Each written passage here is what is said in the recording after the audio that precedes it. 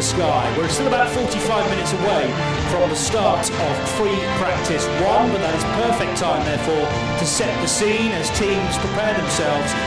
Beyond test day, of course, we've had scrutineering, the weekend just gone, and now we're into race week proper. This session will take us through till 8 o'clock tonight, with plenty of free practice available to the teams, and we'll obviously introduce you to the rest of our team very, very shortly indeed. But you're tuned to Mobil 1 Radio Le Mans for 2017. Live from trackside, this is Mobil 1 Radio Le Mans, engineered to perform. And there are 60 cars for us to get our heads around over the course of the next 45 minutes, 6 in P1 and 25 in LMP2. We even had a pub quiz last night, our team, down in the Smoking Dog, where we take on board food and drink to try and name certain drivers in certain cars, to try and come up with the stats of the breakdown between the 4 different classes. I got 10 out of 19, which actually I didn't think was too bad, but there were several people that outscored me, so maybe I just need to do a bit more research. And over to my right, beavering away even as I speak, is Paul Truswell with a big ring binder in hand. You've got most of this stuff written down though, Paul, so I'm going to look to you, I think, several times over the next week just to update me with statistics and the like.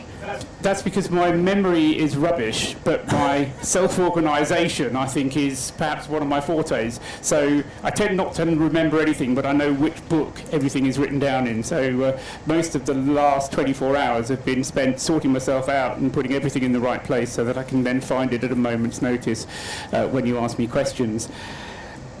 It's that stage, isn't it, where you want to get on with it, and I was kind of building myself up as we go into this, into this preamble, and then you said 45 minutes, and I thought, oh, why can't we just start now? Yeah, I've been hanging around all day, and that's not to say I've been hanging around doing nothing, because time does just disappear, and Le Mans is the one place where time is stolen from you in chunks, where it takes you half an hour to do anything. But I do get this impression as well from talking to a number of people around the place. They've been here since the weekend, getting themselves scrutineered, getting the cars inspected, getting themselves signed on in the case of the drivers. And they have to find something to do. They have to keep themselves busy, and so various team media people and the team doctors have been arranging for them to have physio sessions, and they've been arranging to go on cycle rides around the track, and because otherwise you just go mad waiting. And as I say, now we've got another 40 minutes now before we actually see the cars on the track. But this is kind of what the week is all about. It's always building up to something. You're always building up and waiting for it to happen. There is a lot of killing time, I realise, and then we're into the sessions by Wednesday afternoon, and then it is kind of relentless, isn't it? And then all of a sudden 4 hours has gone. Yes. You get stranded out on the circuit somewhere, and it takes them 20 minutes to get the car back to you. And then your 4 hours has suddenly disappeared, and you haven't got all your drivers qualified. So there's always a programme that the teams will want to be getting through, and I think one of the big stories, and hopefully we'll be able to find out what's going on down in the pit lane at some point. But I think you've already alluded to it. It is a very, very warm day today, and the forecast, dare I say it, is quite good as well. For the rest of the week. For the rest of the week, yeah. The forecast that I saw, I couldn't see any rain anywhere. And Monday's going to be even hotter. Just as we're going home. Yeah, our perfect timing. So that's Paul Truswell. Johnny Palmer up in the main box, and we'll introduce a third voice to you in a moment or two, overlooking the Ford chicane. But Bruce Jones is down in our SA pit lane, part of our SA pit lane team indeed. Bruce, what you got for the first bit of our broadcast? Well, simply the fact people talking about warm weather aren't wearing race suits. It's very hot. It's 29 degrees. I've just walked from the pit entrance end right up to pit exit to the final car, the Algarve Pro Racing Ligier at the top. But it's great. You walk up the pit lane in the morning, it's packed with people getting autographs signed and looking at the cars, but they've all been pushed out, and now we actually have clear pit lane. It's a really good chance just to look at the cars in all their shapes and sizes and colours. And each year at Le Mans, of course, we have a totally different mix. Some you think are familiar, then you look at them, they've got slightly different liveries to last year, different lineups. But with it being so hot, there are very few drivers around at the moment. I think they're all lying around at the back, waiting to come out to play in this 4 hours of action. Of course, with the test sessions underway not so long ago. They all have a feel for the circuit, so as soon as a driver comes out, I will grab them and we'll start getting some voices to add further colour to the mix. But right now, it's just brilliant to be back here at Le Mans one more time. For those that don't know the pit lane very well, Bruce, behind you have garages, and then there is a floor which contains the media room. In fact, there are 2 floors, I think, with suites above that, and then a grandstand sitting on top of that as well. Can create quite a bit of its own shadow at certain points of the day. Yeah, not now though. That's what I was about to ask you. So there's no escape from the heat. Not at all, but also if you've never been to Le Mans before, if you're here for the first time, you're listening to us, going up onto the grandstand above the pits at night it really is magical. You can't see so much in the pits, but you can see the action on the pit wall because you can't really lean over the edge. You see more from the grandstand on the other side, but there's something about the atmosphere up above the pits at night. Often when I come off air on a changeover, I just nip up there for a while if I've got the energy to go up all those stairs. But it is very special, and may I say, just proving how old I am, very, very different from when I first started coming to Le Mans. The pit lane was half the width. There was one row of they weren't hospitality suite. Hospitality hadn't been invented back then, and a little pit balcony above the pits, totally different, but in their own way they have different characters they give to the circuit below. Thank you, Bruce. We will hear from you throughout the next 2 and a bit hours whilst I'm on shift, and then John Hindhaugh to take over for the second half of free practice, and we will switch around our SO pit lane crew as well. But for the opening few exchanges at the other end of the pit lane will be Joe Bradley. And Joe, you'll have to tell me whether you're at pit in or pit out. Well, I'm at pit in, and it's significant insofar as the Toyota Gazoo Racing pit is at pit in. It's the first 3 garages as you come onto pit road, and of course this is where we saw the fastest car from the test 2 weeks ago. Remember guys, 3 minutes 18.1 is what we're going to be targeting, and that was quite a considerable gap to the second fastest car, which was also a Toyota, 3 minutes 19.2. So those are the cars that we're going to be looking for or towards in this session. Considerably different track temperatures and ambient temperatures. It's very, very hot. It's going to get humid. There's actually a bit of a splash of rain forecast for around about 8 o'clock this evening. So that kind of figures really, because it's kind of got a very oppressive heat at the moment, with temperatures in the 30-degree range at the moment. Track temperature is going to be towards 40 degrees, I would imagine, the way that the tarmac soaks it up. So considerably different insofar as track conditions are going to be. And remember, the majority of this track is public road. It hasn't had any vehicles on it for a good couple of weeks, other than road-going vehicles such as trucks, buses, cars and the like. So the track is going to be very, very green when we do indeed go green.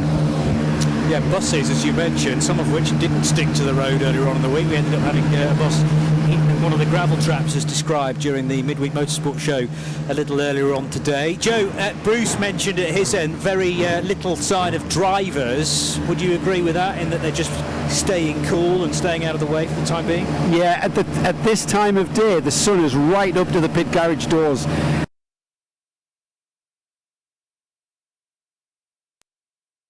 Fans and aircon units doing a bit of a fruitless task at the moment, so anyone with a bit of sense is staying off the pit road, off the pit lane, and is staying well in the shade and in the coolness of whatever areas they can find.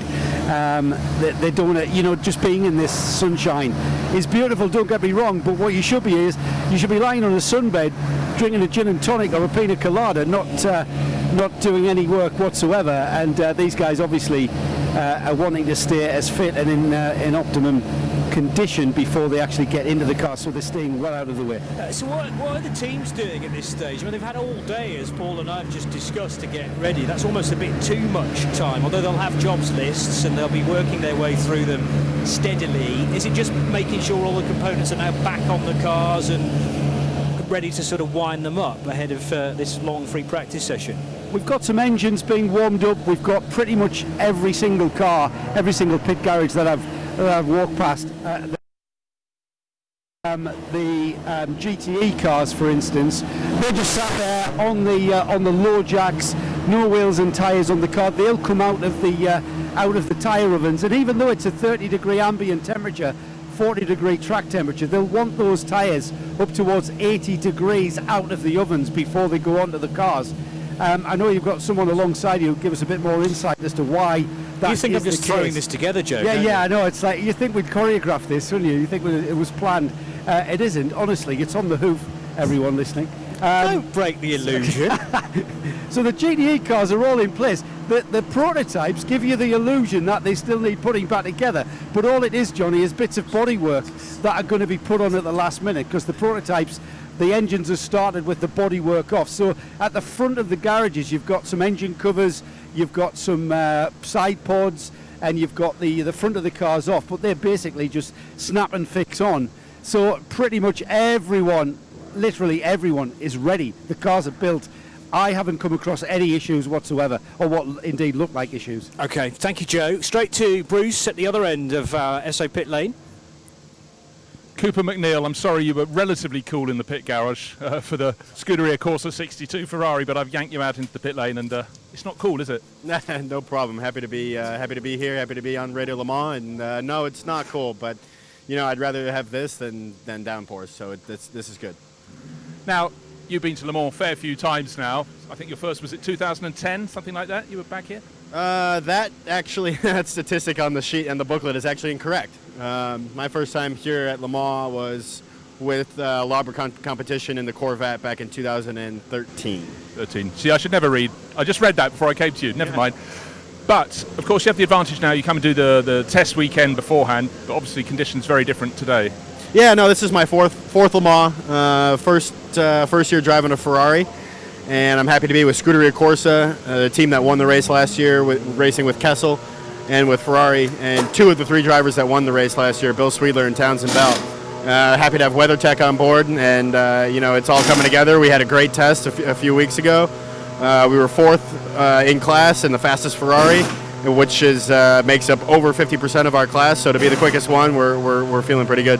Okay, 4 hours of action starting at 4 o'clock, and then you've got the qualifying sessions tonight. How do you go about planning what you do? Yeah, we've got a pretty good game plan going right now. Townsend's going to start the first practice session. We'll switch to Bill and then myself, and basically we're just going to try and run some laps. Get a bunch of laps under each of our belts and feel where the car is. And if we need to make changes, then we make changes. If we don't, which we didn't actually make any changes at the test day, the car was just so good right out of the box. So I'm looking forward to hopping back in the Ferrari and turning some quick laps. Good stuff, Cooper. It sounds really under control. Get back into the shade. Speak to you later. Thank you very much. That was Cooper McNeil. Thank you, Bruce, and thank you, Joe Bradley, our two members of the pit lane team for this session, fuelled by Esso, and it is Johnny Palmer, Paul Truswell, and Gemma Hatton here in the main box. Now, we've talked about tyres. That is a bit of a specialist subject, I suppose, for you, but you're here to lend us your motorsport knowledge across the board. I need to find out, first of all, have you been to Le Mans before? I know you did test. Have you been here for the race before? No, not at all. And I'm, buzzing, I think is the phrase, and very hot. It is very warm. Don't get used to this if you're going to come back in future years, because we've had it in torrential conditions as well. But you've come here on a special year, clearly, as far as the weather's concerned. How are the tyres, do you think, going to cope then? Because we have two compounds here. We have two makes of tyre, indeed, Michelin and Dunlop, with a variety of different compounds, because certainly within P1, the cars have their own tyre technicians, and the technicians will be monitoring the track temperature an awful lot, will they not? Yeah, and I think because the temperatures are so hot, and because it's forecast to remain this hot throughout the weekend, I think we're going to see some long runs today that are going to be to see how the tyres cope under these temperatures to help with their strategy and their stint lengths.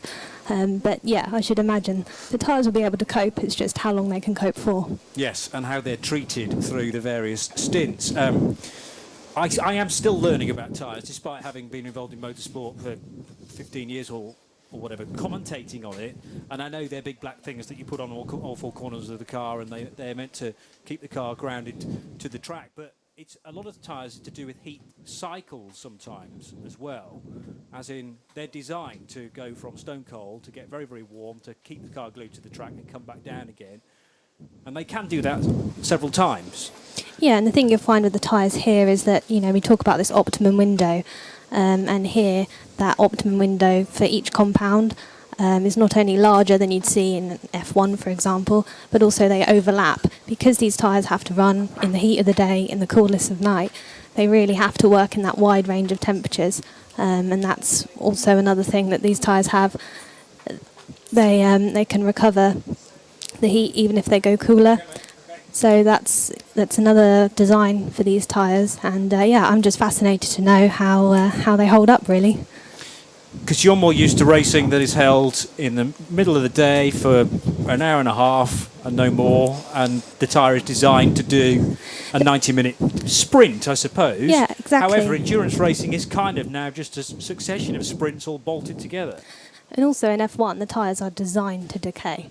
They are designed to degrade, so you have to force the pit stop, so that makes the strategy and exciting racing. Whereas here, it's completely the opposite. You know, they're designed to last for as long as possible, and that's the way the regulations are moving towards as well. Yeah. So, a tyre doing 5 stints is going to be very interesting for someone like me who's not used to that. Particularly in this heat, I think both tyre manufacturers will be doing well if they manage to make it that sort of distance, when we're not necessarily going to get it very cool overnight either. Here is Joe Bradley once again in our pit lane, fuelled by Esso. Dunlop temperature time, Johnny, 43 degrees, just been taken. Repeat that for me, just because I've got a pen now and I can scribble it down. 43 degrees, 43 wasn't a bad guess by me, with me finger in the air. Very good. So you are picking up one or two things with this pit lane reporting now and again. Paul Truswell over to my right. We also should mention that there is a limit of tyres. First of all, well, we'll talk about the race in a moment or two, but there's also a limit for this part of the week, is there not? That's right, yes. I mean, the number of tyres which they're allowed to use during the race is limited, but also there is a separate column of the table, if you will, which limits the number of tyres for free practice and qualifying. Now, just to look forward to what we've got a 4-hour practice session starting at 4 o'clock. That's followed by a 2-hour qualifying session, and then tomorrow we've got a further 4 hours of qualifying. So that's 6 hours of qualifying and 4 hours of free practice, and they've got to do all of that on a mere 28 tyres if you're in a prototype class.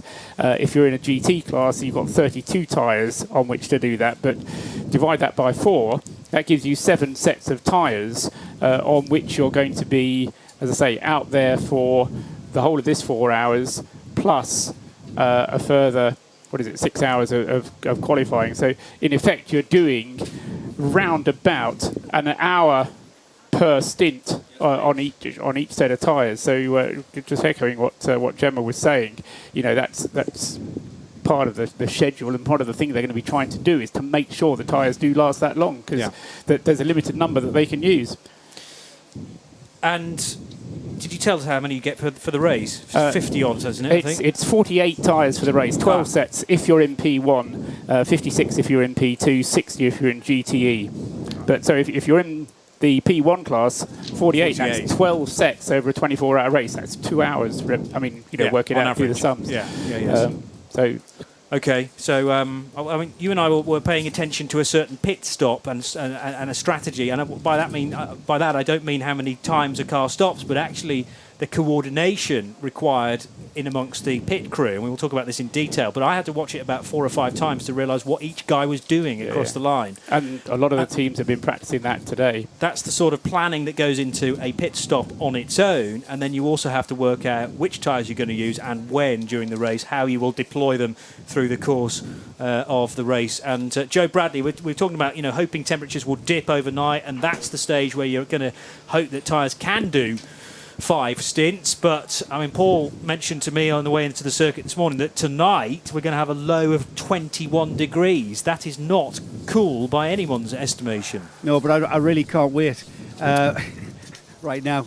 We're talking about pit stops and maybe just how crucial pit stops are going to be in the overall result of this race. Well, we talk about pit stop etiquette, and as I described to you guys, the first 3 garages belong to Toyota, cars 7, 8 and 9, and then right next door we've got 3 cars, or the next 3 garages I should say, which belong to the Proton Competition. team, which are running Porsches in the GTE Arm class. And what I've just witnessed is the number 9 Toyota team coming across to the pit wall and talking to their neighbours, the Proton Porsche guys in the car 93 is directly next door to the Toyota pit. And they've come across, they've introduced themselves and kind of went, yeah, we're there with the number 9 car. We're going to be coming in and we're going to encroach on one another.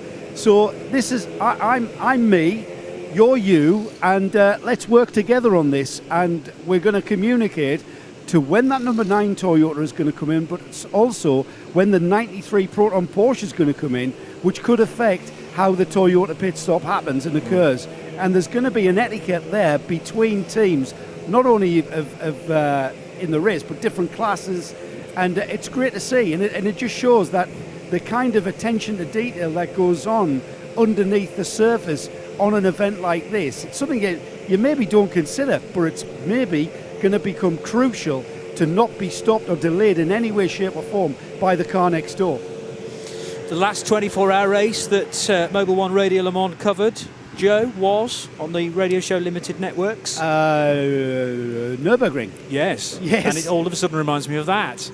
When you've got as many as 7 cars in the same garage, and it's all about not only how you get your car in and out of the pits, but how you work around everybody else. You know what, though, Johnny? I think it's different at the Nürburgring, because I think there is no way in the world that you can plan for an eventuality at the Nürburgring. 4 cars per garage, 4 teams per garage, next door to one another.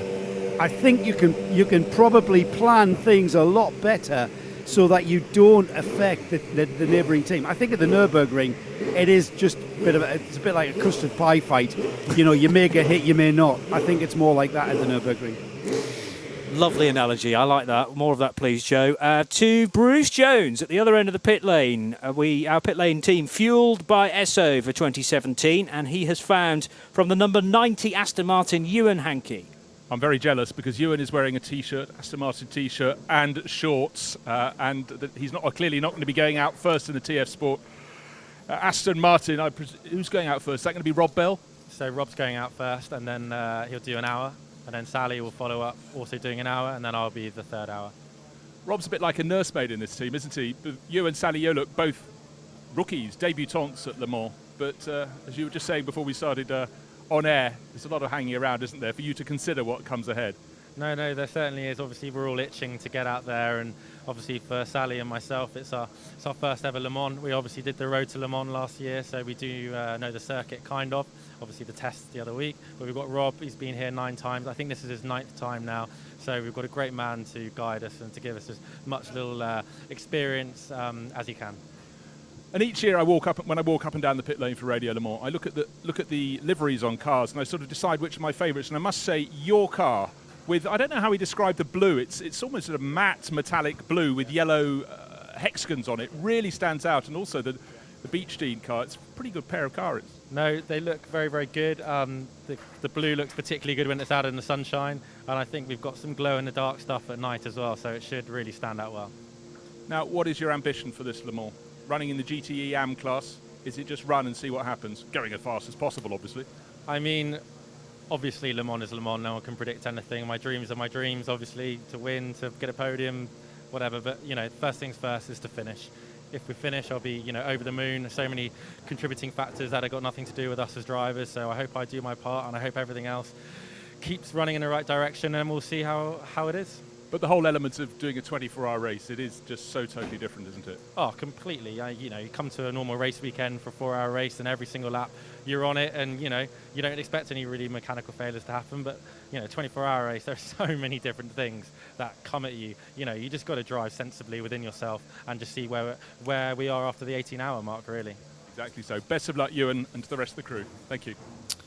Yeah, great to see Tom Ferrier finally making it to Le Mans after his initiative started a few years ago, and it's just been steady steps, really, in order to, first of all, get a car into the inaugural Michelin GT3 Le Mans Cup, as it was last year. Ewan and Sally Yoluk winning that championship last year as drivers, and this is their prize as a means of winning that championship. Then it was held up as a big carrot by the ACO that if you manage to win that 5-round championship across some great tracks throughout Europe, then you would automatically get an entry at Le Mans. And they clearly have phoned Rob Bell up. You're looking at me quizzically, Paul.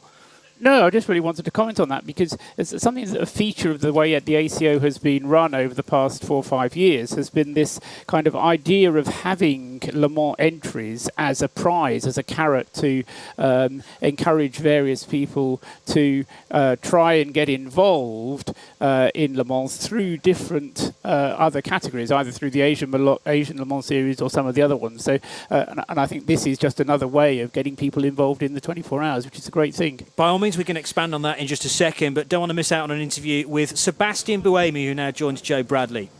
Sebastian, last-minute checks with the engineers here on the pit wall. What sort of things are you checking at the last minute? We were just joking about the heat right now, because when you go out for the first few laps, you'd like to close all the coolings on the car because there is so much dust. But we were just telling the engineer he better open the coolings. Even if there is a bit of dust, it's not really a problem. And that's the coolings for you guys, the drivers? Yeah, exactly. I mean, if you go and everything is closed, you're going to overheat after a few laps. So prefer to have them open. Sebastian, I've got to say congratulations. Another Formula E win just last week. You seem to be dominating Formula E. Just there's no one listening. Tell me, what's the secret?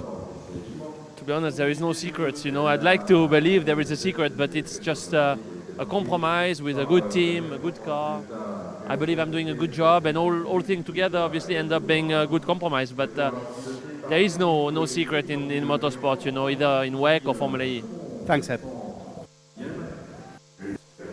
Sebastian Buemi there, joining Joe Bradley, part of our pit lane team fueled by Esso. It is swelteringly hot down there, and obviously the drivers trying to keep out of the sun, out of their race suit as possible, and just to keep cool if they can before doing possibly an hour-long stint. Most of them may well do that, just judging on what Ewan Hankey, the information Ewan Hankey gave to us, in that for the number 90 Aston Martin, Rob Bell will do 1 hour, Sally Yollick will do 1 hour, Ewan will do 1 hour, and then they'll see where they are, I suppose, for the final hour of the session. A little more from Bruce Jones at the other end of the pit lane. Alex Brundle, thank you for agreeing to come to the very warm front of the garage at Jackie Chan DC Racing. You're suited, therefore I guess you're the first one out. We've just heard from Sebastian Buemi. He's going to keep all the vents, he's going to open them on the first few laps, disregarding the dust, just because he wants air in the cockpit. Absolutely. We're going to have our aircon fully running. Interestingly enough, I'm sure the comms team have spotted that if it's this hot on Saturday or indeed Sunday, we're 1 degree away from having limited stint times under WEC regs, so that would be an interesting twist to the race for everyone. But this afternoon in practice, it's just about keeping cool and getting the laps done. Just going back to that ruling about the temperature in the cockpit, do you think it should be mandatory or should it be up to the drivers if they're coping? I think it's kind of track specific, because 30 whatever degrees a track like COTA in Texas is a lot different to 30 degrees here at Le Mans, where we've got a lot of time to rest, a lot more air coming through the vents towards our faces. So it's a judgment call. I respect the ACO for trying to protect us in the cars. I think here it's a little bit of a different scenario. I think they should probably extend that a little bit. We'll see. Anyhow, best of luck this afternoon. Thanks, Alex. Cheers. Paul, you have been talking to me a little bit about this in the build-up to midweek, about this rule that has been introduced for 2017 Le Mans the running of the 24 hours, I believe, and he's now frantically looking it up. But it refers to the fact that if the temperature gets to 32 degrees, drivers can only be in the car for a limited amount of time. Yeah, 80 minutes is the rule. But as Alex says, or was just saying, they've got air conditioning in the car. If you have air conditioning in the car, the rule doesn't apply. Now, you are given an option as to how you keep the cockpit cool. You have to keep the cockpit within 3 degrees of the ambient temperature. And you can do that either through vents and just having air coming through the car to cool it down, or you can do it with an air conditioning unit. And obviously, if you've got an air conditioning unit, that's going to keep things much cooler anyway. But the 80-minute stint length over 32 degrees only applies for cars without air conditioning, so it won't apply to that car. In any case, it only applies if the organisers say in advance the temperature is predicted to go over 32 degrees or to go to 32 degrees or higher. And in that sense, they have to kind of say in advance, look, this session is going to be a hot session, therefore we're going to limit driver stints to 80 minutes for those teams not equipped with air conditioning. What they may do, for example, if the forecast for Sunday is to get very hot, is to say, okay, from 11 o'clock until the end of the race, you'll be in the hot zone. But overnight, obviously, it's not such a problem. So they will define, the organisers will define specific times of the race when they will apply this rule based on what the temperatures are forecast to be. I'm looking at the air conditioning unit outside of our commentary box. That is a big piece of equipment. Obviously, they're going to trim it down significantly. It won't be quite as big as that one. Funnily enough, no. But surely it's extra weight, though. Oh, yeah. Yes, it is. And they don't take that off the base weight of the car? They put it on to the base weight of the car, I can't remember now, 4 years ago or so. And at that point, they increased the minimum weights of the cars to allow for the fact that they were going to have air conditioning as an option to use on the car. The other thing that the air conditioning does, of course, is it saps the power, and it puts a greater strain on all the electricals of the car. So, yes, there are penalties to having air conditioning, but if you've got a driver who's fit and in a comfortable situation, then that's much more valuable. Let's hear a little more from Bruce down in our pit lane. Tony Kanaan, I think we can say welcome to Le Mans. You're just the sort of driver we want for the 24 hours, but I think we can safely say you've joined the Ford Chip Ganassi Team USA outfit with not very much experience in terms of the car or the circuit. Tell us how little you've done. But the only thing that I really know is the car. I did a 24 hours of Daytona in the beginning of the year, but other than that, everything is new. I mean, I've never been to the racetrack. I did 2.5 hours on the ACO sim on Monday, and I'm here today to figure out. Mind you, over the years, you've obviously done so many Indianapolis 500s. You're used to the hanging around, the time you have to kill at a circuit, and Le Mans also has plenty of that. But without the experience of the track, you must be just itching to get in the car and get started. Yeah, obviously I've been around long enough, and usually in big races like this, the preparation and the anticipation sometimes take over your head. But I'm being pretty calm. I've been enjoying a lot, all the atmosphere, the autograph session yesterday. I went into town yesterday afternoon to actually see and watch around. So I've been pretty relaxed. But now, 10 minutes to go, you get antsy. So which is a good feeling. I love this feeling, a little bit of butterfly in your stomach and getting ready to go. Well, it's great to have you back racing in Europe. It's been quite a few years, I think we can say, since those Opel Lotus days. Yeah, I had hair back in the day. So, yeah, it's been a long time. Obviously I had a great time here back in the days, and I've seen a lot of friends that I hadn't seen in a long time. So, glad to be back. Great to have you here. Tony Kanaan, thank you very much. Car 68 from the Ford camp. And the second member of our pit lane team, fueled by Esso for this stage of free practice, is Joe Bradley, who's joined by a friend of Mobil 1 Radio Le Mans, Rick Breukers, at the 49 camp. Yeah, and a familiar interview that I'm about to get. Car 49 is the RC Bratislava Ligier, and a familiar name, as you said, Johnny, Rick Breukers. Out into the garage there, I'm keeping it out of the sunshine, just in the shade. Making his Le Mans debut is one Rick Breukers. Rick, has it been difficult to contain the excitement and the tension? No, not at all. I mean, this whole week is a party on itself with so many fans and scrutineering in the city. It's just really amazing. It gets more exciting every day. Now, for a young man, you've got an amazing amount of experience. You're virtually driving every weekend when I look at your Facebook page. But you've had to go through this rookie orientation process that the ACO insist on, which means going into a simulator, etc. Did you find that useful, considering the experience you have? Well, I think it's always useful to get more experience. In the simulator, it was more about the rules and about the safety cars and everything around that. But I think it's very helpful. It gives you a little bit head start to the weekend, and you can jump in the car and you know the way right away. So I think it's good. Excellent. And your thoughts on the track itself, from a driver's perspective? You were here at the test. Well, the track is amazing. It's difficult to get up to pace, especially in the Porsche curves, because for me this is still a new car. I never driven with this much downforce before.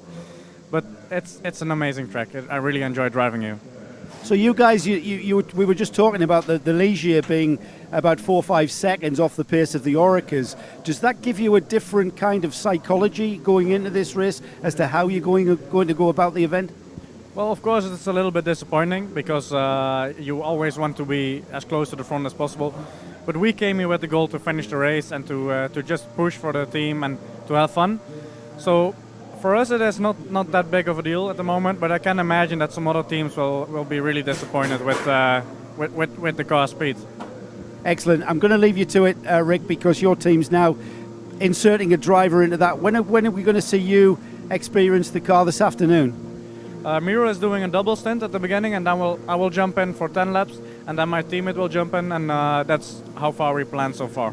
Great stuff. And have a word with your dad out the back, which is an excuse to get cool. Thanks, Rick. Best of luck. I hope you have a great Le Mans. Rick Broikers there.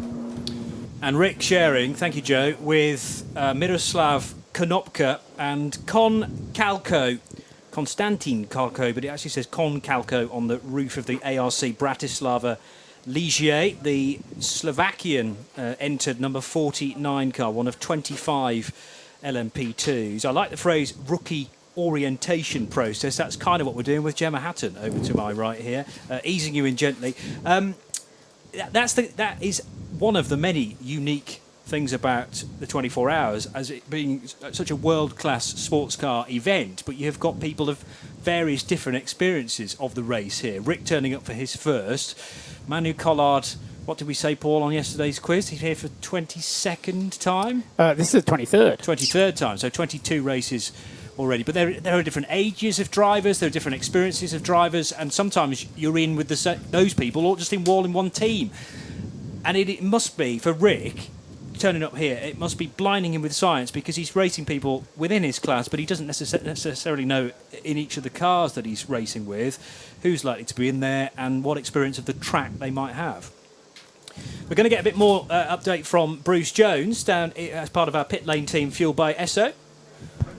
Sam Bird, just bringing Sam to the front of the garage. All drivers trying to stay in the shade as much as possible.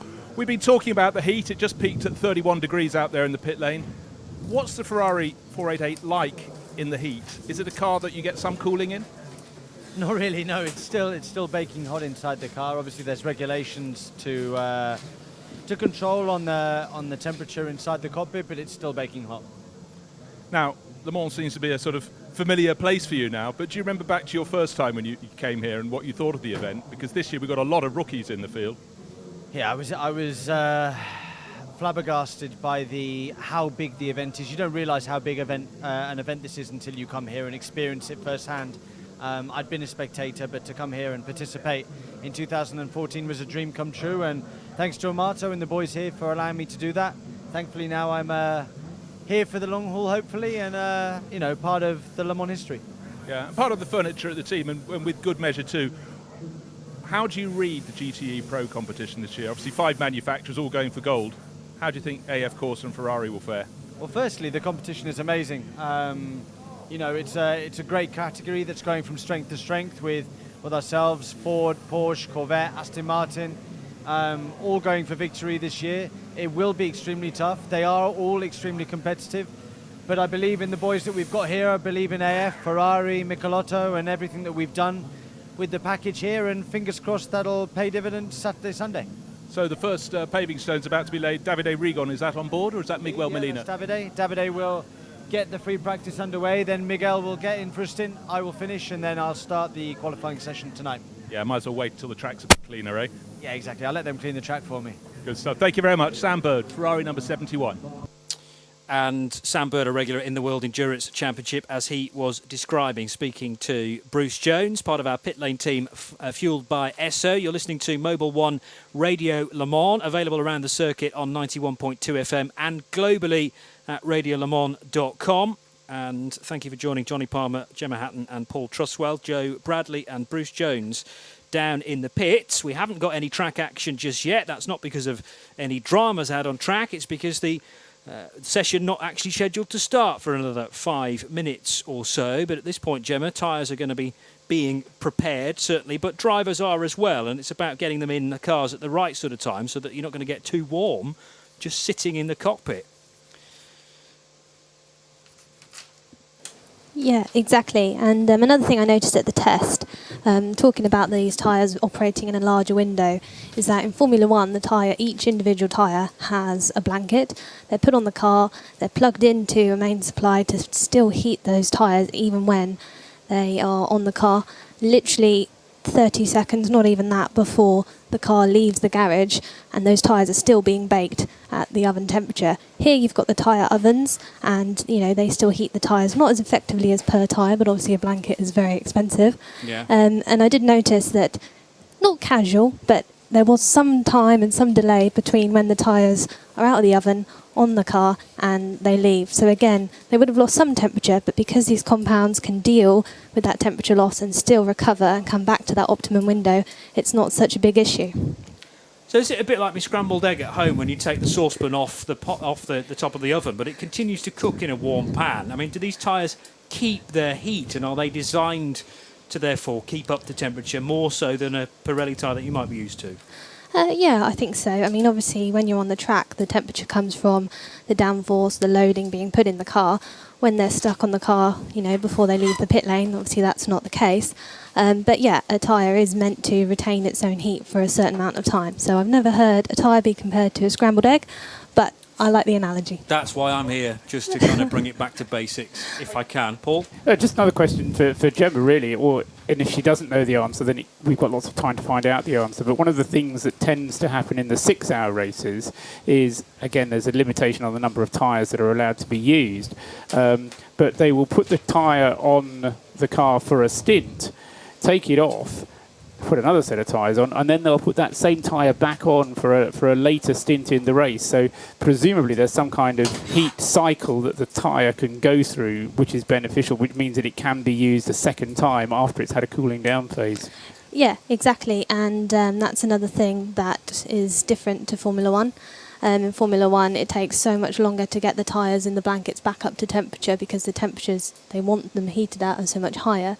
Obviously, as the tyres are on track, they're going to be going through their heat cycles. They may be having some sort of thermal decay, but because they're so robust, like you say, they can be heated up, recovered, and be used again. Might not have the same performance, but definitely much better than at the end of the stint when they're colder. Which is why at the end of a Grand Prix, you always see thousands of small boys going home with old tyres because Pirelli just want to get rid of them at that point, presumably, whereas WEC, you get far fewer used tyres at the end that are actually going to be thrown in the bin. So, oh, really? So they just stick them back in the truck and they might use them at a future race? Not necessarily a future race, but certainly later on during the race, so that at the end of the race you don't have so many tyres, old tyres, that you're going to throw away. Right. So you're not taking them from one event to another, for instance, in the WEC? And, although you may do if you're going to a test of some sort, but not for a competitive environment. Yes, but with them being designed for such greater mileage, then there may be quite a bit of meat still on the bone. And I think that's the question that Gemma was just trying to address, is that kind of cycling possibility of them. You can let them heat up, cool down,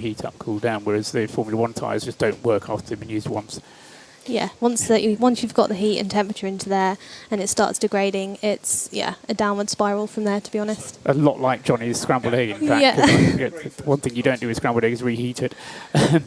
Anyway, let's get off the subject of scrambled eggs. We've got, I think, 30 seconds to go before we get this session underway, Johnny. We have. So thank you for joining Mobil 1 Radio Le Mans. We're about to go into this live free practice session then. The first track action in anger, aside from the test session, 10 days or so ago, that we covered live here on Mobil 1 Radio Le Mans. But this is free practice, and this is an opportunity to get used to these conditions. It's warmer today than it was on the test Sunday. I'm going to say I wasn't here on the test. No, so I don't know. Nor was I, but it's definitely warmer now than it was then. You were monitoring track temperatures, though, were you not, and ambient temperatures. So, yes, this is already going to be a very warm situation as the green flag is waved now at the end of the pit lane, and the first car to burst into the sunlight from underneath the pit garages is the number 34 Tockwith Motorsports machine. If you're fans of the European Le Mans Series, it's a very different livery for the number 34 car and Tockwith, with the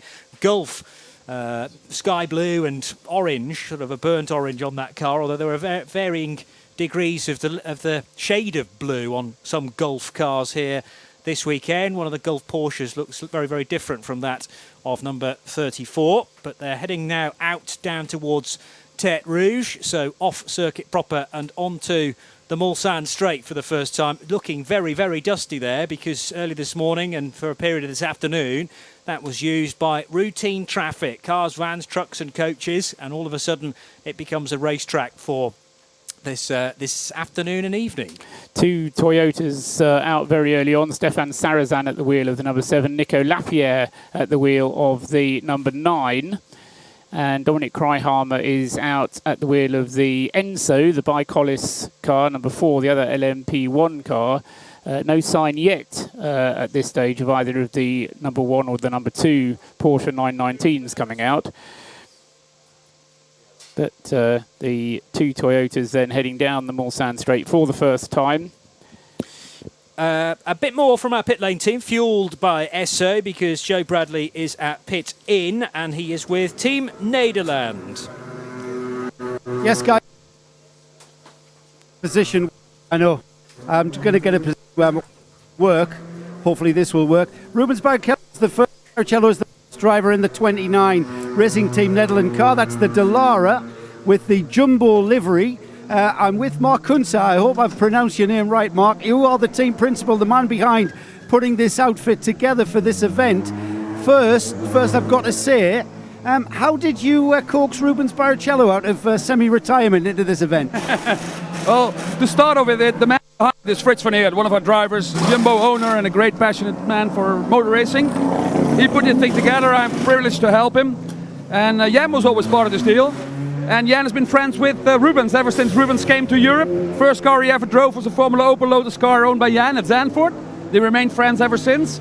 So when we saw he did Daytona last year, we were interested in knowing if he would like to do Le Mans. We asked and he immediately said yes.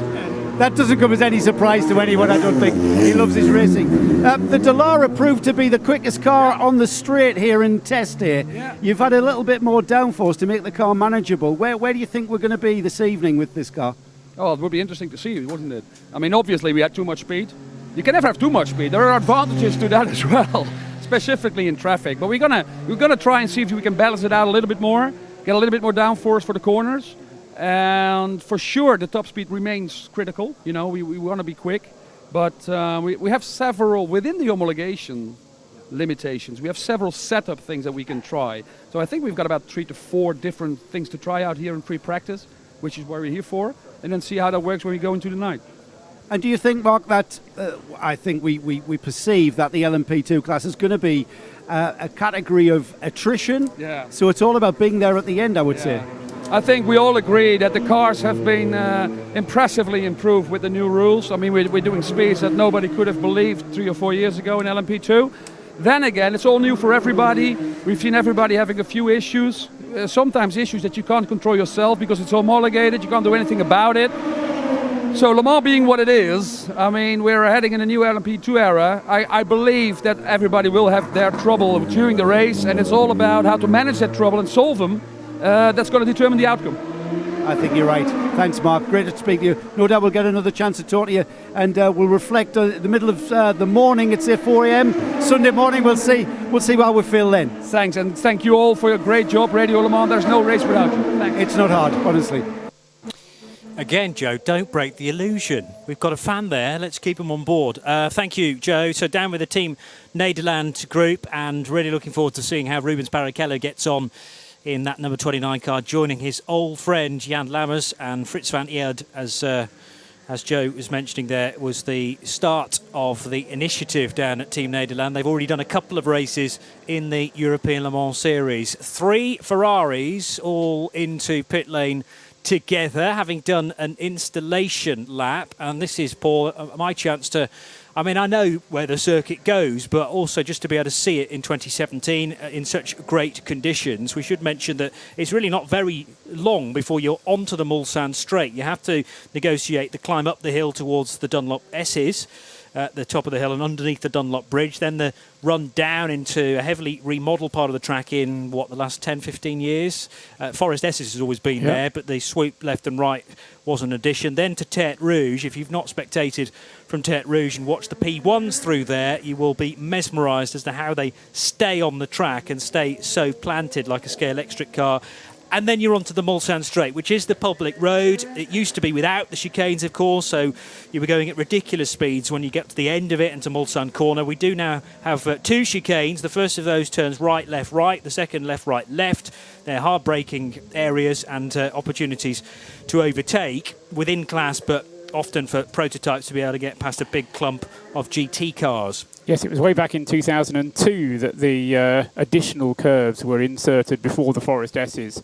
So that isn't, in fact, the most recent change. Most recent change was in 2007 when there was a slight reprofiling of Tertre Rouge to ease that corner a little bit at the entrance to it. And so this year is actually the 11th time that the current configuration has been used. Although there has been some moving of barriers and some rearrangement of gravel traps for this year, and also some resurfacing. And even if, in theory, putting barriers further back doesn't make the track any faster, inevitably it does just give the drivers that little bit more confidence sometimes, and means that they go a bit quicker, even though the track itself hasn't changed. What I'm particularly interested to be keeping an eye on are the messages coming through from Eduardo Freitas, who will be monitoring track limits, and there was an awful lot of warnings being handed out during the test day for violations of track limits, and that will start to become a little bit more serious now. And what I think all the teams are going to be looking for is a very clear message from Eduardo as to what the limits are and what the penalties are for exceeding them, and so they know how far they can push these things. But certainly the 2 areas which were of concern over the test weekend was the exit to Tertre Rouge, running a little bit wide and getting a little bit of extra curve on the exit of the corner, and also in the Corvette curve, the exit of the Porsche curves. And then there's what I call a little secret S-bend that not many people realise. I say not many people realise is there, but when you come out of the Porsche curves, it is not a straight run to the Ford chicane. There is an S-bend in there, and that has also been used for quite a lot of runoff going over the lines. Quite often we see that on the television screens.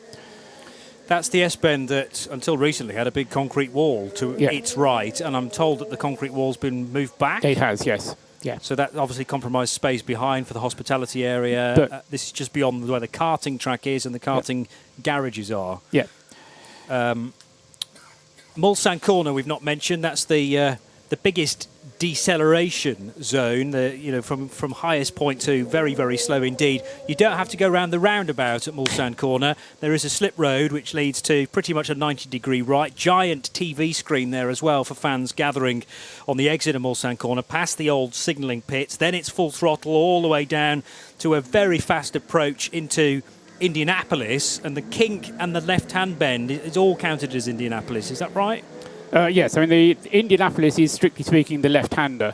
There is a kink, as you say, a gentle right-hander which brings you into the left-hander, and I think that's called Indianapolis in, as opposed to Indianapolis Corner, which is the left-handed bit. Down to Arnage, which is a crossroads, effectively. It always was, although in recent years, 3 or 4 years ago, if you got that wrong, there was a tyre barrier right by the edge of the road. Yep, and that is also now privately owned by the ACO or by the circuit authorities, whereas that used to be part of the road, the public road. That is now privately owned, that right-hand crossroads, and so the track itself hasn't changed, it's just the ownership of it has. Yes, and I think we've maybe gone through the arguments last year about how people might attack Arnage now with a bit more I don't know, a bit more character perhaps, because they know that there is runoff available to them rather than a hard stop with a tyre wall in front of Armco barrier. 1 or 2 cars end up in the gravel trap there, as they do at Indianapolis, which requires local yellows and a live snatch vehicle. Then to the point where the old track used to go straight on towards the White House, but it peels off to Porsche curves, as Paul's already mentioned. And if you've not watched cars, particularly P1s and P2s through Porsche curves, there is a great viewing point on the top of the karting garages, which lifts you just high enough to be able to see those cars swooping left and right over the road there, and the aerodynamics come into full play to keep the car sucked down onto the ground, into the secret corner. It's a bit like Daytona's secret corner, I suppose, Yes. after the left-hander at the start of the lap, and then into Ford chicane, which is a double chicane as well. So you're going left, right, and then feeding back onto the grid hatchings and back onto where we will have a rolling start on Saturday afternoon. Fastest lap time so far, 3 minutes 22.049, 3:22.049. Nicolas Lapierre at the wheel of the number 9 Toyota. Some people suggesting to me that was going to be the Hare. The 7 and the 8 cars, of course, the ones that are registered for the championship, but the number 9 car, not a championship car, and in some people's minds, a favourite to go off into the distance. Well, it's set the fastest lap so far, 3:22.049. Second fastest for the number 8, Sebastian Buemi, 3:24.731. And then third and fourth fastest are the 2 Porsches. I said they were a little bit late coming out. Well, a 3:27 for Timo Bernhardt with the number 2 Porsche, and a 3:34 for Neil Jarni at the wheel of the number 1 Porsche. That's the top 4 in times at the moment. Thank you. And a fair spread of cars around the track now, although we had this clump of GTs working their way out onto track. They came in after barely a lap, and the 51 is still being seen to in its AF Corsa garage, but I don't think necessarily we should be alarmed about that, because often we will see the cars just thrown out onto the asphalt for the first 8.5 miles, and then just come back in to get a report possibly from the driver to see how the car's behaving at race speed. Paul? Possibly an alarm, though, for the number 47, the Settilar Villorba Corsa Dallara. It's Andrea Bellicchi at the wheel. That car has stopped once out on the circuit and is now being reported as coming back. I say it's coming back, it's continuing slowly around the circuit. At the moment, it's got as far as Tertre Rouge, and I think that might still be on its outlap. So that's the number 47 LMP2 Dallara in the hands of the Villorba Corsa team, Spanish team, but a crew of 3 Italian drivers. So, Gemma, these teams are given 4 hours of free practice. It's down to them to sort of slice it into bits and have a jobs list and know what you want to achieve from the whole the session as a whole, but also, I guess, per hour as well. Yeah, exactly. And obviously we're watching them doing their installation laps now. I think we've still got, as we said, the track's roads, so there'll still be an element of track evolution, but I think it's a fine balance, because you want to get the most representative lap times from the track, but so you don't want track evolution. But then if you wait too long, temperatures may be slightly cooler, and therefore you lose that window. So it's a constant balancing act when you're trying to do your run plan, especially if you're doing setup changes. You'll have a baseline. It's very difficult, but that's what the race engineers and performance engineers are there to do.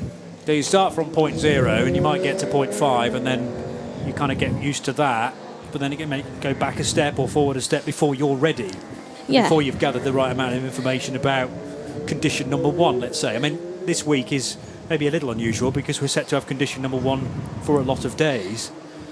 No wet weather, at least as far as we can tell from the forecast, but changeable conditions is a better example of this. But is it good to get well used to these conditions, because that's the beauty of a 24-hour race. You are going to experience potentially a lot of different conditions across Saturday into Sunday.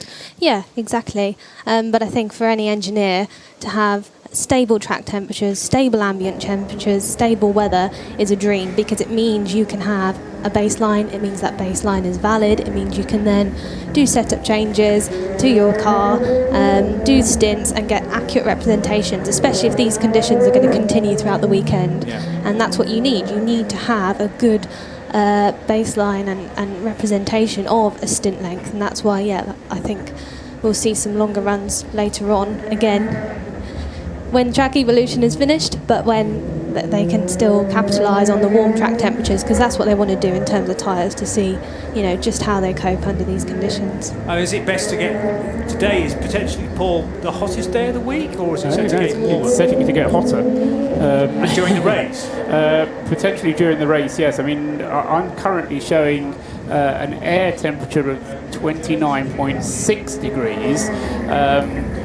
but during Saturday and Sunday we're getting up towards 30 and 31 degrees. So it is the warmest part of the day, 4:15 in the afternoon here in France. So, you know, it is a very warm part of the day. But, I mean, the only threat which our landlady told us about when we came in yesterday was that often when you get these high temperatures it leads to thunderstorms, and you know, anybody who's been in places like this, you know, you kind of get the temperature building and building and building, the humidity builds and builds and builds, and then the clouds build and build and build, and then you get an almighty thunderstorm and everything's fresh and green again. So let's in some ways hope that that doesn't happen, although... Well, I heard Joe say that might happen tonight, overnight. It might, yeah. And then it'd be nice and fresh and really, really warm again for tomorrow for track action. Yippee! And also just a note on the track temperatures, I think at the beginning of the session we were about 43 degrees. Now from memory at places like Abu Dhabi and Baku, we're seeing track temperatures of maybe 50, 55 degrees. So, you know, we may be in France, but that's still not too far away from those much hotter countries and all the problems you have with the tyres there. So, yes, very hot. It can be a lot hotter, I realise that, and we often get that from Shay Adam, another member of Mobil 1 Radio Le Mans team, a Floridian, saying, you think this is hot, you want to come home to experience what it's like in the Sunshine State. So I do appreciate it, but this is plenty hot enough for me. Here's Joe Bradley with another update, part of our pit lane team, fuelled by Esso.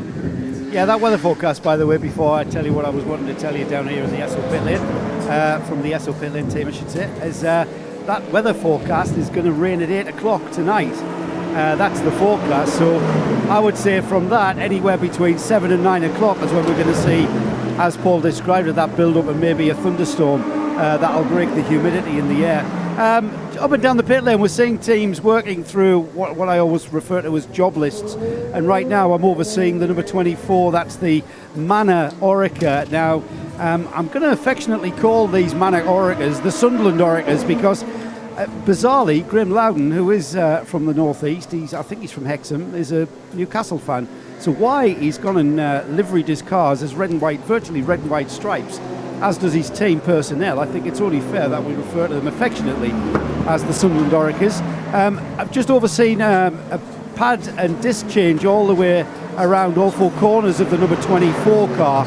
Nothing to get alarmed about. They haven't already used a set of pads and discs in the first 10 or 15 minutes of this session. We're basically just bedding discs and pads in, which we'll probably see during the course of the race, certainly the rest of the weekend. So cars, the pit, are not necessarily coming into the pit with an issue. They're just coming in as a matter of course, and each and every team working through the important stuff in this 4-hour session before we get into the important stuff of qualifying tonight. So right now, everything tickety-boo down here, and the track temperature is, the Dunlop track temperature is at 45 at the moment, so it is going up. Were you walking into a garage there, Joe, or was somebody cuddling you? No, I was standing still. Oh, okay. Yes, so that's for our technical team of Brilliant Bob. Yeah, exactly. Thank you, Brilliant Bob Dawson, as always. I just thought it might be useful for reference. Here comes the number 13 Vaillant Rebellion car. Two of those here this year. One is numbered 13, the other being 31. For obvious reasons, inversion of the 1 and the 3, and it's actually that car, the 31, that is fastest in LMP2 very early on in this session, although how much we should read into this, bearing in mind what Joe's just said about bedding brake discs and pads in, there are various different things being done by the teams this early, and then we might see a push for quick times later on in free practice, and certainly later on tonight during qualifying. So that's the 31 Orica. Those in the know about their chassis within LMP2, perhaps not surprised to see 5 Oricas locking out the top 5 positions in LMP2. With, after the 31, the Graf number 40 car second fastest. We have third fastest, the TDS Racing 07, all with Gibson engines and not all with Dunlop tyres, predominantly with the yellow and black rubber, but actually we have 3 Michelin tyre runners as well. So number 28, third fastest. Fourth quickest is the other Vaillant Rebellion machine from Switzerland, and fifth quickest is the G-Drive Racing number 26 Russian entered car. The first non-Orica is the Ligier of Algarve Pro Racing. Portuguese entry for Mark Patterson, Matthew McMurray and Vincent Capillaire. And that trio of drivers in the very far end garage. We had an extra 4 garages, was it, Bill? I lose track. It was 55. 4 was the most recent. Then we had Garage 56. Yes, and then we had an additional 4 after that, which were all built at once. They were supposed to be built in 2 chunks, 2 last year and 2 this year. But we went for the full 4 garages last year, which is why we went 60 starters last year. And next year we'll have garages built all the way to the Forest S's. Well, no, I'm joking. 60 again this year. Yes. In GT, it's an Aston 1-2. In GT Pro, we waved the flag for Great Britain. The Aston Martin's 95 and 97. It's Marco Sorensen who's gone quickest in the 95 in GT Pro at the moment with a 3:59.020. Daniel Serra is second in GTE Pro in the 97 Aston Martin, so 95 and 97 fastest in the GTE Pro class, and fastest in the GTE AM class is the 98 Aston Martin, which Matthias Lauda has taken out and gone round in 4 minutes 1.461. So those are the top GT times at the moment. Aston's first and second and first in the AM class. And then one problem for the 67 Ford was reported to slow out on the circuit. Andy Prio was at the wheel of that. He's since made it back into the pits though. And the other car which I was alerting people to at the beginning of the session, the Villorba Corsa car number 47, the Dallara, that car has also now made it back into the pits with Andrea Bellicchi behind the wheel, and in fact Andrea has just taken it back out again, having had a single slow lap behind the wheel of his Dallara. Aston Martin kind of desperate to wave their flags, and their fans will be as well. They had an appalling Spa World Endurance Championship race where the two cars just tried desperately to get in amongst the top 6 and couldn't manage it, and they were stone last, both of them. In the GT Pro class. In the GT Pro class. 98 continues to do very well in GT AM, but yes, the works cars, the Pro cars, rather than an Aston Martin customer machine with the factory drivers in it, I mean, they are looking for a good Le Mans for the first time in 5 or 6 years, and, well, the questions were asked about Aston's pace at Spa and whether they were playing the balance of performance card, sandbagging, deliberately not showing their pace so that they would get a good cut of the balance of performance from the balance of performance clerk, as I like to call him. This is far too early on in the session, but we know that Ford are potentially struggling, being 7 seconds off the pace, and we wait to see whether they're going to show true pace this weekend. But Aston could be certainly a team that could step in. Yes, I mean, I know Graham Goodwin was talking a lot about the whole balance of performance palaver earlier today. I would like to see the parameters that have been set kept to as they are, without us having to go through any additional changes as we had last year, because I think it just sets a very dangerous precedent that you never really know what you've got until race day itself, which is not an ideal situation. It is far too early in this session to read anything into that, and in fact already Brian Briscoe has gone second quickest now in the GT Ford, number 69. He's just set a 3:59.5, still half a second slower than Sorensen's time, but it does mean that we now have Aston Martin sandwiching the Ford GT number 69 in the in that GT Pro class. A change of driver for the number 9 Toyota, because that now has Jose Maria Lopez behind the wheel of it. The car went out earlier on with Nicolas Lapierre, so they've already come in. Change driver sent Jose Maria Lopez out at the wheel of the number 9, but the car still quickest, 3:22.049, and quickest to the tune of 2 seconds as well, because the fastest anyone else has done is a 3 minutes 24.731. Just go down to our pit lane team, fuelled by Esso. Joe Bradley has a track temperature with Dunlop update. Yeah, our Dunlop track temperature has just been taken by Dunlop's very own Mike Butler. Mike, what's the track temperature at the moment? 45 currently at the moment. 45. Now tell me, you actually take your life in your hands and you walk off the pit apron and have to stick your probe on the black stuff on the outer pit lane. Why is that? Why can't you just do it here? We've got to keep an eye on the track temperature rise, it affects our cold pressure, so we have to constantly monitor the whole situation, and obviously we have to change compound to suit the conditions. What about why the black bit? Why the black tarmac rather than the concrete right here? As always, the black stuff holds the heat. As you and I know, because we're wearing black overalls. I'm not going to mention that. No, don't mention that, please. Thanks, Mike. Mike Butler there at Dunlop with our Dunlop track temperature update.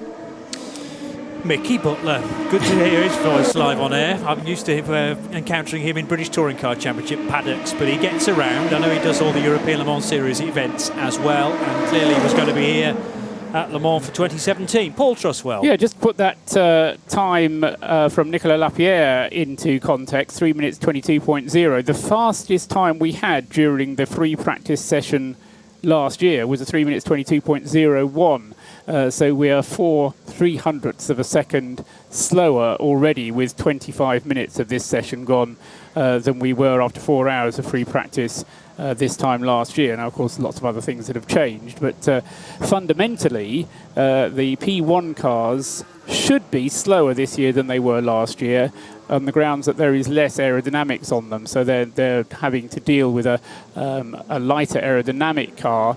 In terms of their fuel utilization, the famous fuel flow rates, which all the LMP1 hybrid cars are constrained by, that's identical to last year's. So, as I say, what should make them a little bit slower this year is that the aerodynamics isn't quite there.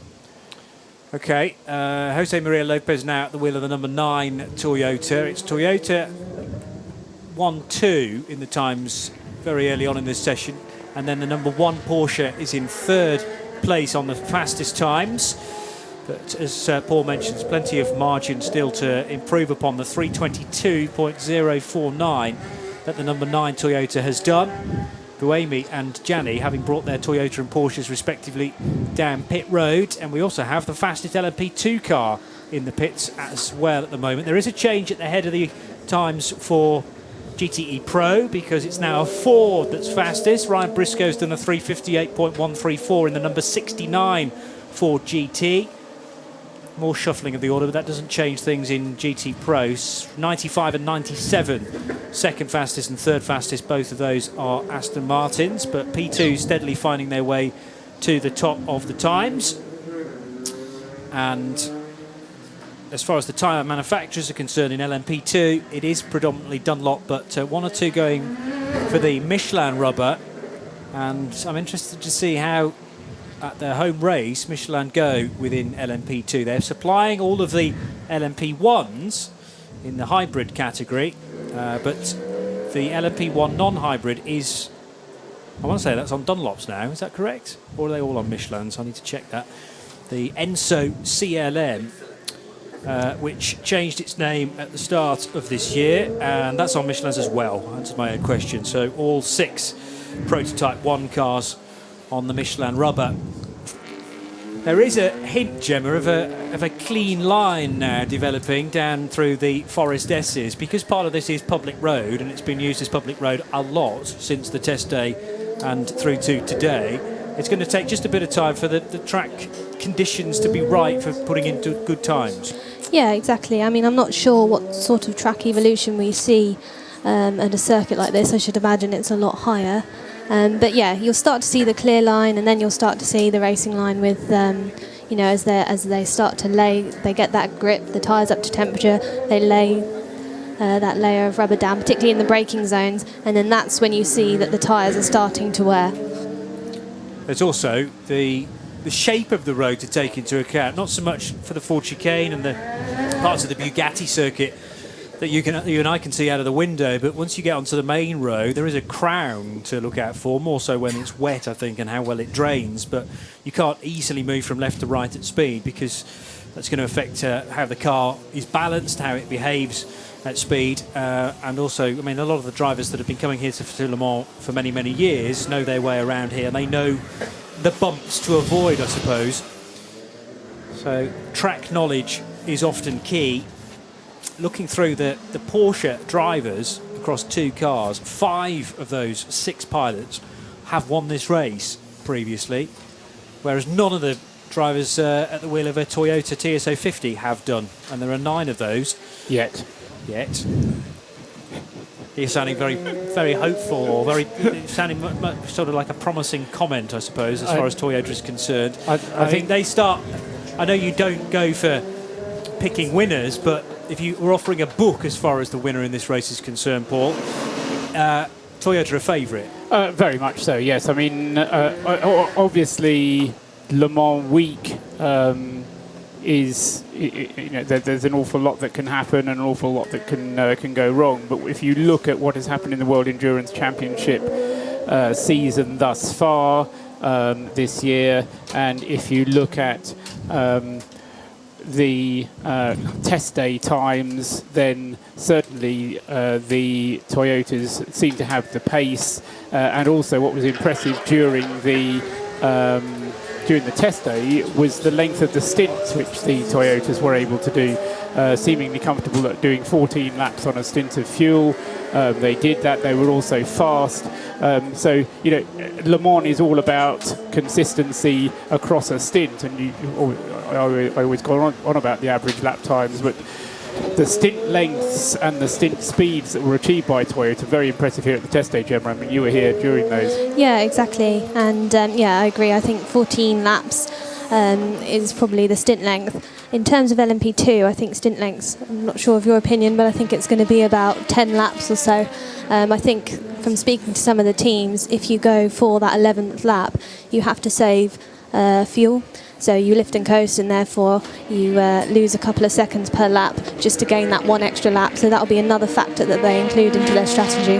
Yeah, and all the teams will have models that are able to show how that pans out across the full 24 hours of the race. I mean, my rule of thumb is if you're losing more than a second a lap, you might as well come in and make the fuel stop rather than lose the second going round and round. And if you're having to save fuel, then that's certainly worth doing. Just gone 4:30 here at Circuit de la Sarthe, and let's get into the housekeeping, the way that we will be broadcasting the main race to you, at least, because if you are deciding to drift away at times during the 24 hours and come back again, be assured that here on Mobil 1 Radio Le Mans we will be doing our hourly updates as usual, our Motor Trend on demand hourly updates, and it's time that we did one of those. The Pit Lane Team, fueled by Esso. Now, Paul, I'm assuming that you've got access to a full timing screen. I can't see the order of the GTE AMs in this configuration, so I'm going to hand to you to give us an hourly update after only half an hour of free practice. Yeah, so fastest at the moment is the number 9 Toyota in the hands at the time of it doing the fast lap of Nico Lapierre, 3 minutes 22.049. Second fastest, the number 8 Toyota, which was in the hands of Sebastian Buemi, still is in the hands of Sebastian Buemi, 3 minutes 24.731, second fastest. Third fastest is the number 1 Neil Jarni driven Porsche, that's done a 3:25.268. Fourth fastest, number 7 Stefan Sarazan, a 3 minutes 26.955. Fifth fastest, number 2 Porsche, 3 minutes 27.054. And sixth fastest, and this is sixth fastest overall, as well as being sixth in LMP1, is the number 4 by Collis Enso, Dominic Kreihammer, a 3 minutes 28.553. In LMP2, the fastest time is the number 38, Jackie Chan, DC Racing, Jota Gibson. That's in the hands of Ho Ping Tung, number 38, 3 minutes 34.308, the fastest time in the class. Second fastest, the number 31, Valiant Rebellion. Julian Canal has done a 3 minutes 35.845. Third in LMP2 is number 24, one of the Mana cars in the hands of Jean-Eric Verne. He's done a 3 minutes 35.909. Fourth in LMP2 is Max Vachivière, number 28. He's done a 3 minutes 35.983. Next up in LMP2 is the number 40, James Allen Graf Orica, and that's done a 3 minutes 36.636. And then sixth fastest in LMP2, the number 26 G Drive Orica, Pierre Thierrier, who's done a 3:37. sorry, a best of 3 minutes 36.655. In GTE Pro, it's Ryan Briscoe, as Johnny was saying a little while ago, number 69 Ford Chip Ganassi Team USA car, with a time of 3 minutes 58.134. Second in GTE Pro is still the time of Marco Sorensen in the Aston Martin Vantage, a 3 minutes 58.558. Third fastest in GTE Pro is the first of the Porsches, Kevin Estre, who's very recently been out in that car and done a time of 3 minutes 59.272. In GTE AM, the fastest car there is the Labra Competition Corvette, the art car, number 50, the human art car, number 50. Fernando Reis has done a time of 4 minutes 0.540. Second fastest in GT-AM is now the Clearwater Ferrari, or one of the Clearwater Ferraris, there are two, and this is number 60, which is the one that Alvaro Parent has been driving. Alvaro has done a time of 4 minutes 0.559. And third fastest in GT-AM is the number 83, Krone Racing, although DH Racing is the official title of that car this weekend. The number 83 car, Nicholas Johnson, doing the time of 4 minutes 0.598 seconds. That is the hourly update for this hour. We'll do it all again in the next hour. We certainly will, and we'll do it every hour on the half hour during the main 24 hours of Le Mans as well, here on Mobil 1 Radio Le Mans for 2017, available around the circuit on 91.2 FM, globally on radiolemans.com. It's Paul Truswell, Gemma Hatton and Johnny Palmer here in the main commentary box overlooking the Ford chicane, and down in the pit lane as part of our pit lane team fuelled by Esso is Joe Bradley. Loitering in the pit lane as you guys do, I came across the Ricci Competizione Ferrari Car 82, which is sitting in the garage and not doing anything, and the team's just sitting around and the car is just not doing anything, and they don't seem to be have an issue. They're just sitting around. So I went and I spoke to the man in charge, Dave Beaky Sims. Now, to give you an idea of this man's CV, this is the guy that strapped Jim Clark into his Lotus in that fateful day in April 1968 at Hockenheim. That's how long Dave Beaky Sims has been around. So I said, Dave, why is the car not out on the track? No point really, he said. We're just waiting for the track to rubber in, get rid of all the road traffic detritus. All you're doing now, going round and round, is putting time on your engine, putting time on your gearbox. I don't really want to change this engine before the race. So, plenty of time. There's 4 hours. I just really don't understand, he said, why people just pound round and round. There you go. So not everyone feeling the urgency yet, and somebody, wily old foxes, know the game inside out, who were just sitting there and staying cool in both ways. Thank you, Joe, and straight to the other end of the pit lane, and this is Bruce Jones. Well, I'll follow on from that theme of being cool. Well, not necessarily here, even though the temperature's plummeted to 28 degrees. But calm and collected after the pace that the Toyota Gazoo Racing trio showed at test day.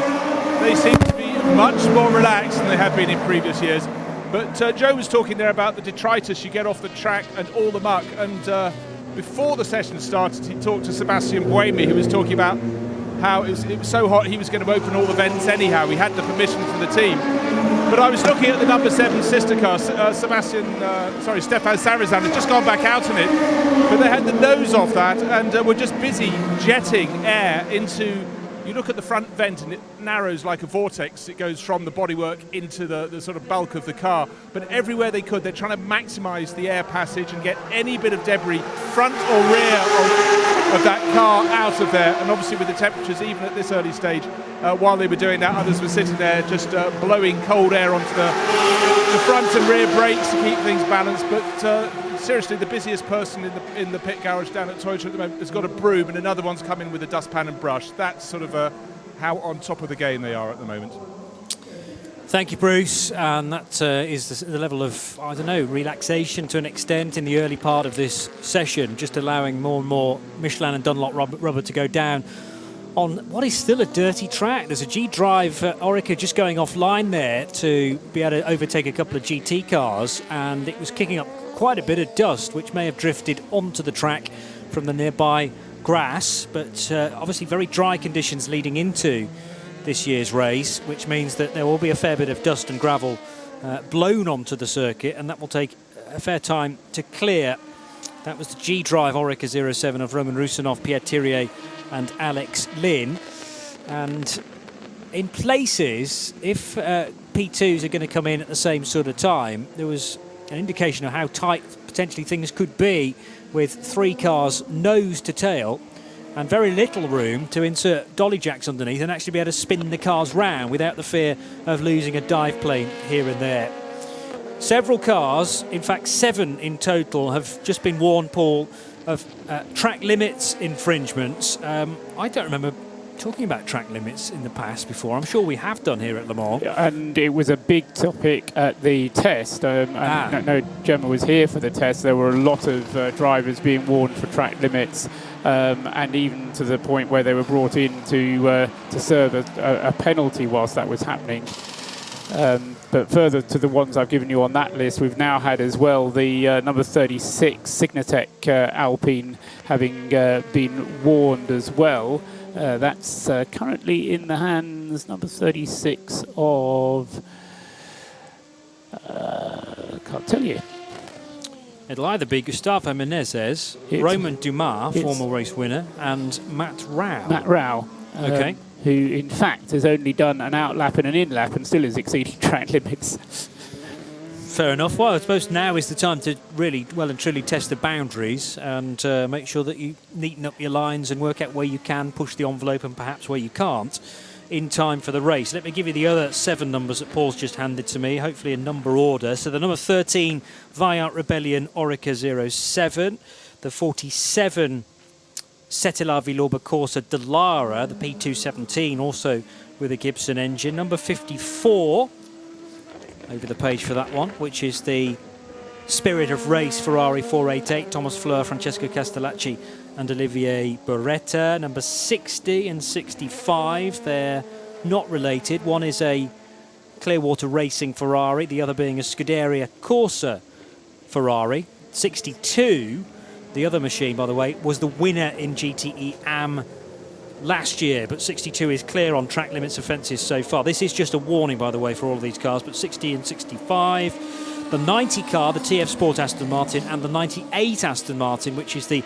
Aston Martin Racing Vantage of Paul Dall'Anna, Pedro Lamy and Matthias Lauda. Do we know, Paul, where cars are tending to run off the track? With one exception, it's at the exit of Tertre Rouge on the left-hand side. So as you come out of Tertre Rouge, getting onto the Mulsanne Straight, trying to get the throttle down. The one exception is at the Ford chicane, in fact, which was car number 90, the Rob Bell TF Sport Porsche, which offended at the Ford chicane, and that's a less usual place to offend because there are now these sausage curbs at the Ford chicane rather than so it is actually quite uncomfortable to go over the curbs, and certainly I would suggest not any quicker. So I'm tempted to suggest that was a bit of an accident. What they try and do is to give you a warning on the screen first of all. After you've then had a warning on the screen, you'll then get a warning flag, and then penalties start coming in. So those sleeping policemen, the sausage curbs, are actually on the escape route, are they? Of the inside of the Ford chicane, you can see them. Oh, sorry, Ford chicane. I was picturing the other chicanes on the Mulsanne Straight. The Ford chicane here on. Just look out the window, Johnny, for goodness sake. Yes. And they can, well, not only do significant damage to the car, but they can also pitch cars into spins as well if you catch them wrongly. So GT drivers and cars with very, very low downforce, the P1 and P2 pilots will be well aware of staying off those where possible. Great example of the various different cars, Gemma, just working their way through the chicane, and this will be something again that you will have to get used to, the fact that there are several different classes in this race, and there's always close battling within each class, but you've also got to be mindful of everybody else. Like, for instance, if you're a prototype driver getting past maybe 10 GT cars all in one go. Yeah, exactly. And I'm just having a whale of a time watching them all through the Ford chicane here. They look amazing in the sunshine, don't they? When the sun starts to dip towards the horizon on Saturday night, this race really does take on board a whole different atmosphere. And the cars start to look a little different as well. These spotter lights, which, by the way, we've not mentioned those yet, but if you are looking out for class leaders and the cars second and third in class, then there are dots, illuminated dots on the side of the cars. It is red for LMP1, blue for LMP2, green for GTE Pro, and amber for GTE AM. AM for amber, that makes sense. And one light for the class leader, 2 lights for the second place car, 3 lights for the third place car. Can be sometimes difficult to pick out those lights in full daylight, but very, very easy at night. And a change in the red lights because you've got a new second place car, Nick Tandy in the Porsche, a 3:23.846 on his last lap, puts the Porsche between 2 of the Toyotas.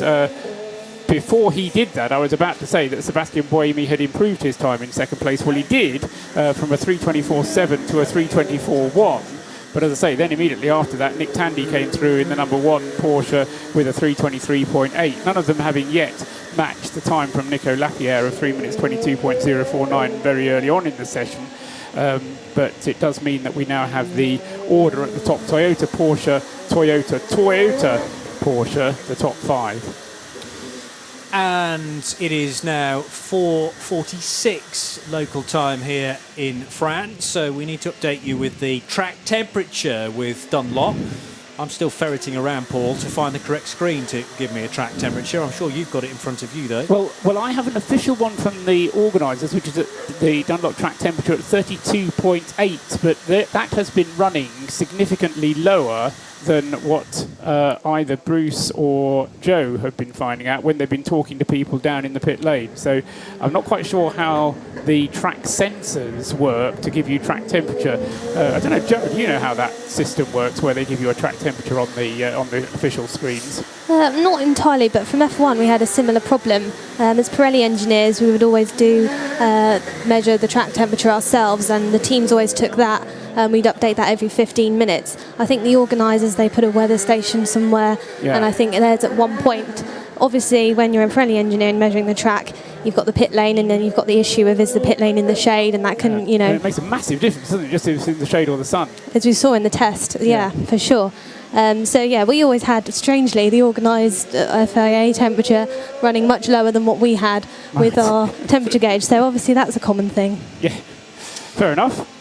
To Bruce Jones, part of our pit lane team, fuelled by Esso, with an update. One of the things we've all been discussing when we are dining at the inimitable Smoking Dog is, firstly, the speed of the P2 cars this year. They're going to be eons ahead of where they were before the rule change, but that comes at a price as well, because we've been talking about the fact we reckon about 5 o'clock in the morning is the point at which the P2 cars are going to have disc pad and caliper brake changes, and in the Signatech Alpine garage they're practicing that right now. And we all know cutting a corner here or there you could gain tenths of a second, but being very slow, what we think is going to be an absolutely de rigueur change could undo all of that good. So Signatech Alpine 36, maybe it's the influence of that man who's won them all so many times, Romain Dumas, being in that lineup with Gustavus Menezes and Matt Rao, but they're the first crew that we've seen really in the P2 camp, of which there are so many, doing that practice change, which will stand them no doubt in good stead when it comes to the small hours of Sunday morning. Thank you, Bruce. Let's stay with our pit lane team, fuelled by Esso, and hear a little from Joe Bradley. Yeah, Toyota number 8, that's the Sebastian Buemi Kazuki Nakajima car. Anthony Davison just stepping into that car. It's in the garage, it's on its lower jacks, and the hardest thing for the team right now is to keep all the systems cool on that car. Everything, every kind of blower you would imagine, leaf blowers, hair dryers turn to cool, are blowing through every orifice on that car. We're trying a different nose section from what I can see. They've removed one nose and they are replacing it with another, which I think has got less aero on it. So we may be going for a less aero kind of run, maybe trying for more straight line speed. Again, this 4 hours is just giving us an idea of how the cars are going to run, not just in qualifying trim but in race trim also. That's the only thing that they've done on this car, other than blow air through everything they can. by whatever means possible. All they've done is change the nose section of the car, which has got a different aero configuration by the looks of things. So even Toyota, they may have come into this as favourites for the victory from one of their 3 cars. They're still chasing it. Or maybe just trying different options out, Gemma. We were talking a little bit during the test day coverage here on Mobil 1 Radio Le Mans about the high and low downforce bodywork bits, and we were trying to work out, which engine covers, which noses did which jobs. But this is the time to practice and to move around with setup to find out which is the best. Yeah, exactly. The session's all about refining the setup, refining the aerodynamic settings, just refining everything, because we all know how much difference a tenth of a lap can make. So that's exactly what they'll be doing now, for sure. And Porsche's just working their way now through the Porsche curves. Then that secret S-bend that Paul Truswell was talking to us about a little earlier on. Past our commentary box to driver's right. That's Fred Makovici, I believe, at the wheel of the number 91 car. Let's just check my driver recognition. Yeah, see, that's not too bad for the first day of broadcasting. Makovici behind the wheel of the number 91, pursuing. Now, I'm going to automatically call that Ferrari, the Spirit of Race Ferrari 55. Marco Ciocci, it may well have been in the 55 car, but there are a couple of Spirit of Race entries in this year's GTE AM edition, and yeah, that will be the Duncan Cameron car in not quite racing green colours, a bit of a darker green with the white roof. And then the other Spirit of Race car, run out of the AF Corsa awning, is a more silver and red car, the typical colours of Thomas Fleur and Francesco Castellacci, who've been regulars in the Michelin Le Mans Cup last year, and GTC prior to that in ELMS. Francesco and Thomas joined by Olivier Beretta, the Monegasque driver, to make it a 3-driver lineup in the World Endurance Championship for this year. Yeah, of course. Last weekend we had Duncan Cameron sharing with Matt Griffin in the British GTs, but this weekend at Le Mans, they're kind of next-door garages, kind of swapping stories out the back of the Barrett garages, no doubt in much the same style as they did in the Le Mans film with, forgotten his name, with Michael Delaney when they spoke outside the back of the garages. And I think Matt Griffin and Duncan Cameron will be doing the same thing. Matt driving in the Clearwater Racing. We've got, interestingly, 2 Clearwater Racing AM Ferraris and 2 Spirit of the Race AM Ferraris. And I think there's going to be a lot of battling going on amongst those teams, even though they're all running Ferraris. There's a lot of pride involved in being the best of them, particularly with that kind of competition of Spirit and Race in Clearwater. And we should remind people that anyone that paid attention to that British GT event at Silverstone, that was a GT3 Ferrari that finished 3rd. Looks very much the same sort of Ferrari in this race. It's not. They're very, very different machines, both owned by Duncan Cameron. To Bruce Jones, who is with Nick Foster down at the Proton Competition team. Nick, I'll get the question in quickly. It's relatively quiet on the pit wall for once. How are you finding it for your first Le Mans? Yeah, I mean, it's an incredible experience. Obviously, we were here, a week ago now, and obviously to get on track was amazing, but to come here now for the race meeting, even though it's only Wednesday, the atmosphere is incredible. The build-up from Sunday when we had scrutineering through to now has been incredible. The whole atmosphere of the place is magic. It's just crazy. I mean, I was here last year. I experienced it all, but on the other side of the fence. So to be here now as a driver, it's really cool, and just can't wait to get in the car now. So with Ben Barker sitting behind you on the pit wall, I must deduce that it's Mike Wainwright driving the Gulf Racing Porsche at the moment. Correct. So Ben's just gone out. Got a bit of a baseline. Mike's jumped in now, so get him back familiar again. Make sure he's comfortable in the car and give him a few laps. Obviously, we've got quite a lot of time today. Quite a lot of bit of stuff that we want to work through. We're not really sure what the weather's going to be like, but also on top of that, it's crazy weather. It's been a big turnaround from last week to now, so we're sort of fine-tuning again from where we're at to the test to now. So lots going on, but I'll be in the car in about an hour or so. Okay, well, don't be in the car about 8 o'clock. Apparently that's when the rain arrives. Brilliant. No, these guys love sticking me in when it's wet, especially when I'm on slicks, so it'd be fun. Terrible being the new boy. Thanks, Nick. Be right.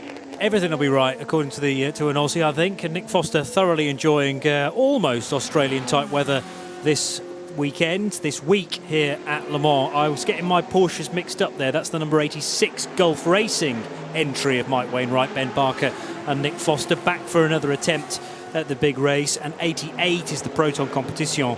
Proton Competition Porsche 911 RSR. They're both 991 spec machines. That's the Klaus Bachler, Stéphane Lemeray and Khaled Al-Kabaizi entered machine number 88. And one is a World Endurance Championship entry, one is not. Here's Paul Truswell. A couple of incidents out on the circuit at the first chicane, two cars having gone off and continued, being 54 and 61. 54 is one of those Spirit of Race Ferraris about which we were just talking. 61, one of the Clearwater Racing Ferraris. So they were obviously listening to us and got themselves a bit distracted. No damage seems to have been done. They've both continued. However, I think in an unrelated incident, there is some debris, it says here, on the track, just on the entrance to the Porsche curves. I'm not told what sort of debris it is, but it is on the... it's off the line and it's on the left-hand side as you come towards the Porsche curves. As I say, I don't know quite what the nature of it is. Very often it's one of these little marker posts that mark out where the corners are, but I would have thought there... it might be more likely to be a bit of bodywork or something, but as and when we have more information, we'll let you know about that.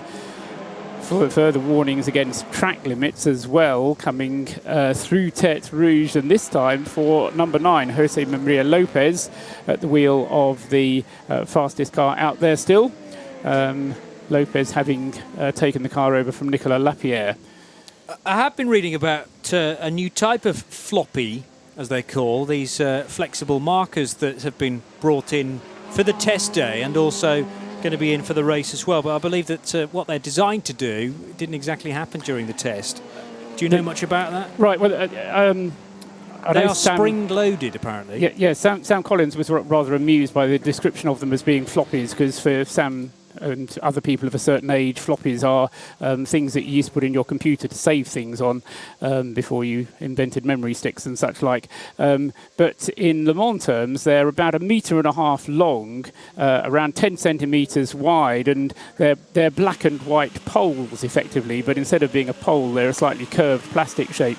And they fit into a hole, but the idea is that if you hit them and run over them, they bounce down and bounce back up again, a bit like the old wobbly toys that you used to have, because they're on a spring. So the idea is that you can drive over it, it bounces down and bounces back up again. Two of them, and I think it was only two, so whether it was a complete disaster I can't say, but two of them did fall out of their sockets during the test day, and so ended up being swept across the track. So I think that's the story that you're referring to. As I say, I wouldn't have regarded it as having been a disaster, but they are useful, particularly in some of the lower slung prototype cars, because they mark where the edge of the track is. When you're low down, it does help you find the apex that little bit better. Well, I just always compare it to when you're playing golf and you've got the tee in the hole. When you're looking at it from a long distance, you want to know where the hole is, not so much when you're putting at the end of the shot. But as you approach the corner at full speed, you want to know where the apex is. Exactly. And once the floppy's gone on the opening lap, then it's useless. Yes, quite. So the idea is that it will pop up again. Okay. If it gets knocked. The ACO have revisions planned for race week, I hear. So they've obviously learnt how to make that situation better after the test weekend. I think that might be a job for our cycle ride when we go around the circuit on our bikes later on, Johnny. When's that going to happen again, Paul? I don't remember signing up for that, funnily enough. No, Gemma's arranged all the bikes for us. Oh, right, okay. And they'll Pirelli tyres. What else? No comment. Fair enough.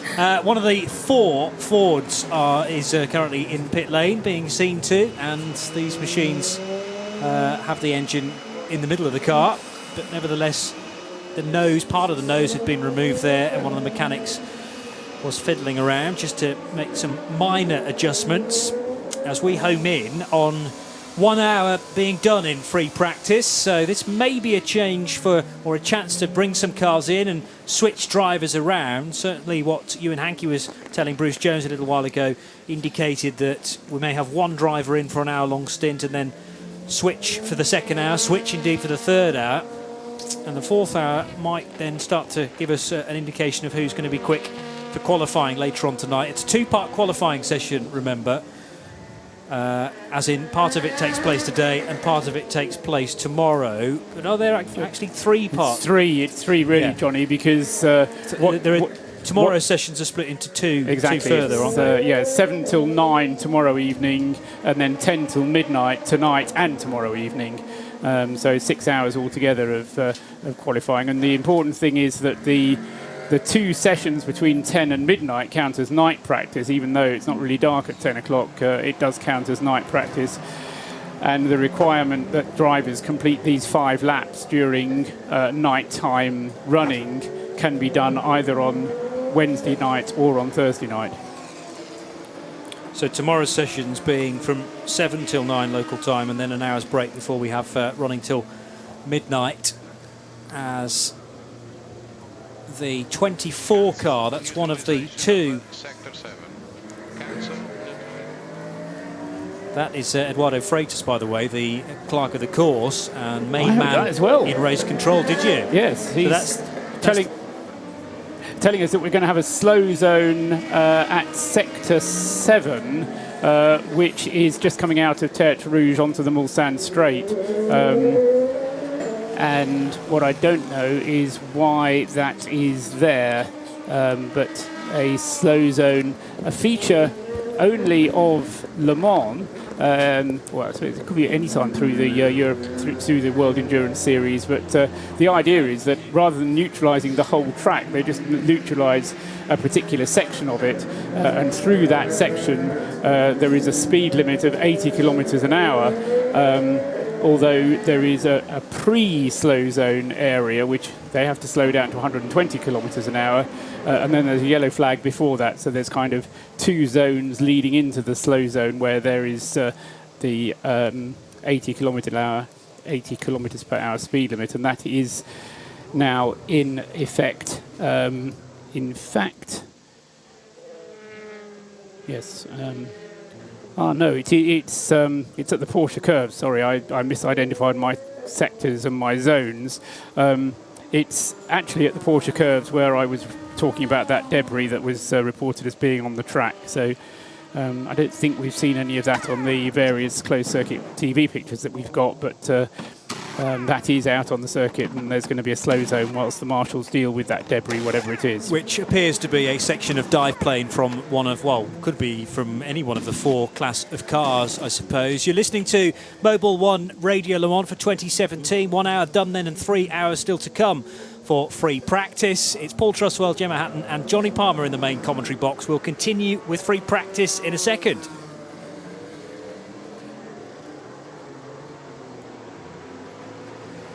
Mobil 1 Radio Le Mans for 2017, available around the circuit on 91.2 FM and globally on radiolemans.com. Without further ado, let's hand down to our pit lane team, fuelled by Esso. This is Joe Bradley with Olivier Beretta. Arguably one of the most experienced drivers here. Olivier, you're in the number 54 Spirit of Race Ferrari. Your thoughts on the Ferrari 488? What is your opinion of this car?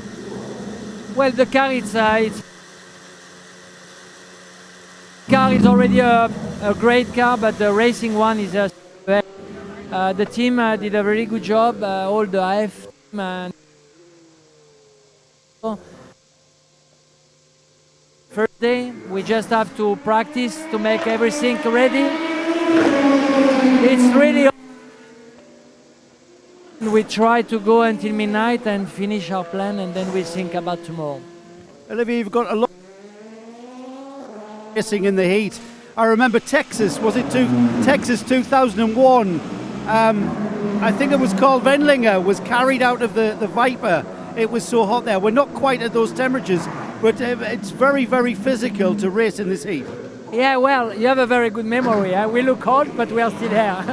But no, joke apart, it's just Texas was a different story because it was 43 degrees and we have a front engine, and at that time the car was not so cool air inside. So now with the new rules from the ICO that the cockpit has to be at a certain temperature, it's less hard than before, but it's still very hot inside. What do you think of the rule about when the heat gets to a certain temperature, you as a driver have the decision taken from you? You're only allowed to do a certain amount of time. Surely, if drivers are not prepared to be as physically fit, that gives you an advantage for being fitter. Surely, is that a little bit? Are you a little bit frustrated by that rule? Well, the problem is that they have to make a rules and everyone has to follow the rules. But I'm not frustrating. That is the rules, and at one point it's good because I have 20 Le Mans and I have seen Le Mans when it was very hot and people were getting out and they were falling down, you know. And I don't think this is good. Obviously, if you have to stop and you are leading the race, you don't want to stop. But at one point, the body is not built to stay like spaghetti in the boiled water, you know. So I hope no one will have problem and the race will be decided on the track and not on the rules. Have a great Le Mans, my friend. Olivier Beretta, I think that is a great analogy that I'll use forever. The body is not like a spaghetti in the boiling hot water. We can forgive you the poor impression there, Joe, because it was a cracking line, and it's great to have such characters as Olivier Beretta still in this race, Paul. Yeah, absolutely. And as Olivier's been saying, he's had the experience of the different configurations of Le Mans and the different rules and the evolution of some of these rules. So, and very wise words indeed there from the Monegasque, as well as some amusing ones. Quick update. I mentioned very early on that the two Aston Martins 95 and 97, the two Pro class Astons, were very quick early on in the session. They're still first and third in terms of times. But of all the cars, they were the only ones to stay out throughout that first hour. Both Daniel Serra, it was, at the wheel of the 97, Marco Sorensen at the wheel of the 95. They came in together just 4 minutes before the top of the hour. They went out at the beginning of the session at 4 o'clock, and they came in at 4 minutes before 5 o'clock. Now, I would expect them actually in the race to be able to go a little bit longer than an hour, but of everybody, they were the ones that did as closest to a representative stint out there. Everybody else was coming in, coming out, changing drivers, and of course they've all got their different programs to go through, but it would seem that Aston Martin Racing's program was send out one of the drivers and make him drive round and round for an hour, and in both cases Marco Sorensen and Daniel Serra completing 14 laps in that period of just under an hour. Oh, the Jumbo Dallara suddenly goes a little bit rally crossing right in front of our window.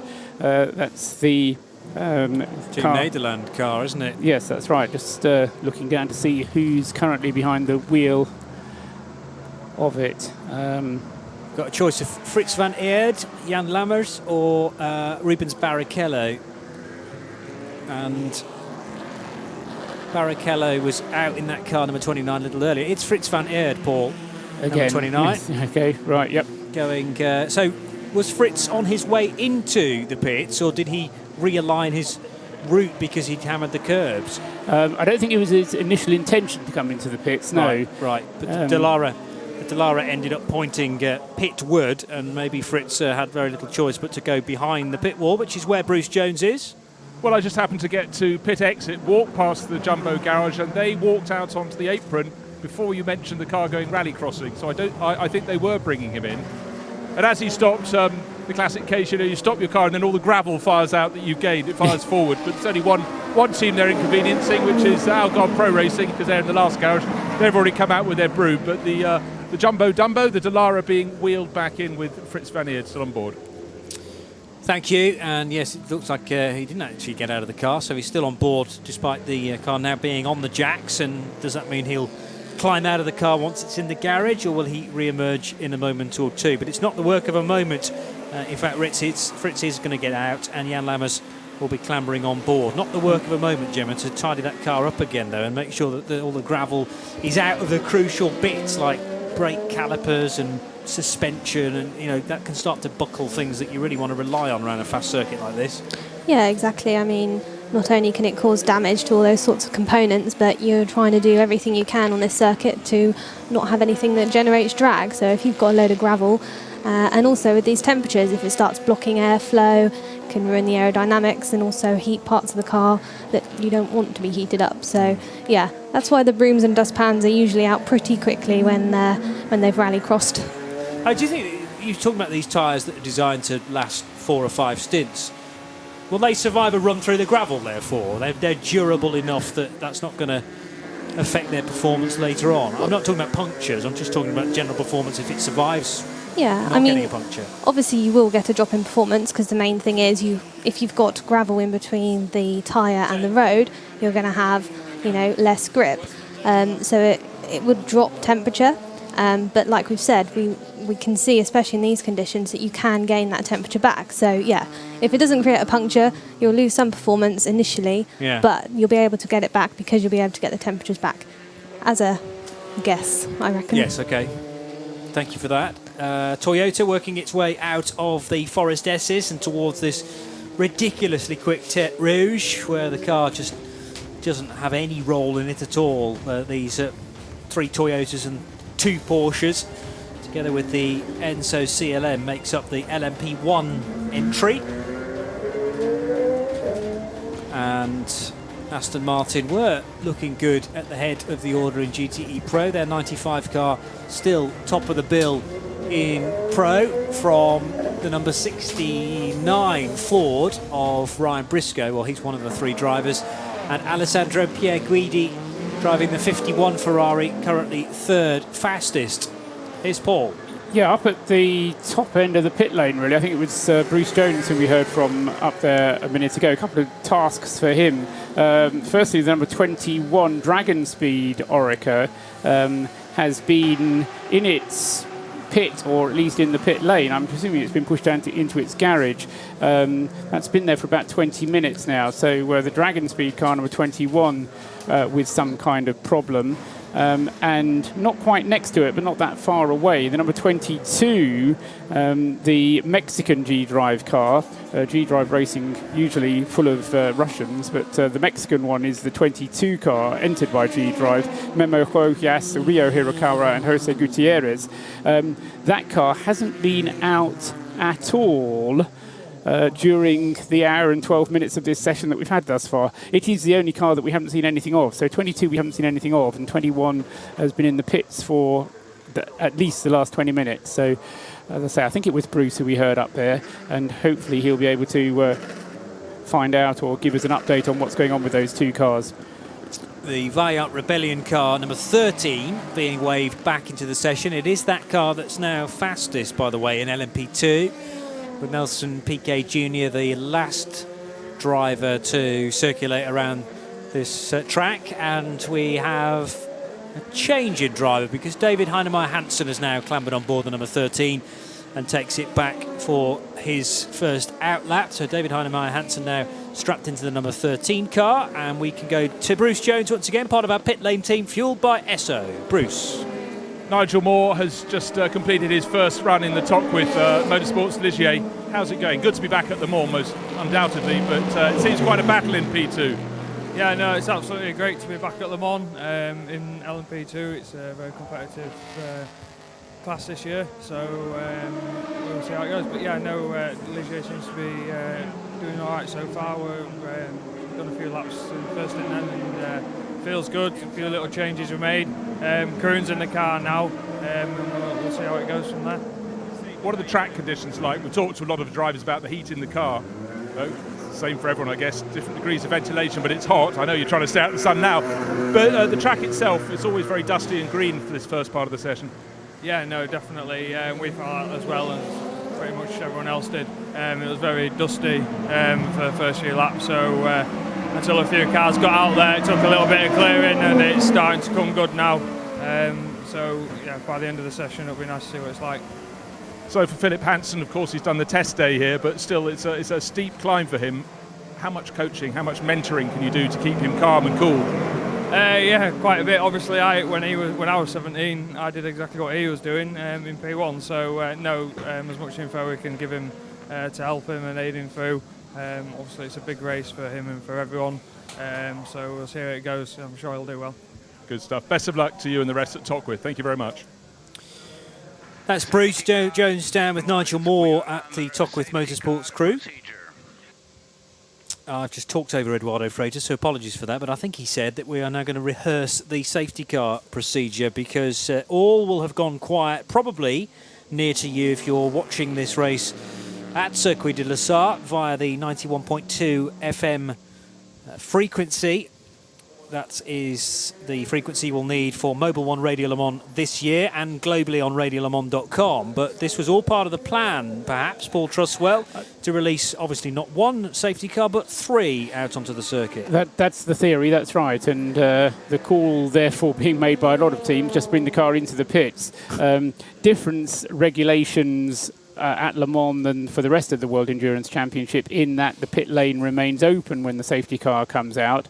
But in theory, you're absolutely right, Johnny. Yes, we do get 3 safety cars come out. They circulate, build up 3 queues of traffic behind them. The pit exit doesn't open until a queue of cars goes past, and then the pit lane is opened, and then you get you can go out and you join in at the back of that particular queue. So in general, the rule is when you see the safety car dive into the pits in a race situation. However, at Le Mans it is not necessarily the right thing to do because you will lose at least a third of a lap based on where you come out of the pits, because the pit lane exit is closed just as you want to come out, so you can't get out of the pits and you have to wait what amounts to a third of a lap. So in general at Le Mans, and the teams will know this because most of them have been here before, when you have a safety car, it is not the right thing to do to come into the pits. What you do is you stay out as long as you can. Of course, eventually you do have to refuel, and then you just have to swallow hard and take the potential penalty that can give you.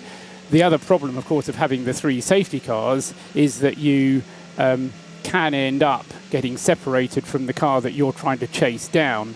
And so while some gaps close down, other gaps spread out. And of course, that's just the luck of the draw as to where you happen to be on the circuit when the safety car comes out. But anyway, we are going through this procedure, and that gives me the opportunity, because I don't think we actually said this, of noting that Anthony Davidson at the wheel of the number 8 Toyota has gone second quickest. Remember when we did the update, it was Toyota, Porsche, Toyota. Well, it's now Toyota, Toyota, Toyota in the top 3 places, with Anthony Davidson having improved to a 3 minutes 22.681 seconds, and in the number 7 car, Stefan Sarazan has improved to a 3 minutes 22.877 seconds. So Lapierre still the fastest of all with the number 9 car. Jose Maria Lopez hasn't been able to match his time.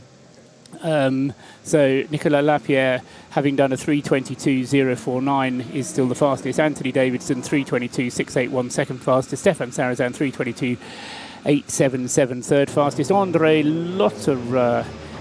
Nick Tandy is the quickest Porsche driver, number 1. Although Andre Lotterer is now out in the number 1 car, 3 minutes 23.846, and in the number 2 Audi, sorry, I knew I'd say it in the end, the number 2 Porsche, it's Brendan Hartley who's the quickest of the 3 drivers there. Brendan Hartley, 3 minutes 24.948. Timo and Earl having been out in the car. Brendan Hartley, the 3rd driver in that car. Both the Porsches, incidentally, have had all 3 drivers behind the wheel already in the hour and 18 minutes we've had of this session. So they've been cycling through their drivers. Whereas for Toyota, we have yet to see Kamui Kobayashi hasn't been in the car yet, nor has Yuji Kunamoto. And in fact, nor has Kaz Nakajima. So the 3 Japanese drivers have been given leave, it would seem, and haven't driven any of the Japanese Toyotas yet. We should touch on the point that there are no Audis in this year's race, because I'm sure many people just come to Le Mans and just do this race and don't read anything else in the press, and they're expecting to see the diesel-powered Audis that they've seen for many, many years, but they're not doing the Le Mans 24 Hours, they're not doing the World Endurance Championship for 2017. No, I'm tempted to say you should have noticed, because at least one of the magazines you should have read should have told you, but that's probably me pretending that everybody else has got a big anorak as I have.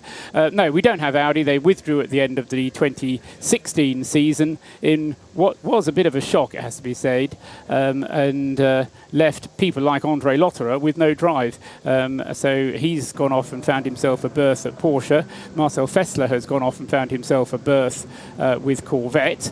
And Ben Ratrellier has gone off and has been doing things like the Andros Trophy. But the point is well made. We do just have, therefore, the 5 manufacturer cars, 2 from Porsche and 3 from Toyota, and then the 6th LMP1 car being the Bicolis Enso, with its Nismo engine being the only cars in the LMP1 full category. Thank you for that. Let's get a little update from Bruce Jones, part of our pit lane team, fueled by Esso. Well, I've got to break it to you guys. Not only Audi not here, but I've just noticed Wolf Bonato is not here with his Bentley either. What is going on in the pit lane? I'll tell you what isn't going on in the pit lane. You wanted to know about cars 21 and 22. Yes. Parked in the neighbouring garages. The Dragon Speed entry with 10 star, and then the G-Drive Racing number 22 also being run by the Dragon Speed crew. Just decided not to really do anything in the first hour. That's a simple answer from Elton Julian, but suddenly, when I went in, it was getting busy. There had been a slight gearbox sensor on the 21 car, but that all is sorted. So as soon as, in fact, the pit lane's quite crowded now, but I think in the next handful of minutes, when pit exit opens, that would be a helpful thing after this safety car period. We'll have Ben Hanley, one of the 3 debutants at Le Mans in that 21 lineup. He'll be going up. I can't tell you who's in 22 at the moment because they've just wheeled it back into the pit garage. And as Joe and I have been commenting since the start of the session, people don't leave the cars in the full sunshine in the pit lane unless they can know that it's going to be moving on very quickly. But 21, 22, problems behind them. They were never planning to do much in the first hour because it was so hot, because it was so dusty. Okay, the number 22 car hasn't actually been out, so no, there has been no driver at all in the number 22.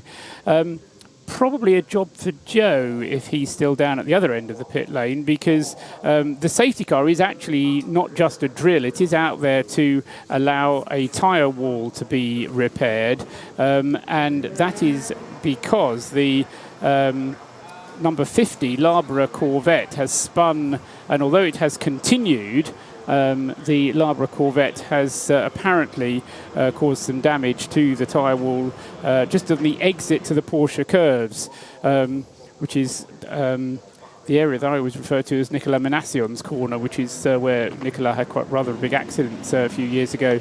In fact, there was when he was driving the Peugeot, and there was also a rather big accident for one of the Audis a few years ago at that point, at the exit to the final of the Porsche curves. Anyway, the number 50 car spun and did continue, but whether it made it back into the pits or not, I haven't yet been able to establish. Joe is saying to me, purely to me, that the car has made it back to the pits. So he's going to go and check that out in a second. He also says Loic Duval as the car that crashed. It was, wasn't it? Yeah. The Porsche curves, which I do remember. We had only, I think, CCTV coverage of that incident and the aftermath, and couldn't quite believe that mass of metal was an LMP1 car. Exactly, and that car, or those accidents, one of the things that's caused the barriers to be moved back at that part of the circuit as well, at the final part. Yes, it was at the wheel of the number 50 Christian Philippon, one of, I think, 30-something rookies we've got at Le Mans this year. And Philippon on for a busy weekend, because he's doing, I think, 2 Road to Le Mans races this week as well. So I'm not quite sure how many laps he's going to get in around this Le Mans, the Circuit de la Sarthe circuit, but it will be an impressive number by the end of the week. By the way, just to give you an indication of what the weather's going to be doing in the near future, I can't see any sign of rain, although Joe Bradley is adamant that it's going to happen. We're at 31, 32 degrees currently, which is 87 or 88 in old money, and it looks like solid sunshine for the rest of this evening with the odd bit of intermittent cloud, and overnight, again, very little chance of rain, maybe about 10% chance of precipitation. That's the weather update with DuraGarages.com, and here is Joe Bradley then with the update that Paul Truswell wanted. Yeah, the number 50 came by me a little while ago and was wheeled into its garage. It shows no signs of any kind of damage until I got really up close. And then all I can describe is down the right-hand side of the car is more of a scuff mark on the front and rear wheel arch, and it is devoid of the door mirror. So it has a very glancing brush with the tyre wall. I'm surprised to hear that the tyre wall is damaged, sort of concluding from what I can see on the number 50 Corvette. There's hardly any damage at all. And certainly the team, car up on the jacks, wheels are off, but they've already had an inspection of the important stuff like the suspension components and the like, and all the only work going on the car now is the re-drilling of the door to bolt on another door mirror. So that's a puzzle. So the Corvette is obviously stronger than the tyre barrier. Yeah, that's exactly my thoughts, Paul, because the Corvette has won that one, round two. Well, round two will be available later because the safety car will be coming in shortly. However, after the safety car comes in, the area and the exit of the Porsche curves is going to remain under slow zone procedure in order to allow that barrier to be completely repaired. So that's just to note that we won't be getting quick lap times straight away. Even after the safety car comes in, we'll still have a slow zone in place just after the Porsche curves. They don't call them American muscle cars for nothing, do they? They're flexing their muscles there, and as you say, being able to be driven away. I mean, there was a grimace from Fernando Reis, and actually now the engine cover, not the engine cover, but the rear cover is off. Perhaps a chance for Labra Competition to properly assess the damage of that car. Yes, it's creased quite badly in the rear right corner. That might be a corner, to be fair to Joe, that he wasn't able to see from the front of the garage, but it's gone in reasonably heavily, and therefore rearranged the styling of that Chevrolet Corvette on the rear right corner. But I'm sure it is repairable for qualifying tonight, he says, hopefully. Adding to the art, no doubt. Yes, well, it is an art car, so it's gone in, well, I was going to say backwards, but no, the front right hit the tyre wall first, didn't it, Gemma? And then the rear flicked as well. So it's almost two different bits of impact, I would have said. Yeah, managed to hit a whole entire side of the car, which is quite an achievement, I think. So they've bent two corners on that, and Christian Philippon, I believe, just stepping out of the car and assessing the damage of that machine. As I say, looking at the entry list for the Road to Le Mans race as well earlier on today, and having a look at, so you can hear the tyre squeal, by the way, as the images are replayed to the big screen viewers around the track down at Mulsanne corner, and also a big screen at Arnage corner. Yeah, Christian Philippon set to be partnering Franck Lebescar in the Labra Competition Mercedes, the SLS Mercedes. Yeah, a Labra Mercedes, yeah. So one type of muscle car, an American muscle car, and a German muscle car probably not that dissimilar. I mentioned that Christian Philippon, a rookie, actually 45 rookies in the entry this year. So I can't remember how many there were last year, but I think 45 is more than we had last year out of the 180 drivers altogether in this year's entry list. We are under safety car conditions then for a little bit longer, and in this lap. In this lap, okay. But the safety car has put out the lights. Be advised, sector 9 will be neutralized due to ongoing repairs on the tire wall. Sector 9 will be immediately placed under slow regulations so that we can repair the tire wall and you gentlemen can go on with your session.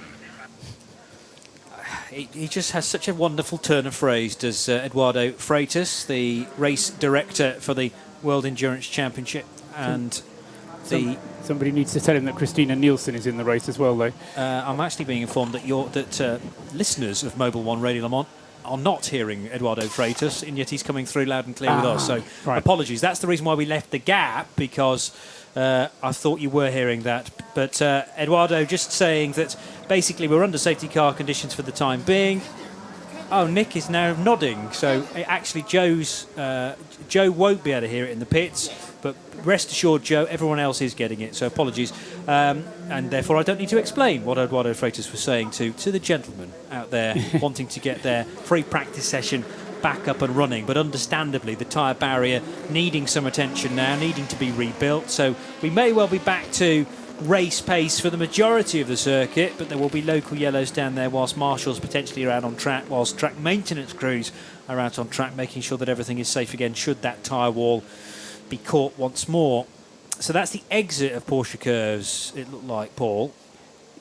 Or was it on the run into the curve? No, it's the exit to the Porsche Curves. So, as I say, that fast exit where, as I say, both Nicolas Manassian and Loic Duval have had accidents in previous years. It's at 5:30, so although we've had this period of reasonable stability, there may be people coming to our broadcast after having a little bit of early supper, or perhaps just turning Mobil 1 Radio Le Mans on for the first bit of their coverage of free practice. We've been doing this for an hour and a half, so where on earth have you been? 91.2 FM around the circuit and globally on radiolemans.com, and on every half hour during all of our sessions this week, including the race on Saturday and Sunday, we will be doing our Motor Trend on demand hourly update. And here is Paul Truswell at this stage of the week. Paul, we won't get any music, but nevertheless we can do the update because it gets us in the routine of things. Exactly so, and gives us the practice at getting the screens in the right order to enable us to be able to do it efficiently. So with an hour and a half of the 4-hour session gone, it is the number 9 Toyota which is the quickest of all. Nicolas Lapierre having done the time, although Jose Maria Lopez is currently behind the wheel of the number 9 Toyota. The best lap from that car, a 3 minutes 22.049, the fastest lap. Second fastest is the number 8 car, which Anthony Davidson did a time of 3 minutes 22.681 in, although Kaz Nakajima has now taken over behind the wheel of that car. And third fastest is number 7, Stefan Sarazan, 322.877, although Mike Conway has now taken over the wheel of that car. So all the drivers cycling through the 3 Toyotas, and it is a Toyota 1, 2, 3 in the order 9, 8 and 7, first, second and third in this free practice session. Doesn't count for good positions, it's just a free practice session.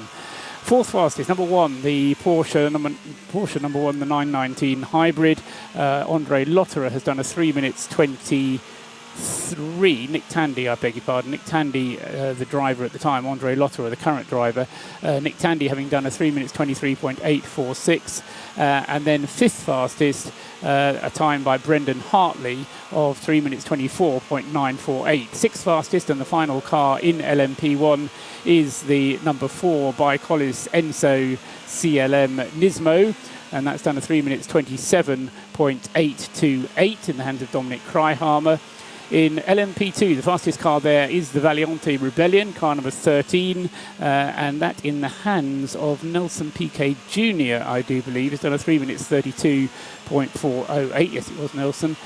Second fastest in LMP2 is the number 37, Jackie Chan DC Racing Orica, 3 minutes 33.611. Third fastest, the number 38, Jackie Chan DC Racing Orica, 334.178. Fourth fastest in LMP2 is number 26, G-Drive Orica, the Russian car Roman Risinov, 3 minutes 34.332. Fifth fastest in LMP2, the second of the Valiant Rebellions, or the Rebellion Oricas, number 31, and that's done a time of 3 minutes 34.762. And sixth fastest in the LMP2 class, the number 40 Graf Racing Orica, 3 minutes 35.309. GTE Pro is still Aston Martin, Ford, Ferrari, top three places. Number 95, Aston Martin, which Marco Sorensen is still driving. He's been driving that since the beginning of this session. So Marco has done a time of 3 minutes 56.763. Second fastest is Ryan Briscoe in the Ford GT, 3 minutes 57.200. And third fastest is Davide Rigon at the wheel of the number 71 Ferrari from the AF Corsa team. He's done a 3 minutes 57.403. The second AF Corsa Ferrari is fourth in GTE Pro, 357.450. And then it's Daniel Serra with the second of the Aston Martins. Next up in fifth fastest in GTE Pro, 357.689. And sixth fastest in GTE Pro is the number 92 Porsche 911 RSR, and that's done a 3 minutes 57.875. In GTE AM is the car that hit the barrier, car number 50, Christian Philippon in the Labre Competition Art car, a 3 minutes 58.234 for number 50. Second fastest in GTE AM is the Spirit of Race Ferrari, car number 55, which I think was being driven at the time by Marco, no, I think it might have been Duncan Cameron actually. Anyway, it is currently being driven by Duncan Cameron, and its fastest time was a 3:59.111. Third in GTE AM is the number 98 Aston Martin, Paul Dall'Alana, currently at the wheel. That car has done a 3:59.997. Fourth fastest in GTE AM is Alvaro Parent at the wheel of the Clearwater Ferrari. Fifth fastest is the number 83 Krone Racing or DH Racing Ferrari, 4 minutes 0.598. And sixth fastest in GTE Pro is the second of the Clearwater Racing Ferraris, Wen Sung Mok, currently the driver of that car 61, with a time of 4 minutes 0.854 seconds. The Motor Trend on demand hourly update. It's 25 minutes to 6. It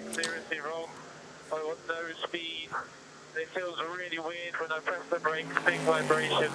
They're not, the temperatures aren't climbing at the moment. They look sensible at the minute, Harry.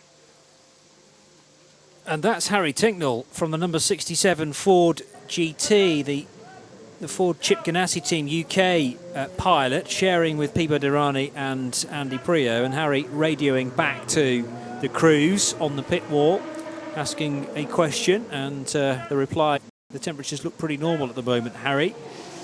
The other thing I'm noticing on the timing screens, Paul, I'm not sure whether I've ever seen this before, is that for sector times, admittedly a Ferrari pits for quite some time, but its sector 1 time is 2,508 seconds. When previously I don't remember seeing numbers quite as high as that, but maybe that's just because I've not registered them as not being in minutes.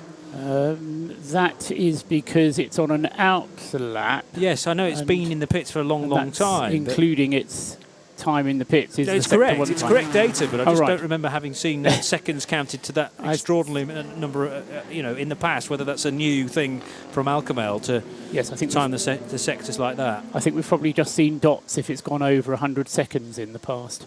Yes. And yeah, so they have extended that now, so that on an out lap you will see the time for sector 1 as being the time which includes its pit stop time, because of course it starts sector 1 as it comes into the pits, because that's where the start finish line is.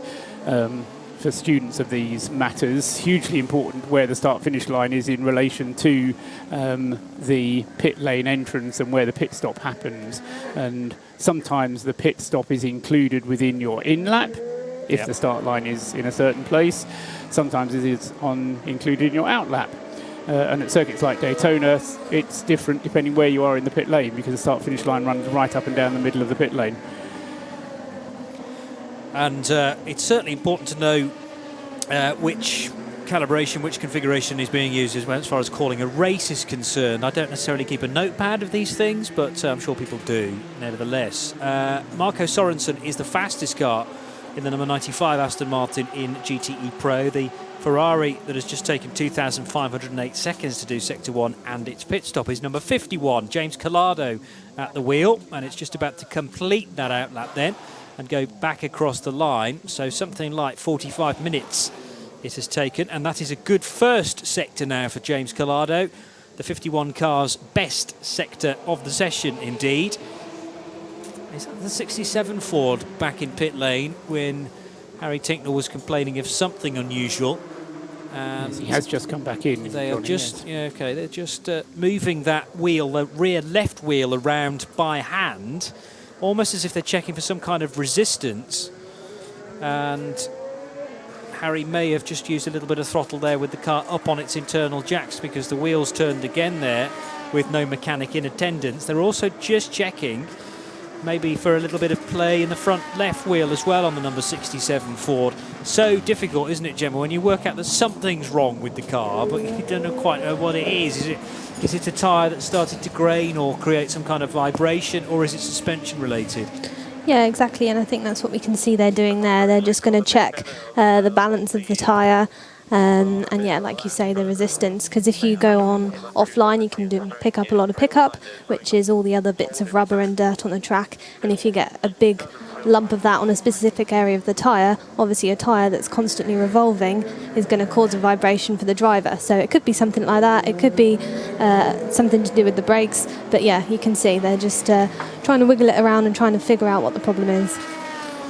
They're carefully balanced, these wheels and tyres, of course, and that is an art in itself, attaching the wheel balances to make sure that they're as even as possible. Meanwhile, much prefer to see a Ford GT at speed. The 66 car heading through the Porsche curves now and taking a reasonable amount of curb on the exit. So, couldn't spot any yellow flags there, almost as if the tyre barrier has already been repaired. And yes, it has. Okay, fine. Yes, that we no longer have on our timing scoring screen an indication that there are yellow flags anywhere around the lap here at Le Mans now. So back to race speed throughout, and already starting to see one or two purple sector times in the GT classes. Is that James Collada going quickly again? Oh, it's Davide Rigon, in fact, in the sister Ferrari from AF Corsa, number 71, having improved that time around. No, he didn't improve, I beg your pardon, but the time was a 3:57.403 to keep that car well and truly up there. He's going quicker on this lap, is what I mean to say, because he has 1/10 and a half faster than the car's previous effort through sector 1. And we also saw a little bit of improvement for Kevin Estre in Porsche number 92, 9,000ths of a second, but it all counts, and that car is 6th fastest, behind Marco Sorensen's Aston in the Pro class, Scott Dixon, who now rejoins the session in Ford number 69, and Ferrari 71 with Davide Rigon at the wheel. Christian Philippon in the damaged number 50 Chevrolet Corvette is out front in the GTE AM class. And a little bit of pit car radio there in the Porsche number 1. So they're still adjusting their car. That is the slowest of 5 factory cars, by the way. Yuichi Konimoto in the number 9 car. Well, the 9 car is fastest. Now Konimoto driving it from Kaz Nakajima's number 8 Toyota and Brendan Hartley in the number 2 Porsche. Mike Conway in the 7 Toyota and Andre Lotterer driving the number 1 Porsche. And that is the order as far as the times are concerned as well. 9 faster than 8, faster than 2. 7 and 1, 4th and 5th fastest in LMP1. And that means that the only driver of the 5 Works LMP1 hybrids cars who hasn't driven yet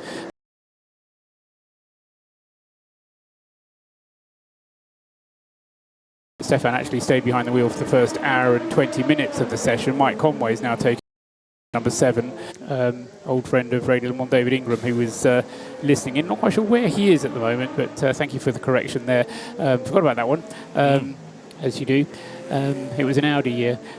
But it was actually a great race, the 2004 race, with the Team Go car beating the 2 Velox Audis, which was one of those.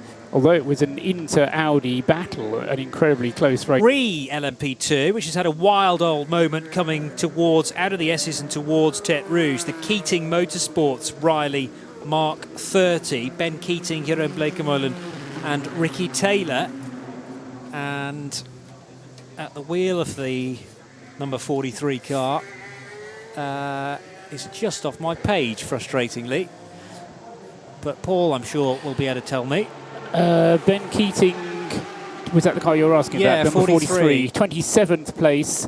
And Who's driving it? It is Ben Keating. Okay, that's what I wondered. Okay, Right. thank you. So Ben having a moment. It could have been an awful lot worse, actually, because he managed to gather it together on what is fairly dry grass. But we've seen over the years cars coming out of Forest S is a bit too hot, running wide, and testing the track limits, yes, but what there isn't there heading up towards Tete Rouge, because the crowd are so close to you to drivers left there, and it's a wonderful place to spectate, but it means that what you don't have is any high-friction tarmac, any runoff, really. There's about a car's width worth of turf on the run on the exit of Forest S's down to Tete Rouge, and several cars over the years have clanged that barrier and done significant damage to steering, wheels and suspension as a result of that.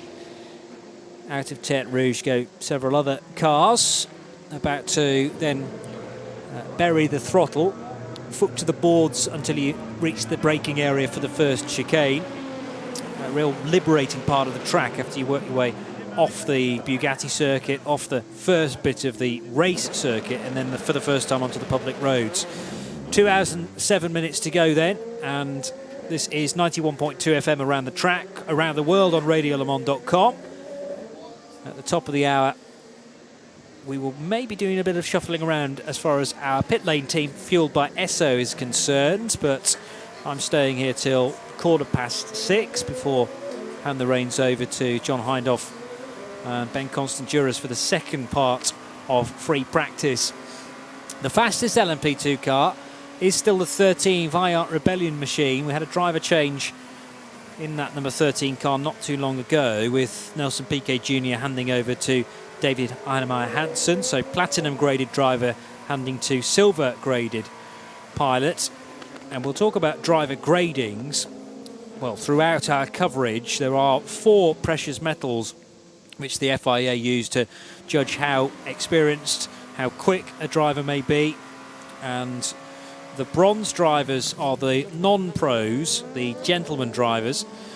To be a silver graded driver, you need to have had some success and prove to be to be of a certain capability as far as a driver is concerned. And then gold and platinum reserved for the super quick drivers, the ones with real success. And platinum drivers, you need to have been in certain championships, I think, Paul, and had to have won certain titles to be registered as a platinum. Yes, there is a summary somewhere on a website which explains the rules for it, and the link is also available. I think the ACO is on the lemans.org website. There is a link to the full list of categorizations.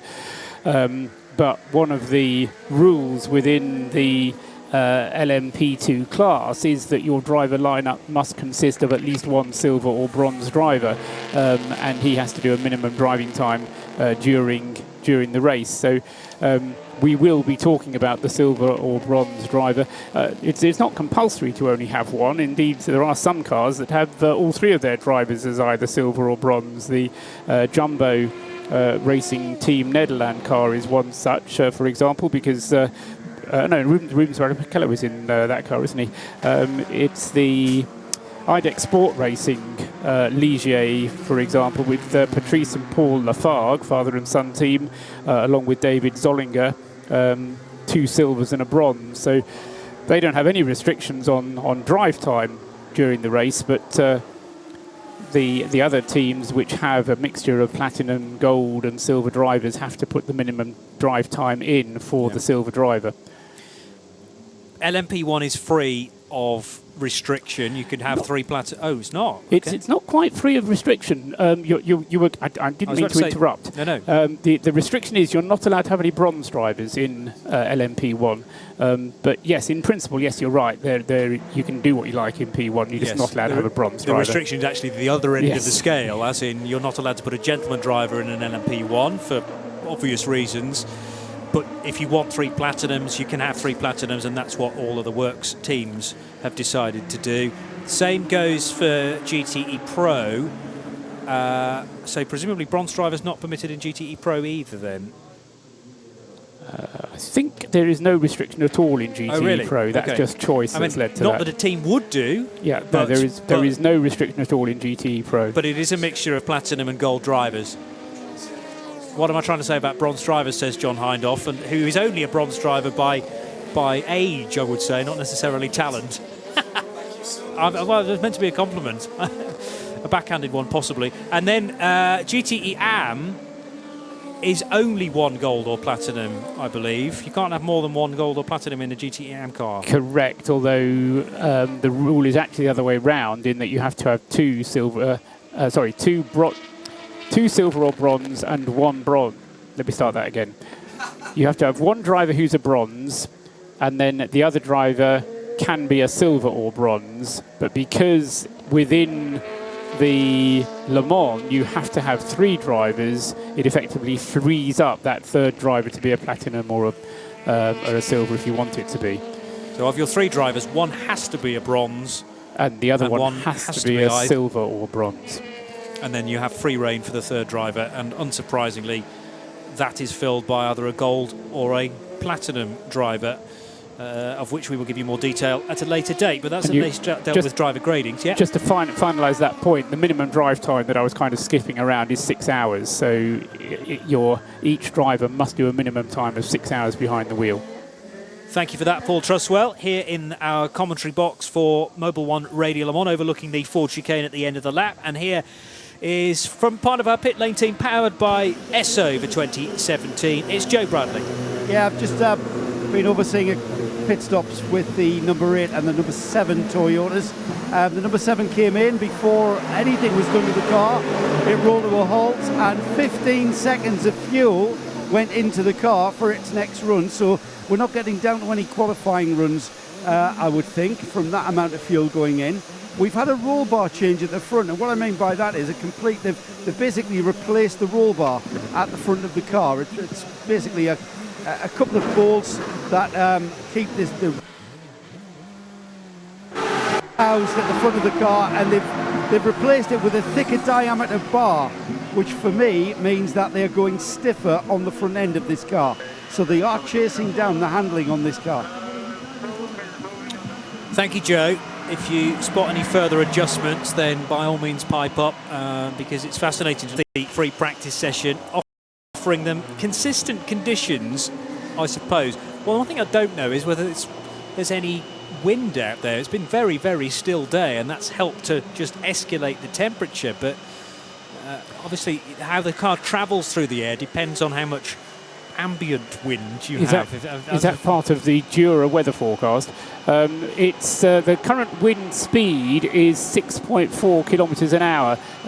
It's variable between still absolutely no wind at all and about 14 kilometres per hour. Very slight over the last 2 hours. So yeah, it's a gentle breeze, I think. And that's another thing that adds to this consistent conditions, because if you have wind, you can either have a tailwind, and that can affect the aerodynamic performance of the car, which again means you can lead you down the wrong path when you're trying to chase performance. So again, consistent temperatures, consistent wind direction and magnitude is ideal for race engineers at this point.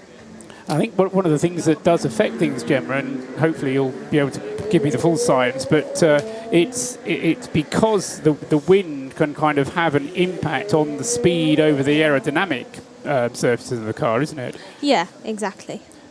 So, if you're going down a circuit, for example, with a big tailwind, you'll suddenly find that you don't have as much grip as you thought you had, so you have to brake a little bit earlier, which is fine, but as long as you remembered, and you don't suddenly find with a tailwind that you didn't have on the previous lap that you're kind of stuck with that. It's a changeable beast, really, a track, I suppose, as far as the tarmac's concerned underneath you, but also the conditions that the cars are running in as well. We've reached 6 o'clock local time, so half distance in free practice here at the 2017 running of the 24 Hours of Le Mans. It's the 85th edition, by the way. 85th edition or 85th year now? I always forget which way round. It's 85th year. Sorry, the 85th edition, isn't it? Because it started in 1923, so it can't be a 5 this year, if you know what I mean. So we are here on Mobil 1 Radio Le Mans, and it's Johnny Palmer, Paul Truswell and Gemma Hatton in the main commentary box. Joe Bradley and Bruce Jones about to step away, I believe, and we're going to have a change of personnel down in our pit lane team, fuelled by Esso for 2017.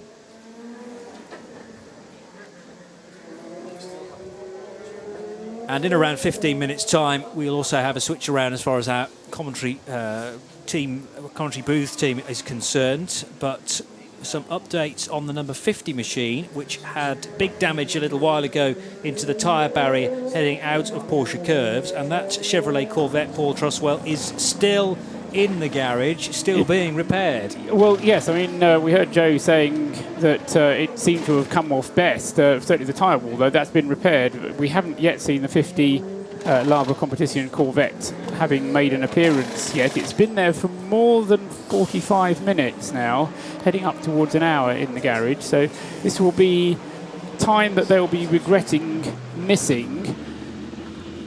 So we'll get an update as and when, but that car still having been in the pits for quite a long time. Number 22 was another car that I was slightly concerned about. I wouldn't say I was concerned, but Ryo Hirakawa has now taken the G-Drive, the Mexican G-Drive car, out of the garage. He was very late on parade, and they are now out and running again. And the other car that was causing me some concern, back in the pits again, although it has been out again, number 21, that car having had a long pit stop of nearly an hour, now having gone back out again.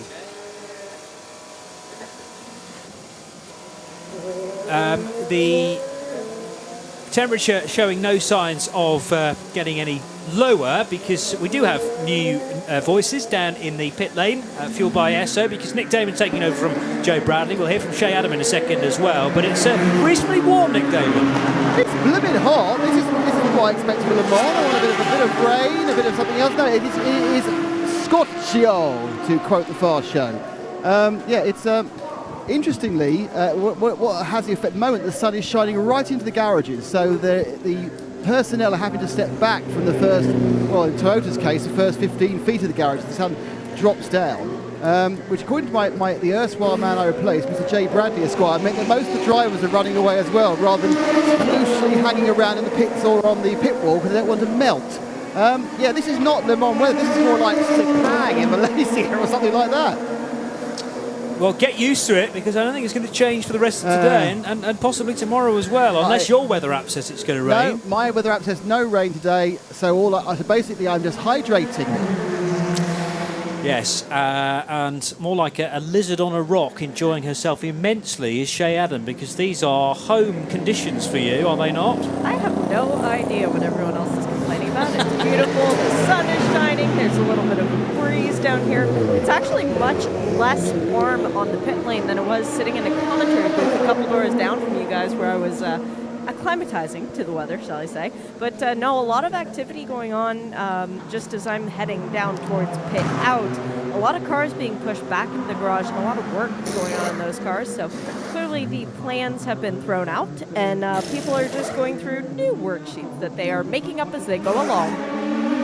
Thank you, Shea, and we're going to go straight back to Nick, actually, the other half for this part of the broadcast of our pit lane team fueled by Esso. He's found Abdulaziz Al Faisal. Abdulaziz, I suppose, not wishing to have too much of a cliche, but this is sort of weather you're used to over there. It feels like home, to be honest. It's a bit hotter now back home, but inside the car it feels almost the same. So yeah, I'm quite happy. I'm used to this weather. I mean, we're used to rain at Le Mans. It's obviously hot. How does this increase in temperature affect the car? Well, definitely it affects the tires more than the car. So it's very difficult to choose which tires and to find the optimum tire that would use. Of course, the more the heat, the less the grip on the tires and the less the performance you can get out of the tires. So it makes driving a bit more difficult. So I think the optimization is to get the right tire temperature and pressures and finding the right tire combination to work with. One of the great things, obviously, is you've got a huge amount of practice and well, qualifying in the next day and a half. I mean, are you actually going to bother with putting a qualifying time in, or is it just going to be about honing the car for the race? Sorry, could you repeat that? Is it just going to be about honing the car for the race, or are you going to actually look at doing some fast qualifying laps? Well, definitely we'll look to put a really fast time, but for us, finding the optimal setup for the race would be much more beneficial, especially that Mike, it's his first year here in Le Mans, so we want him to get really comfortable very quickly in the car. So, you know, the bronze driver has to do 6 hours, so that's a big chunk in the race. and we're trying to find the optimal setup for the race. And then if we can find the fast car, that's a bonus. You've been here a few times before. I mean, does it get easier each year? Now it actually gets harder, I think. The competition just gets more difficult, the cars get faster, and yeah, even you as a driver, you try to push more. So I think every year it gets harder. You get familiarized much quicker, but every year it gets harder in terms of performance, I think. Abdus, thanks very much indeed. Thank you. That's a driver from the number 93 Proton competition car, by the way, sharing with Mike Headland, who he mentioned there. Mike has raced at Le Mans before, but not in the main race. He did the Road to Le Mans race last year, so has experience of the track, doesn't have experience of the 24-hour race. Patrick Long certainly does. So it's Pat Long, Abdulaziz and Mike Headland making the Proton competition trio in car 93. New quick time from Brendan Hartley at the wheel of the number 2 Porsche 919. A 3:22.683 is good enough for third fastest overall, Brendan Hartley then. So trying once again to break into the Porsche domination of the top places. So it's now Toyota's first, second, Porsche third, and Toyota fourth, Porsche fifth. And we've just had notification that the number 49, this is the Bratislava car, the Ligier, which has Konstantin Skalko, Rick Breukers and Miroslav Konopka driving it. And that car stopped out on the circuit just past the Dunlop chicane, as far as I can work out, but it's got going again, and the yellow flags that were out in that area have now been withdrawn again. So the number 49 car was in the hands of Miroslav Konopka, the Slovak driver, and with a Latvian and a Dutch driver. He's one of those teams that contributes greatly to the number of different nationalities of drivers here at... It's a triple word score, isn't it? Something like that. Total number of nationalities here is... No, that's the wrong piece of paper. One thing I can tell you whilst you work out where the right piece of paper is that we're going to be without one Brazilian, because Lucas Di Grassi, it's just been confirmed to me by Graham Goodwin of Daily Sports Car, just been confirmed that Di Grassi is out of the race. Nothing to do with what's happened in this session, but he's carrying an injury to his ankle, now confirmed as a fractured ankle from a football injury, and therefore is going to have to be replaced in the number 51 Ferrari. Michele Rugolo waiting in the wings to take over the 51 Ferrari and join Alessandro Pierguidi and James Collado, but that's another amendment to the entry list. I hate it when that happens. Although having said that, the times when I was amending entry lists up until the race morning have happily long gone. 31 was the answer I was looking for. Different nationalities of drivers in this year's race. Other questions you can add to your pub quiz later. And as I say, it certainly helps with the drivers of the ARC Bratislav car. And as I say, that car having stopped out on the circuit has got going again. And the circuit has gone to fully green conditions. Another 5 or so minutes and we'll have a change of personnel in the main box here at Mobil 1 Radio Le Mans. Yuji Kanemoto still driving the number 9 car. But earlier on, Nicolas Lapierre set the 3:22.049, which remains the fastest lap in this session. That number 9 car has now done 30 laps.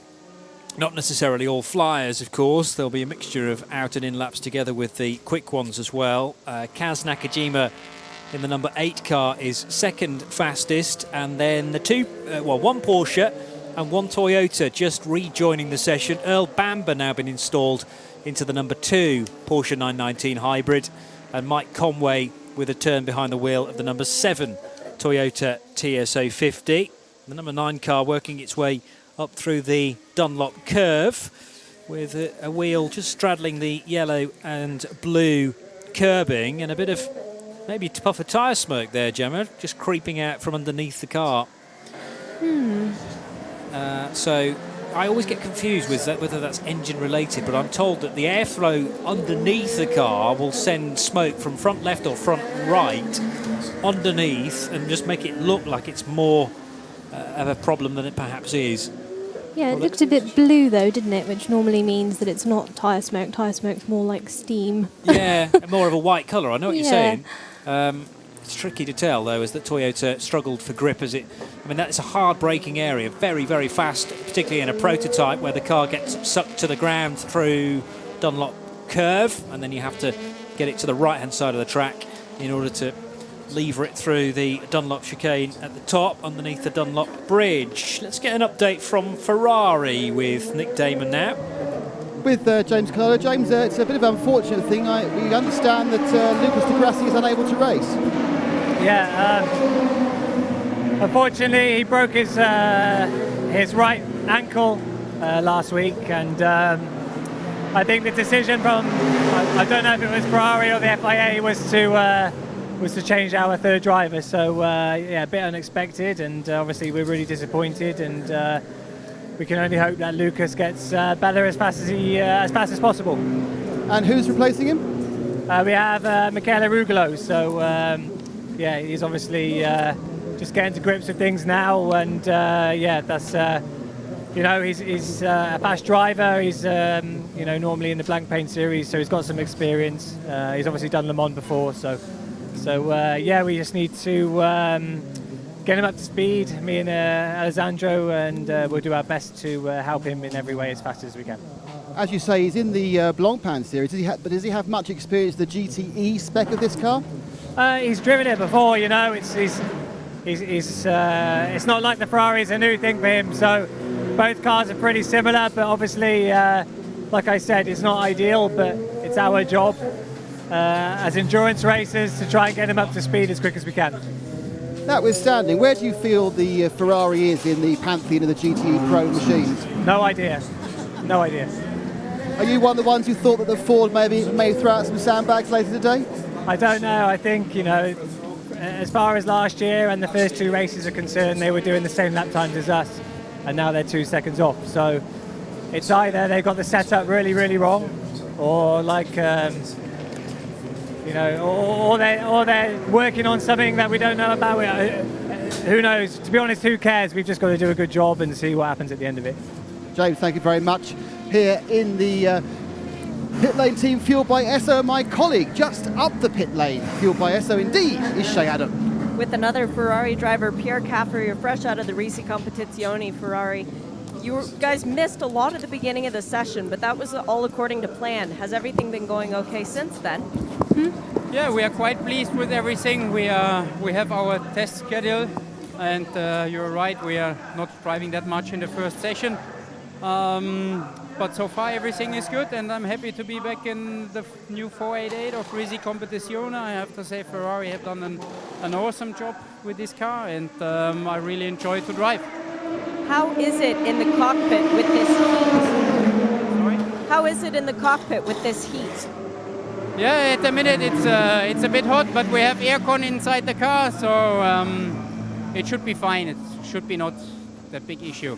So is it worse standing on the pit wall then than it is in the car? I think for a racing driver it's always worse to stay on the pit as in the car. So of course I wish I could drive more right now, but that means I'm looking forward to the race even more, and I think it will be a great race this year. Will you be getting back in before this session ends?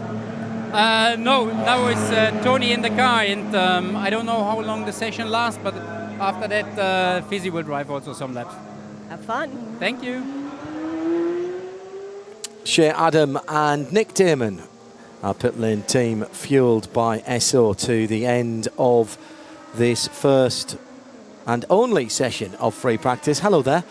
It's Mobil 1 Radio Le Mans, 91.2 FM around the circuit, around the world at radiolemans.com, and in sound and vision as well with our studio cam. Welcome to the broadcaster Ben Constanduris. I'm John Hindorf. Hello Ben, welcome to Radio Le Mans. Hi John, what a pleasure to be part of this team for the first time. It's fantastic. Every year I've been using this to listen and get all my information at Le Mans, whether being a fan in the campsites, like many of you are, or working on various broadcast teams. And this year, I'm giving that information. So I'm not quite sure I get the information from, but we'll work on that as we go through all the sessions. Oh, yeah, Trusses is here. You get it from Trusses. And you complete the father and son. Bob, your dad, worked with us many years ago, and again, more recently. How is your dad, by the way? I know he hasn't been too well. I'm sure that Bob's listening in. We're thinking about you, Bob. How is he? I know he's listening in, and he is doing very well, considering only about a week ago he had a triple heart bypass. An amazing feat of engineering that he kind of fascinates about in motorsport. It's being done on his body as a sort of an engine change, new pipes and fuel. So he's running the new motor in gently, is he? It has to be done, yeah. 8 weeks it takes.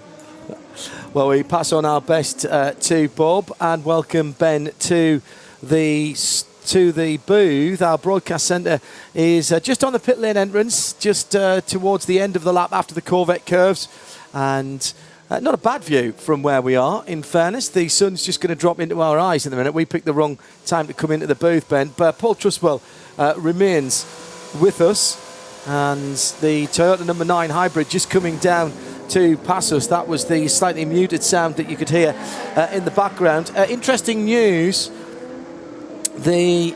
about Luca Di Grassi. No problem with his ankles last weekend in Formula E.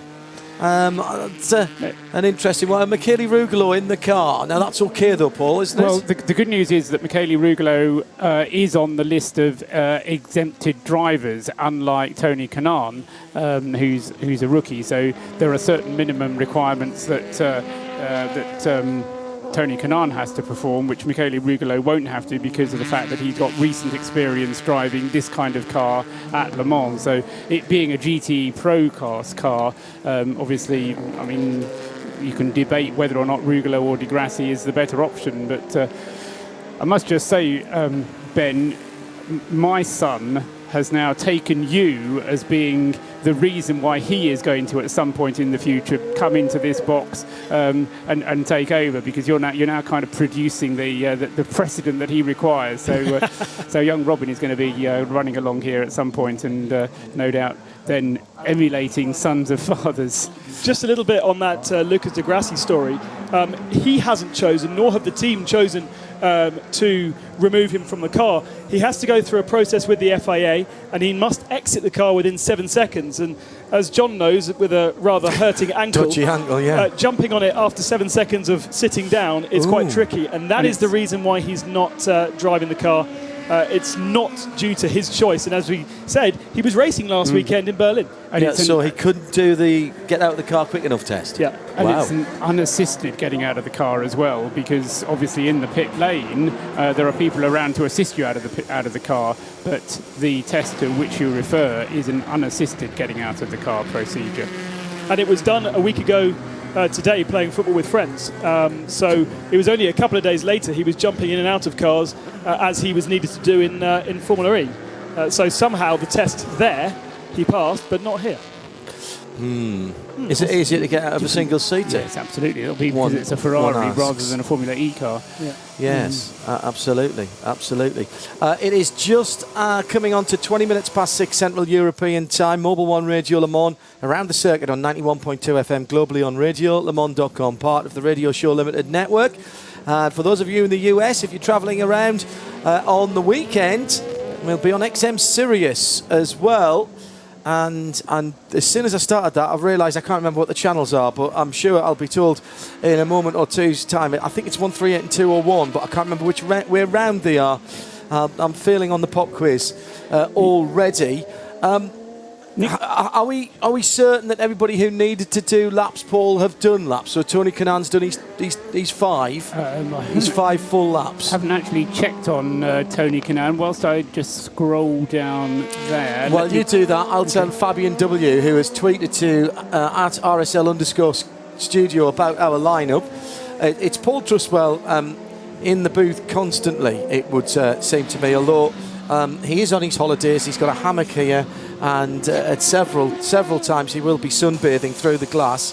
And also in the booth will be Ben and Johnny and me, a variety of guests and an analysis coming from Graham Goodwin, editor of dailysportscar.com. We've got Alex Capardia popping in as well. Our pit lane team fueled by Esso, Nick Damon, Shea Adam, Bruce Jones, Joe Bradley and Owen Mildenhall will be joining us for the weekend as well for the extra swing shifts again. No Jim Roller this year or Paul Dunk. And the reason for that is they've both been married recently, and we pass on our commiserations. Not to each other, both well, hey, I just said they've both been married here. Hey, you know, it's 2017, guys. Let's not make value judgments. We pass on our our commiserations to Betty and to Helen. No, actually, we pass on our best to both of the happy new couples, and therefore otherwise engaged at the moment. Jim at the process of building a new house as well. And Jim, I know you've had a couple of little issues with your health lately. I know you'll be listening in. Best of luck, my friend, and hopefully see you soon. We'll see you at Watkins Glen in Finger Lakes region of New York at the end of this month and the beginning of next. I'll certainly echo that, yes. Tony Kanaan has done a stint of 7 laps, so that's all that he needs to do in terms of qualification. He still has to do night laps, of course.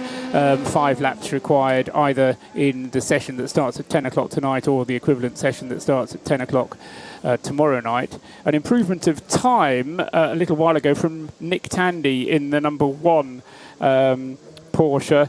Nick Tandy reducing his time from a 3:23, which was his best. He's now done a 3:22.978. Leaves the second of the Porsches 5th fastest, but Nick Tandy then 5th behind the 2 Toyotas, Porsche number 2, and then the Toyota number 7, which is 4th fastest. Fresh out of the 91, if anyone can be fresh, it's Ricard Leeds. Ricard, I last spoke to you at Daytona for the 24 hours, which saw the competition debut of this new version of the 911. How different is the car we see over the way to the car that was running around at Daytona? To be honest, the car is homologated from the beginning. It's the same in Daytona and in Le Mans. We slightly adapt to the rules of the ACO and the FIA and the FIA WLC. So, but basically the car is the same. I mean, we obviously have different tires, and this is maybe the biggest difference to the US spec. However, you've had plenty of miles of testing and learning, and how much have you learned about the car in that time? Oh, we are still learning. I mean, we drove a lot for sure. We tested a lot of endurance tested, and you know, basically we looked at the car survive all day long in distance races. But setup-wise, we are still learning. It's still the first time in Le Mans, and you can only test Le Mans at the Le Mans race weekend, in the Le Mans race weekend at the test day. So everything is still new for us, but for sure we are well prepared from the last year, and we have all the information from the last year with the old car. So we put all into the new car and hope it will be competitive, and we will have a nice 24-hour race fighting against the competition. It's a major change for the 911. You know, you've moved the engine effectively forward, or the axles back, by changing the location of the gearbox. Has it brought the improvement in tyre wear and performance you were hoping, that complete configuration change? Well, the new rules in GT allow you a big diffuser, and to reach the maximum diffuser level and the maximum diffuser size, we had to modify the engine position. Basically, as a driver, you still have understeer, oversteer. If you go to the limit, the car will have a reaction, but it's easier to get a tyre in the working window. So it's just a more linear driving, behaving car for the driver, and this makes the life easier for us. It's an incredibly competitive GTE Pro field. Do you as a team have any idea where you stand compared to other manufacturers yet? Sorry, I say again? Do you have any idea where you stand compared to the other manufacturers? To be honest, it's really difficult. I mean, we had Silverstone and we had Spa, we had some races in America, and it seems that it's okay for us. I mean, Spa was not the best weekend for us, but the Le Mans test day, gave us some confidence back, and I think the car will work well in Le Mans. Ricard, best of luck, thank you. It's Nick Damon down in the pit lane. Still the top time, the number 9 Toyota from the number 1 Porsche. And third place, Kaz Nakajima. Kaz Nakajima will be the guy who's allowed to go and break the lap record in qualifying, is what I've been told from Toyota. Whether that happens tonight or tomorrow night, They might do that tonight. They might actually get that out of the way and then put the race engine in. It's been done that way before. I would think that would be their preferred option, because then that always gives you tomorrow night to do it again if you have to. Correct. Whereas if you leave it till tomorrow night and then something happens tomorrow, there's oil down or you have large amounts of slow zones or all that, just get it out of the way tonight, and then if you have to do it again, you can do tomorrow. Interestingly, on the number 9 car, Nicolas Lapierre, who set the time, is now back in the car. He drove it first of all and then handed the car over to Jose Maria Lopez. He handed it over to Yuji Konomoto. It's now gone back to Lapierre, so we'll see what the times move like there. Yeah, we saw a little change. Nakajima was on a better lap. He's about half a second off the ultimate pace of Lapierre at the moment, and he had better sectors in sector 1 and 2, but through the Ford chicane caught a load of traffic, so his final sector was slower. Tandy went up. Exactly, Tandy's got an improvement, hasn't he? So the Porsche is now second, so Nick Tandy now with a 3 minutes 22.062. He improved first of all with a 3 minutes 22.5 at the beginning of this stint, and now he's done a 3 minutes 2. He did do it going off the track at zone 33 on the right hand side. Now where's zone 33? I know where camera 33 is because I looked at that earlier. That's the nasty little S-bend after the Porsche curve, so it's not the Porsche curve, Corvette curve sort of curve, yes. Right. Well, there is, all of the drivers that I've spoken to who walk the track have said that the extra runoff area is interesting there, but it's just going to mean that everybody uses it. Yes, quite. I mean, it's... it's where the 7 car is now, just coming through those S-bends, and will appear from our left-hand side in a moment. It's got a huge gaggle of traffic coming into the final chicane in front of us. There is the white, red and black machine, which could be a Porsche, but isn't. That's, guys, really, can you do something with that? Can we have someone with some stickers, please, overnight? It is an improvement, though. It was Mike Conway at the wheel of the number 7, and he now goes third. So Mike Conway a 3:22.598. So we've got 3:22.0 for Lapierre, 3:22.06 for Tandy, 3:22.59 for Conway, and then a 3:22.6. And that's not actually it is Kaz Nakajima time, sorry. Anthony Davidson also did a 3:22.6, but Anthony Davidson's was a 3:22.681, Kaz Nakajima a 3:22.607. Now, the advantage of having Ben Constantinos on the team this year is that he is an age of, he hangs out with all these kid drivers and does this social media malarkey. So you can Not give anymore, us... John. You can give... I've backed out of it. Yeah, you can... yes, that's right, but you still hang out with the drivers. But you've just had some rather worrying news from Luca Di Grassi and about his condition. Yeah, so in fact it's a broken fibula that he tweeted just a few moments ago. So that's a bit more than just a fractured ankle or a strained foot or whatever. That's pretty bad and requires surgery. So not only put him out for some time. Oh yeah, exactly. I don't know when the next race would be for him. I think he's got a few weeks, but it's interesting that he raced on that not long ago and now is no longer racing on this weekend. Well, anything that you have in your feet. And there's a myriad of bones and ligaments and tendons in there. And, thank goodness you don't have to heel and toe now in racing cars, because that's the thing that I've found the most difficult with my little ankle injury at the moment, which I'm sure is nowhere near as bad as that, although, of course, being a bloke, I've not had it seen to yet, so I haven't had time. But the strapping is doing wonders, and I am getting around. But trying to put pressure, even road car pressure on a brake and heel and toe on a 3-pedal car, I'm finding difficult. I've got no idea how Scott Dixon and these guys are putting any kind of pressure into the pedals, particularly the brake pedals, with foot or ankle injuries, and chapeau to them all. At at RSL_studio, if you want to get in touch with us. The big screen, if you're watching the studio vision, just to my left is where they're popping up, so you might see your tweet popping up over here if you are watching at the moment. An hour and a half to go, and the number 1, the defending champions in the FIA World Endurance Championship, the Porsche, with Nick Tandy behind the wheel, heading down towards Indianapolis and Arnage through the dappled light, through that super quick right-hander. You just lift before that now, and then you're on the brakes after it. In the unfettered days, you were flat out through there, and then on the brakes just as you got through the apex.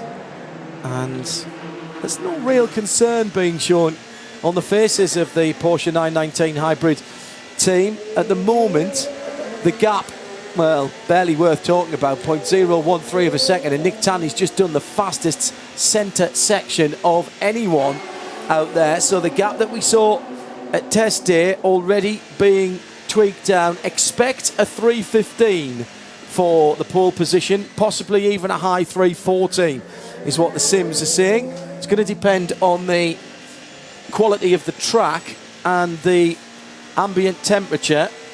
The one thing that batteries don't like, of course, are very, very high temperatures. Well, they may drop down a little later on, Paul. Does that mean, I mean, I've not done any of the simulation of what lap times we might be seeing, but the fast lap that we had in 2015 was a 3 minute 16.8 by Neil Jarney at the wheel of the Porsche. But that then gets quite close to the highest ever average speed lap that's a good in point. qualifying, which is 251.815. Yeah, that was about 248 or 249, wasn't it? That Jarney qualifier. It was close to it. Yes, 249.2. That's right, very good. You see, you know all these things in your head. I don't have them all written down. But interestingly, the track length in 1985, when the absolute record was set, was 13.626 kilometres. It's now 13.629 kilometres, so it's a tiny bit different. But in effect, we can be looking at that time that was set by Hans Stuck in 1985. Listen, if they get over 250 kilometres average speed, that will be a press release. It will be a new qualifying lap record in terms of time. It will be a press release for Toyota. And I think they will go for that. They will go for the fastest lap in the race and a lap record, and they will expect 1, 2, 3. The only way that they want to extend their record at the moment, Toyota have the unwanted record for being second more times than anyone else. 5 times they've been second. And the only way that they want to be 6 times second is if they're 1, 2 and 3. Yes. I mean, the other record which is in grasp is, of course, the overall record distance, which is current on the current configuration would be 397 laps. So that's what we kind of been looking for. We've got a new fastest man on circuit. Both Porsches have been pushing hard the last couple of laps. Nick Tandy went ultimate fastest through Sector 2, but then found traffic. Earl Bamber has done the ultimate fastest in Sector 3. His other 2 sectors were good enough to give us a 3:21.687, so 3.5 tenths faster than Lapierre now. And that means for the first time we've got a Porsche at the top of the list, because Lapierre's Porsche leads Le Mans. No, sorry, I've peaked early. Sorry, take me out. We have had the BMWs out, though. I saw the... we had a safety car period. Yeah, the M cars out. Yes. That was to rebuild the barrier. There may be people listening now, like you, John, who weren't here earlier on. It was to repair the barrier that was hit by the Corvette, the Labra Corvette. Having now been repaired, or not, it's still in the process of being repaired, having been in the pits ever since then, which is getting on for an hour and a half ago. Down here in the Corvette end of pit lane, both cars were just in the garage, but it was not for the same situation. The 63 car was having a spring change. They think that they can get a little more give around the circuit, that it's a bit smoother than they thought it would be initially. The 64 just came in as well. Marcel Fessler jumped out. They put Tommy Milner in the car, and then they got out these new rolling jacks that I've never seen before used in the U.S. Normally, there are 4 jacks per car. This is 2. This one goes all the way across underneath the entire car. So they had those 2, rolled the car back in the garage, plugged it in 2 different places, one that came in the rear of the car and one that came in the passenger side door. But the weird thing is that Tommy Milner has been sitting in a very hot race car. He's not driven it yet today, and he's just sort of hanging out in there right now while they're doing all of this download of information. They didn't have to have him sitting in there this whole time. They've now got a fan on him as well, as the pit wall and the engineers in the garage are talking over what they see. One car choosing to act, one car choosing to act through computers. Just differences down here with Corvette. Any news on the Labra car, Shea? Because I don't think that car's come back out again. It has not. It's actually the next garage up towards pit out. So if I just walk up a little bit, the nose is entirely together and intact, but they have removed the wheel arches from the front on both sides, and there are still 3 mechanics wearing fire suits, one with a Corvette Racing t-shirt on, so a total of 4, who are working in that right rear portion of the car. It's not getting back out for the remainder of this session. They have, let's see, 1, 2, 3, 4 mechanics toward the back of the garage just standing around. So if it was a possibility of going back out within this session, we would have all hands on deck. Thank you, Shea. Shea Adam, part of the pit lane team, fueled by Esso here on Mobil 1 Radio Le Mans, 91.2 FM around the track and around the world on radiolemans.com. The next Formula E race will be the double header in New York, and that clashes with WEC Nürburgring, which is that's the tricky one for. Don't break the seats. You've only just got it. Which is the tricky one for Buemi because they've got Toyota's got first dibs on him. So that sounds as though to me, I'd be very surprised if De Grassi's going to be ready to drive. That's a month away. Yeah. So it's the 16th of July, isn't it? 15th and 16th. There's a few problems with that because it's not just Buemi who's got to drive in WEC and in Formula E. Obviously, De Grassi we thought would have the problem, but hasn't had a full-time seat in WEC this year. But Puchito Lopez, for instance, is another man, and Soundbird, all racing for Works teams in both series. So it's an interesting discussion, and thankfully the FIA have had a meeting recently and discussed that they're going to try not to clash too much in the future. And fantastic that this weekend Le Mans doesn't clash with any other single-seater events. Including, it used to, obviously last year, it was Baku, wasn't it? It was, yes. And again, going back to days of your father, I remember a number of occasions when we've listened to Bob talking to us from Canada, where he would give us a qualifying report over a telephone link from the Montreal press room. Do you remember that classic piece of early Radio Le Mans link up when we were using somebody else's facilities, when we got Derek Bell on the phone for Justin winning the GT2 class, and he was in somebody's booth on the telephone. Justin's here. I saw him earlier on. Derek will be here later this week. He's here today. Is he here today? Yep. Right. That was another one that I remember. But I remember Bob on the phone giving us the updates. Absolutely. That was all good fun. Long before the days of everybody being there, able to listen as they do now, either on XM Sirius or on the internet. So Bob would listen in for a bit, we'd do a rundown, he'd write it all down so he could tell everybody in the F1 press room, and then he'd give us how we got away with that with Bernie. I suppose Bernie did, I don't care. That was quite fun.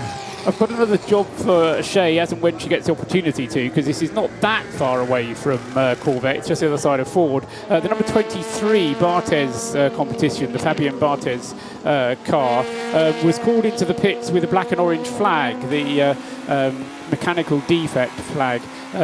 Other than that, I don't know quite why it was brought in, but it is still there in the pit lane. No, it's not. It's just gone out. No, it is still there in the pit lane. Sorry, number 23. So as and when Shea does get the opportunity, then that would be good just to find out what the problem was with that Ligier, to find out why it was called into the pits. As I say, there's still that car still having work done on it.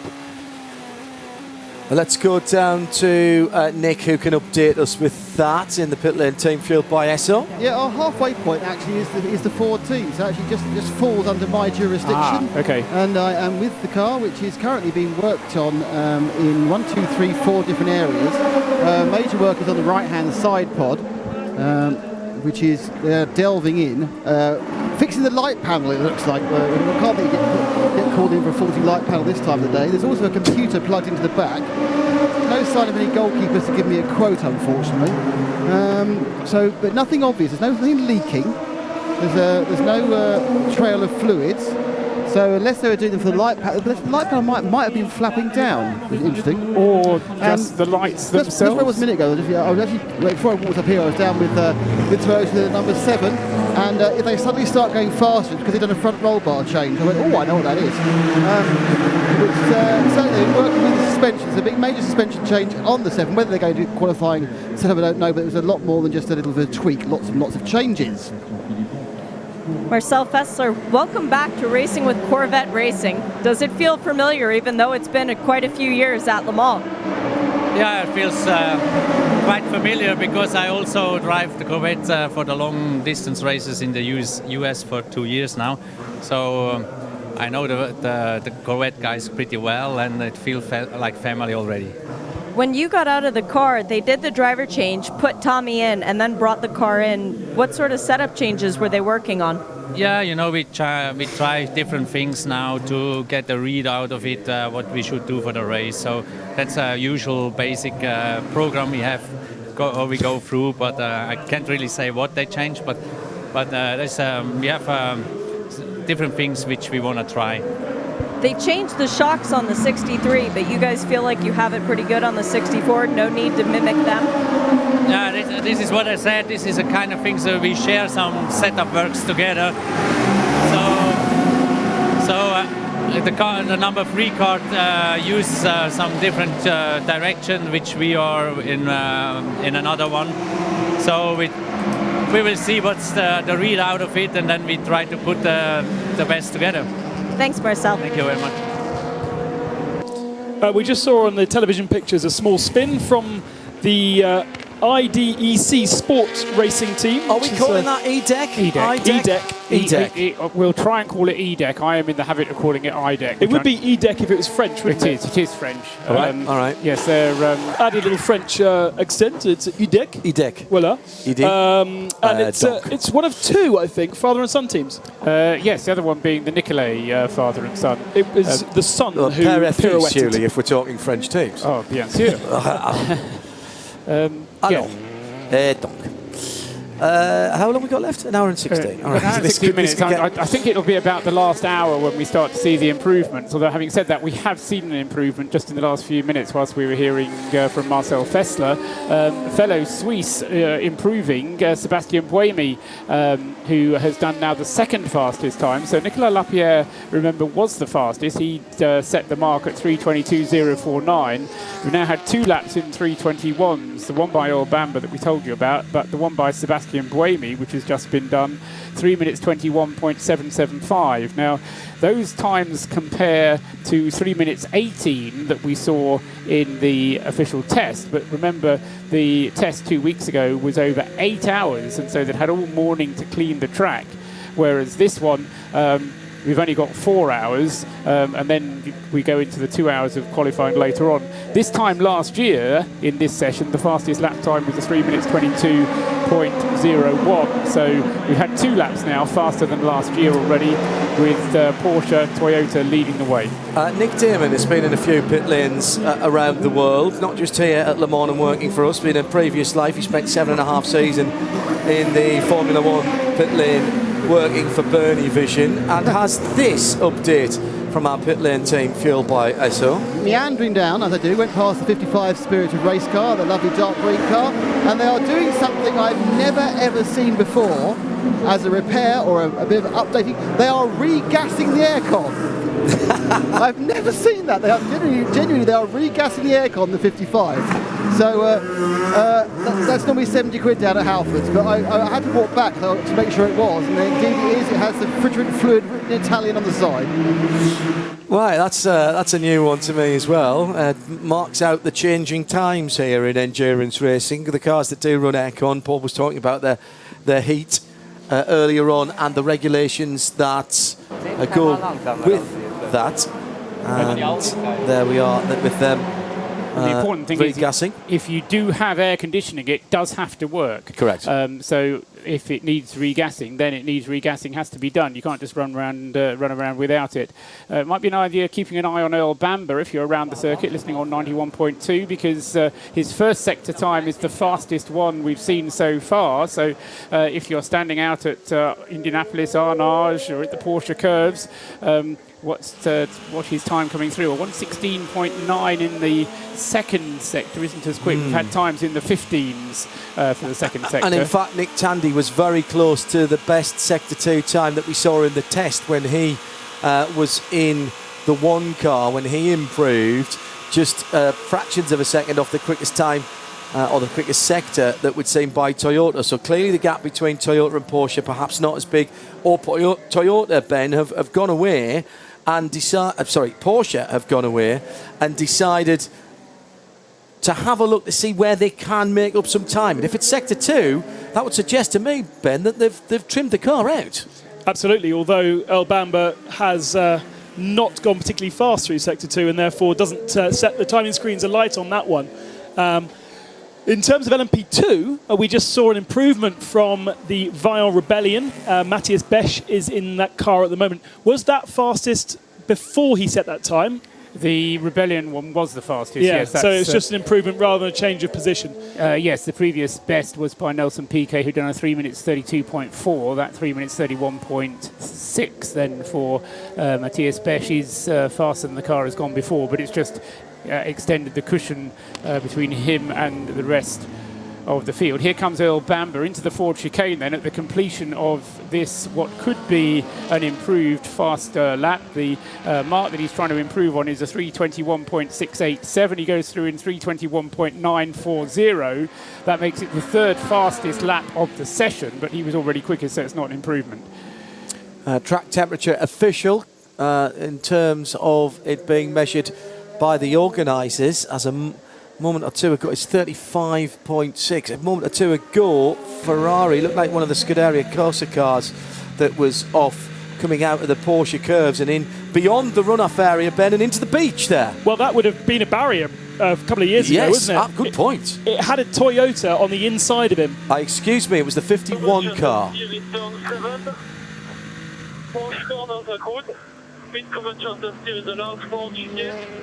I have to say, I've got no idea how the drivers can understand what the hell's being said there, because it just sounds like it's Peanuts, isn't it? It's Charlie Brown. It's the school teacher. That was Sebastian Buemi talking that language. Talking English in the Toyota, talks French in the Renault when he races in Formula E. And just giving an update to his engineers when they come past the pit lane, because it's as clear as it can be when they come past here. Down the back of the circuit, the radio doesn't really work that well, still to this day, with too many trees around. So actually that's good quality for those radios. I need to apologise to Scuderia Corsa, because they all jumped up in the pit lane when I said it might have been one of their cars off. My apologies. The broader stripe on the AF Corsa cars just catching me out there. Ben's eyes are a good 30 years younger than mine, so he spotted it straight away. And it was a Toyota trying to pass down the inside and hadn't completed that pass, so the Ferrari stuck it out around the outside and therefore was offline, ran into the tarmac runoff area before then taking to the beach. And I watched round there a couple of years ago, and that was really just a barrier. I mean, there was a barrier beside the track, and now we've got a big gravel area. And it's one of those bone of contentions with the drivers saying it's taken the challenge perhaps out of the that particular part of the circuit. You're damned if you do or you're damned if you don't, though. If you had 3 or 4 cars going off there and ruining somebody's race, or somebody getting hurt or worse, then everybody's up in arms that it's too dangerous.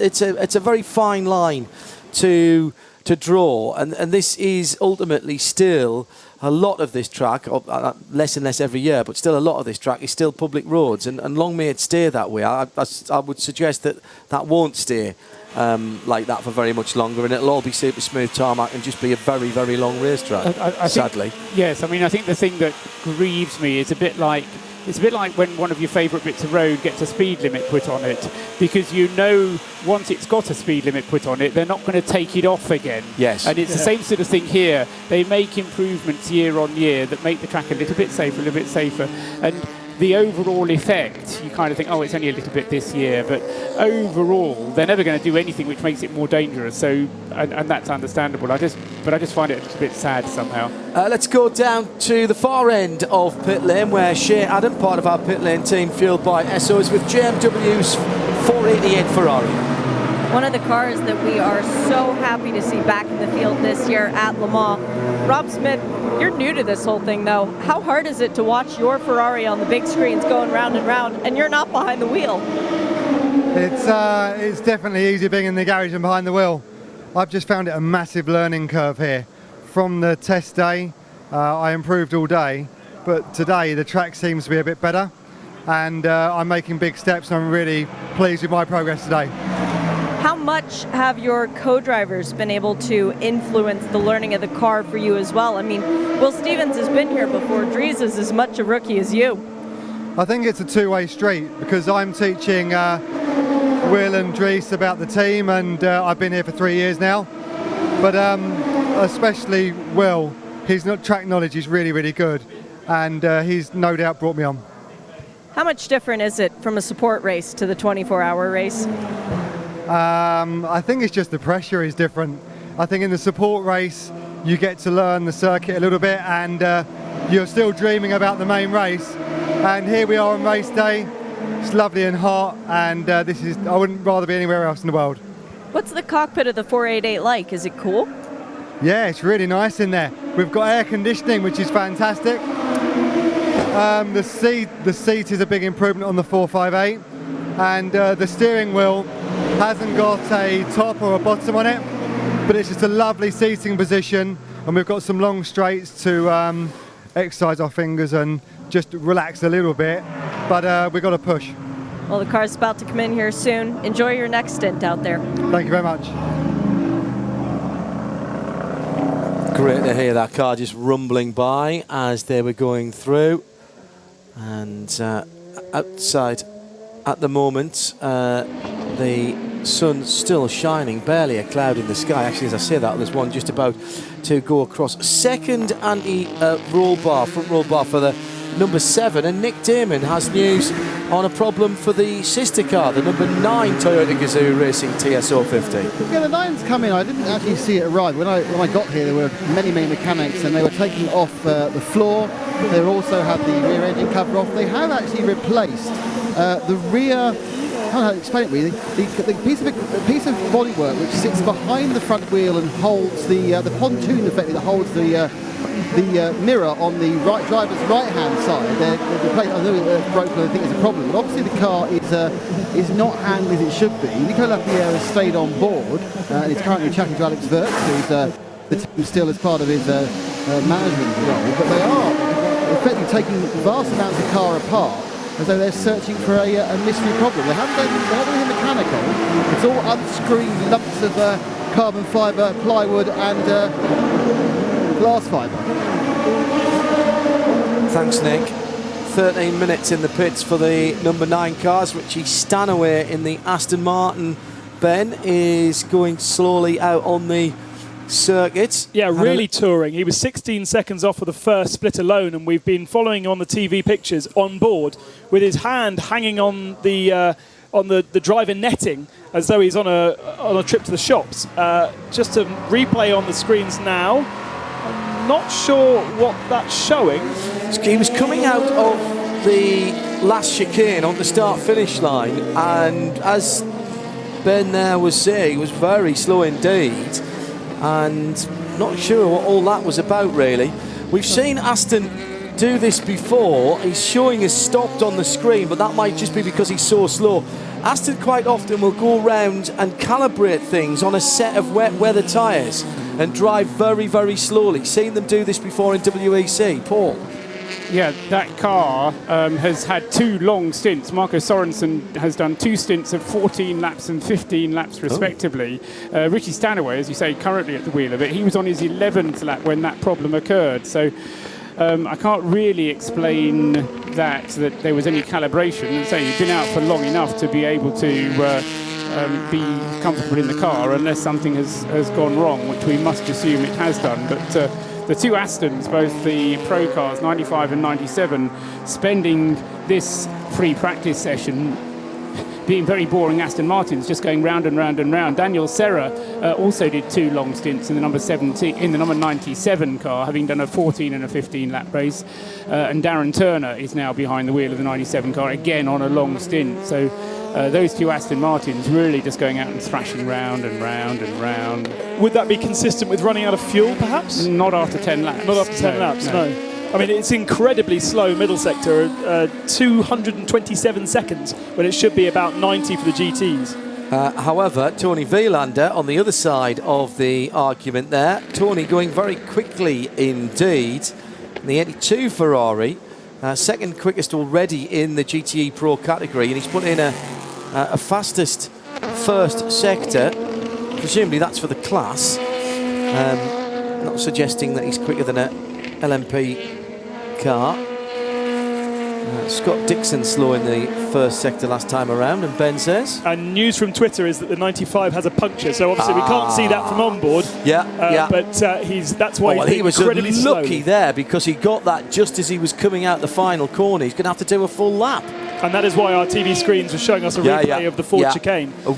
Presumably where it happened too late before he could peel into the pit lane in front of us, although Frank Baylor will tell you that really you can get across the grass, and I'm sure he wished he had done back in the Audi UK days. Sorry, David Ingram, I know you'll be listening to that. Got blocked by a Pernod trying to get into the pits in a year that could have been very successful for that very pretty car. 97 Aston confirmed with a... Oh, 97 Aston with a puncture. No, 95 as well. Well, 97's in the pit lane at the moment. Shea Adam, you've got the car in front of you. Hello, Shea.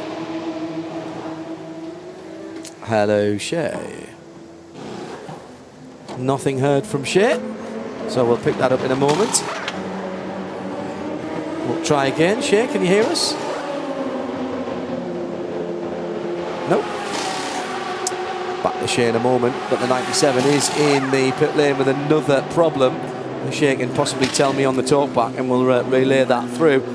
Just an hour and 2 minutes to go. Not a problem for the Aston Martin number 97. They're just doing a change at the moment. And meantime, Ford into the pit box was the number 66 car. Ollie Pla brought that car in. I don't know if the 95 is ground to a halt altogether. We now have a slow zone out on the circuit just after Mulsanne corner. Yeah.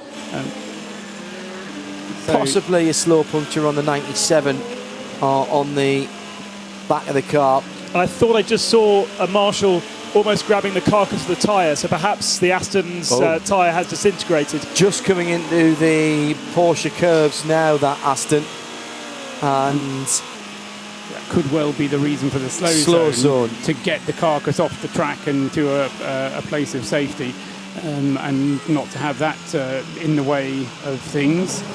Yeah, he's done a good job to get this car back as Stanaway. It looks like it's at the left rear that's just running on the outside sidewall of that particular car. It's going to come in front of us now. The tyre in question's on the wrong side for us to have a look at it. Shea Adam is down in the Aston pit. Stewie Hall told me a while ago that no matter how slow you're going with a puncture, it's never slow enough. But I tell you what, Ben, Stanaway's done a cracking job there. There's not a mark on the bodywork, is there? Yeah, Shea will be able to have a look a little closer, but the left rear bumper looks intact, as does the side of the car, and there's obviously a lot of floor and diffuser around that area, and it looks pretty good, Ede. No, coming in now, he's being waved into the pit lane, and yeah, that is a destroyed Dunlop. Obviously we don't know the cause of that. End of the lap after 10 laps, and that car's going straight back into the pit box. One of the hybrids that we can hear the onboard noise from at the moment in the background. But the 95 cars, that's two of the Astons now both of the works Astons in the pit lane. And if you're around the circuit, take a look at the 82 Ferrari. That's very fast in the middle sector, as is Joey Hand in the 68 Ford. Both GT Pro cars lighting up the timing screens in that particular sector. They're both in the middle sector of the lap at the moment. Verlander, I think, fractionally ahead on track. He's second fastest, but the ultimate fastest pace through the first sector from Joey Hand. So the guys at Aston Martin Racing are going to work, and they want a second opinion on that left rear of the car. 67 Chip Ganassi Racing car going out of the pit lane. Harry Tinknell brought it in. Car 60 now being seen out on circuit, and this is the fastest of the AND car with Hiroki Kato at the wheel, and he's got a front left puncture on that car. So all of a sudden, tyres taking a pounding. Yes, now, is that over curbing? Well, possibly, yes. The slow zone still in place, just about to be removed for the removal of that carcass from the Aston Martin. There's an improvement in LMP2. We weren't particularly worried, but I was shedding some concern that the number 21, the Dragon Speed Orica, hadn't shown up. Well, with about an hour and a quarter, there's now just under an hour of the session remaining, but this is about 10-15 minutes ago, the number 21 car in the hands of Ben Hanley just set the second fastest LMP2 lap of the session, a 3 minutes 32.491. So that car goes second now to the Rebellion number 13, which is quickest in LMP2.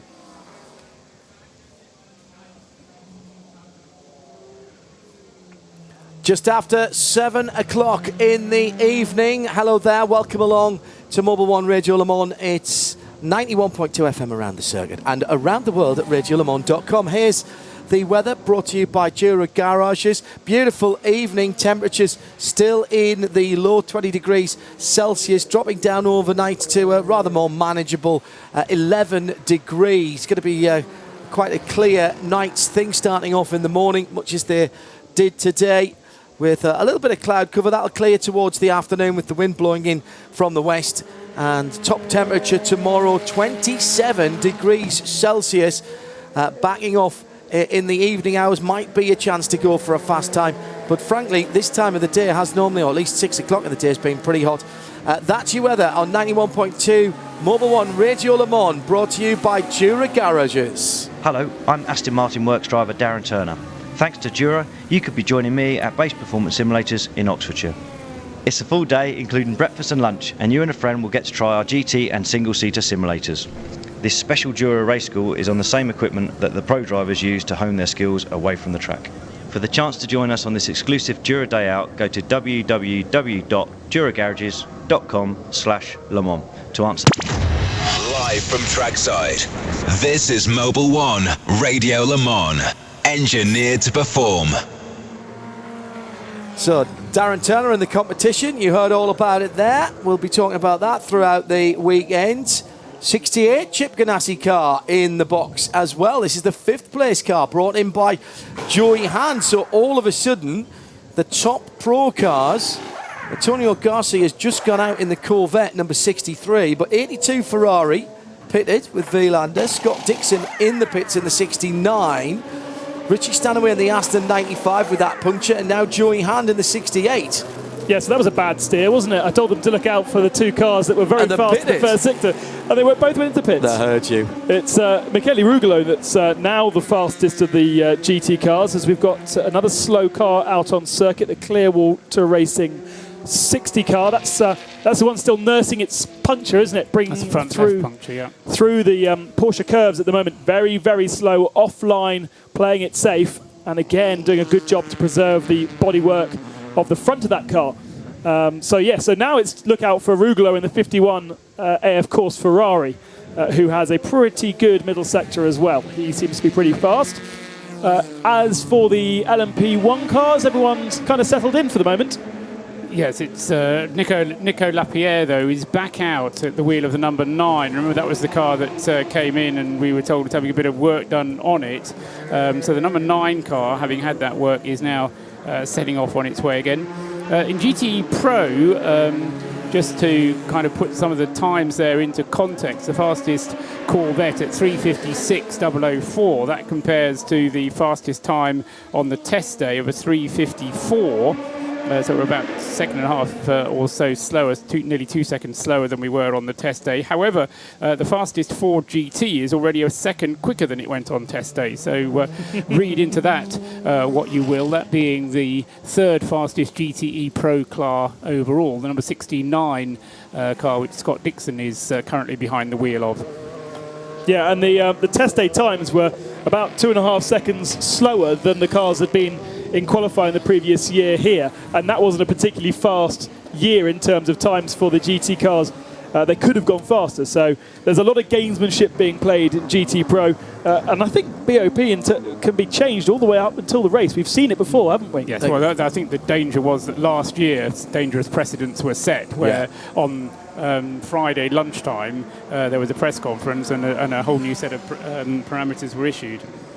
Kato has brought the car, the number 60. This is the chrome car with the left front demolished on that car, and a little bit of damage to the left front splitter as well. Nick Damon is down there. That might have just been dragging on the ground. Do you think he's been off, or is... No, that's a puncture. There's no sign of any offage. There's no... Just look at the splitter at the left front corner. He's broken part of the air intake to the brake ducts. The splitter's absolutely fine. It's the bite out of it is actually an aerodynamic function. It's not a damage. That's a puncture that's gone down. He's done a very good job, much like Stanaway, and he has done no damage whatsoever as far as I can see on the outside. Obviously, there's possibly he's done something to the inner wing.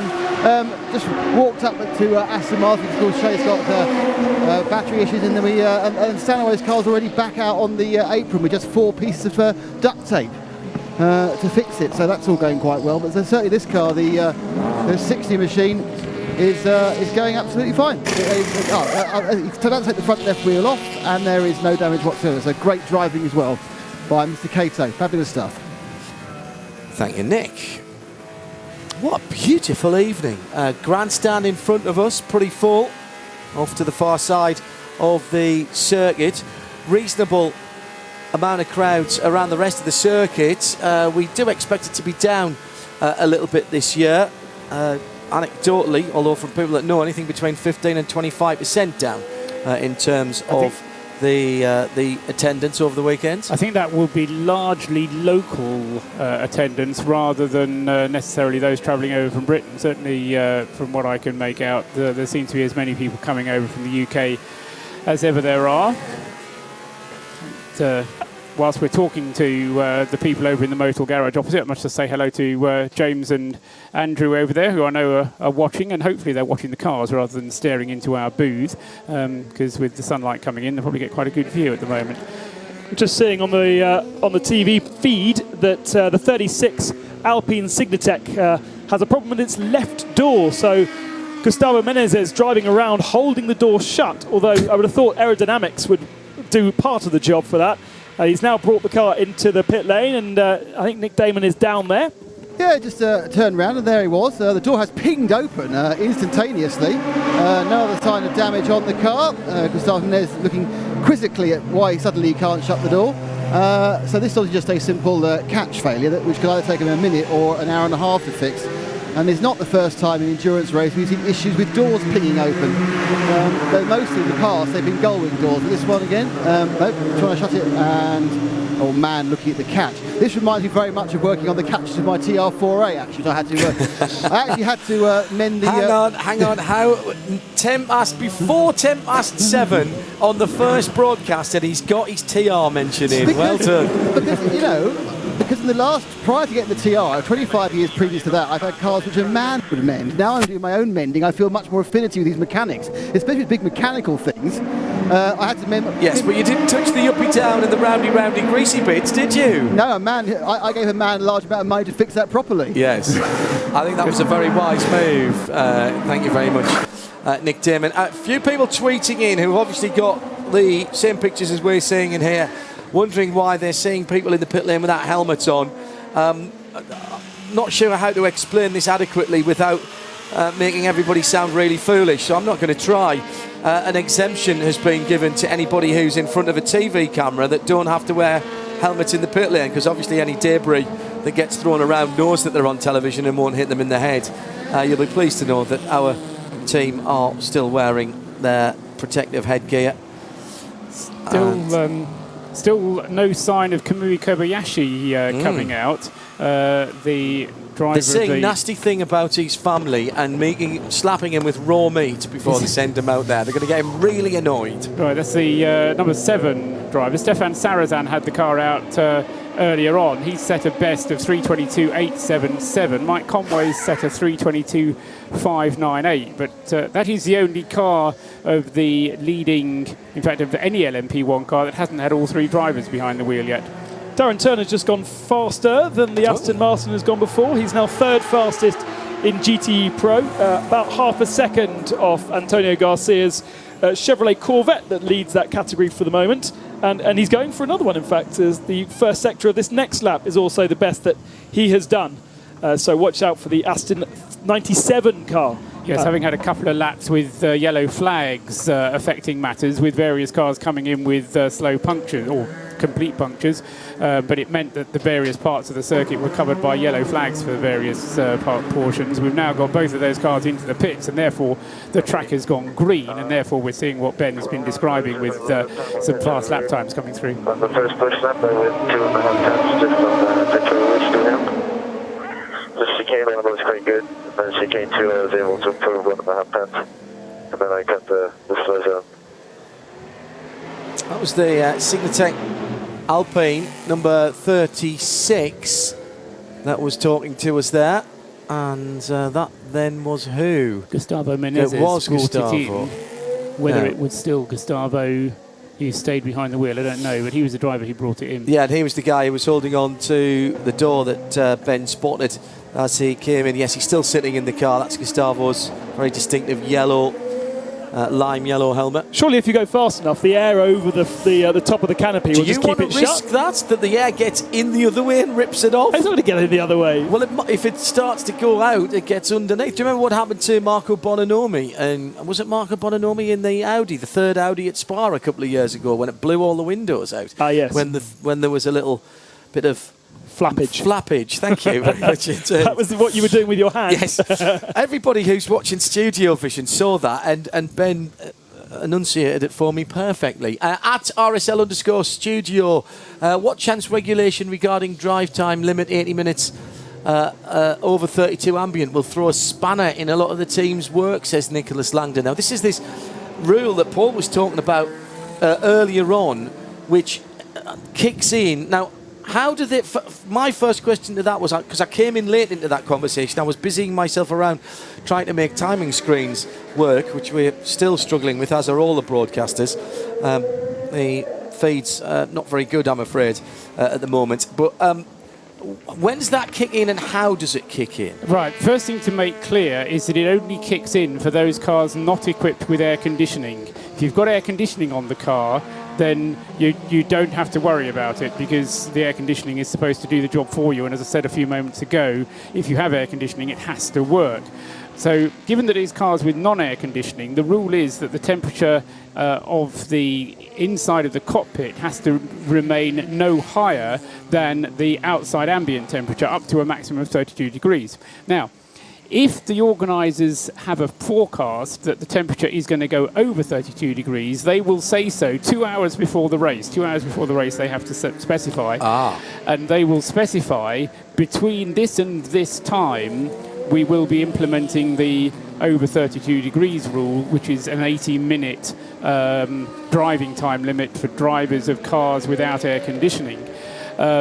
So what may happen, for example, is that at 1 o'clock tomorrow afternoon, we will be told that because it's so warm, they'll be running from, say, 3 o'clock at the start of the race until 10 o'clock at night, and you'll have an 80-minute limit. Or if the forecast for Sunday is very warm, they may say same thing, but it will apply from 11 o'clock in the morning. But there will be a period which is defined as the so-called hot period, and they will do that, it says in the regulations, 2 hours before the start of the race, based on what the forecast temperatures are.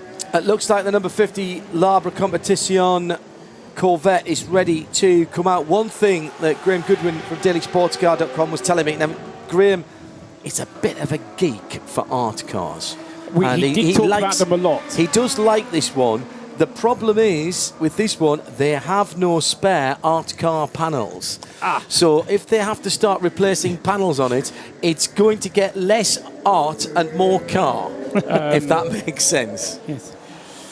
So that just makes it a car. A car. Yeah, never mind. Timing screens. It's going out again after 2 hours in the pits. Yeah. Meanwhile, Ben, on the timing screens. Yeah, Aston Martin fastest now in GT Am and in GT Pro. Oh, yes. So Darren Turner's last lap was a 3:55.299. So now 7/10 faster than Antonio Garcia in the Corvette. And Pedro Lamy is in the Aston Martin, as you'd expect, in GT Am, the 98. He's 4.5 tenths faster. 4.5 tenths faster than the Clearwater Ferrari. Those laps being done just a few moments ago. So the Astons are now deciding to push, having done those long stints that we saw at the start of the session.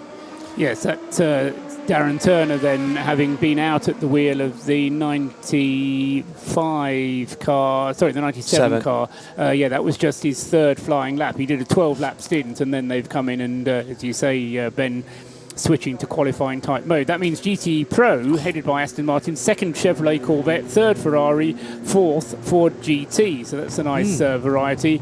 And in GT Am, can we have a Porsche up there? Would be very nice. And then we'd have all 5 manufacturers. Yeah, the Porsche's currently 7th and 8th in GTE Pro. The 5-0 is back out for L'Arbre Competition.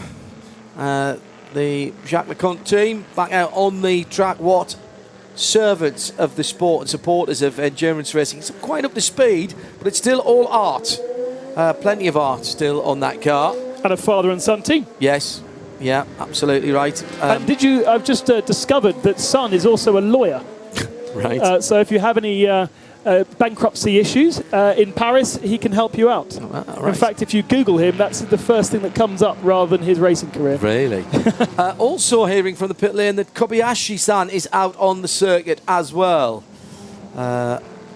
Is, I think, what I just heard. Yes, that's right. Kamui Kobayashi, yes, he is. The 7 car, currently sitting in 5th position. 42 minutes on this session remaining. We'll stay live with it, of course, until the cars have crossed the finishing line.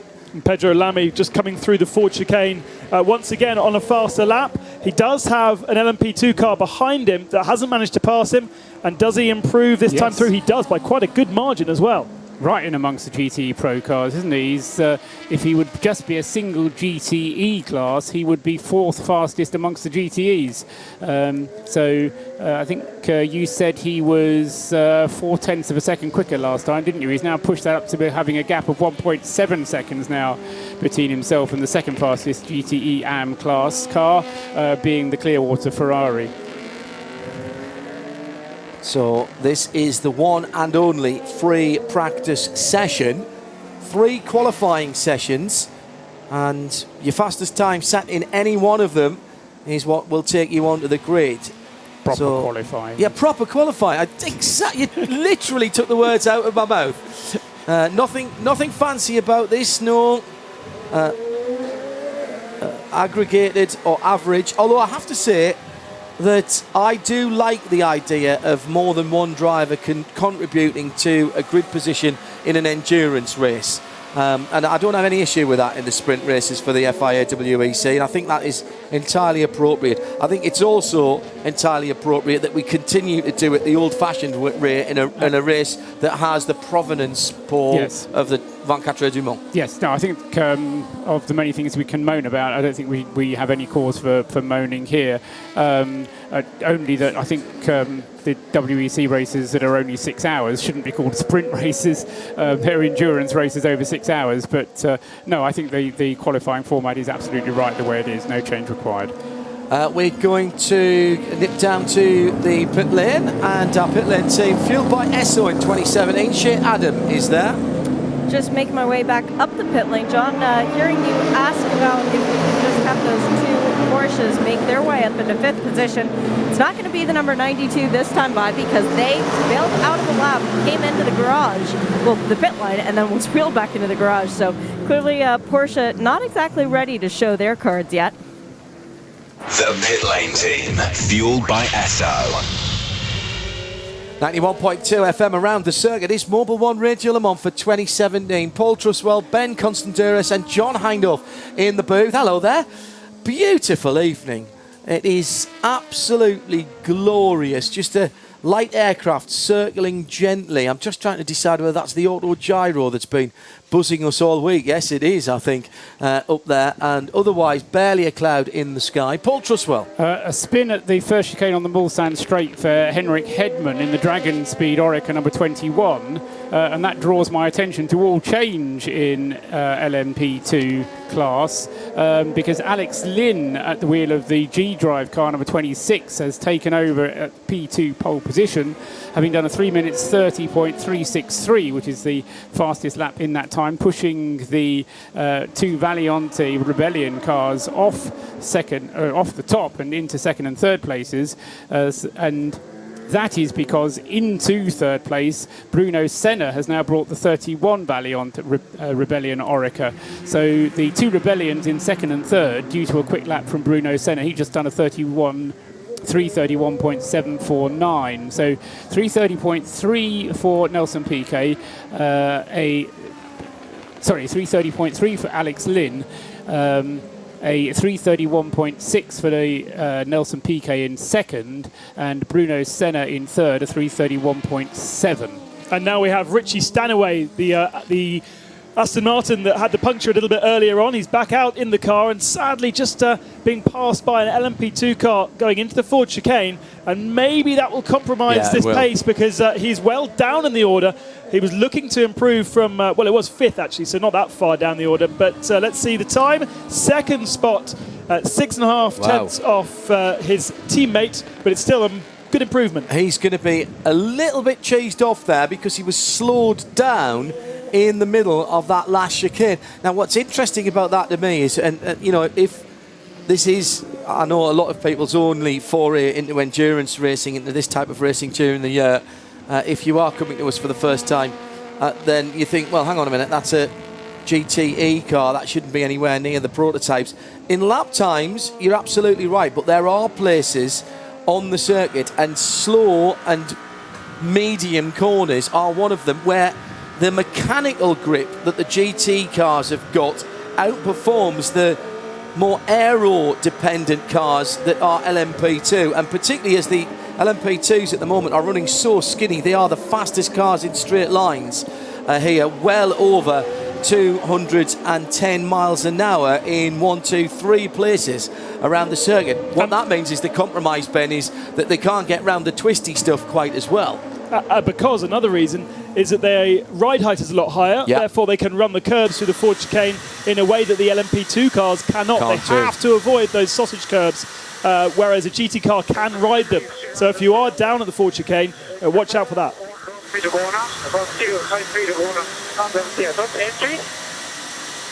That was the 7 car. So that is Kamui Kobayashi, and he's having a decent outlap. He wished this was his fast lap because he's had no traffic at all, but he's really committed through the Porsche curves. No hint of a lift there through the second left and right, and there's no traffic there, and he's all the way over onto the rumble strip, coming out of the Corvette curve and now heading down towards us. We straighten our necks as we look to the light. This is his flying lap, absolutely, Paul. Just looking on the wrong line on the screen. He's had a great run in the last sector with nothing there. Slides the TSO 50 towards the line and crosses the line now and goes to the head of the timings with a 320.966. Now, will he go for another one straight off the back of this? This is a qualifying sim for my money. Absolutely, yeah. I mean, we said that he hadn't been in the car, and you had said already that Nakajima was going to be the qualifier in the other one. Yeah, I think both the Japanese drivers will be given the qualifying duties. Why ever not? So that puts the gap up to 0.7 of a second then ahead of the Porsche, and 0.8 of a second ahead of the next of the Toyotas. So it's now Toyota, Porsche, Toyota, Toyota, the top 4. and he was pushing again onto the second lap, but just as the circuit veers away from the Bugatti circuit and onto Tete Rouge, just caught a little bit of traffic, and therefore his first sector is not the best that car has done, which I think is a legacy from earlier on in the session. Let's see now in terms of traffic how he gets on through the 2 chicanes. If you catch someone in the chicanes going slowly, it's very tricky to pass them cleanly. And our TV pictures switch to the Porsche, who in theory is pushing as well. Oh my goodness me, nearly runs up the back of the prototype ahead of it. Lots of flies and debris on the screen. Now the thing about those Porsches is they accelerate to top speed very, very quickly. When they run out of hybrid boost, they start to slow down. It's not as if they're just accelerating less quickly.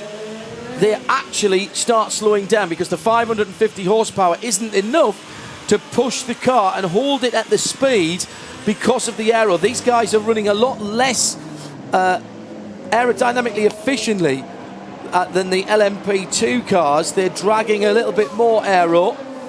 And then, of course, you've got fuel cut as well. And this is one of the things that the LMP2 drivers are very worried about, catching these LMP1 hybrids when perhaps there's a gentleman driver in the car. Looks like we're starting to get to that time where Chuck Dressing would say they were throwing overhand. Let's quickly nip down for a driver assessment. And Nico Lapierre is with Nick Tierman. Nico, first things first, how does it feel to be back in the Toyota family again after those couple of years when all you decided to do was go and win LMP2? Yeah, no, it's great to be back. I mean, this hybrid car is really exciting to drive, especially on this track. You know, it's nice, it's fast, and I'm happy because the car is good this year as well. I have good teammates, so overall we have a chance to do something great here, so I'm very happy to be back. You spent quite a lot of time in the pits about 20 minutes ago. What was the problem? Yeah, Yuji hit floppy the run before, and then we had a problem with the floor, so we had to stop to repair it. What's the plan for the rest of the day? Are you going to use the session later as the one where you go for qualifying? You're going to do qualifying today rather than tomorrow? I don't know yet, but for sure we will do an attempt today just to see how it is. But I'm pretty sure it will be faster tomorrow. But it's important for us to try today at least to get an idea about what lap time we can achieve and what's the balance in qualifying. Then maybe we can adjust this overnight. So we will have a go this night. Nico, thanks very much, mate. Good luck. Oh, I like the way he says floppy. Yeah, Shea Adam down in the pit lane. You might be wondering why we haven't seen very much of the 6th LMP1 car running around. That's the Bicala Sentry. Well, the car's been in the garage for quite some time now, but it's in 2 pieces, 2 kind of important pieces. The chassis is in one location, and a new engine is being prepared and installed on this car, so they will not be resuming during this session. And the crew feels fairly confident it should be out for the first qualifying. That's impressive stuff. Thanks, Shea. Yeah, they did not have a happy Le Mans last year, but they come to this race off the back of their most impressive performance to date with that car at Spa. Yeah, I think their objective is quite clear and quite simple. They just want to finish ahead of all the P2 cars. So I think we'll just see how it pans out. But I mean, they're right. They need to focus on getting the car set up for qualifying. So it's the right thing to do right now. Sam Bird through the final chicane. He's on a best lap for the Ferrari. He's lying 6th at the moment, just under a second down, and this will be an improvement. He goes fastest in the 71 Ferrari, a 3:54.832. Under 4 minutes, comfortably under 4 minutes for all of those Pro cars and for most of the AM cars as well. Now that used to be the big barrier for GT cars. No longer is that the case. This is Viente Rebellion 31.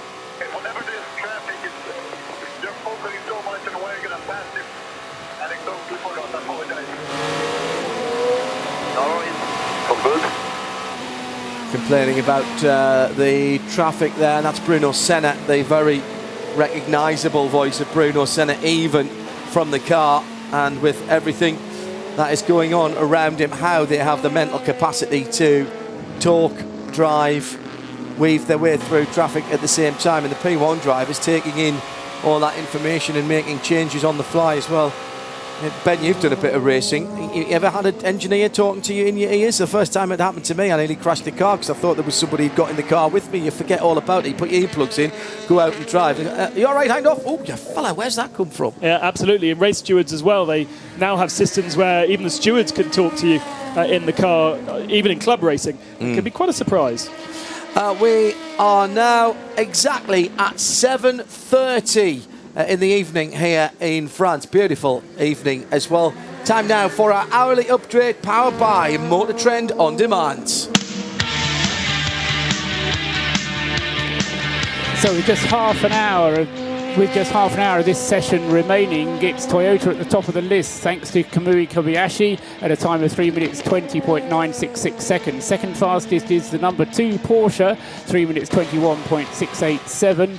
And then third fastest is the number 8 Toyota, 3 minutes 21.775. Fourth is the number 9 Toyota, and that's done a 321.975. And then fifth is the other Porsche 919, number 1. That's done a 322.062. All 5 of those cars faster than last year's time set during this equivalent free practice session. In LMP2, the fastest car there is the G-Drive Racing Orica, number 26. Alex Lynn having done the time of 3 minutes 30.363. Second fastest in P2 is the first of the 2 Rebellion Oricas, 331.666. And then the second Rebellion Orica, 331.749. Fourth fastest is the number 38, the Jota run Jackie Chan Racing Orica, which at the moment is touring into the pit lane under the auspices of Ho Pin Tung. We'll get a report on that after the update. And its time is 3:32.025. Fifth in LMP2 is the other Jackie Chan DC racing car, number 37, David Cheng, currently at the wheel, DC, and he's done a 3:32.286. And then sixth fastest in LMP2, car number 21, the Dragon Speed 10-star Orica, which Henrik Hedman had a quick spin in, but the time done by Ben Handley of 3:32.491. GTE Pro being led from a time just set a few moments before by Sam Bird, number 71 in the AF Corsa Ferrari 488 GTE, a 3 minutes 43.372. 3 minutes 54. 0.832, 3 minutes 54.832, very nearly half a second faster than the number 97 Aston Martin, which has done a 3 minutes 55.299. Third in GTE Pro is the other AF Corsa Ferrari, so Ferrari's first and third, number 51 James Collado, having just done a 3 minutes 55.866. Third fastest. Fourth fastest is the number 95 Aston Martin Richard Sanaway, 3:55.925. Fifth fastest, number 63 Jordan Taylor at the wheel of the GM Corvette, that's done a 3 minutes 56.004. And sixth in GTE Pro is the Risi Competizione Ferrari, number 82, Tony Villander, 3 minutes 56.079.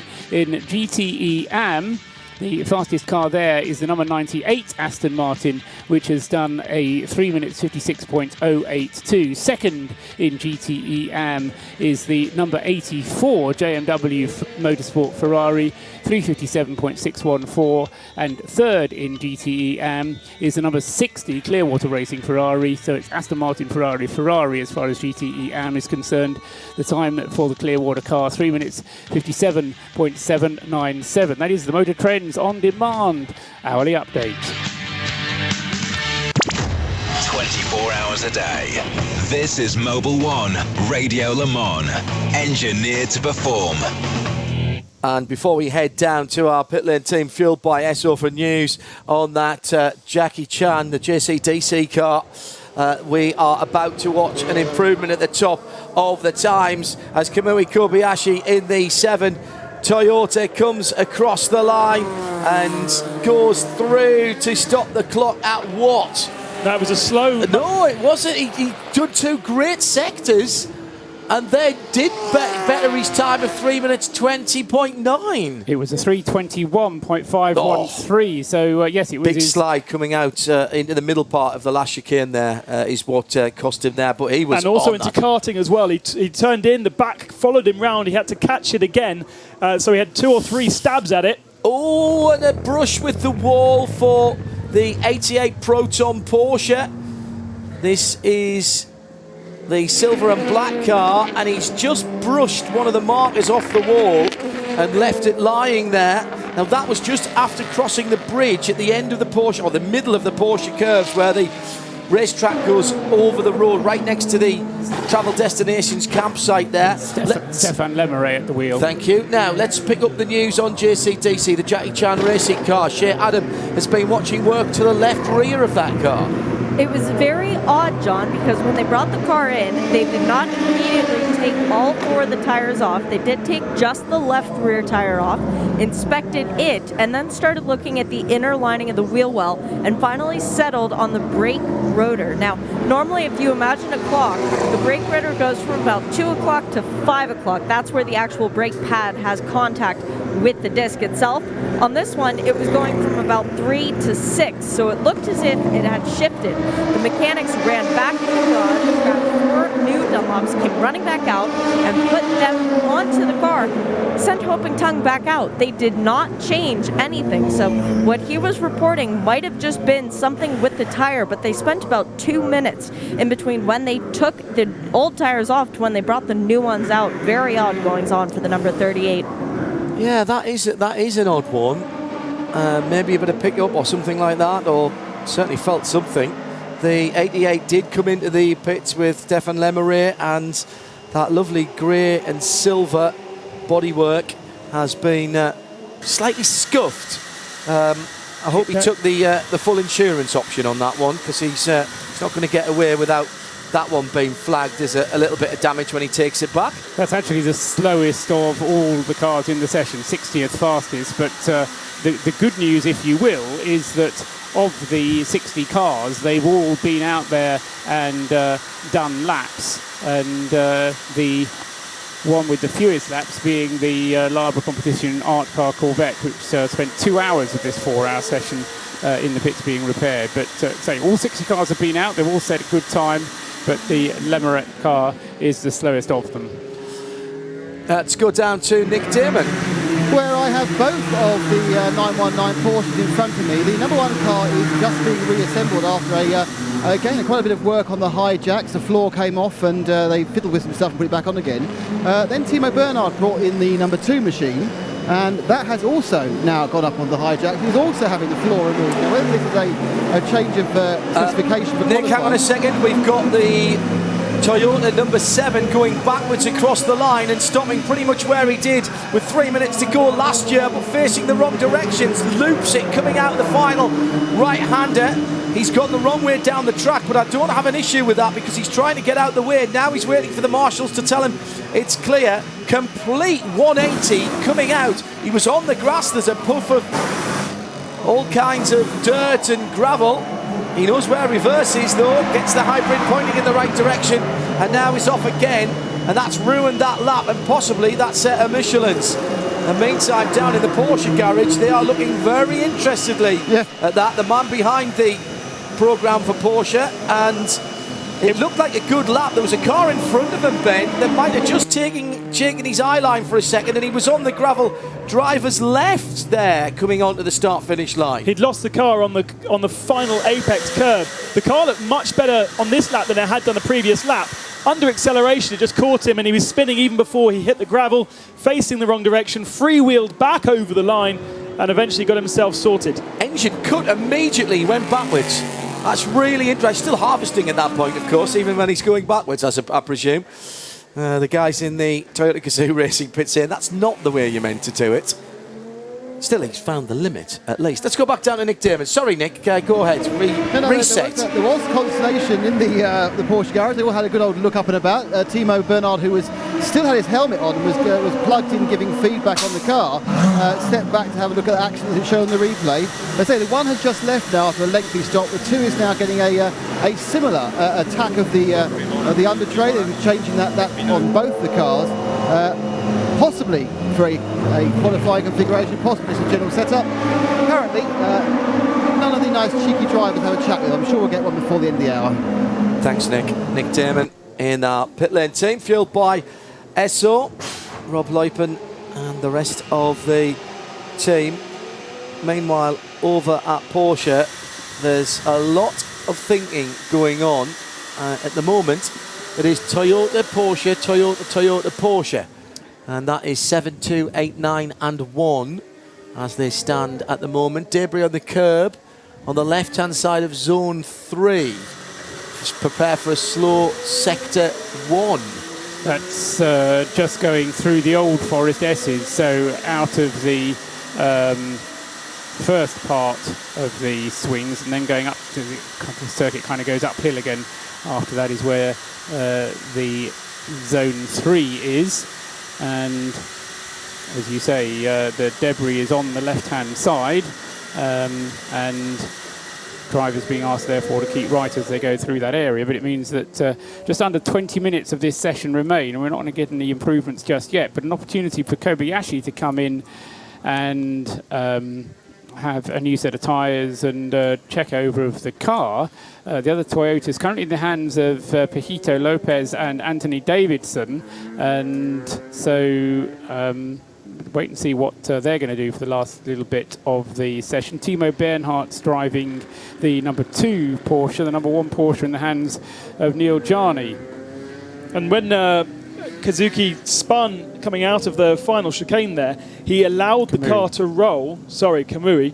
He allowed the car to roll backwards. Therefore, the tyres were not locked, and therefore it maybe didn't flat spot those tyres in a way that, had he kept on the anchors, he would have certainly created a flat spot, and those would have been then completely in the bin. Yeah, I mean, the point I was making earlier on when Gemma was sitting where you are, they are limited to the number of tyres they can use, not only in the race, but during qualifying as well. And that qualifying allocation includes free practice. It's a slightly more generous allocation for the free practice and qualifying. But still, it does mean that you need to use your tyres wisely. Kamui-san. Kamui. Kobayashi? Kamui Kobayashi-san. Apologies to Alan Brown and everyone else. We don't always get a notification when the team radio is coming up, and I haven't got the opportunity to take that out of our mix, so we only know about it when it pops up in our ears. So apologies Is that the for Alan that. Brown? No, Adam Brown. Adam Brown, yeah. sorry. No relation, spelt slightly differently, so apologies for that. I can get rid of it altogether, but that also means we lose the car noise, you see. So it would be like that, and I'm sure you'd rather have it like that. I can hear them through the window, so that's part of the effect. That is part of it, yes. This is Toyota number 7 that you can hear in the background. So this is on the run down to the first chicane, or at least it was. And the pop and crackle is from the 62 Ferrari. That's the black and white Ferrari. The 62 car sitting at the moment down in 7th position.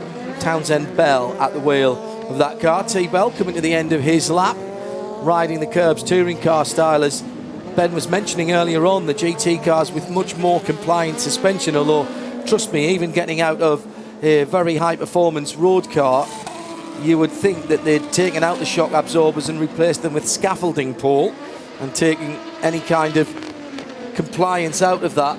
But a completely different beast, over 1,300 kilos, so something in the region of 2,700 pounds. You'd feel those cars move around. Let's go down to the pit lane and Sigmatech Alpine. Romain Dumas, last year's overall winner, is with Nick Damon. Romain, you are the defending champion, but not in LMP1, but do you think you can defend it in LMP2? Yeah, that's a target, we can say like that. Very tough competition, a lot of cars, 25 cars in the class, but I think really 10 very good cars. So I think it will be a big fight, but so far it's running okay, we will see. Driving a normally aspirated, normal car with a normal engine, does that make it a lot easier than they haven't got to worry about the hybrid stuff? let's say we are back to the basic driving a little bit different, but yeah, you have to adapt a little bit. For sure, it's not pushing in terms of speed, exit of the corner like with the hybrid power. That's clear, but yeah, it's more, let's say, pure driving. You push as you can, as much you want, and you see at the end the lap time. Is it more fun? Let's say it's different. But seriously, you had a very good test here. The team had a very good test. I mean, you say that there are 10 cars you think in contention. Are they all Orecas or Alpine Orecas? That's the only people you can see winning? Well, I think the Oreca chassis is very strong for sure. And but you know, at the end of the day, this category is really you have to have the silver driver with you. So first of all, it's depending a lot on your silver driver. Plus, on top of that, I think for all this team, you know, it's the first year with very fast car, and they have to adapt also in terms of technique and so on, because now they have to set up a car who go very fast. You know, when you are around 330 here in Le Mans, it's a pole position of 10 years ago with an LMP1. So yeah, it's I think a tough challenge for everybody, but very nice for the race and for the show. Great weather. Will we see you doing your qualifying runs this evening, or are you going to save them till tomorrow? Well, so far we didn't use any set, compare a lot of teams, so for sure we'll put one today and one tomorrow. Thanks a lot, man. Thanks. Patrolling the pits, the pit lane team, fueled by Esso. Paul Truswell, Ben Constanturis and John Hyde. I haven't called you Bob yet. No, not it yet. will happen. It will happen. You know it will. Probably about 4 o'clock in the morning when we're doing a handover, and my brain has gone to sleep long before that. I think this has been a sparkling session, and with 13 and a half minutes to go, everybody's going to go, I can't believe he's about to say this. But, I mean, we haven't had interruptions from red flags. We've had the teams out there. People have got good data, I would say, Paul. Yes, I mean, there's been safety slow zones. There's been a safety car. We've got another yellow just been reported now at Mulsanne corner. But it's not a bus off there again, is it? Just picking up what Romain Dumas was saying there, and having the opportunity to look at the lap times. Gustavo Menezes' lap time of 3 minutes 36.878. Roman's was a 3 minutes 35.204. But Matt Rao, who is the silver driver in that number 36 car, his lap time a 3 minutes 36.9. So if he's only a tenth off what Gustavo Menezes is doing, okay, that's their fastest lap. But it does show how well matched the three drivers of the Signatech Alpine 36 are. And the reason for the yellow flag, Ben, is that we've got the Villorba Corsa LMP2 car off the 47 circuit. That is the 47 car, yes, Paul. Yeah, and I think the caption at least said it was Roberto Lacorte in the That in is the car. what it says on the timing screen, and that is off at the exit of Mulsanne corner, I believe. Yes. He's just gone straight on and lost his brakes. 97 Aston reported as having no brake lights at the moment. So when I said we haven't got a bus off there again, that's exactly where the bus was earlier on this week, trying to make a U-turn, went into the gravel and got stuck about 8 feet off the edge of the road. But he hasn't really hit the tyre stack. I don't know. That's a good point, Ben. I don't think he has. The gravel has just about done its job, just been passed by the number 68 Chip Ganassi racing car with Tony Kanaan on board. That's the one with the red LEDs. Nasty moment a moment or two ago as well for the 36 Signatech Alpine that had a bit of a wobble coming through the final corner and did not make the last turn. That's Menezes. Yeah, Gustavo's having a busy time of it out there, having to hold the door down and then bailing out of that last corner. Richard Westbrook has just come into the pit lane, the 69 Ganassi car. That is a slow zone at Mulsanne corner, so it's not just yellow flags, it is a slow there's zone. There's a snatch tractor out there. So that is why. Trying to get the guys to slow down. Had a very interesting conversation with the driver who I won't name at the Spark Classic a couple of 3 weeks ago, a bit more than that now, who I have a huge amount of respect for, who was talking about virtual safety cars, slow zones, and what the LMP drivers thought of them, which seemed to be not very much. And when I sort of raised an eyebrow and said, well, you know, I like Code 60 virtual safety cars because you get back to racing quicker. And, you know, is there a perfect way? And he said, yes, there is a perfect way, or at least there's a better way. You could actually get drivers to respectable wave yellows. And I was quite shocked, but in a good way, that he said that. Very influential as well, that driver. And they have a very, very big bearing on the shorter races, that's for sure, the 6 hours. If you get stuck, an LMP1 guy behind an LMP2 car that's not maximising that slow zone, then you end up really losing a lot of time. And because it's a slow zone and it's a yellow flag, you can't pass. So it's compromised. And we saw in WEC, especially last year, minutes and minutes lost by drivers in certain slow zones. And what can also happen with the slow zone is that you get one car that goes through before the slow zone is implemented, and then the next car comes through after the slow zone is implemented. And of course, so he then gets the delay, and the slow zone has gone by the time it goes around the next time around. Now, I know that Eduardo is aware of that, and so he tries to ensure that the time of any slow zone is around about 4 minutes or is multiples of 4 minutes for that very reason. So we tend to get less so during this, but during the race, we tend to get slow zones which tend to last 4 minutes or 8 minutes for that very reason.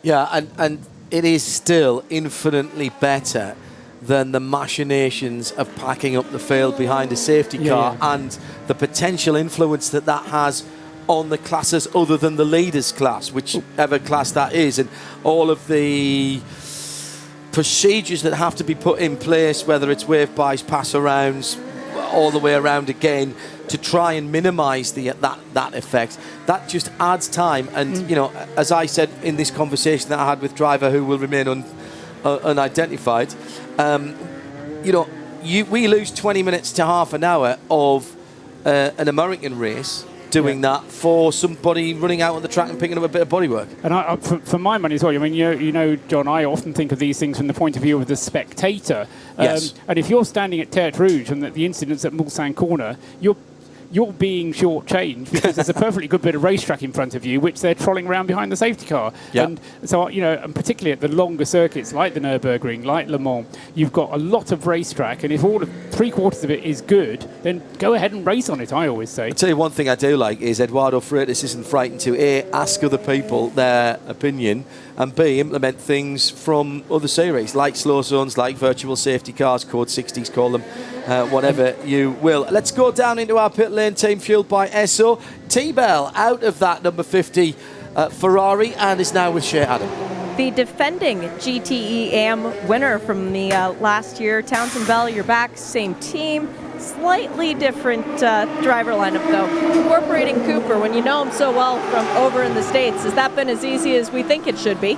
Well, we certainly don't have a hard time having a good time because we've hung out with Cooper for years. We were on the same team at Alex Job in different cars, but the same team. And I love having Cooper's enthusiasm. You know, he learns every time he's out. He works hard to improve. He's very smooth, doesn't make many mistakes, and it's fun to push him to find his limit. He's doing a great job today, so really happy to have him part of the group. You've got 16 cars in this class that you're going to have to, well, 15 that you're going to have to beat. This is the biggest competition coming from the garage next to you. Yeah, I mean, reigning champions in IMSA with Christina and Balzan. Brett Curtis is coming over, so it's a lot of fun. For me, it's a big advantage because we've got an extra set of data to look at and feedback on the car. Right now, our Ferrari's running great. It feels terrific out there. It just keeps begging you for more, and you want to find out where the limit is. So we're working our way up to it. We've gone back to green, as you can hear in the background, and Townsend's just jumped out of the number 62. How's the car feeling? You know, it's great. There's a couple different compounds available to us with our partners at Michelin, so we've been testing those. Those offer a very different feel. So getting our arms around the handling with the tires, also trying to understand what happens in these hot temperatures if we see those on race day. The great thing is that the Ferrari out of the box, ready to go. You know, didn't require any tweaking to the setup. It's fast right away. It's a great balance, and sure looks good going down the straightaway.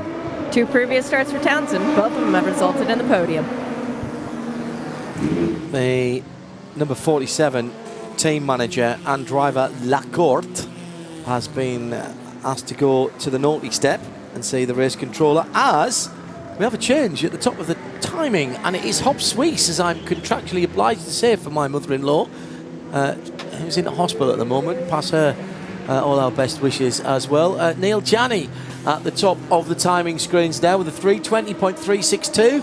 The hybrid cars steadfastly refusing to go below 3 minutes 20 at the moment. Well, this time last year, 3:22 was the best they could manage. So, and bear in mind when they were here for the test day, A, it wasn't as warm, so that would have been better for them, and B, they'd been running for 8 hours rather than 4 by the time they'd finished. So I think these are good times. What's interesting is that there's not much to choose between Porsche and Toyota. 3:20.3 compared to 3:20.9, and at the moment, 2 out of the top 3 cars are Porsches. Now, you did say, John, Timo. I think Timo's going to improve as he comes across the line. No, he doesn't. 3:22.380. Sorry, Paul, go ahead. Yeah, no, I mean, this is the sort of time when we would expect to see them improving. The track fully green all the way around. Lots of cars coming into the pits. Their programme for the evening complete. A Ford GT in front of us going the wrong way.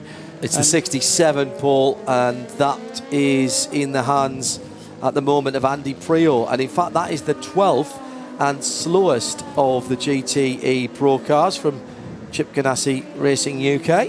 And the scars in the gravel trap suggest he may have done a similar thing to we saw the 7 Toyota do a little bit earlier on. We haven't yet been supplied a replay by our friends at TV, but I'm sure we will in a second. But the outcome was the same. He was facing the wrong direction. You know better than to call for a replay, do you, mate? There we go, and it was delivered. Understeered into the first part of the Ford chicane, which got him off kilter for the rest of it, and then he had to pinch the exit of the right-hander, and that was what caused him the issue. And then he did exactly the same thing as the Toyota and went contra-race, but that's not going to cause a problem. That's the way that you can see, better than doing the Austin Powers 26-point turn across the start-finish line. Sam Bird seems to have finished his work. He's in the pit lane. His helmet going on the helmet dryer. Not a euphemism there. It is actually in a little box. A lot of them have blowers underneath. And just to dry them out. That'll have been hot, sweaty work there. Kobayashi just coming through the Porsche curves in the number 7. Reasonable sectors if he's got a good run through the Porsche curves, although I think he might be hamstrung a little bit by traffic. That's often the way with the way that qualifying works. 60 cars out there, and another yellow flag appears with somebody else having a problem at Mulsanne corner. Car 60 according to the timing screens, which is the if memory serves, the Clearwater Ferrari. Yeah, it was fastest. It's fastest? No, it was fastest at the start of the session. It was, yeah. 9-7 Aston. I think I heard 65, and there was a third car number as well with 9-0. The Aston Martin, Sally Yolick brought that in. All now finished their work for the evening, as with 2 minutes to go is the number 1 brought into the pit lane by Neil Janney after posting the fastest time in this session of 3 minutes 20.362. 2 minutes to the checkered flag. Alex doesn't have his name on his headset. He's just called a driver, which is a bit of a shame. That's Alex Lynn wearing a headset. Driver 3, that'll say. oh, Alex. Maybe he's listening to us. It is Richard Wee in the Clearwater Ferrari that is stopped. And we now have pictures on our timing screens. I think he stopped actually at the second chicane rather than the Mulsanne.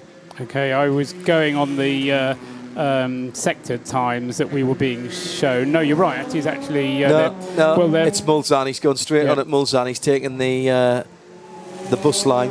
And they've now imposed... That's why we're talking about for the section of track from the second chicane to Mulsanne corner, there is a slow zone. So Anthony Davidson, who's just taken the number 7 Toyota over from Kobayashi. No, why did I say that? No, he hasn't done.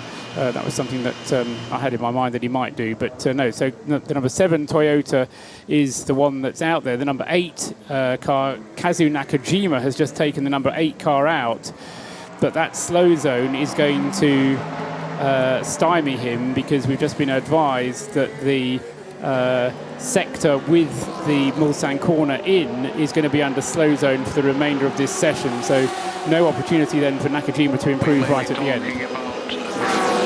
The session will finish with sector 5 under slow zone regulations.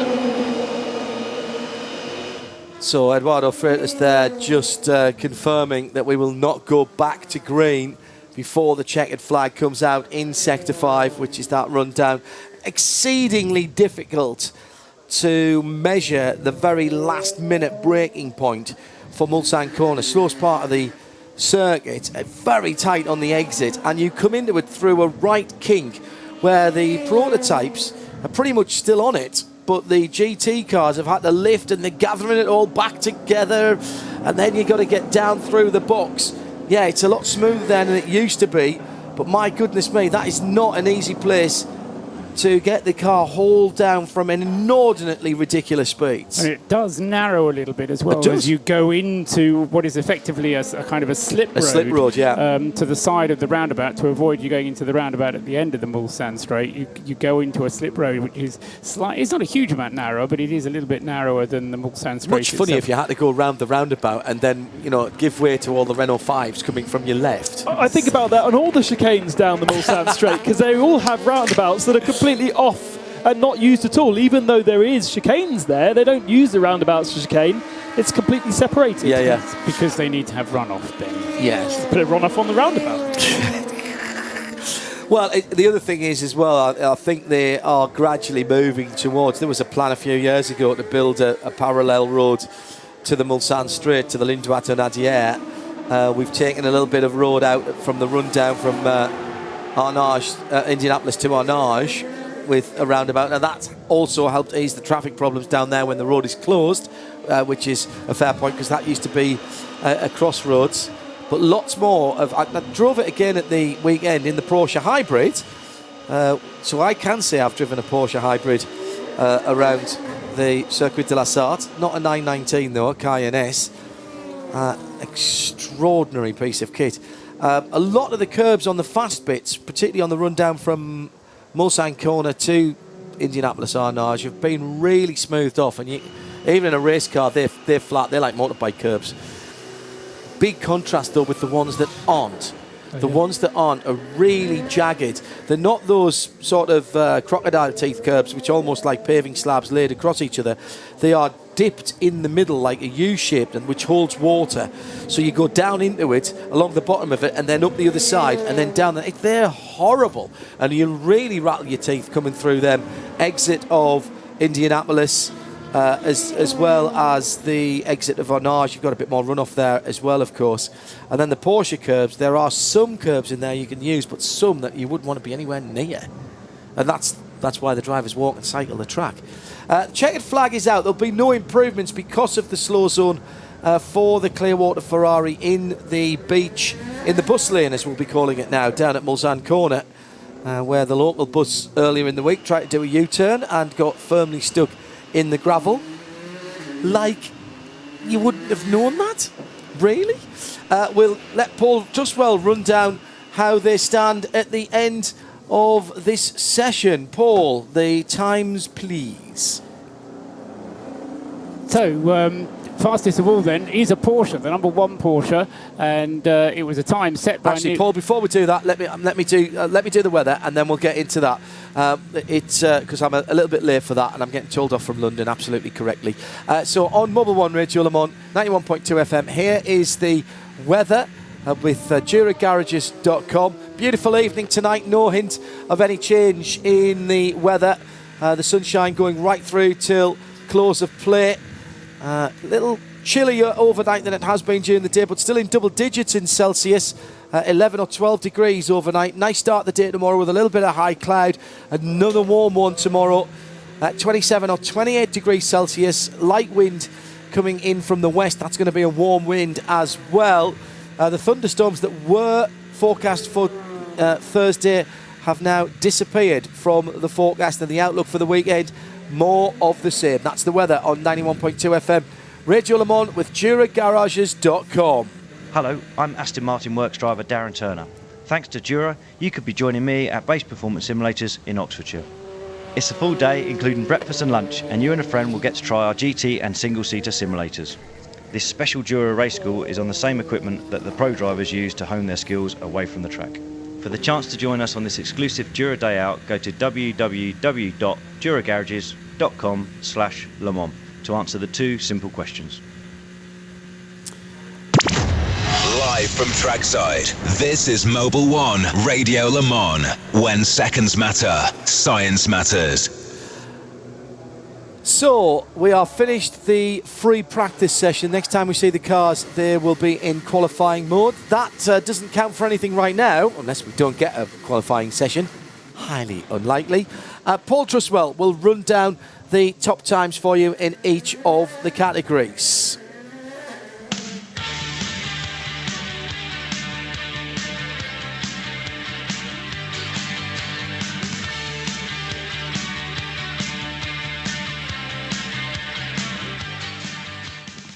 So fastest of all is the number 1 Porsche, Neil Jarni, with a time of 3 minutes 20.362. Second fastest, the number 7 Toyota TS050, Kamui Kobayashi, with a time of 3 minutes 20.966, 0.6 of a second separating the first 2. Third fastest, another of the Porsches, the number 2 car, and that was a time set by Earl Bamber in the number 2 car, a 3 minutes 21.687 seconds. Fourth fastest, car number 8, that was a time set by Sebastian Buemi, not Kaz Nakajima in the end, it was Sebastian Buemi's time of 3 minutes 21.775 seconds. And fifth fastest is the number 9 Toyota, that time set by Nicolas Lapierre in a time of 3 minutes 21.975. Sixth and final runner in the LMP1 class, the privateer car, the Oliver Webb driven by Collis Racing Team, entered Enso. The time set by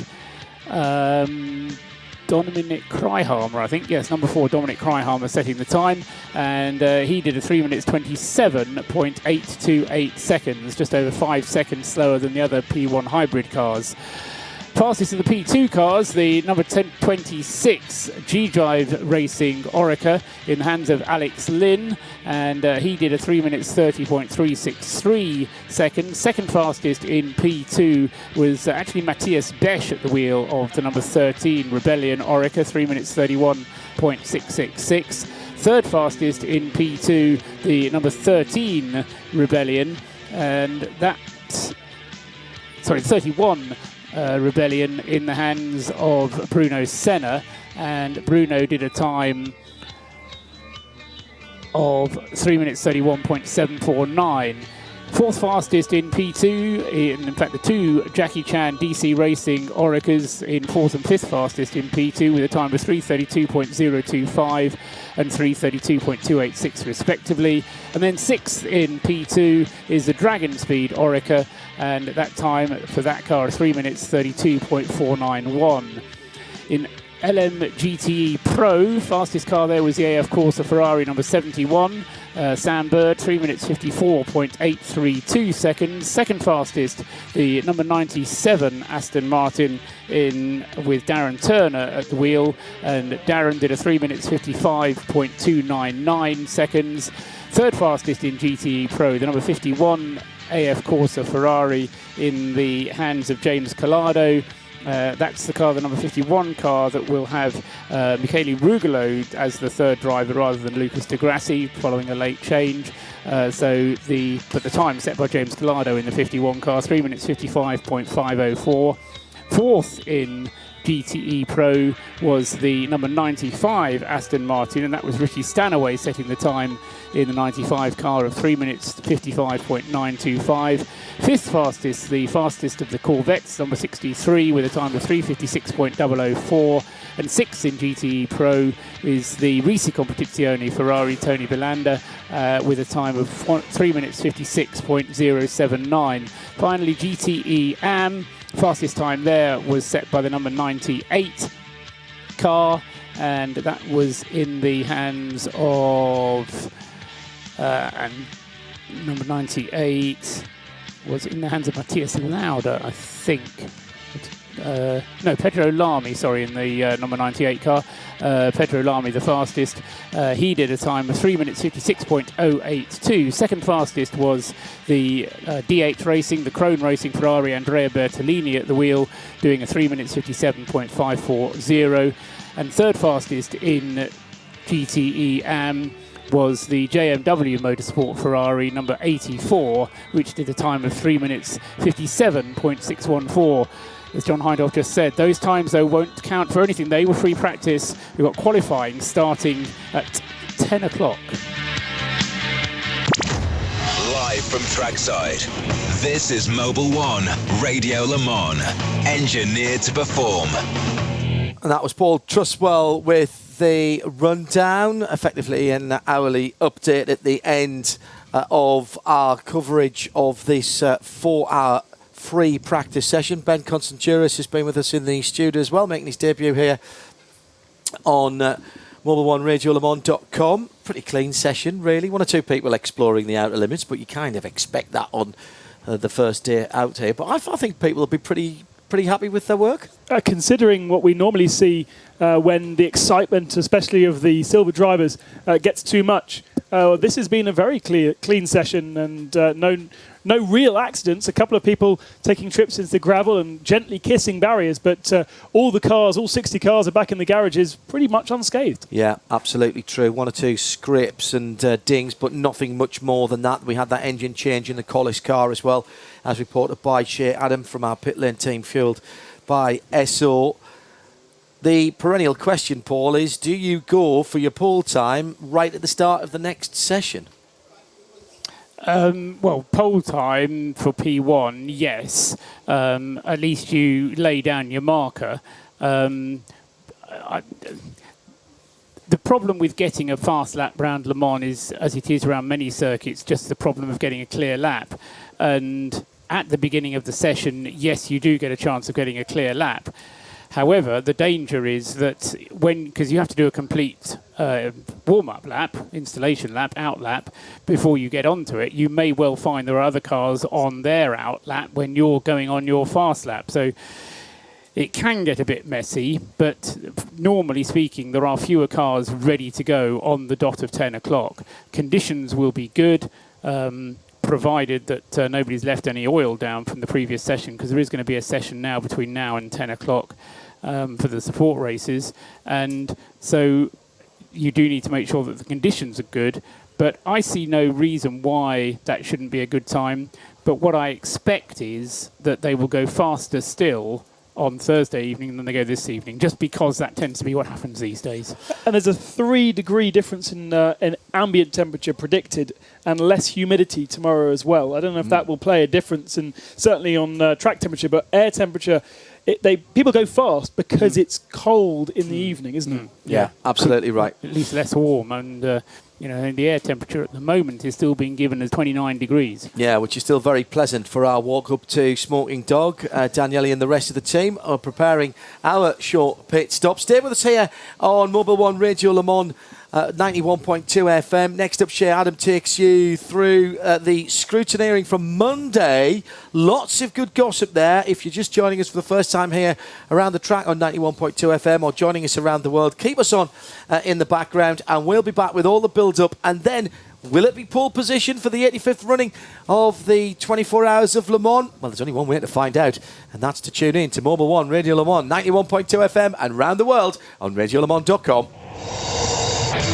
This program is a Radio Show Limited production.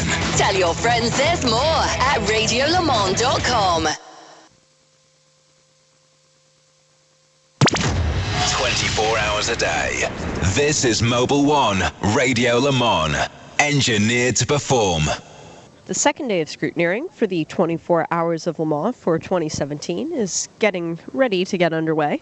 Scheduled to start at 9 a.m. Central European Time. Currently running well, a little bit behind schedule. It's about 9:15 and the first car is still sitting on the flatbed. That car being a Ferrari. We are seeing 7 cars from AF Course come through this morning bright and early. Hello, everyone. For Mobil 1, Radio Le Mans, 91.2 FM, I am Shay Adam, back at the Place de la République for a second day of fun and frivolity.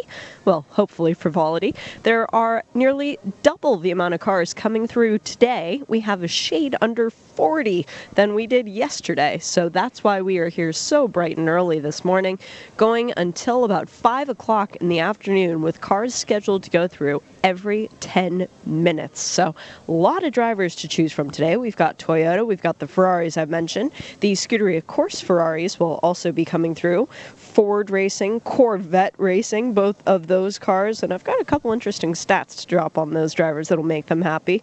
We've got the Manor P2 cars coming through and making their second Le Mans attempt. Their crew members are already here this morning, no drivers to be seen though. And of course we've got all of those Ferraris I mentioned, and the Porsche GT team. We heard from the LMP team yesterday, but what did the GT drivers think about their new beasts? Well, only one way to find out. We got to find some drivers. 24 hours a day. This is Mobil 1 Radio Le Mans. When seconds matter, science matters. Let's kick things off this morning with the Ferrari drivers, since there are just a couple of those hanging around. Matteo Grifoni, I believe, as Graham Goodwin termed you last year. Matt Griffin, welcome back to Le Mans, 6th time. Is this one the year? I don't know. You hope everyone's the year. We're definitely going to try. It's great, you know. As a kid, I suppose you dream of doing Le Mans once, so it's great to be back here for the 6th consecutive time, and back with a car that definitely has a chance. It's a new car, though, the 488. What's it like to drive?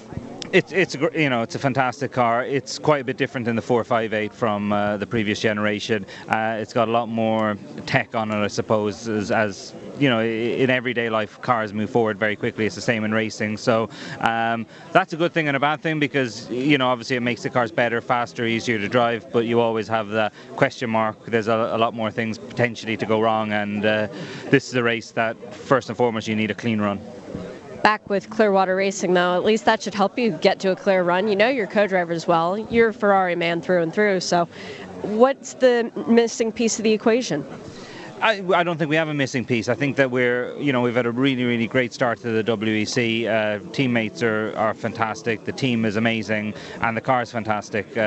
We've got, Michelin tires are great, so all the pieces are there. There's not a single piece missing.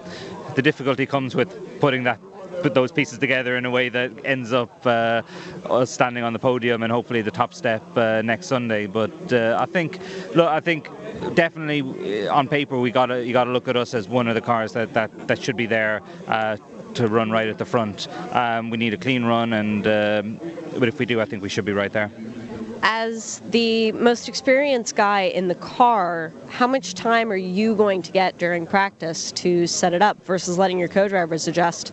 That's in the GTM category. That's a big kind of balancing act, to be honest with you.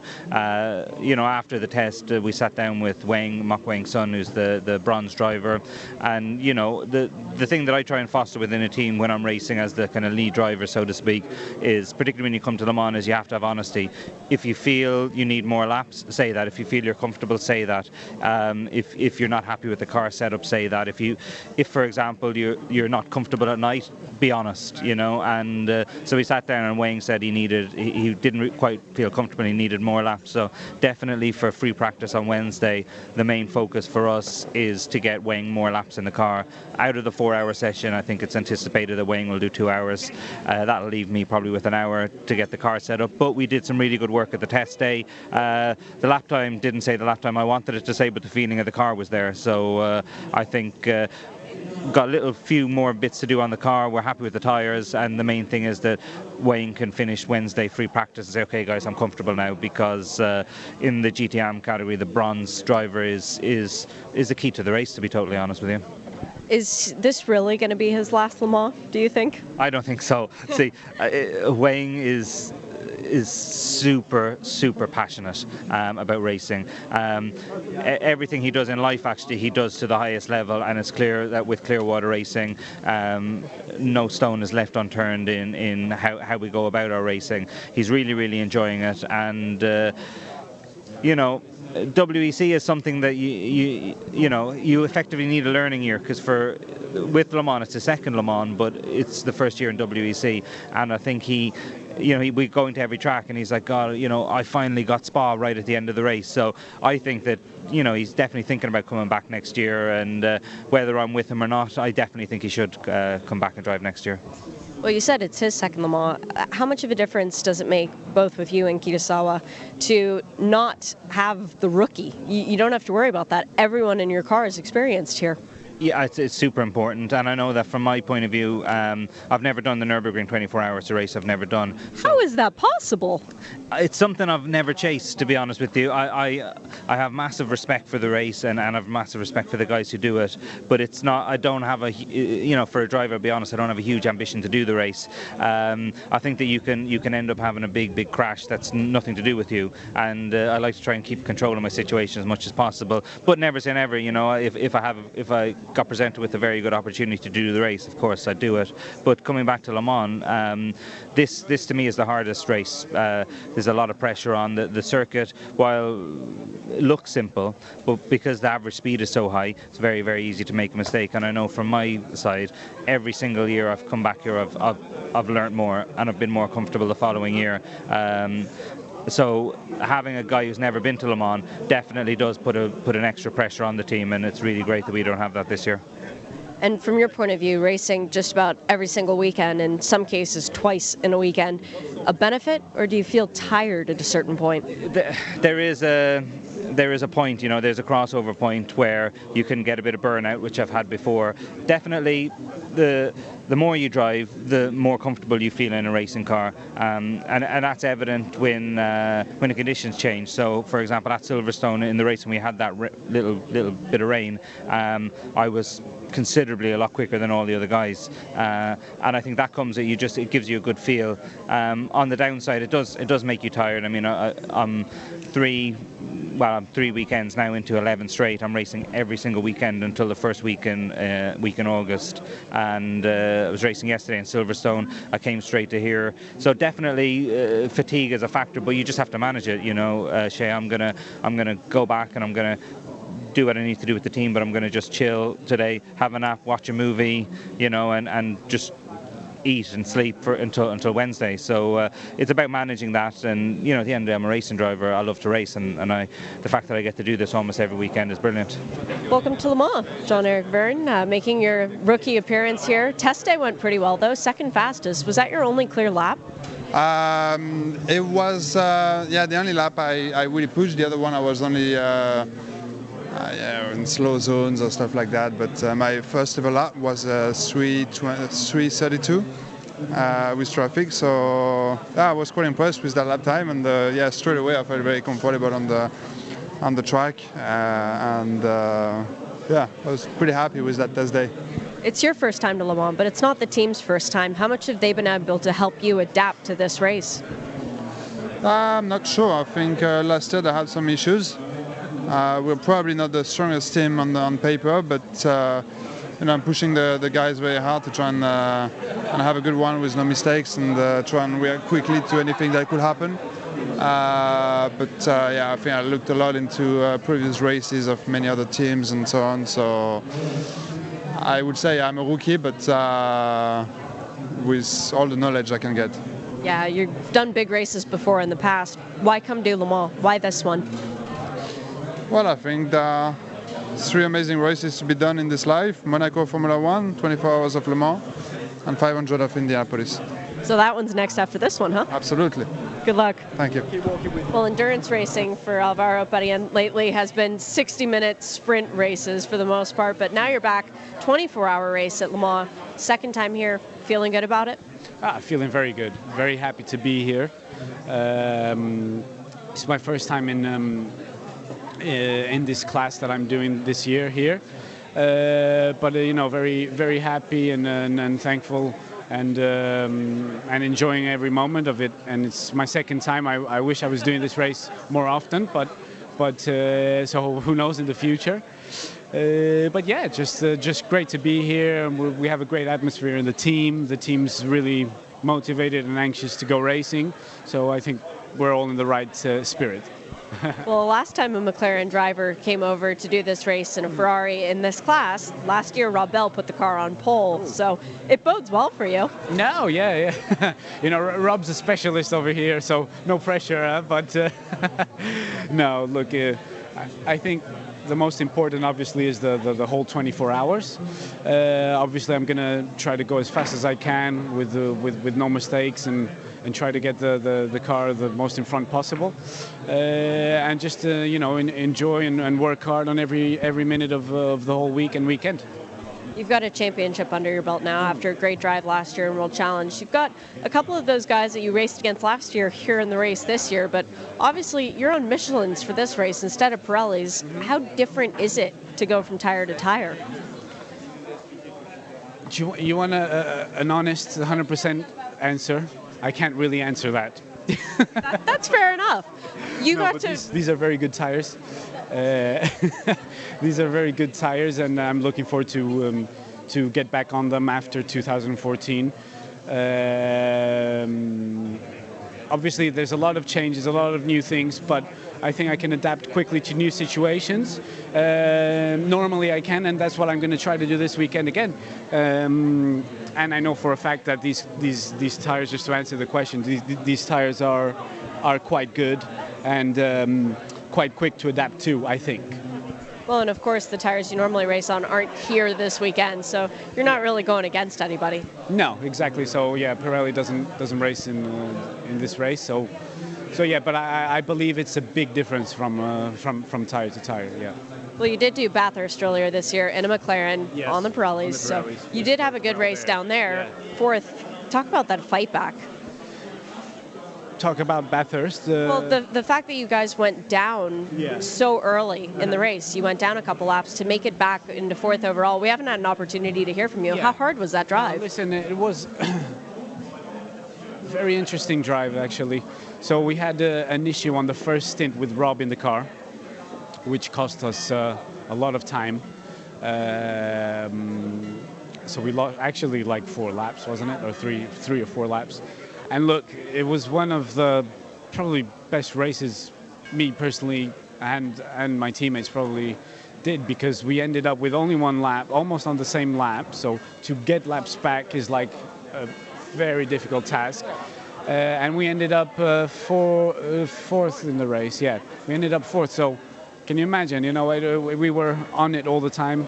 I did a very long stint there in the afternoon, which was very hot and very physical, but very fast, passing people a lot, recovered like a whole lap or a lap and a half or something like that. It was insane stint there. That was good.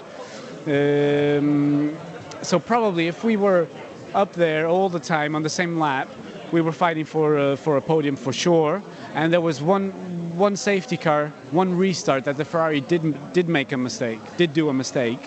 And he spun around and caused another safety car. So if we were there, right there, who knows what could have happened? We could have gotten the lead there, you know, on that moment. But for sure, the Ferrari was very quick that weekend. But for sure, we were on for a 2nd position. And with that mistake, who knows? Maybe the win if we didn't do any. You never know if you do or not. But yeah, without any mistakes, probably a race win there, you know. That was a hot race. Very different cars. I understand that. The track is different to Le Mans. But is that good preparation for you coming here? Look, it's 2 completely different tracks, isn't it? Here you've got many long straights and then these important chicanes and then these very famous corners, you know, the Porsche curves.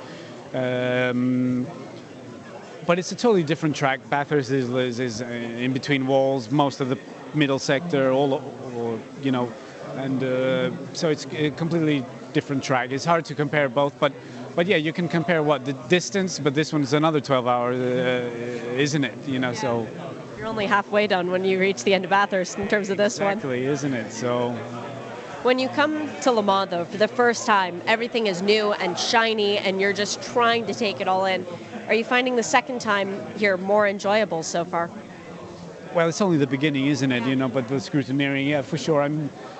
So the first time you come here, it's all a bit too much, isn't it? And a lot of stuff, very interesting, but you're not used to it. So this time, obviously, it's my second time, came a bit more prepared and enjoying it as most as I can. I'm in a different class than I'm usually in, in AM class, so that's a challenge, but it's a bit different. It's just different, and I'm gonna, enjoy every moment of it and try and drive this car and get to know this car well. Good luck, Alvaro.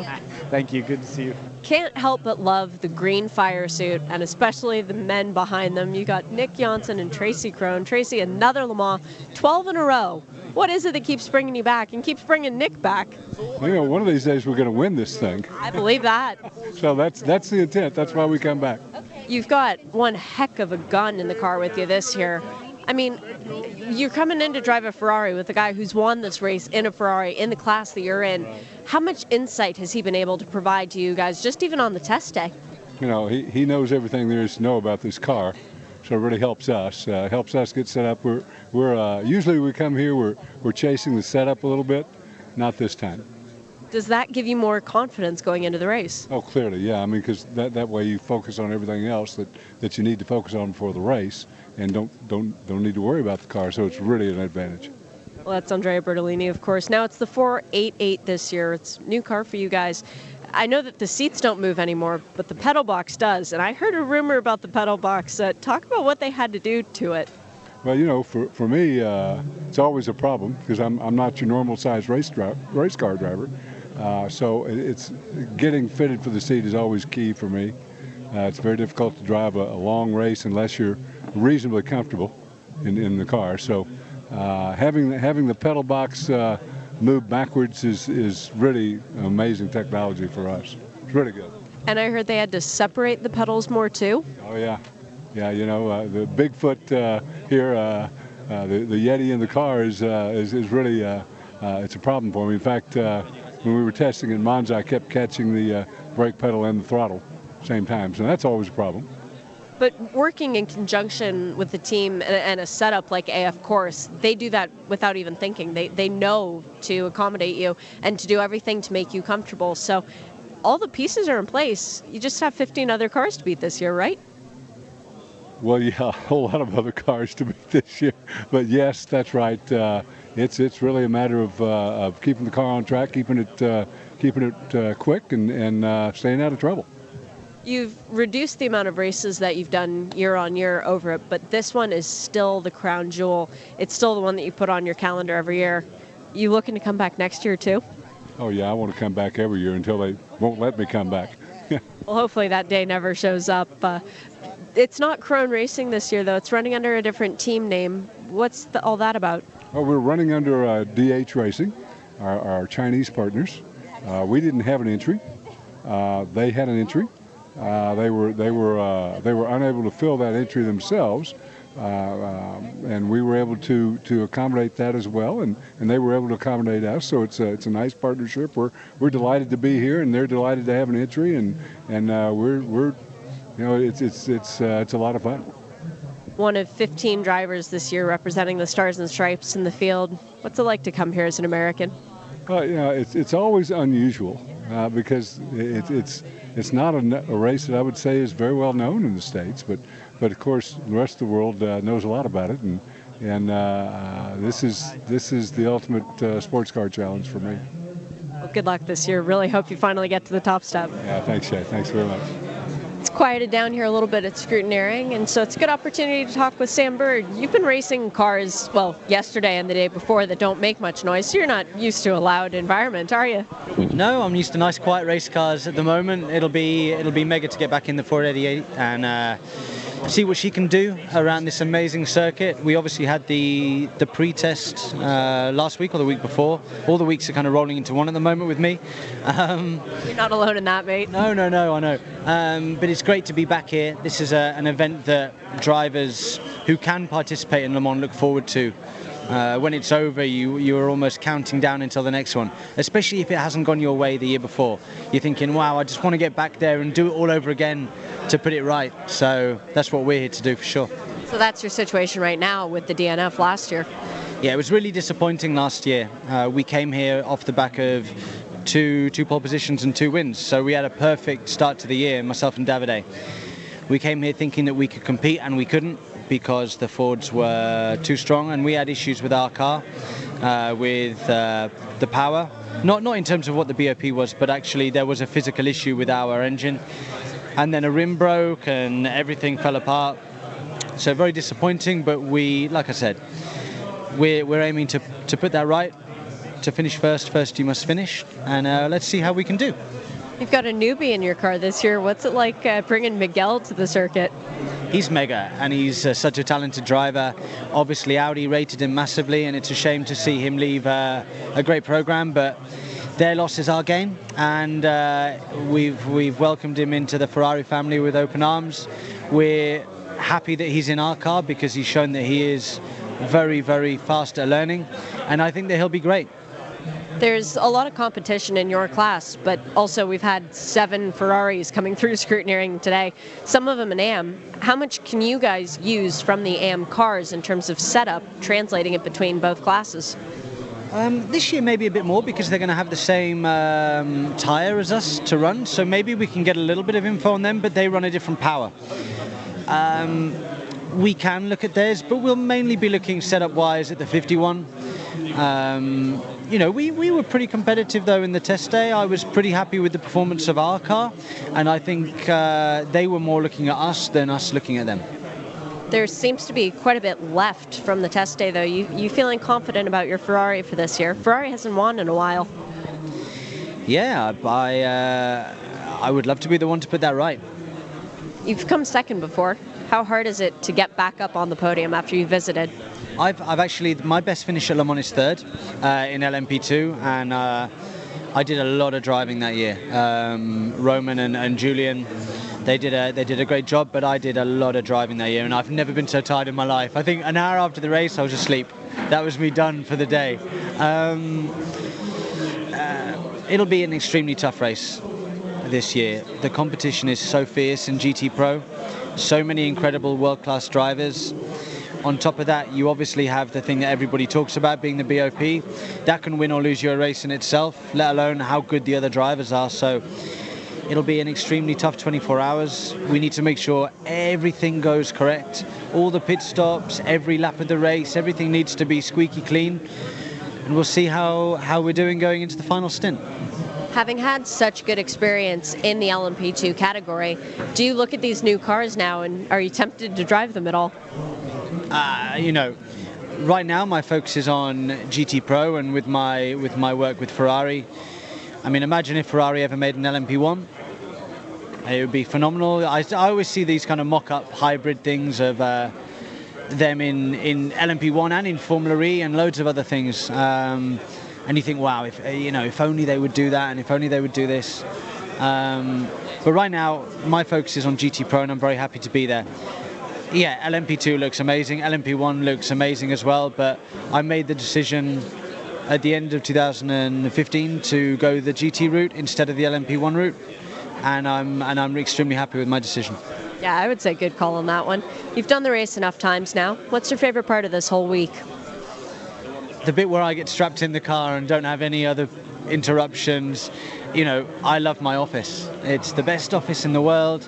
I love seeing the fans and interacting with the fans. I think it's very important as a racing driver to be able to give the fans that one-to-one interaction, which is great.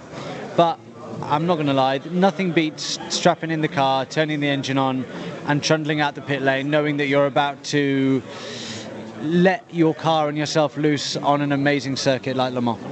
The last time that Alex Lynn was a rookie in a race, that was the 12 Hours of Sebring. Went pretty well for you over there. And WEC's been going pretty good as well. How are you feeling about the 24 Hours of Le Mans, though?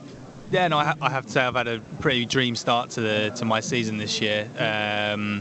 Obviously started off with Sebring, and then the WEC season started off really well as well. Both pole positions in WEC, and we managed to win the last race at Spa. And I think we go into this race with a fair amount of confidence, but sort of. I think if we feel like if the car goes round and round enough times that we should be very close to the front. So in that way we're a little bit relaxed where we think the speed's there. It's just a matter of making sure we don't make any mistakes and keep the car on the track. Driving the circuit for the first time during the tests, was it like a computer game or what was the experience?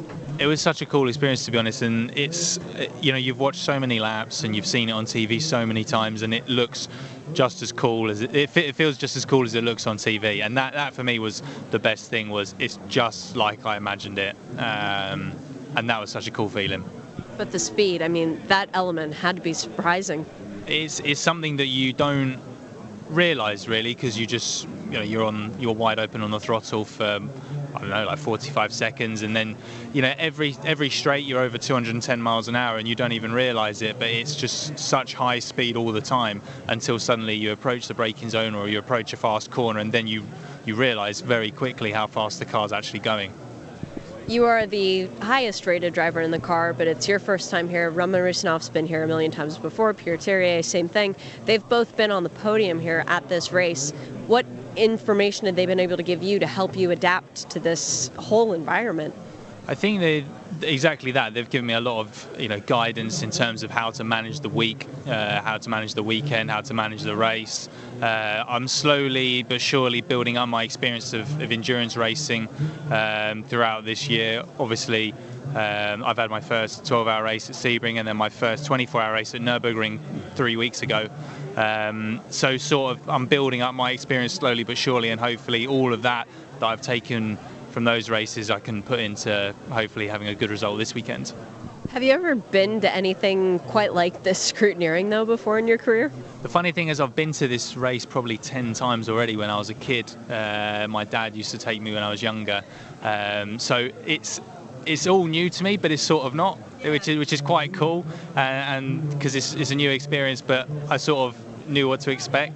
No, so I'm really excited, and I can't wait for the race to start, and hopefully when we get down to it, obviously the focus comes in and we'll be going all in. It's a lot better when you don't have to camp somewhere, isn't it? It's a lot nicer. What's the biggest surprise so far? If you are well prepared for it, having come to the race, what have you found the most, unexpected quality? Probably the level of the attack that you have to drive the car with. I think everybody always assumes that endurance racing is like, as it suggests, endurance related, but honestly every lap is the maximum the car can give, the maximum the tyres can give, and from my side I never expected it to be quite like that. I thought there would be an endurance aspect, but from my side it is literally just 24 hours of flat out racing, and that is very cool in itself, but it's also what was quite surprising. Was Sebring any good preparation for that?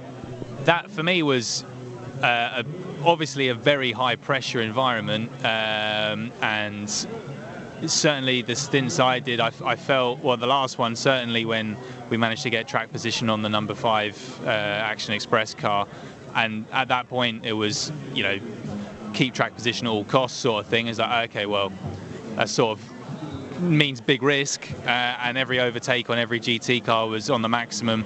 So from my side, that was obviously great preparation, and a stint quickly goes by when it's at that level of intensity. When you have this race on your calendar for the first time ever, you look in your journal and you see, all right, the end of June, I'm going to Le Mans. How difficult is it to think about anything else? I think, very luckily, I've had so many cool races this year. So before Nürburgring, actually before Spa, it was okay, my next 3 races are Spa, Nürburgring 24 and Le Mans 24. So it's obviously very, very lucky to have those races in my calendar, but it's such an enjoyable experience, and I've never enjoyed my racing more so than I have this year, which is really nice coming from open wheel racing. How has that affected your driving style when you're enjoying it? I feel certainly way more relaxed. It's a happier environment in endurance racing, which is a big thing for me. and just enjoying the teammate aspect. You know, I'm very lucky that actually all of my teammates in every car I've raced this year have been really cool, starting with Ricky and Jordan and having my teammates in BMW. You know, we always had a lot of fun, and from my side that was the first aspect of a good weekend. Obviously we're extremely serious when it comes to it, but we all got on extremely well, and that for me was a great bond with every car I've driven, even with Pierre and Roman. You know, such different nationalities and a bit of a culture clash, but for some reason it just works whenever we work together in a car crew. After this race, looking forward, you still have some cool races left on the schedule. Which one are you looking forward to most after Le Mans? So after Le Mans, I suppose the big one after that is Petit Le Mans at Road Atlanta. That'll be my next time back in America and back in IMSA. So that's then the longest race again after this one. So from my side, that's the next big one to target. We've got some other WEC races in between, but that's, let's say, the next big one in the calendar. Good luck this weekend. Thank you very much. The home of endurance racing. RadioLeMans.com. It's been a couple of years since that win with the Dane train for David Hennemeyer Hansen. You're in P2 again this year. You got some pretty cool colors and really good co-drivers. Is this the year where you get back to that top step? I really hope so. It's an incredibly competitive class this year. All new cars, so there's a lot of questions about reliability and setups and so on. And on top of that, we have 25 cars. I think the most there's ever been in LMP2. And not just 25 cars, but tons of cars that are incredibly competitive.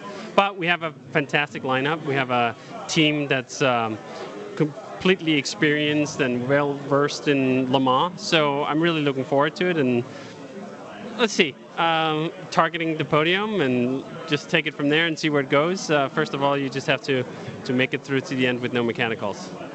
Bart Hayden, the guy behind the team, he really needs no introduction. He's got such a great reputation. What's it like to drive for him? It's been great. I think the whole Rebellion team is just such a cohesive unit. Everything from Bart and his organization in the UK to Rebellion and the sponsors from Switzerland. It's just a really nice team. It's just such a good atmosphere, and we've been working really well together right from the get-go. So that's just as important. I mean, I do this for fun, so not just do we have to be competitive, we also have to have fun. I mean, flying around the world and spending a lot of time on this, so if you're not enjoying the team, the teammates, and the atmosphere, then it doesn't, it may soothe it a bit if you're competitive, but it's not the complete package. You've been doing racing in the U.S. for many, many years, but this start of the WEC season is a European kick. Is it nice to be racing effectively at home again? Absolutely. I mean, the WEC has been my home for now 5 years, and I even did a few one-offs in 12. So it's just, WEC seems to me that's the pinnacle of sports car racing, sports car endurance racing, not at least because while we're here at Le Mans, that's why I got into sports car racing in the first place.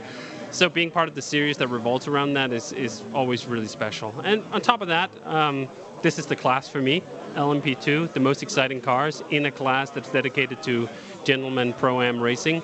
It's just perfect. When you got to the test, how many laps did it take before you felt as comfortable in this car as you have in any other car? Not very many at all, and I give huge credit to the team that oftentimes you roll the car off the truck, especially a brand new car that's never been here before in this configuration, and there's a lot of things to tune in. And we rolled straight off the truck, and I think I did 2 laps, and I just said on the radio, this is the best car I've ever driven at Le Mans. It was just so dialed in at the test, so easy to drive, that it almost felt like it's fishy. This is too good too early. But we'll see if we can keep the setup that I had just on lap 3 at the test all the way through the race. I think we have an incredible race car. But it really didn't take long. I mean, the thing about Le Mans is I've raced here a total of maybe 40 hours, 45 hours. I've been in the car at the track. That's a lot of laps, more probably laps than anywhere else. On top of that, I got set up with a wonderful simulator this year, so I got a chance to practice before showing up. It's just so great. You jump in the car and it just feels right. Le Mans just feels right. When you've got so many hours behind the wheel of the car here, how much does the simulator help? It just helps to refresh things, and you kind of just pick up the small details that when you're in the car, unless you're thinking about it, at the S's, you got to get in a little earlier. You can roll the car a little here. You got to be careful there at Mulsanne corner. It's just a good refresher, and to get that refresher before you show up at the track, it's just a big help, because then you show up at the track, you instantly go out, you're instantly comfortable. There's not that slow ramp of being 10 seconds off the pace, then 8 seconds off the pace. No, you're quite close to where the pace is right from the get-go. And that's just important. I only got to do, 18 laps at the test. And I'm always thinking, I kind of feel bad for people who show up the first year at Le Mans and you get into the test day, and if you just have a few slight mechanical issues, it's very easy just to get 15 laps or so. And I mean, at Le Mans, you really need dozens and dozens and dozens of laps to feel comfortable. It's such a quick track. So I'm very grateful to have all those laps under my belt.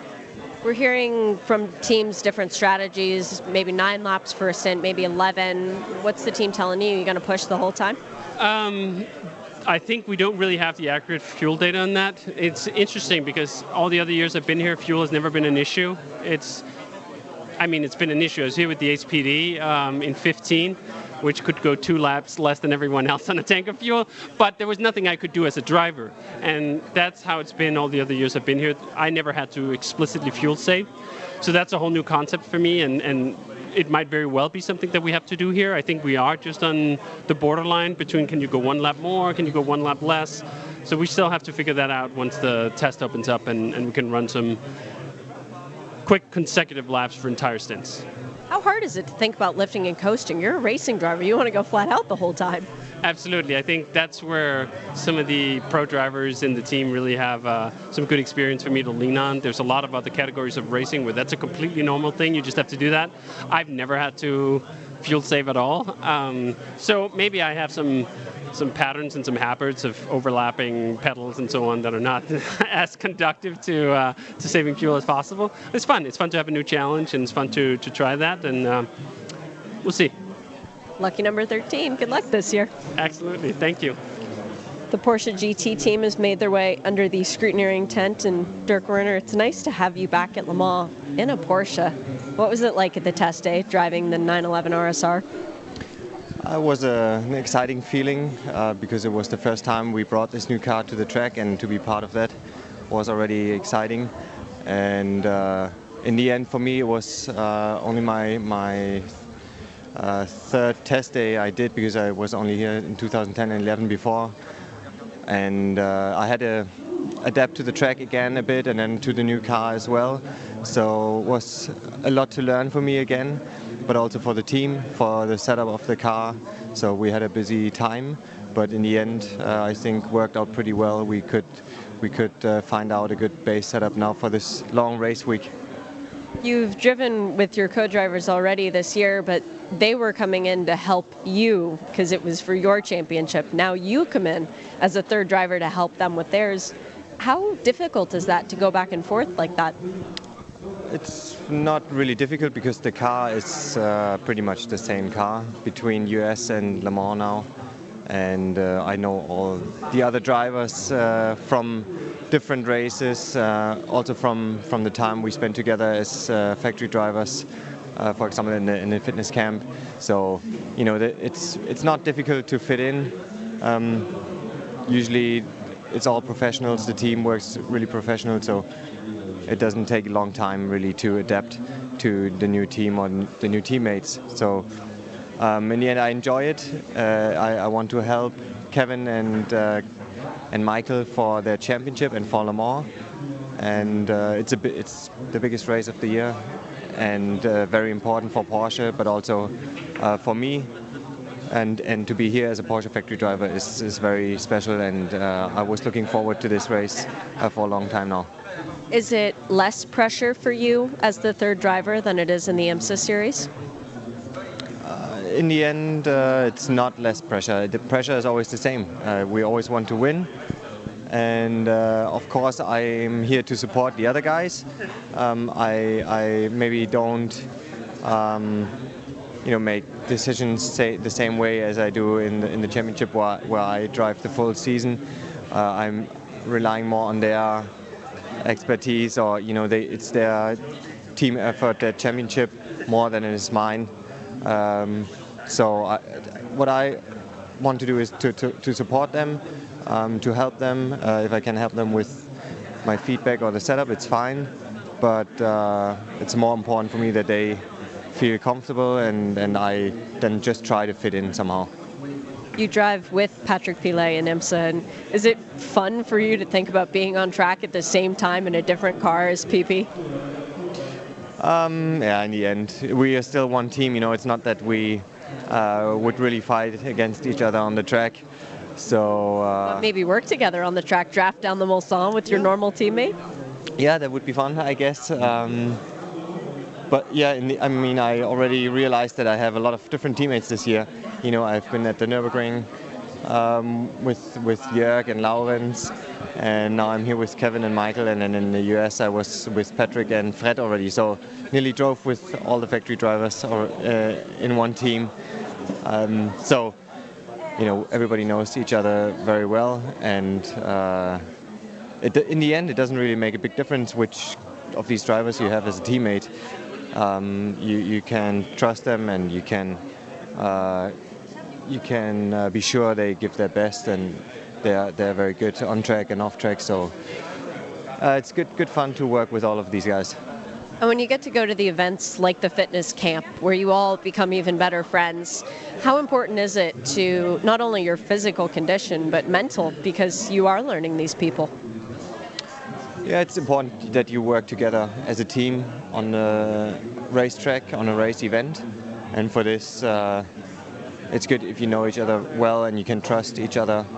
And in the end, you also need to help the other drivers in a lot of situations. So, if you are friends and you like each other, it makes it a lot easier.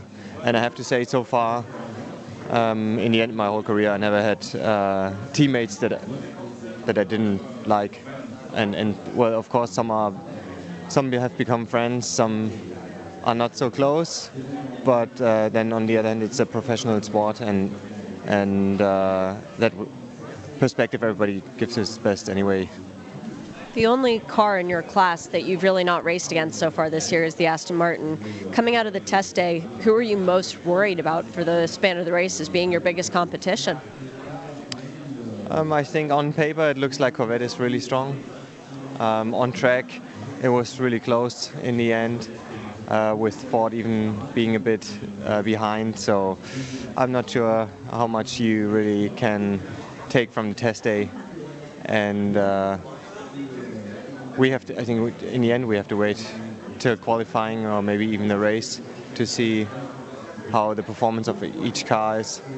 But we had our expectations for our car, and so far I think we can be happy and confident, and then we can only do our best with the setup, and then we have to see where we are. Well, on paper, the 92 crew looks strong. Good luck this week. Thank you. Romain Dumas, this is a bit of a different Le Mans 24 Hours than we've been used to seeing you in recent years. How are you approaching the LMP2 adventure again, and particularly these new cars? Well, I think the race, it will be not an easy race. As we can imagine, with more than 20 cars in a class, will be very close fight. Competition is very high. It remember me a little bit also with the GT time that you have 5, 6, 8 cars who can win, and each tenth of second will count. In this category, it will be the same. On top of that, you have for sure in the middle, each car will have a silver driver, who is also very important. And at the end of the day, I think we need no mistake. We need a very good silver driver, and we need also a good team on a pit stop to have a clear race. And it's very difficult to predict what will happen. I think we have in Alpine these two cars who can be on the top 5, but after it will be a long race, so we will see. Now, as a proud Porsche driver and a man with an unmatched Porsche record in recent years, you're going to be part of a new form of LMP2 which will beat a Porsche record. Fastest ever LMP2 car around here was the Porsche RS Spider, a car which you knew well. 3:32 was the mark there. What do we think race pace is going to be, particularly in these Orecas? Well, I think lap time will be around on a race around 3:30, 33, 34, 32, something like that. Consistent time. Again, will be difficult to see. It will depend on the tire side what's going on.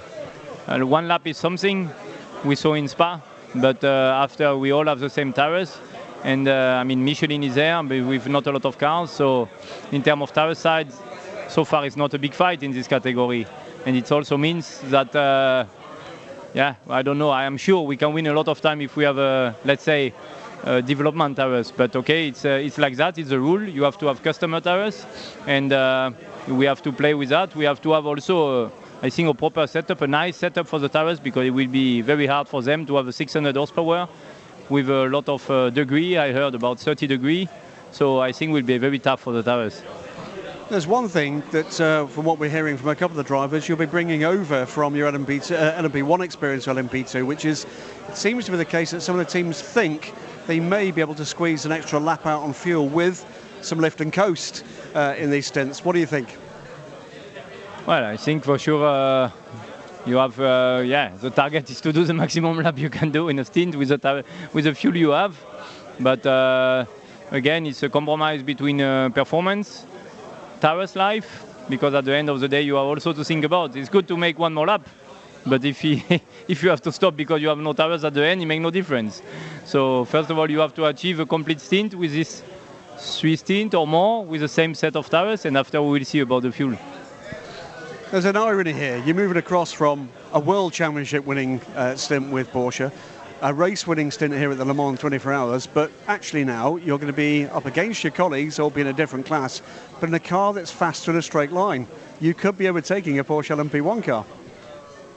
Well, I think at the end of the day, top speed is something, but it doesn't mean that you will win the race or you will be very quick. I mean, it's nice to be quick on the straight, but again, the only advantage to have a very good top speed is to have, if it was a fight for an overall, you will say, okay, like that you can have more downforce, you can add more downforce to go quick on a Porsche corner.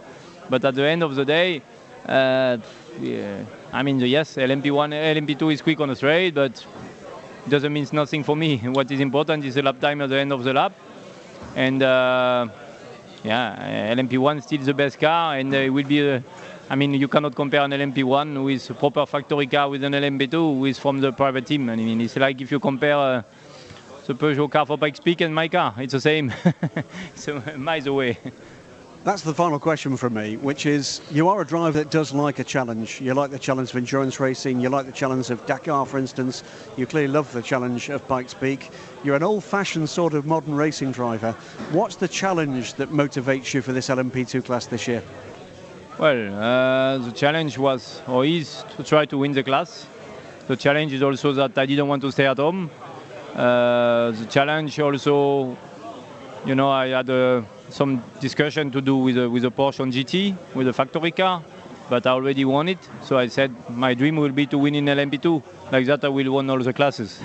So that's my challenge. But clearly at the end of the day, I think after all this success last year, and the decision at the end of the year, it was not, I was not ready to stay at home like Mark was agreed to do, Mark Lieb. Me, it was not possible in my mind to not do Le Mans. And then Pikes Peak.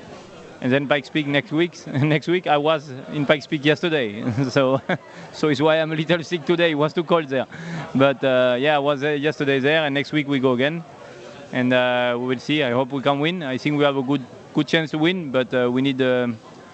It's like Le Mans. You need a very good reliability. You have only one chance, and so it's very difficult. So if we have a good reliability, I think we can win. But in terms of lap time, I don't know. It's very difficult to predict. We will know next weekend. Thanks for Dumas. Just for John Hindhaugh, his favorite voice in sports car racing belongs to Ben Keating. And Ben, back at Le Mans another year, you got the best looking fire suits in the paddock. You got the only Riley chassis, WeatherTech on the car. How did all this come together? It's a very good question. I've been racing a Riley built car for the last 14, 15, 16, 4 years. And last year here in LMP2, I didn't really understand or know what I was doing, in that I assumed LMP2 would be a BOP type class. And to be in a car that was 6 years old last year, we were just completely uncompetitive. And so this year, I knew all the cars in the class would be new, or the majority of them would be new. And I was excited that Riley Multimatic was one of the constructors because I had so much good experience with them. And really, it was here last year when they made the announcements that I decided I wanted to do this race in a Riley chassis. The way it was, we've been, WeatherTech has been a part of, teammate, I guess I would say, with Riley in the AMGs in the U.S. It was just a good fit to come over and be a WeatherTech car. And really excited to be doing this race with Jerome and Ricky, and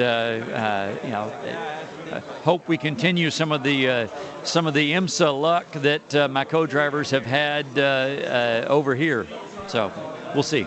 Well, and in terms of IMSA luck that you and Jerome have had, I mean, the Detroit race, it didn't go well, but that was your first race off the podium since September of last year. So you guys have a good thing going. You clearly work well together. No, that's true. I was very disappointed in my mistake at Detroit, but we still have the championship lead and still feel very good about the season. It's a great car, great team, and great co-driver. So we feel like we have the right formula put together for 2017 for sure. And whenever you start to feel bad, just look down at your wrist and see that Rolex that you got at Daytona. So it makes you feel better.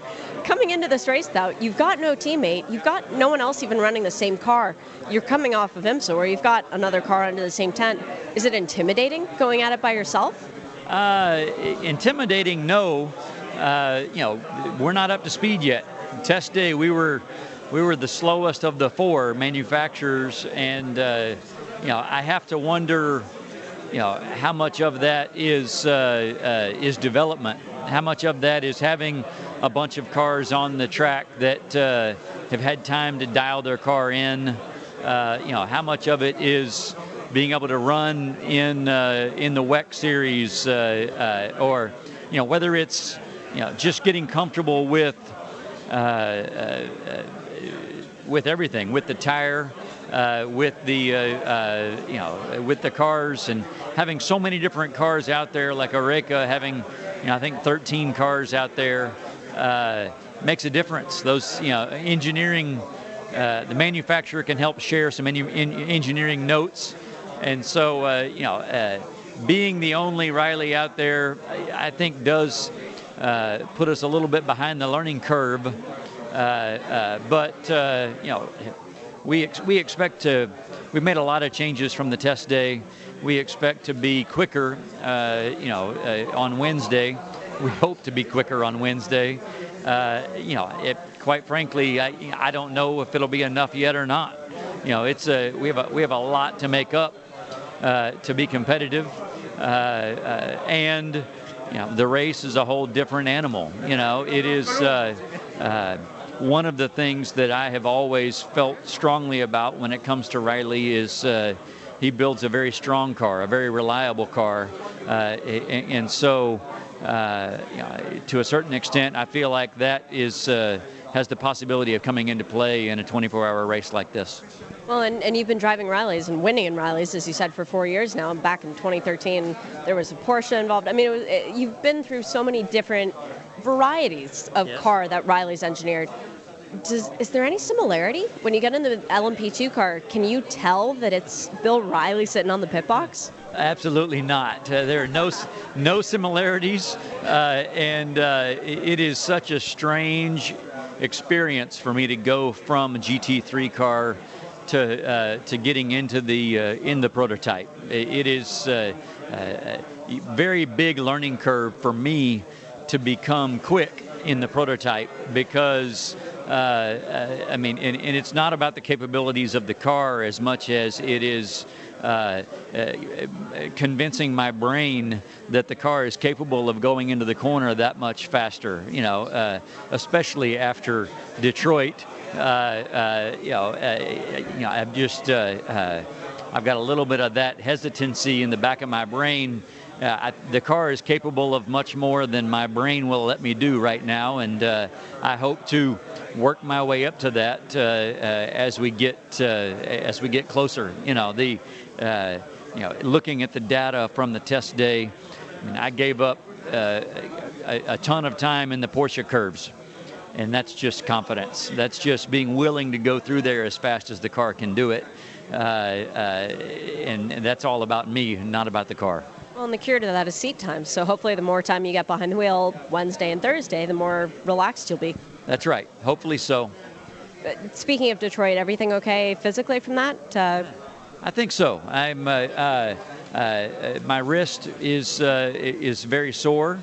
I'm calling it a sprain right now. Don't really know. I'll wait. The good news is that it was not painful to drive, so I was able to drive in the car okay, and I'll get it looked at when I get back home.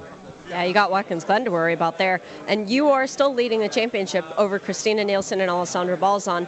They're here in a GTE AM car. You gonna smile a little bit under your helmet every time you pass them on track? I think that I think they have a very good chance in their GTE AM car. I think that it should be a very exciting race for them. I think they will have a very good car. Two totally different animals. I definitely, we have them in our sights when it comes to IMSA, but I'd love to see them win here at Le Mans. That doesn't mean I won't smile when we drive by them. Yes, sure. When you look up Ben's name in the dictionary, it says pure class. Thanks, Ben. Thank you. Mobil 1, Radio Le Mans, 91.2 FM. Talking with a guy who's very familiar with this track. So familiar, in fact, that it was in pole position last year in the GTE AM class for Rob Bell. Rob, you switched cars, though. Was the Ferrari just too easy to drive? You want more of a challenge? Something like that. No, I mean, look, I always treat Le Mans as, every time you're here, it could be your last one.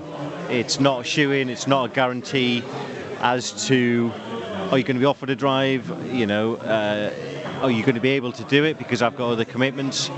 So last year was great, but and I know Clearwater, I've got a great relationship with them, but they've got their season entry for WEC, and then I didn't know they'd applied for the second entry, and then this opportunity came up. So you grab the opportunities, and I'm really, really happy I did, because the Clearwater side was fantastic last year, and I would have loved to do it again with those guys. But I've got a good feeling with the TF Sport, my teammates, and I'm really looking forward to another challenge for sure. It's your 9th time here, 9th time starting this race. Do you feel like you have it down at this point? You know what to expect? I know what to expect, and that's the unexpected. I don't think you ever have it down here, because it's just such a hard event. Any 24-hour race is hard. And then with the new P2 cars are going to be buzzing past us quicker this time. And the P1 cars, obviously. It's just, you've just got to see what comes and what it throws at you. And if you get lucky, then you keep going without any issues. Then you're on the podium, in theory. But then even last year that didn't happen, because the cars are getting more and more reliable, more and more drivers are getting more savvy, the safety's better, the safety car procedure's better, the officials actually, I think, are improving year on year, so it makes it more difficult because there's more cars finishing. So it's just a hard event. So no, I never come here thinking I've got the hang of it. I just come here thinking, do the best I can, enjoy it. I've learned to enjoy it more as time's gone by, and that's what I'll do, and hope for the best. When the P2 cars came blasting past you during the test day, did it feel like a P1 car coming past last year? Well, I wasn't here at the test day, actually. I was on McLaren duty, so I was racing elsewhere, but I spoke to some of the guys, and I think Ollie Gavin was quoted saying we've got like 35 P1 cars now. So yeah, I think it is going to be a different dynamic this year. And some of it's good and bad, because when they pass us now, it's going to be more decisive, and maybe they won't need to make the big lunge like they used to do. They know they're so fast now, they can maybe just think, okay, I'll back it off till the next straight. But they're then going to catch us quicker. So it's a double-edged sword. We've just got to be on our toes, looking in the mirrors as much as we're looking in front, and that's what I've always done before. And we're here with two guys who've not done the 24, so I guess I'll help as much as I can with a bit of experience, and that'll be one of my tips, really. You're always on your guard. How hard is it to bring new drivers into this, to be responsible for them? Well, they've done the Le Mans series, so they're used to driving with P2 cars, so that's a good start. But, you can't really be prepared for this race. You've just got to come and do it. And actually, as much as we'll have a chat, we'll sit down and go through what can go wrong and how to avoid it. But essentially, those guys have just got to get out there and experience it. So they enjoyed the test day.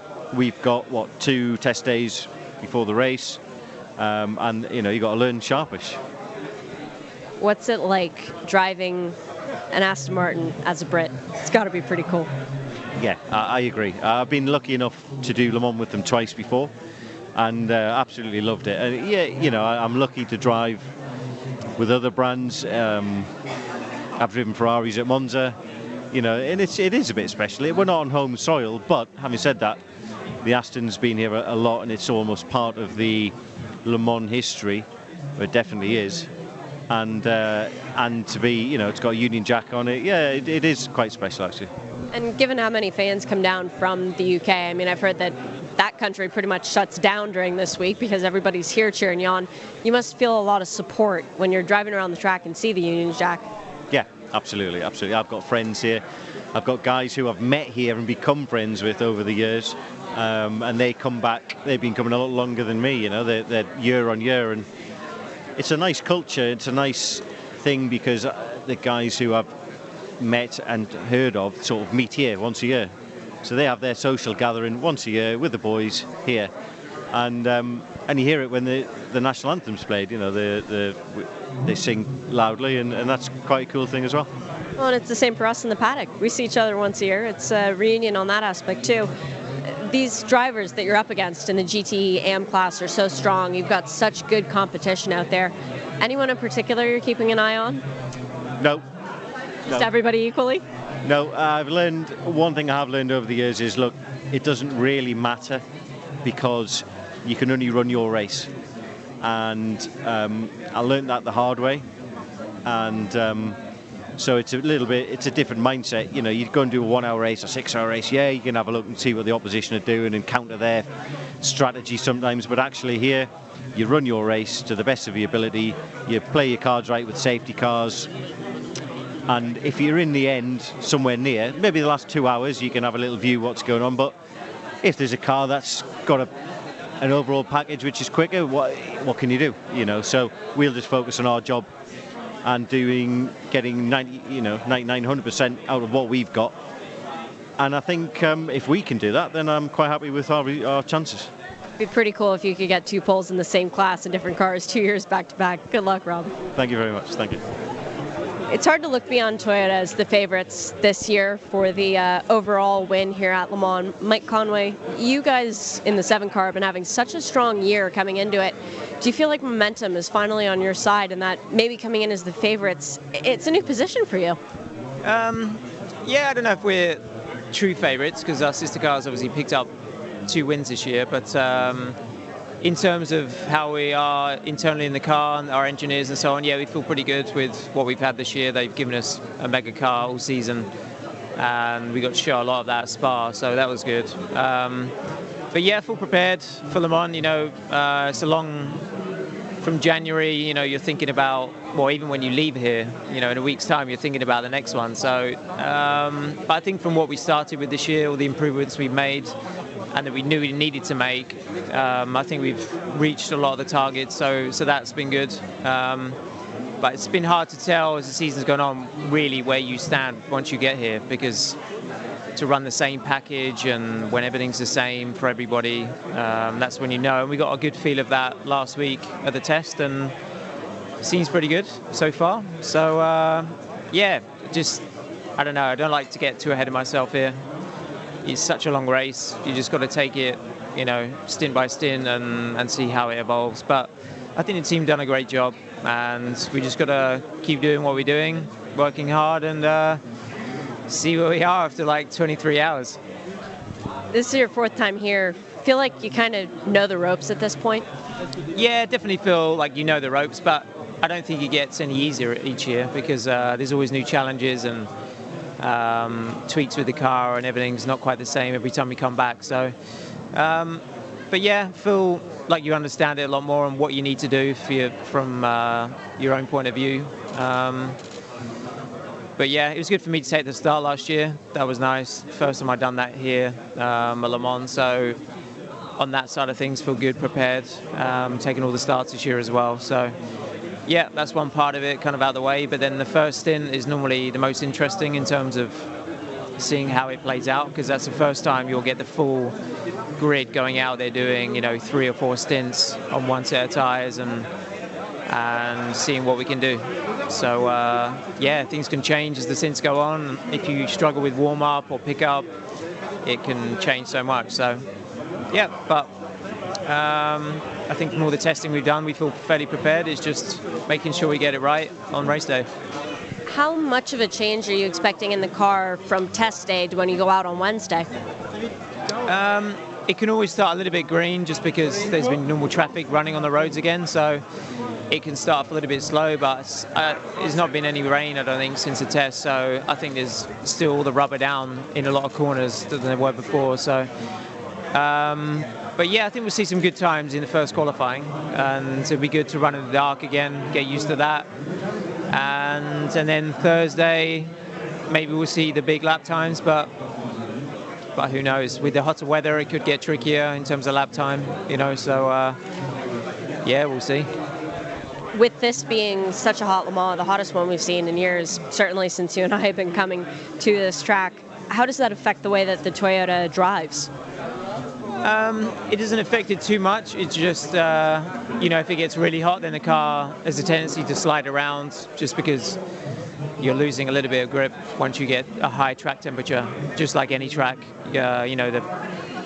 There's kind of a sweet spot for everything to be working, and then once it gets over that, everybody starts to lose grip, not just LMP1 cars. So, yeah, but it'd be the same for everybody, so it's just a case of getting the most out of what we have. 3 bullets in the gun this year. How much data do you guys share between all 3 of the cars? I mean, it's a whole collective group out there, so we're all sharing all the data and we get to see everything from all the cars. But yeah, ultimately down to each engineer on each car, the group of engineers that we have to get the maximum out of everything, and for us as drivers to work with our engineers and get the best out of each other is what it's all about. Good luck this year. All right, thank you. Anytime you look at an entry list and Scott Dixon's name's on it, it gets your attention. You're back at Le Mans for the 2nd time. You feeling a little bit less in awe of everything? Like you know where to go and what to do and how the schedule works? No, definitely excited. It's for me last year was definitely a bucket list item, and probably one of the top 3 experiences I've had throughout my career. Unfortunately, we didn't get the win, but our teammates did, and to be on the podium for the first time was just fantastic. So. But yeah, I love coming here. Wish, in hindsight, that we could do the test, the few weeks prior. But it's a great experience. Whether it's the scrutineering day here to the parade. The parade's off the charts. It's pretty crazy and a lot of fun. But then the race experience is immense too. So very lucky, very fortunate to be here, and love that I can be a part of it. When you're not here for the test, it's because you have a race of your own that you're worrying about. How hard is it to completely disconnect from this to focus on your Texas round? It's it is. There's lots of different tricky parts about it. I think going from the IndyCar to the GT is probably more of a tough transition. Going from the GT to the IndyCar is much easier. So it's all about trying to prepare as well as you can. The steering wheel layout. It's just silly things like where the pit crews is. It's on the opposite side, it's stuff you got to, try and make sure you don't forget to ruin, last thing I want to do is ruin the race for my 2 teammates. So it's a lot of different processes and the way that you do things, but, I think that's what makes it quite exciting too. It's something new, it's something that you have to focus a lot on, and, hopefully we can come through the race, pretty unscathed and make very few mistakes, if any.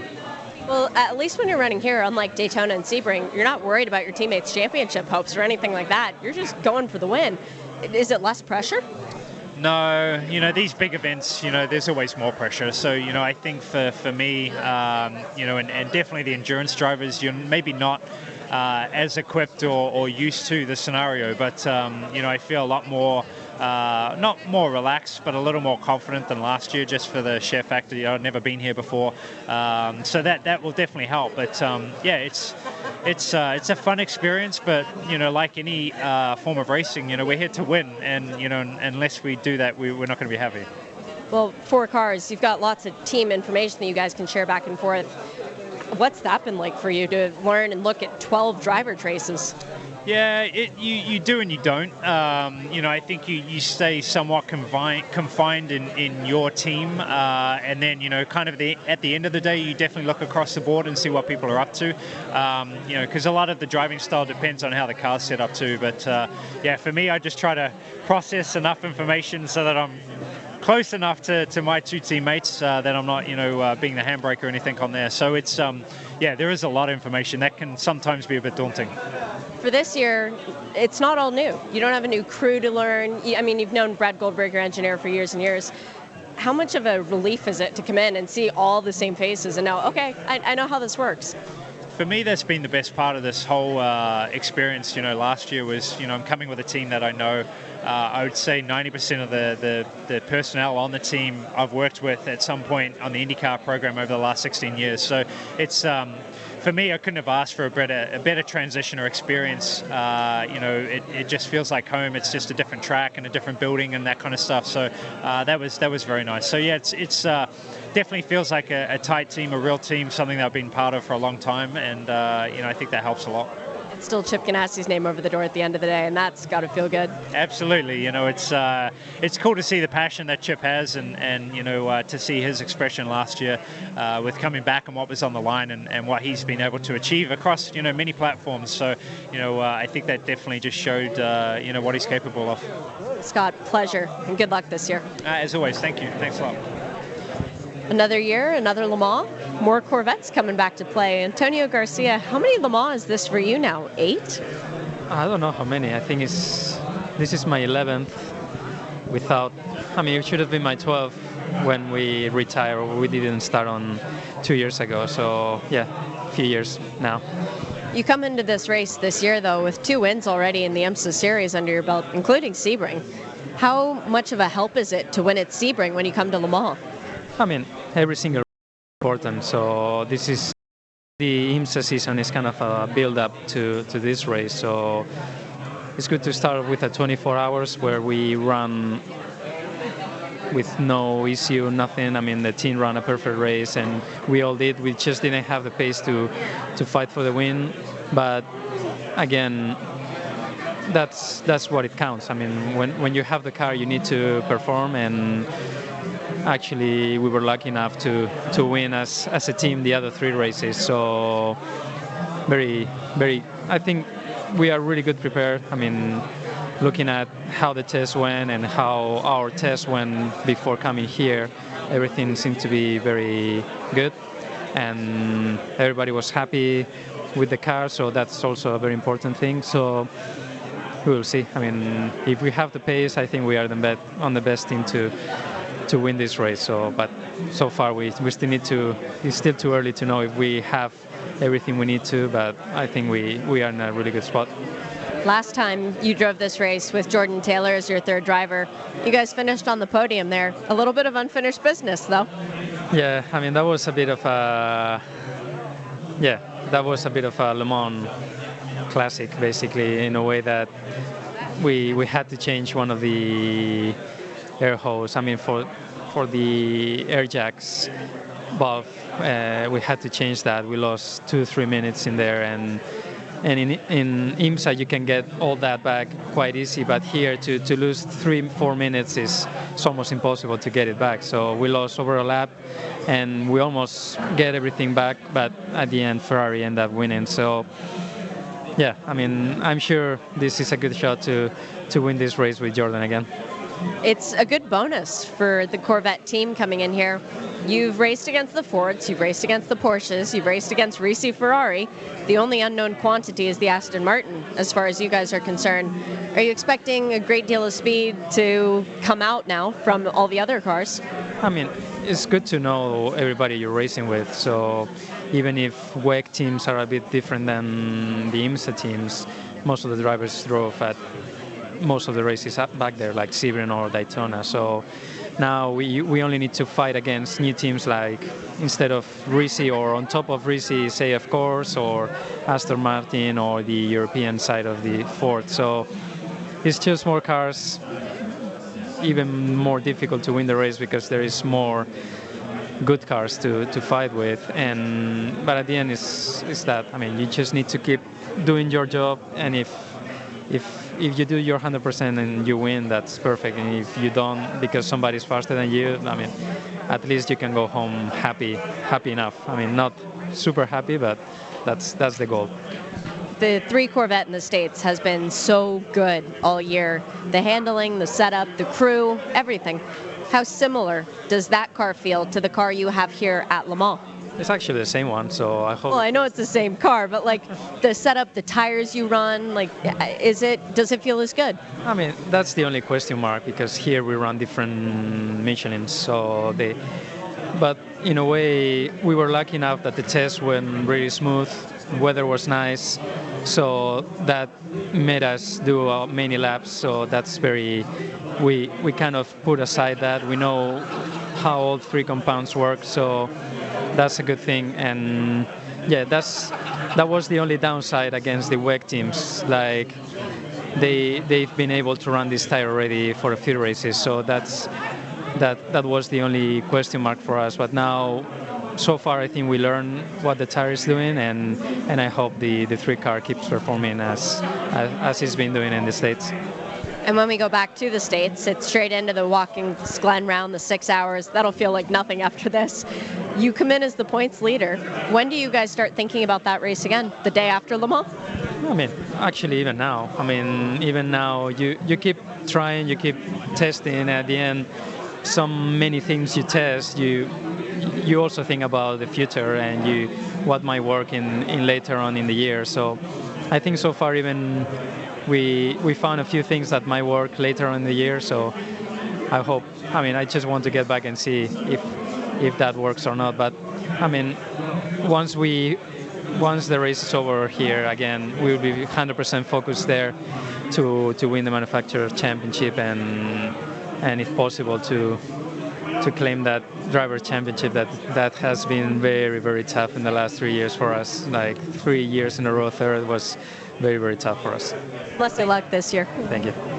Scrutineering is starting to wind down. It's getting nice and quiet, but means that we finally got toward the last cars to come through. And you know what they say? They save the best for last. Christina Nielsen, second Le Mans, coming in. It's still just as exciting, isn't it? Oh, totally. I have butterflies in my stomach now. You know, we've been so busy. The American season starts a lot earlier than the European season. So, I mean, we have Daytona in January, we have Sebring in March, and then the others start when we have Coda, Long Beach, and Detroit. It's always super close with Detroit. And, you know, now the time is finally here. It's absolutely amazing. And it feels pretty good. And we've already done a 24-hour race. You mentioned Detroit. At the end of that race, you and the entire Scuderia Course crew were up on the wall. You were celebrating like you'd won. Did it feel like it? It felt like it. Like I was, you know, we had an excellent car in practice. We tried to make a small adjustment for qualifying. Unfortunately, it didn't really go that way. So we went back to the old setup.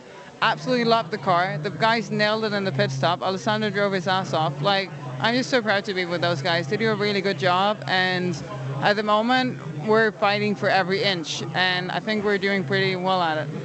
Yeah, definitely clawed back a bunch of points at the Detroit round, but now you're at Le Mans. It's the same team name over the door ultimately, but it's different crew, isn't it? Actually, because there's 2 cars now, we flew in most of our crew. So yeah, so on the other car, in the 62, they have a lot of the Kessel crew that are providing people from their crew, but they actually flew in a lot of our people. So I'm going to be feeling pretty much at home. You know, our focus is to definitely get Brett comfortable with everyone. We want to work as a team. We want to include everyone. He's been a great addition so far. He did well at the test. He did well at the test at Monza. So couldn't be happier.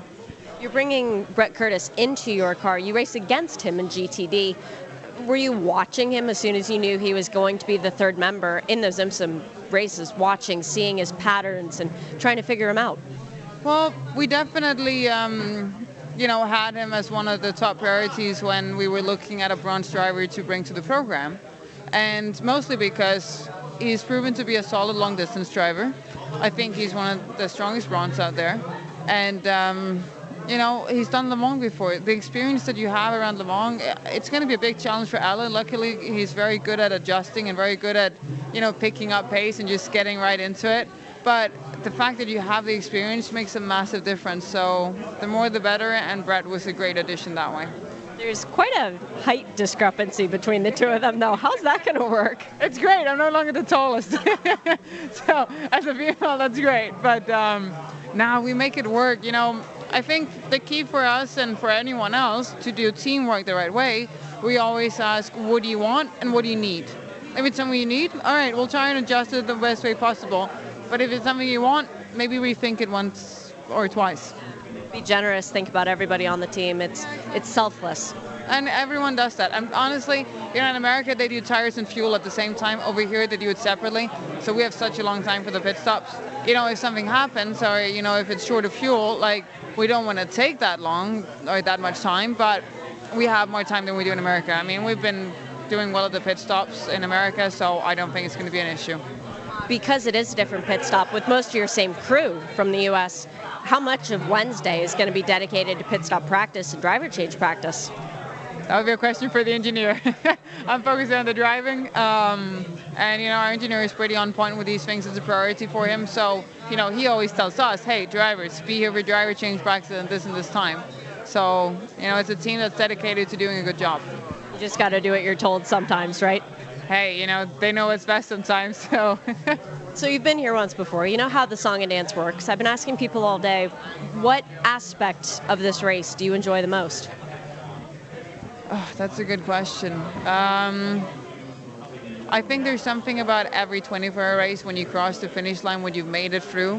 One thing is to cross with a good result, but also if you've had issues to actually make it through is a big achievement in itself. I think that's the first goal every person should have if you set a couple of goals. Like the first one is to make it through. Then it's with less problems or minor problems only. Then it's with no problems, and then, you're fighting for a top position. But for me, especially being a Dane, the driver's parade is absolutely amazing. I mean, there's so many Danes here, and their support is great, and it's just a great time to be able to give a bit back. Good luck this week. Thank you. In last year's race, the Risi Competizione Ferrari was the car at the end of the race that really took it to the Fords. Second place finish for those guys. Pierre Capper, you're being added to the team this year. You've won the Mans in class with this team. Think maybe you can do it again?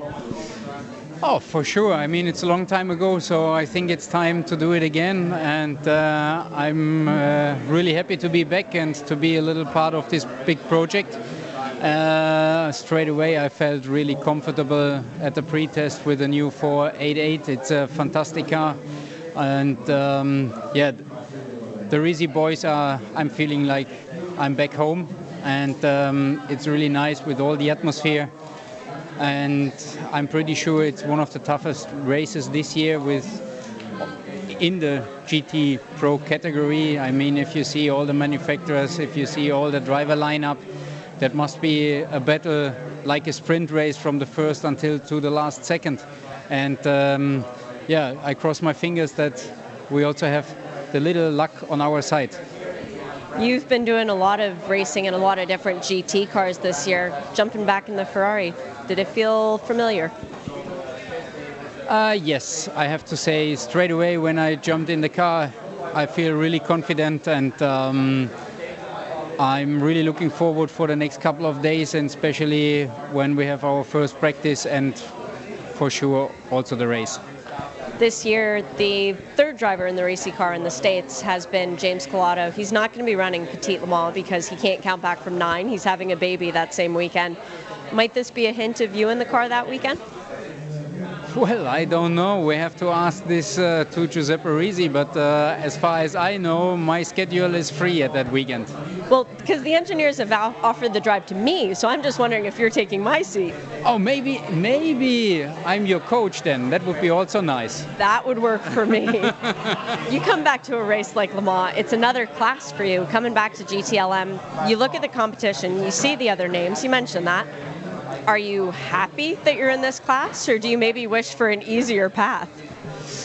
No, I mean, it's always the best to compare with the best, and I really enjoyed my time in the GTLM class in America, and you never know what happened in the future. Right now we are in Le Mans, and I mean, these are the 56 best cars in the world, and look the field in the GT Pro and GTM.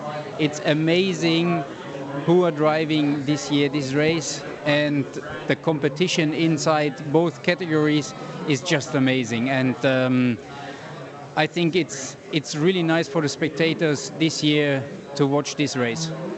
You spent a year driving with Fizzy in the US for this team, so you know how everything works, but does he have any bad habits maybe that you're a little worried about for a 24-hour race sharing a car with them? No, not at all. I mean, we really enjoyed the time together, and also when Tony joined us for Petit a couple of years ago, we matched really well together, and that's one of the reasons why I'm back.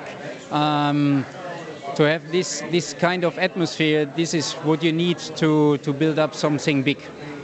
Well, hopefully luck is on your side this year. Good luck, Pierre. Thank you very much.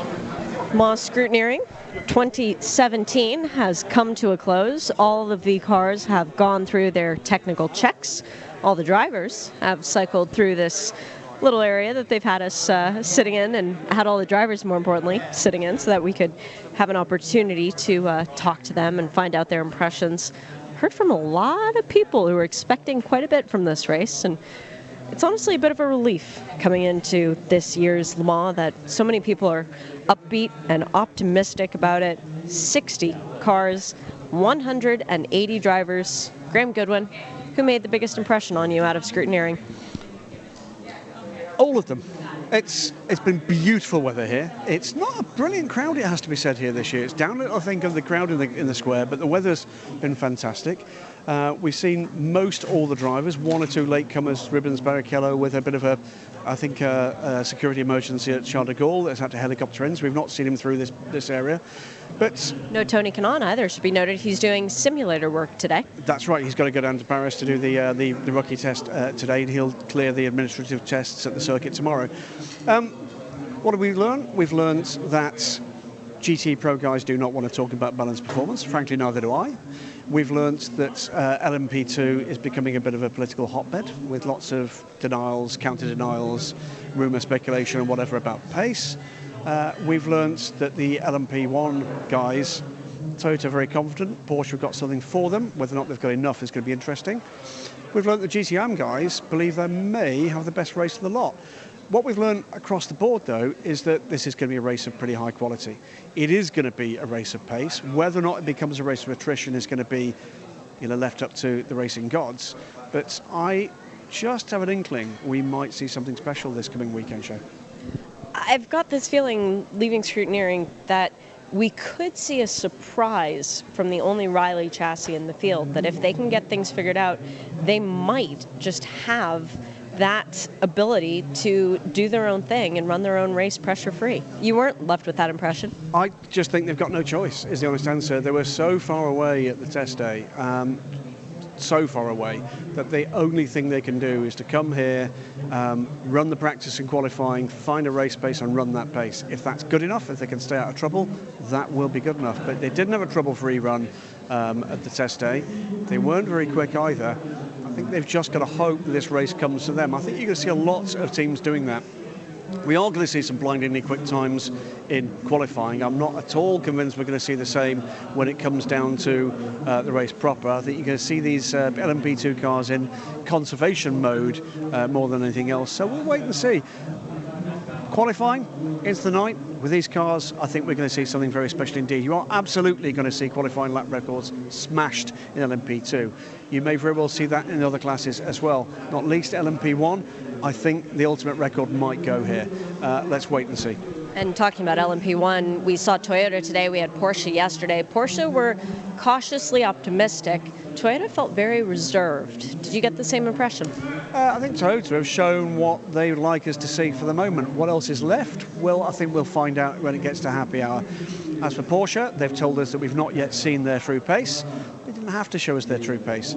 I think we could see a spectacular qualifying. Let's hope the weather gods actually play with us for this one, but it could be just one of those evenings when you will either wish you were here or be very glad that you are.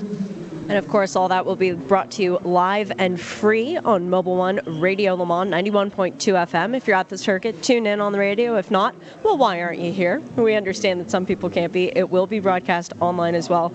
For Graham Goodwin, I'm Shay Adam. Thank you for joining us at Scrutineering for 2017. Up next, the cars get to go fast. This program is a Radio Show Limited production. Tell your friends there's more at radiolemans.com. Great Fightbacks on radiolemans.com with Dunlop. Welcome to Great Fight Bags, where giving up is never an option. On this episode, Bruce Jones tells the story of Jackie Ickx at the 1977 Le Mans 24 Hours. Dynamite recovery at Le Mans in June and arrive covered in glory on Formula One's doorstep in July. It seems so neat and simple for two French industrial giants, Renault and Michelin. But as their Alpine A442 turbos had proved so conclusively in 1976, beating Porsche is never easy. So nothing was left to chance. An updated long-tailed model was tested extensively and without mercy at Paul Ricard. Aerodromes and even a new autoroute were commandeered to replicate the Mulsanne Straight. 3 brand new chassis were built for a single race, and a vast team painted Le Mans Renault Sport yellow. The place had seen nothing like it since Ford's scorched earth policy of the mid-1960s. Porsche was definitely the walnut, and it began to crack. Its well-proven 936 model had been modified, shorter, lower, narrower, albeit on an existing chassis, and given an extra 20 brake horsepower, and improved throttle response with the addition of a second turbocharger. Also held back for Le Mans, a tight budget restricted its preparation to the company's Weissach test track and limited its entry to just 2. And Jackie Ickx could drive only one at a time. The Belgian had fallen out of love with Formula One, and in turn fallen out of favour. The first superstar to suffer from burnout? Bar a one-off appearance at Monaco, replacing Ensign's Indy-bound Clay Regazzoni, he was concentrating on sports car racing. Pairing him with fellow 3-time Le Mans winner Henri Pescarolo, however, gave the squad a lopsided look. The second 936 was to be shared by racer and engineer Jürgen Barth and American rookie Hurley Haywood. And that backfired when they retired from second place after just 45 laps because of a holed piston. It was decided to plug the redundant Ickx into the other car. The effect on it was electric. Having appeared dead in the water when a defective fuel injection pump cost it 30 minutes and plunged it to 41st position after just 2 hours, the corpse was now twitching. Although the car suffered more oversteer than his original, Ickx was mighty through the night and broke the lap record set by Mattra's François Sever in 1973. The Dunlop-shod Porsche was also able to run as much as 5 laps longer between fuel stops. There was no need for Renault to panic. Not yet. Nor was there when its third-place car, delayed by 10 minutes early in the race because of a leaking inlet manifold, suffered a melted piston at 3 a.m. There was reason for concern, however, when its second-place car coasted in 90 minutes later, minus 5th gear. The broken pinion was still being replaced when the Porsche swept past. Still, the lead Alpine was 6 laps ahead, and Jean-Pierre Jabouille, ably co-driven by the squad's sole non-Frenchman, Derek Bell, appeared able to keep that gap constant. Then, at 9 a.m, it too blew a piston. Ickx and Porsche led the race. Patrick Depailler, gearbox restored, was Renault's remaining hope. But when all hope ended with 4 hours to run, yet another blown piston, the recriminations and soul-searching began. Hang on, smoke was twirling from the Porsche's tail. Back in 1976, Renault had offered its drive chain to the British Mirage team. Overgeared on larger diameter tyres, its car's inability to pull maximum revs on the straight rendered them uncompetitive but reliable.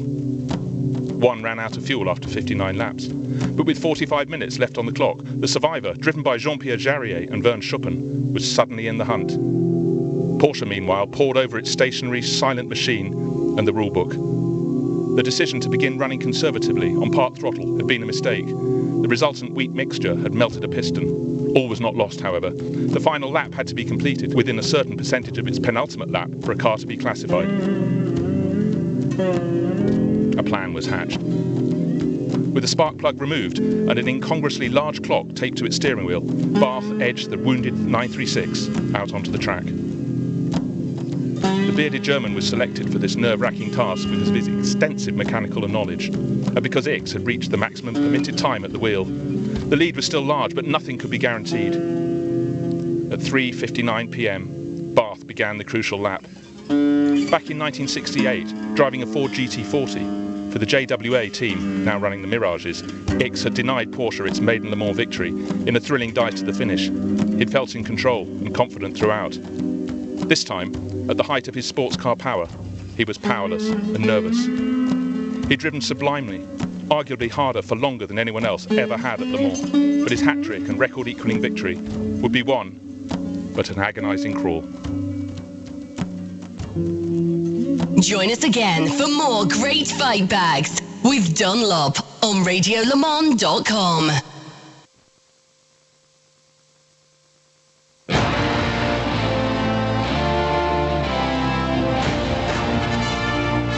Around the world. Around the clock. Endurance racing direct to you. 24 hours a day. This is Mobil 1 Radio Le Mans. Engineered to perform.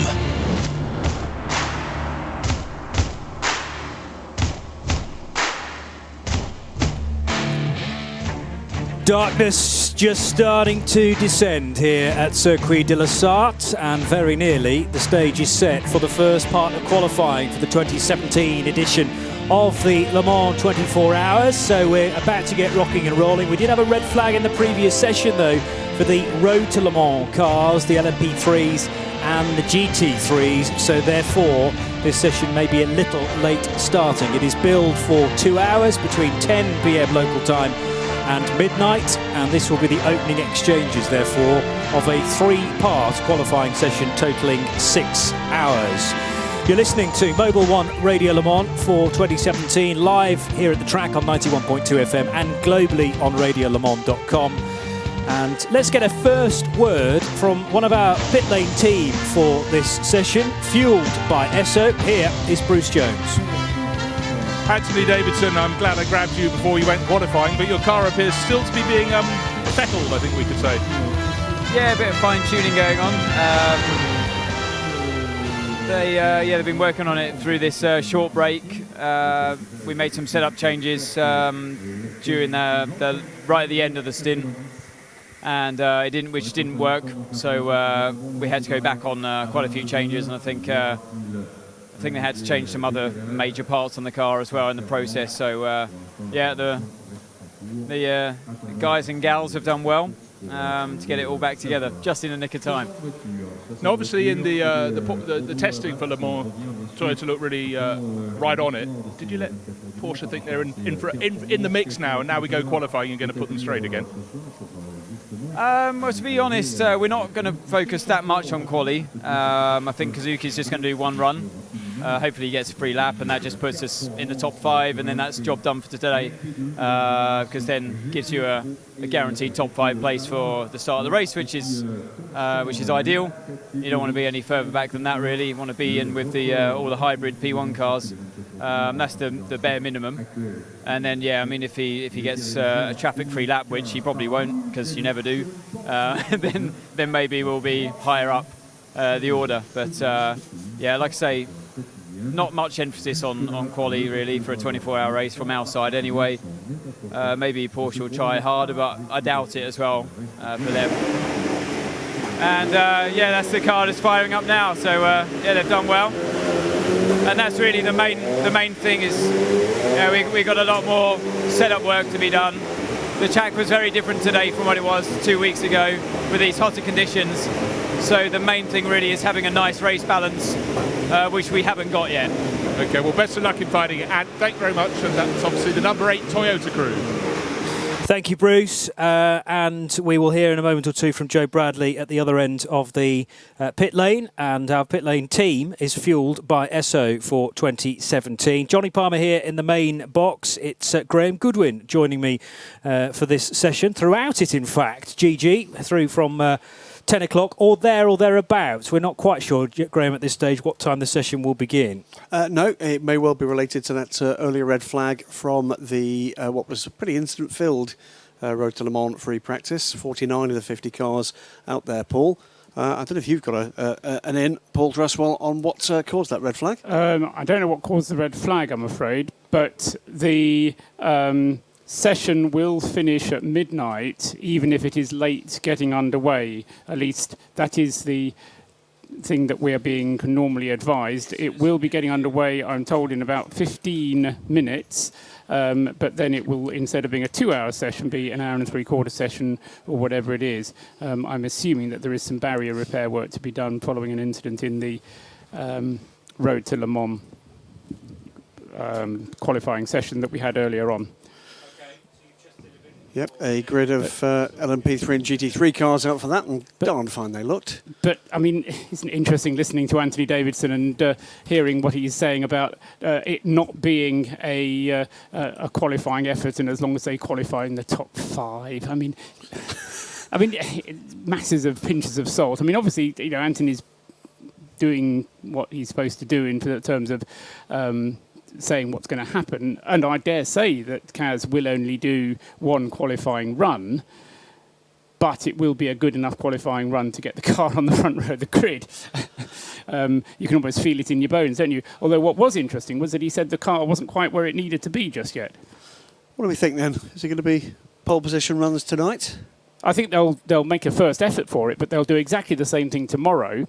And as we've seen, you can strike it lucky and just get a clear lap, and by being out there throughout the 2 hours or hour and 3/4, whatever it is, you might suddenly get a clear lap. And you don't. There is no such thing as a qualifying tyre. We've seen that by being out and going round and round, the fuel load gets lighter and lighter and lighter, and very often towards the end of a 5-lap or a 7-lap stint, you suddenly find yourself on a clear bit of track and you can go out and set a fast lap. So I don't think it's something that you can plan, but it's something that you have to take advantage of when you've got it. It's evasive here, is it? 60 cars, up to 60 cars out there. If you get that clear lap, and we heard it throughout test day as well, a tricky thing to actually find. But if the conditions are good, and they are pretty good out there right now. Yeah, absolutely. And the point I'm making is that you can't plan it. No, you can't kind of say, right, we'll go out now because there's going to be a gap in the traffic. You just go out and suddenly find yourself with a gap in the traffic that you can take advantage of. So I think that's what they're going to be aiming to do. Sun setting, Johnny, over there to our right, behind the grandstands. Looks great, doesn't it? And I was mentioning to Gemma Hatton in the previous show that I did, part of free practice, that this place takes on. It's a totally different atmosphere once the sun sets. The cars look very different as well. And because of the close nature that night time gives you, you just feel like, particularly in the floodlit areas of this track, you just feel like you're at the place to be in the motorsport world, which indeed we are, but it is also just nice to take a little bit of the heat out of the day as well, to give us yet more atmosphere and a slight breeze, although nothing compared to what we may have had in previous years. Cars just trying to, in turn, get themselves away from the pit lane apron safely, but once sister cars are wheeled out onto the apron on the dolly jacks, there ain't a lot of room between them, and some manoeuvring that needs to be done very, very carefully to not break any of the peripheral bits of these racing cars. It's been a busy week, though, so far, up and down, well, this pit lane and that paddock. Lots and lots of stories emerging, some already out in the open.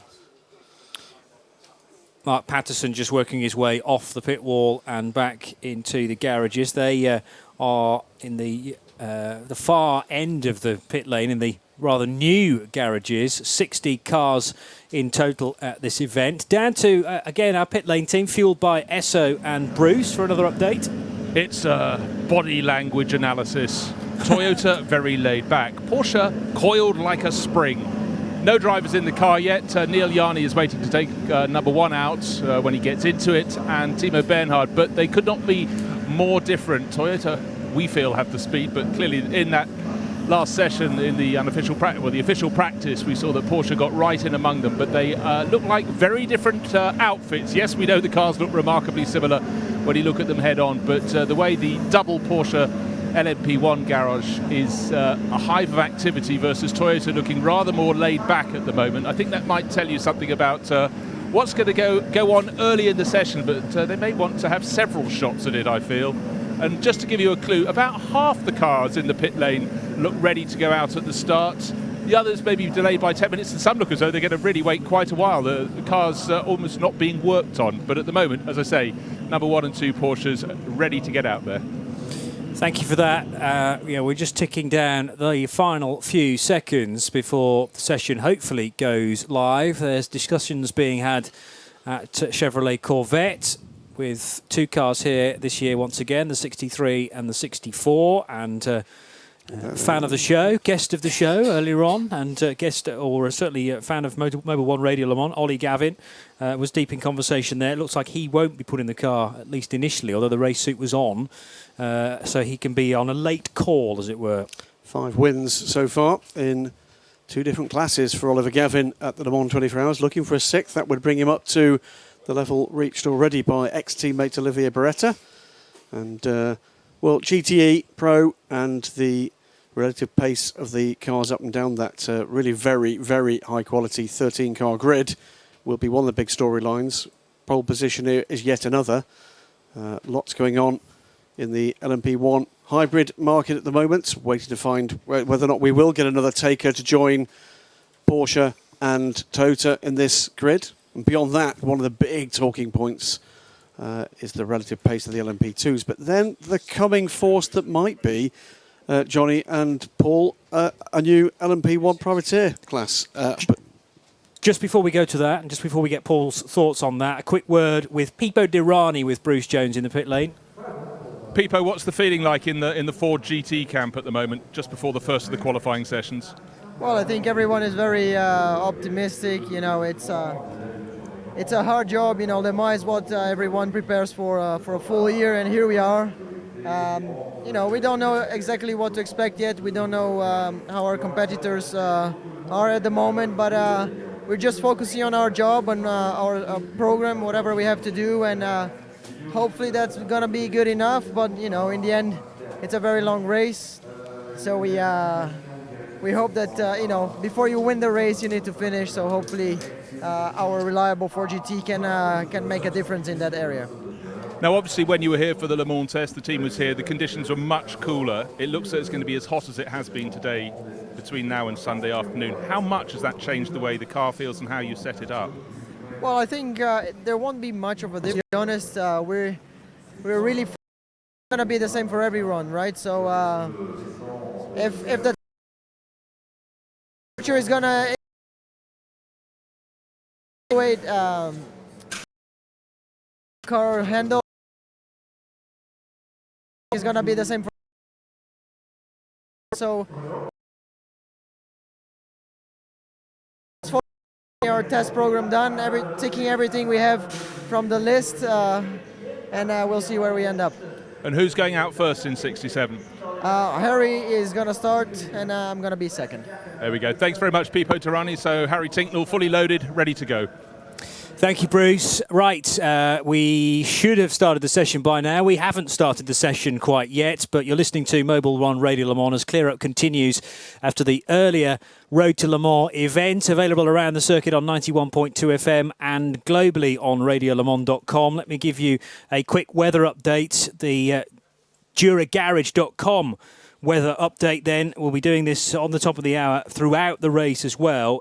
We've had a high of 85 degrees today, which is well into the 30s, and it's just starting to get a little cooler now. So we have a current temperature of 28, which is 82. Still pretty warm for 10 o'clock tonight, though. And then the future weather conditions sets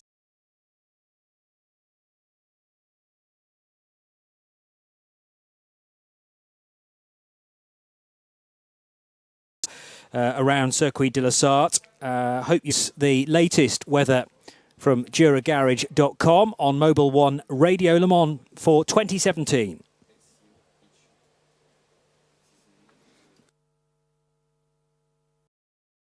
And lunch, and you and a friend will get the pro drivers use to hone their skills away from the track. For the chance to join us on this exclusive Dura Day Out, go to www.duragarages.com/Le Mans to answer the 2 simple questions. Live from trackside, this is Mobil 1 Radio Le Mans, engineered to perform. Johnny Palmer, Graham Goodwin and Paul Truswell looking after things in the main commentary box as we overlook the Ford chicane. And so far, I don't know when this session is going to start. The message on the screen, 10:05 is the latest update from race control. So now? A minute and a half I make it until 10:05. So very, very close. But many cars have got into the line at the end of the pit lane. It looks like 1 or 2 are being wheeled back to the teams with possible issues, or maybe some late changes to car setup before this session gets underway. And some of the Ford drivers looking very chilled indeed, sitting on the pit wall. Andy Prieur, Harry Tinknell, and in the middle, Graham? Pipa Durrani, that's Thank the you. 67 crew. And, well, what can Ford do this year after their dominant performance in the 2016 Le Mans 24 Hours? They're telling us that they don't think they're going to be on the pace this year. We said a few moments ago, balance of performance in GTE Pro is going to again be, rather sadly, one of the storylines. LMP2 pace is going to be another with an all-new class, Paul, and... Well, no, I was just going to reflect for a moment on the GT Pro times, because the Fords were the only people to improve from test day to today, whereas everybody else from test day to today have gone not as quickly. Some of the Fords have gone more quickly. So there is signs that the Fords have found something to improve their pace. But no, I mean, I think the battle for LMP2 honours is going to be an absolute humdinger, and I think that as well is going to be a real lottery in this upcoming qualifying session, just to see who gets the clear lap and who's able to take advantage when it's available. It's going to be interesting. This may be the real opportunity tonight and tomorrow evening as well, of course, to see the real pace that these cars are capable of. 600 horsepower Gibson engines for these cars. It's been a very rapid escalation to this point with that marketplace, where they've really come from nowhere. Those cars really weren't on track until the early autumn last year, and the point I was going to make a little moment ago was we're in another cycle like that with what looks like it might be a heavily boosted LMP1 privateer class for next year, Paul, with a number of new projects coming forward. And, news today, actually just posted it on DSC just a few moments ago. I've not read it yet, I'm sorry. That's all right, because you've been busy. Of the Ginetta LMP1 in the wind tunnel right now this evening at Williams in Oxfordshire, back in the UK. That's how long these things take to come to fruition. We expect to see examples of that car, built by the brave souls up at Garth in Yorkshire, on the grid here next year. I mean, I think, the P1 privateer class is a big unknown, but it's got lots of potential to it. And I think, we can be very optimistic about where that is going, regardless of what else is happening in the P1 category. I think there's a lot of potential, but there's a lot of words been spoken, a lot of promises been made, and I don't know quite how that's going to transpire over the next 12 months, but I think we're going to have to find out in the next 3, 4, 5 months, because otherwise it's too late. Very much so, but we know already of 3 very live programmes with the SMP car, Dallara. We know of the Ginetta, of course. We know that the Perrin are telling us that they've actually got sales for that. And then beyond that, the test day coverage on Mobil 1 Radio Le Mans. Sam Collins teasing something we'll be hearing about in Race Car Engineer in the immediate aftermath to the 2017 Le Mans 24 Hours with another project for an LMP1 privateer, but perhaps not for 18. Johnny? Some cars that showed good pace in LMP2 in free practice, the 2 Vaillant Rebellion machines. One of those is driven by Nelson Piquet Jr., the number 13 car, who's now with Bruce. It's been looking pretty good for the Vaillant Rebellion team so far. Nelson, You reckon you'll be able to carry that speed into qualifying? I hope so, but I mean, to be honest, qualifying is going to be 1% of our, not even 1% of our result. You know, as we all know, it's a 24-hour race. Qualifying is qualifying. Obviously, everybody wants to be on pole, but there's no point in risking anything for qualifying. It's such a long race. So yeah, it's one of those things. You know, every time we sit down and we meet, look, guys, it's only qualifying. Don't worry about it. You know, we need to make sure the car is good for the race. Obviously, when we're inside the car and the qualifying session, we're trying to go as quick as we can. So it's a difficult one, but no, the car seems good. Yeah, I mean, practice today went very good. We were leading most of it. At the end, you know, we didn't put any tires. Somebody went a bit quicker, but yeah, it's definitely better than I expected. You know, I thought, being our first year and coming from the P1 situation we were last year, I thought that we were going to struggle a bit more, but it seems like the speed is there. What we need to maybe to get is maybe more reliability and just more experience in you know, running with so many cars in the same series that are same as ours. You know. But what's it like? Obviously, this year P2 cars are much quicker than they were before. You can, at points on the circuit, play with the P1s. How much does that sort of add entertainment to you? That doesn't make any difference, to be honest. I mean, the P1s are always quicker everywhere. I mean, even if we were a bit quicker, a bit slower, I mean, the race is against us, the P2 guys. You know, we don't even think about the P1 guys. So no, I mean. I never drove a P2 before this year, so for me it's the first time. For me it's not quicker. It's just a P2 because I had no idea how it was last year. Fair comment. Best of luck in qualifying. Thank you, Nelson. Patrolling the pits, the pit lane team, fueled by Esso. Getting the answers to the questions that matter. The pit.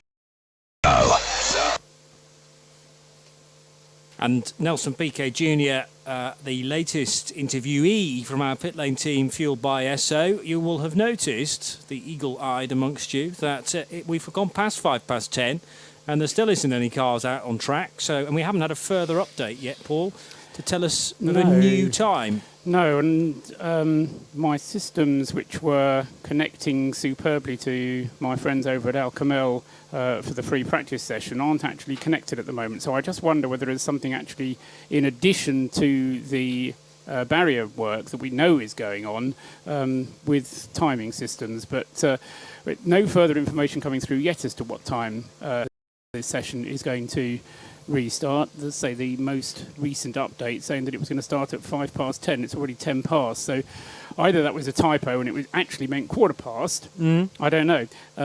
But certainly at the moment there's lots of activity in the pit lane, but nobody leaving the pit lane. If it was a typo, they did it twice. I know, that's what I two thought. messages, one at 7 minutes to and one at 4 minutes to. Okay. So clearly there is a further issue. It has to be said, the place looks glorious. But for me, one of the things, but this time of the evening, just before the cars go out, is when the grandstand we can see opposite the Radio Le Mans, the Mobil 1 Radio Le Mans commentary booth, the advertising. You know, it wasn't pitch black. No. And you know, there was still just that little hint of light in the sky, and that helps the drivers as well. You know, there's nothing worse than having a rainy, dismal, dank evening, and it just goes dark so much more quickly. So, you know, a lovely way for it to go dark. And also, if the night stays clear, we also will get a clear start to the tomorrow morning. Well, never mind about tomorrow morning, but race on Sunday morning. And again, it starts to get light that little bit earlier as well, which hopefully it will do as well if this weather that we're getting at the moment will last for the rest of the weekend.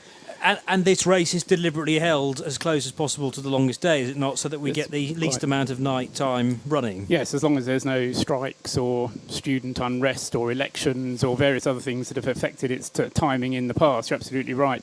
That traditionally, by coincidence, is also the 24th weekend of the year. So that kind of fits in nicely with the... But there are cars, Toyotas being wheeled out onto the apron, and maybe they have a bit more information than we do at this stage. Well, that's 2 minutes from now, so we will... I think they're expecting it to go at 10:15. And a queue already forming at the end of the pit lane as well, including 4 LMP2 cars. So there are now takers added to by yet another one. On the other hand, there are cars still being worked on and drivers being settled. Mark Patterson being installed, in fact, into that car at the far end of the pit lane and just being talked through various procedures. That's the 45 Algarve Pro Ligier. Now in a very different colour livery with the SO 24 backing for that effort, courtesy of Vincent Capillaire.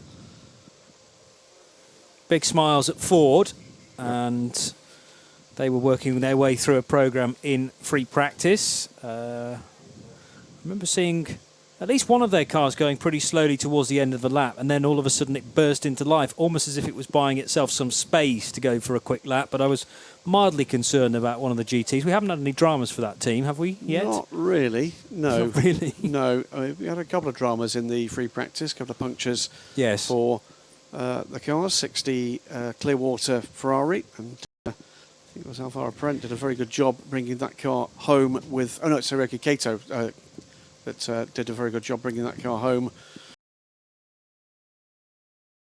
Apparent damage. One of the Proton cars as well suffered a bit of tyre-related drama. And quite a crowd arranging itself just after the Dunlop Bridge as you go through that natural arena area, which was realigned a few years ago, just before the Forest S's, and it's so nice to be out at 10:15 local time, still in shorts and T-shirts with the rug out on the grass, maybe a bit of bubbly as well, to enjoy this first qualifying session of this year's race. Joining the small horde of LMP2s at the end of pit lane goes Nico Lapierre and the number 9 Toyota. Third car now with Nico Lapierre, the prodigal son of Toyota, back after a couple of years away and after 2 wins here in the last 2 years in LMP2. He's now back with the factory team and with a couple of Le Mans rookies, Kinomoto-san and Pachito Lopez, who's moved over from the full season car, number 7, after his dramas at Silverstone, missing Spa as well, therefore short on race time. Lots and lots of stories around, not just for the front-running cars. Keep an eye as well on that packed GTM class, 16 cars, 13 in GT Pro, 25 LMP2 cars, and just the 6 in LMP1. Could this be the ideal opportunity for a remarkable result at the Le Mans 24 Hours after whatever we see across the latter part of Saturday and much of Sunday? What, are you suggesting a non-P1 victory? No, I'm suggesting that with only 6 LMP1 cars, there's no chance that you get something else on the podium. Yes. In the modern era. Yes. I think that's true, but what I've heard from the various P2 folk that I've spoken to is be struggling to get reliability. However, because there's 25 P2 cars and there are only 6 P1 cars, if you do the maths, you know, if you say that a P1 car has an 80% chance of finishing and a P2 car has a 50% chance of finishing, and you multiply the 25 by 50% and you multiply the 6 by 80%, then you actually do get a better chance of a P2 car coming through. But it will be many laps behind. I mean, it was... Go on. I was going to say, I didn't say it was going to be P2. No, I think, I'll be honest with you, for me, it's a very outside chance. I don't think we'll ever see a GTE car getting as high up the finishing order as they might just get. We've got a very high quality GTE Pro field, and who knows if we get a race with attrition LMP2, Paul, where we might end up with that.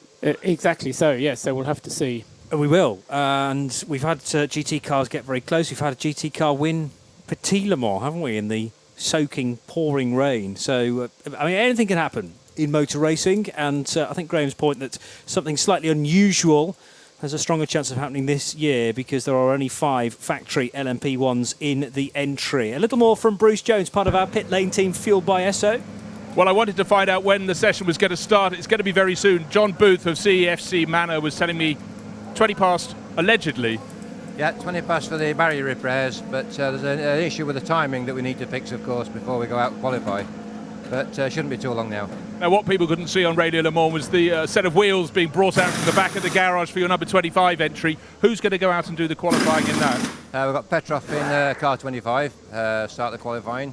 Of course, the most important thing on the first night qualifying is to give all drivers 5 laps to qualify. So that's the first target tonight. Yeah, it seems the same the whole way down the pit lane, but I know you lot, you're all racers. You might just pop in a quick one at the end. I'm sure they will. He said, looking frightened. Thanks very much, John Booth. Headlights really piercing through what is... I'm distracted now because Paul Troswell's got his own headlight. I've seen that many times before attached to his head, and you will have a chance via the studio vision to be able to see that. But the headlights on the cars penetrating what is more and more striking me now as being not quite fully dark, but we're obviously going to start this session far darker than many of the teams will have expected. Not that that really affects their programme, because they're going to have to be well used to racing through the night come Saturday and into Sunday. But as things just steadily evolve on this circuit, including the repair of that tyre wall, obviously this is eating significantly now into the session. So we're not going to go beyond midnight, that was for sure from the start, but it looks like, Graham, we are now going to start at exactly 20 past 10 o'clock. Good news. We're about to go racing. Well, it's certainly we're about to go fast, very, very fast, I suspect. And the expectant crowd, and pretty good crowd around the circuit, as Johnny said a little earlier, about to be entertained. And your timing systems, Paul, have reconnected, or perhaps it was a connection at the other end that needed solving. That's what John Booth was suggesting. Exactly so. I think that's it was key thing that I trust Alcamel. They're very good at what they do, but just occasionally they have their own glitches. And as John was hinting there was some kind of glitch which they were experiencing there. And I think we're now waiting down for a countdown, although we've now gone beyond an hour and 40, but we have now gone green. It was guardrail damage, we're hearing from John Hindhoff, just beyond Arnage Corner. But that's all been dealt with, but guys, we could see some history tonight. It could be on.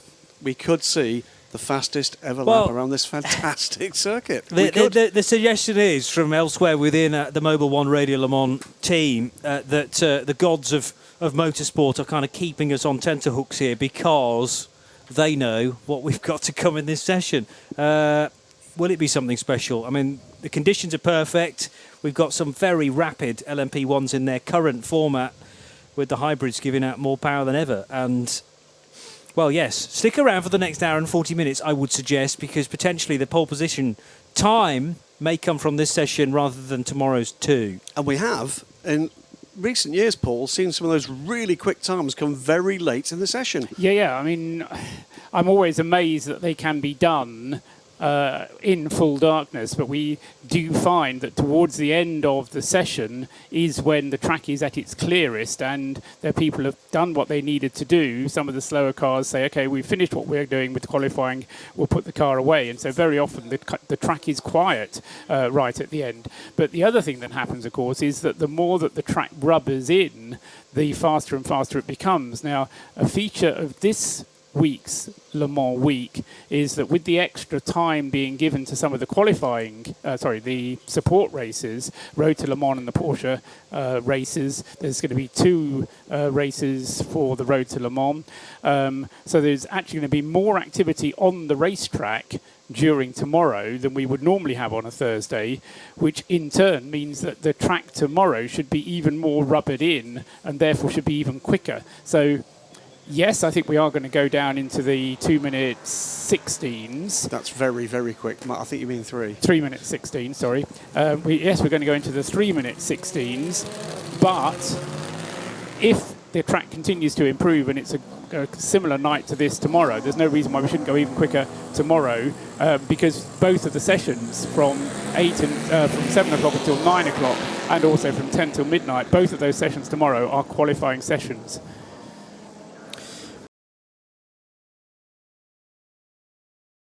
Out onto the Mulsanne straight, being presented by flashing green lights. 2 more Ferrari 488, no, in fact a Ford GT. That's that noise you can hear there. And a Ferrari 488 heading out onto track. That was a 54, wasn't it? That was the 60. There are 2 Clearwater racing cars here this year. The Singaporean flag team, but actually from Malaysia. But the chrome-based version is the Le Mans only car, the number 60 car. Actually, last year's number 71, one of the factory cars from last year. And the rather rasping exhaust tone you can hear behind it is one of the Fords. That's the number 69 car out, so 60 and 69, following each other through Tête Rouge and onto the Mulsanne Straight. Sun really just about to pop below the horizon. And when you are heading away from the sun down the Mulsanne Straight, it's not pitch black, but it's very, very dark indeed. But as Paul has quite rightly says, the light, as you peer to the other end of Mulsanne Straight, is just lingering in the sky. I mean, from my point of view, I've lost the sun now, but there's still quite a bit of light peering over from the Ford chicane towards the Dunlop curve.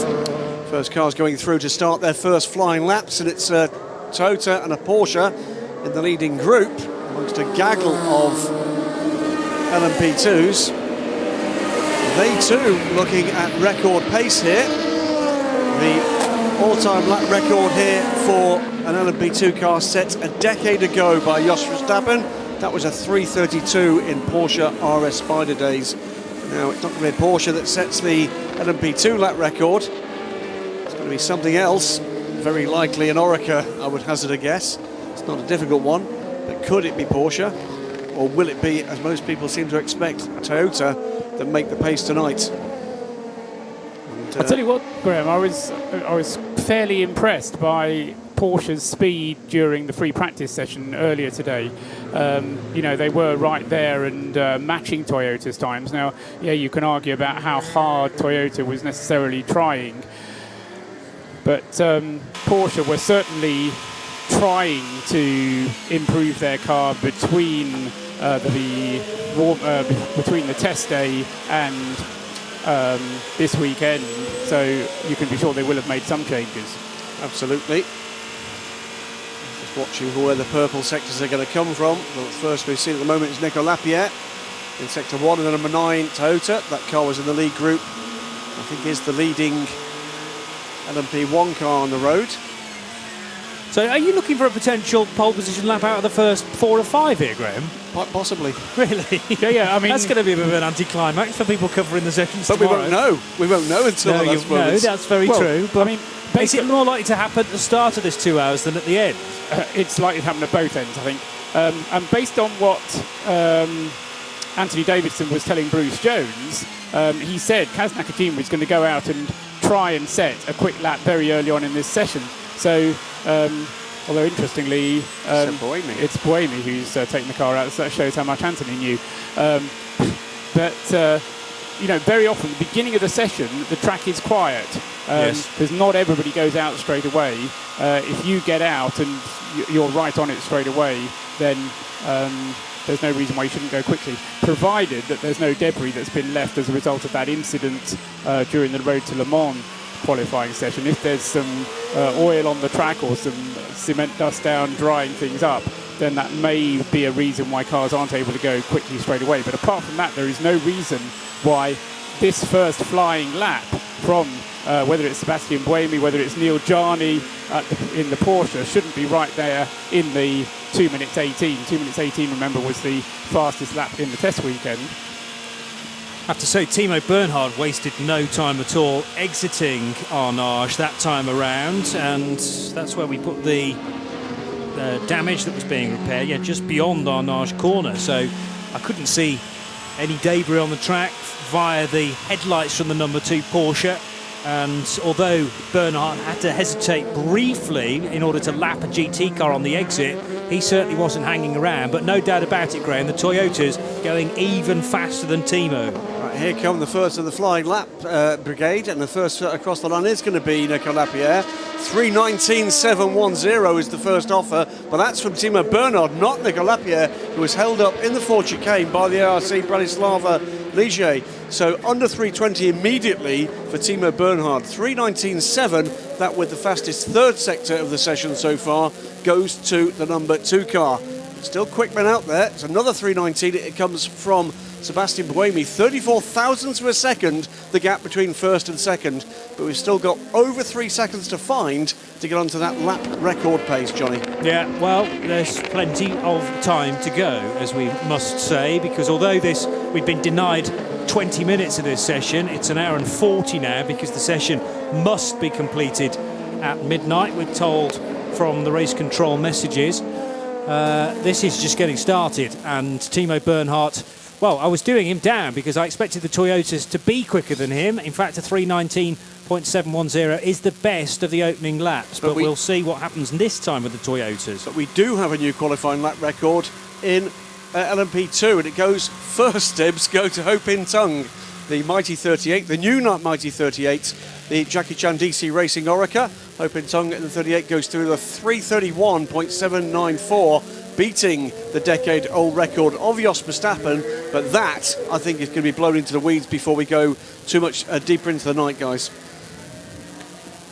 OK, 3:31.7, about to be smacked into the long grass, according to Graham Goodwin, and I wonder whether we're going to get, well, I think we will get more improvement, potentially on this lap. Neil Janney's managed to go quicker, although he is the slowest of the LMP1s after just one lap each. 1:31.794 for Neil Janney in car number 1. So also some quick times coming through in GTE Pro early on. Nicky Thiem with a 3:52 is pretty impressive as a first offering, Paul. Just to put Timo Bernhardt's time into perspective, last year's pole position at the end of 2 days of qualifying, Neil Janney, 3 minutes 19.733. So within 10 minutes of this session, we're already 0.2 of a second, 0.02 of a second faster than we were at last year's qualifying. A little more context, by the way. Remember, the start of the season, we were being told by both Porsche and Toyota that with the efficiency gains they've been asked to actually find this year, with less fuel available for teams, that they had not at that stage recovered all the performance that they would have lost. Yes, it's not the fuel that's different, it's the aero. You're right. There's less aero, but there's the same amount of fuel allowance. But this is showing a different picture. They found it. They found it back in very short order indeed. Absolutely. I mean, the amount of aero that they've had to lose, and because of the changes of the way the regulations work, certainly do give them a harder job. So Porsche are ahead of 3 Toyotas, and as I say, the times already under what we managed in last year's qualifying. And in contrast to those opening punches from all the leading cars, just one blue sector across all of the LMP1s on this second lap. So traffic becoming an issue for the leading cars. Still blue sectors though for a number of the LMP2 cars. So 3:31.794 is the mark we're looking to be beaten there. It is beaten. It's beaten by the man who was quickest at the test day, Nelson Panciatici, in the number 35 Signatec Alpine. Car that's now in the second of what will be a 3-race planned season for that car. We will see that car at the Nürburgring, and beaten again by Ho Pin Tung, 3:31.024 now. So back to the top for the number 38 car. Remember, this is 6th overall. We are at 10:30 now. This session started 20 minutes late, so it will only be an hour and 40 minutes, plus any slowing down laps that are necessary, of course. And if cars sneak across the line with a couple of seconds still to go, then those laps will count at the end of the 1 hour and 40 minutes. But I want to try and continue with our hourly updates, seeing as we'll be doing them throughout the race as well. So the Motor Trend on-demand hourly update for 10:30. We've pretty much given you the LMP1 times. Timo Bernhardt is still circulating. No one's beaten his 3:19.710 just yet that he set as his first flying lap. The 2 Toyotas behind him on the timing and scoring screen, though, have now pitted. So Kaz Nakajima driving the number 8 Toyota and Kamui Kobayashi in the 7, both down pit lane. 4th fastest and still out on track, Nicolas Lapierre. I'll give you Nakajima's time, actually. 3:19.744, as Graham explained. 34 thousandths of a second slower than Timo's time. Kobayashi's effort at 3:21.895. And then Lapierre, who is trying to improve still, somewhere in the second sector at 3:22.150. The number 1 Porsche of Neil Janney has done a 3:23.280, but didn't improve on his last effort. LMP2 and a new lap record in qualifying for the number 38 Ho Pin Tung driven Orica. 3:31.021 is a new effort. Did that last time around from Nelson Panciatici in the 35. That's one of the Signitech Alpines, and Vitaly Petrov in the number 25 LMP2 is currently third fastest, which is the CEFC Manor TRS Racing Orica. Its time of 3:32.114. And it's the second Manor car that is fourth quickest. In GT Pro, it's the Aston Martin. It's the number 95 car. That was Nicky Thiem's time, we said a little while ago, but it's just improved that, I think, for 3:52.117 for Nicky Thiem, ahead of Sam Bird and James Calado in the 71 and 51A, of course, of Ferraris, respectively. A 3:52.235 is the best mark for Sam Bird. James Calado at 3:53.123, and fourth quickest. I'm not going to drive against that car at the moment. It's the first of the Porsches, the 91. Rickard Leitz. It's Rickard Leitz with a 3:54.564. So a nicely mixed up bunch there in GTE Pro. GTE AM, meanwhile, that's a big improvement just come through. Paul Delano at the wheel of the number 98 Aston Martin. 3:55.232 from Paul, the Canadian driver. Matteo Caroli, the number 77 Dempsey Proton Racing Porsche. 3:55.692 rather. And a TF Sports Aston Martin Vantage in the hands of Sally Yolek, the first ever Turkish driver to compete here at the Le Mans 24 Hours at 3:55.953. So two Aston Martins in the top three in GTM at the moment. So that's our Motor Trend On Demand hourly update. Apologies for about the number 2 doing a quick radio message. What we're going to try and do as soon as we get team radio is to be quiet here in the booth so that you can hear it on the live channel. But when we're in the middle of an hourly update, that can be a bit tricky. The 47 car is just working its way back into the pit lane with the lights off, and it's the Settler Villorba Corsa car.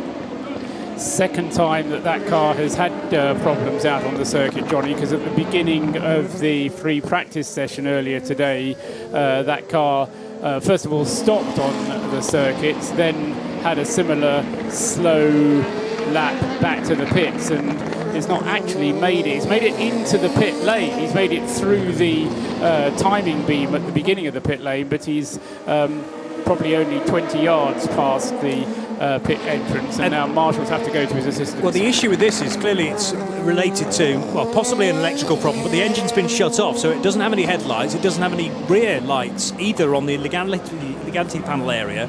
So anyone approaching that might be shocked somewhat to see right in the middle of the track the Dallara P217 from Settler Villorba Corsa, Graham. And it was this was one of the cars that actually had a pretty similar problem, Johnny. You might recall the European Le Mans Series race at Monza with electrical failure during the race, requiring a bit of a control alt-delete. Meanwhile, we've got a third car into the 319s. It is Nicolas Lapierre in the number 9 Toyota. So it's just a 2,000ths under a quarter of a second separates the leading car, that's the Porsche number 2, from Kaz Nakajima, just heading out now on another run in the number 8 Toyota. Then the number 9 Toyota with Nicolas Lapierre, all under 3:20 in the very early running, but a new fastest time in LMP2, and I think we're going to be saying this quite a lot, and that comes from a newcomer to the Le Mans 24 Hours and to sports car racing. Jean-Eric Verne goes to the top of timing and scoring in LMP2 with the first sub 3:31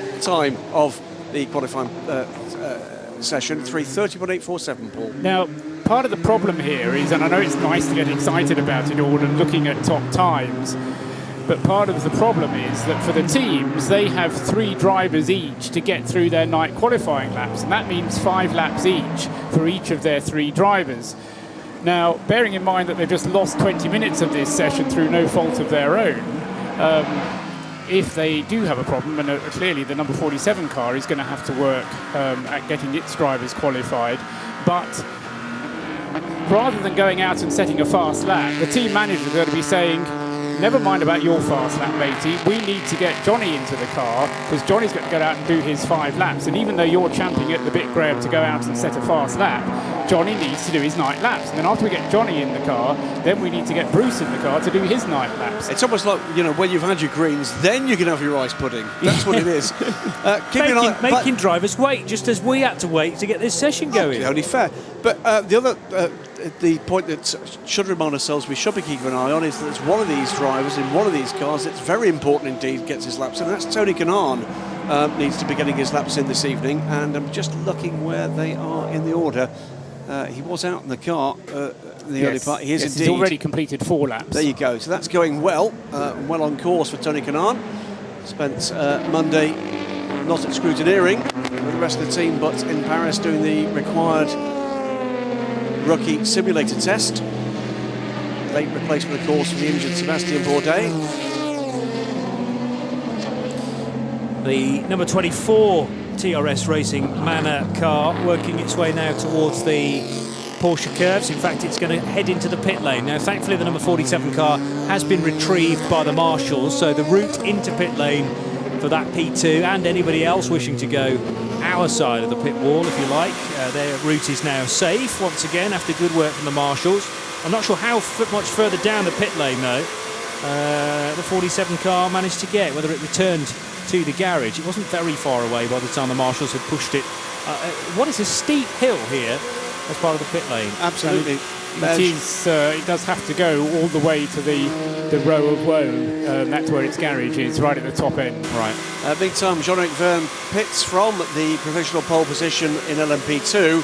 Is joined on the provisional front row by a sister car, because Jean-Eric Verne in the 24 Manor car joined and second in the second car under 3:31 by Vitaly Petrov. Those two cars separated by, what is that? It's around a tenth of a second. 3:30.847 plays 3:30.942. But to the top of topping and scoring goes Kamui Kobayashi. Toyota, a 3:18.793. So a significant improvement. A full second taken out of the time set a little earlier in the evening by Timo Bernhard. Toyota go to the top. And Kamui found the time through the middle sector, but also improved his own third sector as well. But a 75.3, very, very impressive in that middle portion of the lap, and a 3:18.7 is the best so far in this, and we've only had just over 20 minutes of the specified now hour and 40. One of the Porsches is currently in pit lane. That's the number 2. In fact, both are. So 1 and 2 in the pit lane, and therefore there are only 2 of the 5 factory P1s out on track. Kobayashi having put in that last effort, and Kaz Nakajima, his teammate, in the number 8 Toyota. Tor Graves has now been installed into the number 24. So 24 quickest, and they've done a quick driver change there. Will have fueled the car, maybe new tyres for Tor Graves as well. And that car returns to the track. Its best time, a 3:30.847.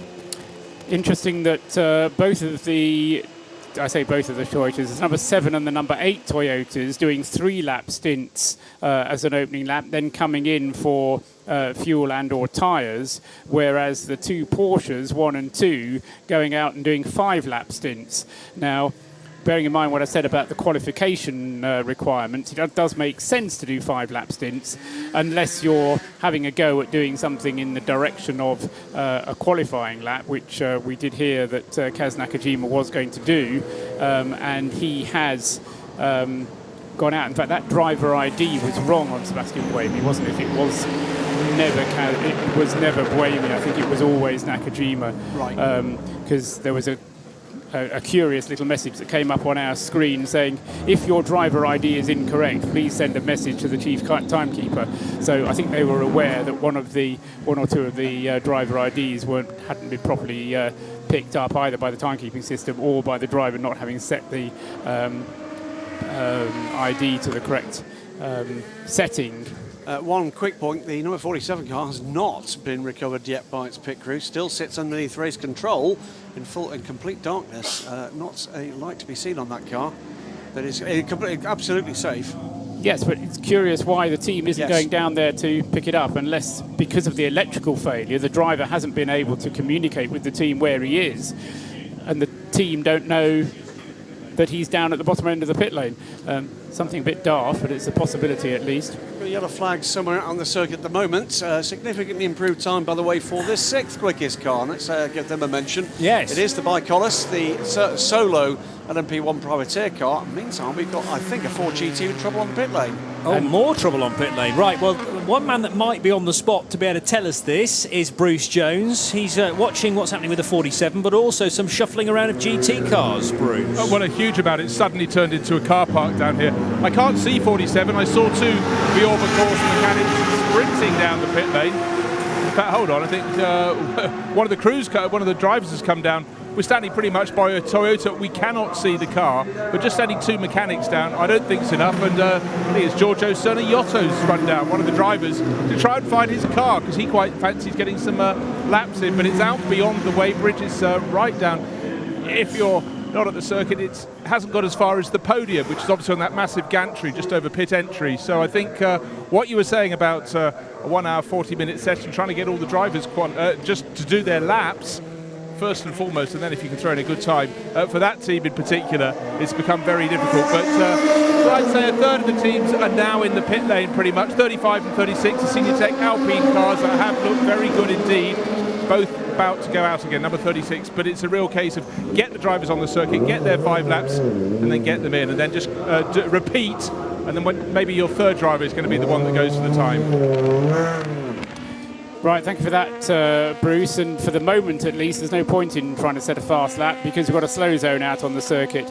I'm fairly sure there were 2 separate incidents. One was at Mulsanne Corner, which involved one of the Graf Racing Oreca's, the number 39, James Winslow, along with Eric Trullier and Enzo Guibert. That number 39 having stopped out on the circuit at Mulsanne Corner with Trullier at the wheel. But the slow zone that has been put in place is at the second chicane on the Mulsanne Straight. So 2 separate incidents, and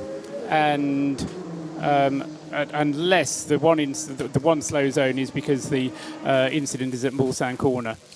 One significant time that did come in just before that happened, Paul, was the second quickest time of the session, and that puts Kaz Nakajima in the number 8 Toyota, second quickest. Another man into the 319s, so 3:18.7 is the time to beat, but then 1, 2, 3 cars in the 319s behind him. 13 to turn 14, boost cancel before the zone. I didn't catch all of that message. That was coming from the number 8 Toyota. So Kaz Nakajima trying to beam a message back to the Toyota crew.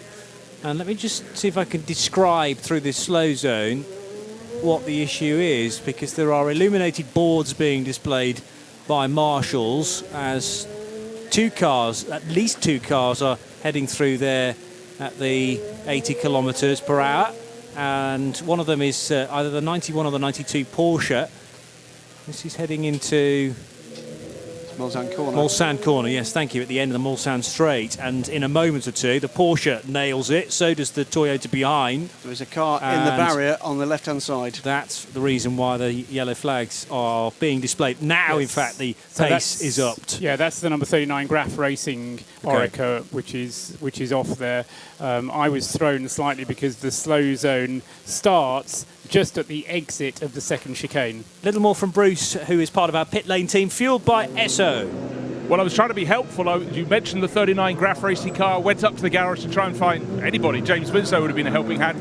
But then just as I was there, suddenly the 47 car came up the pit lane, no lights on, but it was under its own steam. So Giorgio Sernaiotto, one of the 3 drivers in that, had to suddenly sprint back up, and the mechanics who'd gone down earlier. I'm going to go and see what I can find, but it was driving under its own steam, so to speak, all the way up to, 80% of the way up the pit lane towards pit exit. So I'll go and find out about that. And obviously 39 is going to take a while to come back in after the clatter with the barriers. Yes, indeed. Top man. Thank you, Bruce. Here's Graham. A couple of other cars that have had some woes during that period. While Bruce was investigating the 47, we saw the 37 with David Chang crawled into the pits.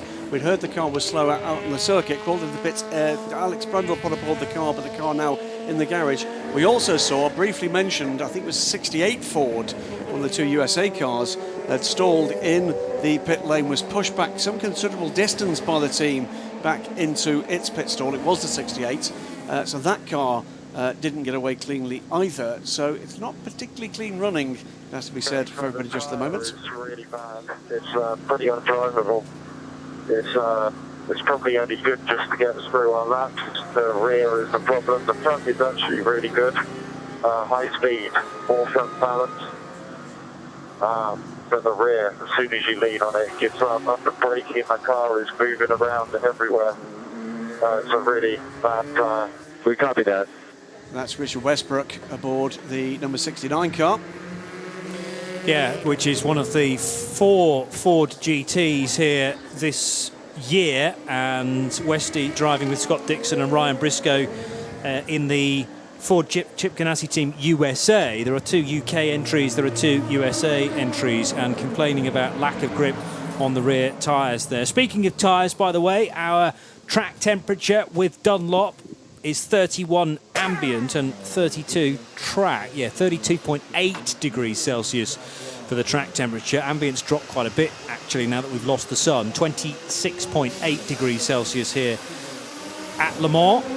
But as we were talking to various people earlier on today, the track retains its heat quite a bit and still in the low 30s, which might have something to do with the lack of tyre performance on the rear of that Ford GT. That is Michelin tyres that we're talking about, though, for the Fords. But while still on the Dura Garage's weather, the wind has dropped a lot. Earlier in the day, it was kind of variable between about 8 kilometres an hour up to 14 kilometres an hour. The highest the wind has been since this session started is just 4 kilometres an hour, so it's become a lot more still. And as Gemma was saying earlier on, what that really means is consistency and really the kind of conditions that the drivers can work with, because they know they're not going to get suddenly hit by a gust of wind or something. A little more about the 47 car, which spent a long time at our end of the pit lane, pit in. Has it now received some attention from the rest of the crew, Bruce Jones? Indeed, it has. But I just spoke to Giorgio Sonagliotto, who's now run to the back of the garage. He's sort of trying to help out, but he described that term that drivers don't like, electronic blackouts. But the fact of the matter is that clearly they managed to do something to get it to fire up again, Andrea Bellicchi at the wheel. But there's still a lot of head scratching there. You know, where you plug in the laptop and hope something will come up. But actually now, maybe they have cracked it, because suddenly they're calming down again and putting bodywork back on. But certainly for Andrea Bellicchi to be out on the circuit, just as drivers are getting their eyes accustomed to being around there at nightfall, to be cruising in with no lights on, must have been, I don't know, focusing, I think. The pit lane team, fueled by Esso. Slow zone removed. Back up to full, all green, but some debris on track, we've been told, in zone 6, Paul. Which is Tertre Rouge area, and quite where that has come from, I don't know. Last couple of times we've had debris, it's been the floppy curb markers, but whether that's the issue or something else, I don't know at the moment. And at the moment, neither are we being told about it being another slow zone, although I am being shown as a yellow flag area around the start-finish line for some reason. That might just be a glitch on my screen, though. Nothing visually out the window. No, and no yellow flags as they come out of the Ford chicane. And absolutely no sign of the car slowing down. Pretty busy track out there at the moment. Most of the cars actually out there, with the exception of 3 of the factory P1 cars. Most of the cars actually out there or heading out. Just a few pit callers at the moment. Several of the GT Pros. No major changes with those slow zones. Recent minutes to the leading times in any of the classes.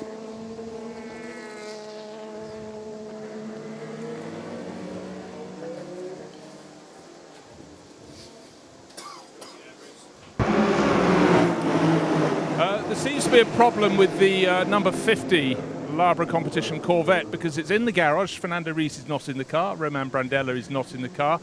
Back end is low, front end is high. A lot of mechanics working on the rear end of the car.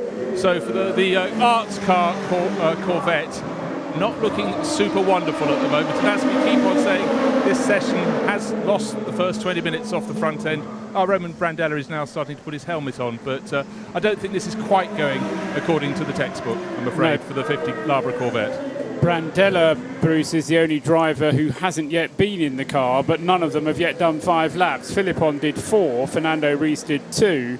Of course, it's not just tonight when they have to do the night qualifying. There is tomorrow night for night qualifying as well. And if you've set your as fast as you're going to go lap time in this session, then it does make sense to keep tomorrow just for getting your drivers qualified.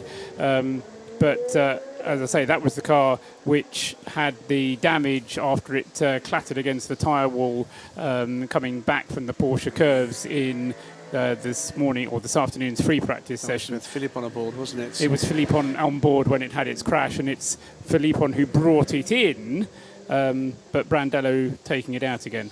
Heading out onto track right now, fifth quickest, the only one of the factory cars outside 320 is the number 1 Porsche.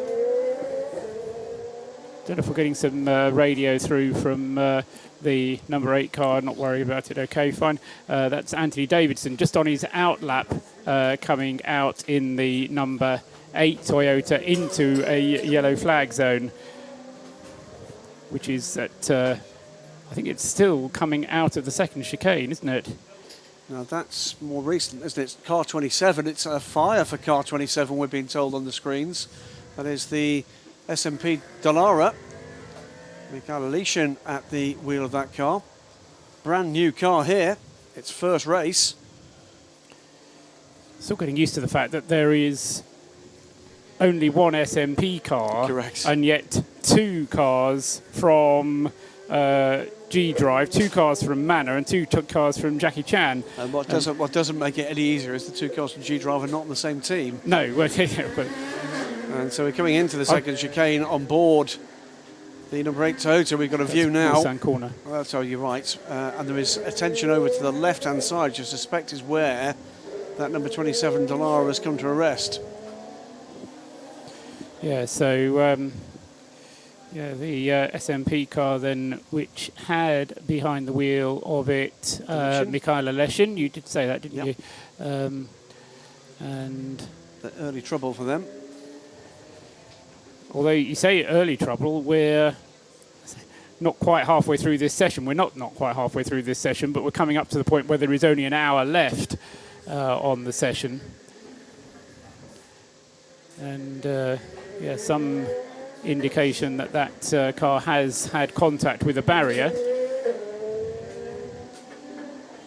Worried-looking pit crew. Just trying to assess just how much damage there is. There goes our early night, they're thinking. Indeed. But still slow nose in. Get a little more from Bruce Jones, part of our pit lane team fueled by Esso, with news on the number 37 car this time. Yeah, this was one we saw coming in with the onboard camera, and I thought, well, that's travelling slowly, and so it was, because I'm remarkably like Sherlock Holmes in that department. Oil pump failure. And so just in the shortened session, they're working very hard to get it fixed. But put it this way, most of the bodywork is not on the car at the moment. Front end off just for general attention, rear end. And I don't think it suggests that they've got anywhere near the completion of that task. They're looking more at actually pulling it off than putting it on. So for the 37 crew, a huge frustration. Obviously, that's one of the 2 Jackie Chan DC Racing entries, David Cheng, Tristan Gomendy and Alex Brundle. We saw Alex about to get in the car earlier, but clearly that was a while ago. He's been taken back out, and it's still scratching of head department, I'm afraid. I would put the case to the prosecution. We're talking about potential attrition in that LMP2 class. That's 3 cars in reasonably serious trouble within 40 minutes. Yes. Yes.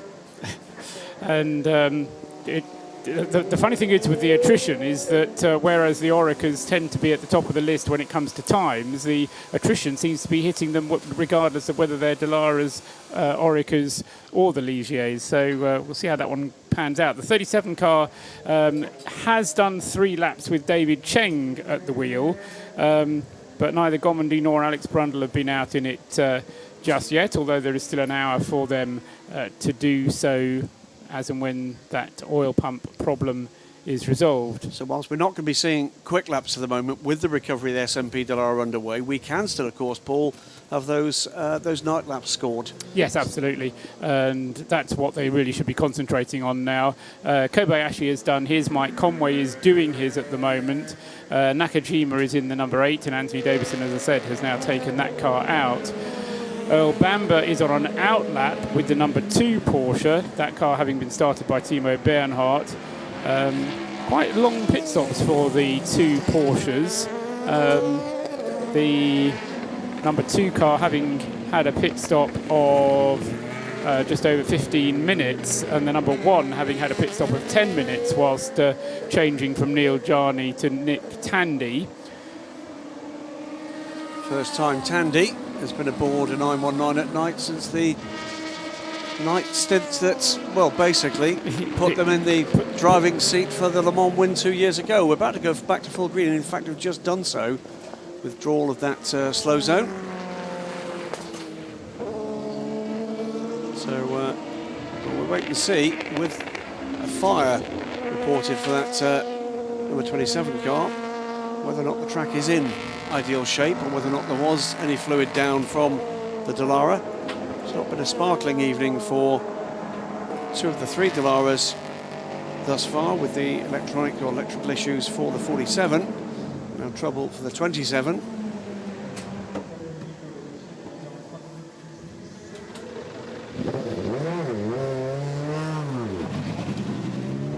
So just about an hour remaining, Johnny. Seconds to go until what should have been the halfway point in this session. Yeah, and rather stop-start it has been, not in terms of the clock stopping as such, but we started 20 minutes late, and then there's been no real pattern to it because of cars off at Mulsanne Corner, and now there's suspected fire as well, so we haven't been fully green for a little while now, and this must be pretty tricky as far as the teams are concerned, not only because they're having to tick off these various laps, or 5 laps for their drivers to qualify at night. Although on the other hand, if you don't have the distraction of a fully green track, then you can just concentrate on getting your drivers to do the laps that they're supposed to be doing. So there's a piece of me that thinks actually this is no bad thing, although it's maybe not as exciting to watch as cars going rapidly round. It's still good stuff to watch. What was I going to say? Oh, in GTE Pro, we now have the situation of Aston Martin leading the 2 Ferraris. Marco Sorensen has gone quickest in GTE Pro now with a time of 3:52.117. The 2 AF Corsa Ferraris on 3:52.235 and 3:53.123. Second and third, and then another Aston Martin, the number 97 car, Daniel Serra, is 4th fastest, and then the fastest of the Porsches in the GT class, Kevin Estre, is 5th. We're 1 hour into the session, 1 hour still to go, and it's Mobil 1 Radio Le Mans for 2017. You're joining Paul Truswell, Johnny Palmer and Graham Goodwin here in the main box, looking over the Ford chicane.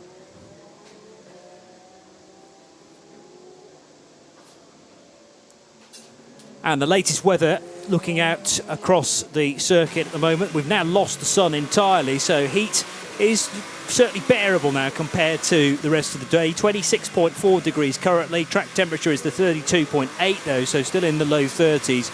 And no rain whatsoever predicted this evening. The temperature is set to dip to a massive low of 21 degrees tonight. So it could be hot and sweaty one this evening. But it's looking like it will be, again, a glorious day tomorrow as well, with no real rain on the horizon until well into the middle of next week. That is the DuraGarages.com latest weather update. Hello, I'm Aston Martin Works driver Darren Turner. Thanks to Dura, you could be joining me at Base Performance Simulators in Oxfordshire. It's a full day, including breakfast and lunch, and you and a friend will get to try our GT and single-seater simulators. This special Dura race school is on the same equipment that the pro drivers use to hone their skills away from the track. For the chance to join us on this exclusive Dura Day Out, go to www.duragarages.com/Le Mans to answer the 2 simple questions. Live from trackside, this is Mobil 1 Radio Le Mans, engineered to perform.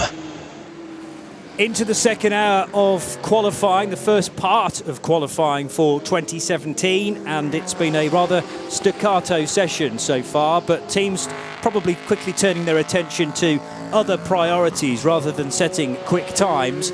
Mike Conway in the number 7 Toyota, that car has done the fastest time, a 3:18.793, so look out for the 7 car, which is out on track as we speak.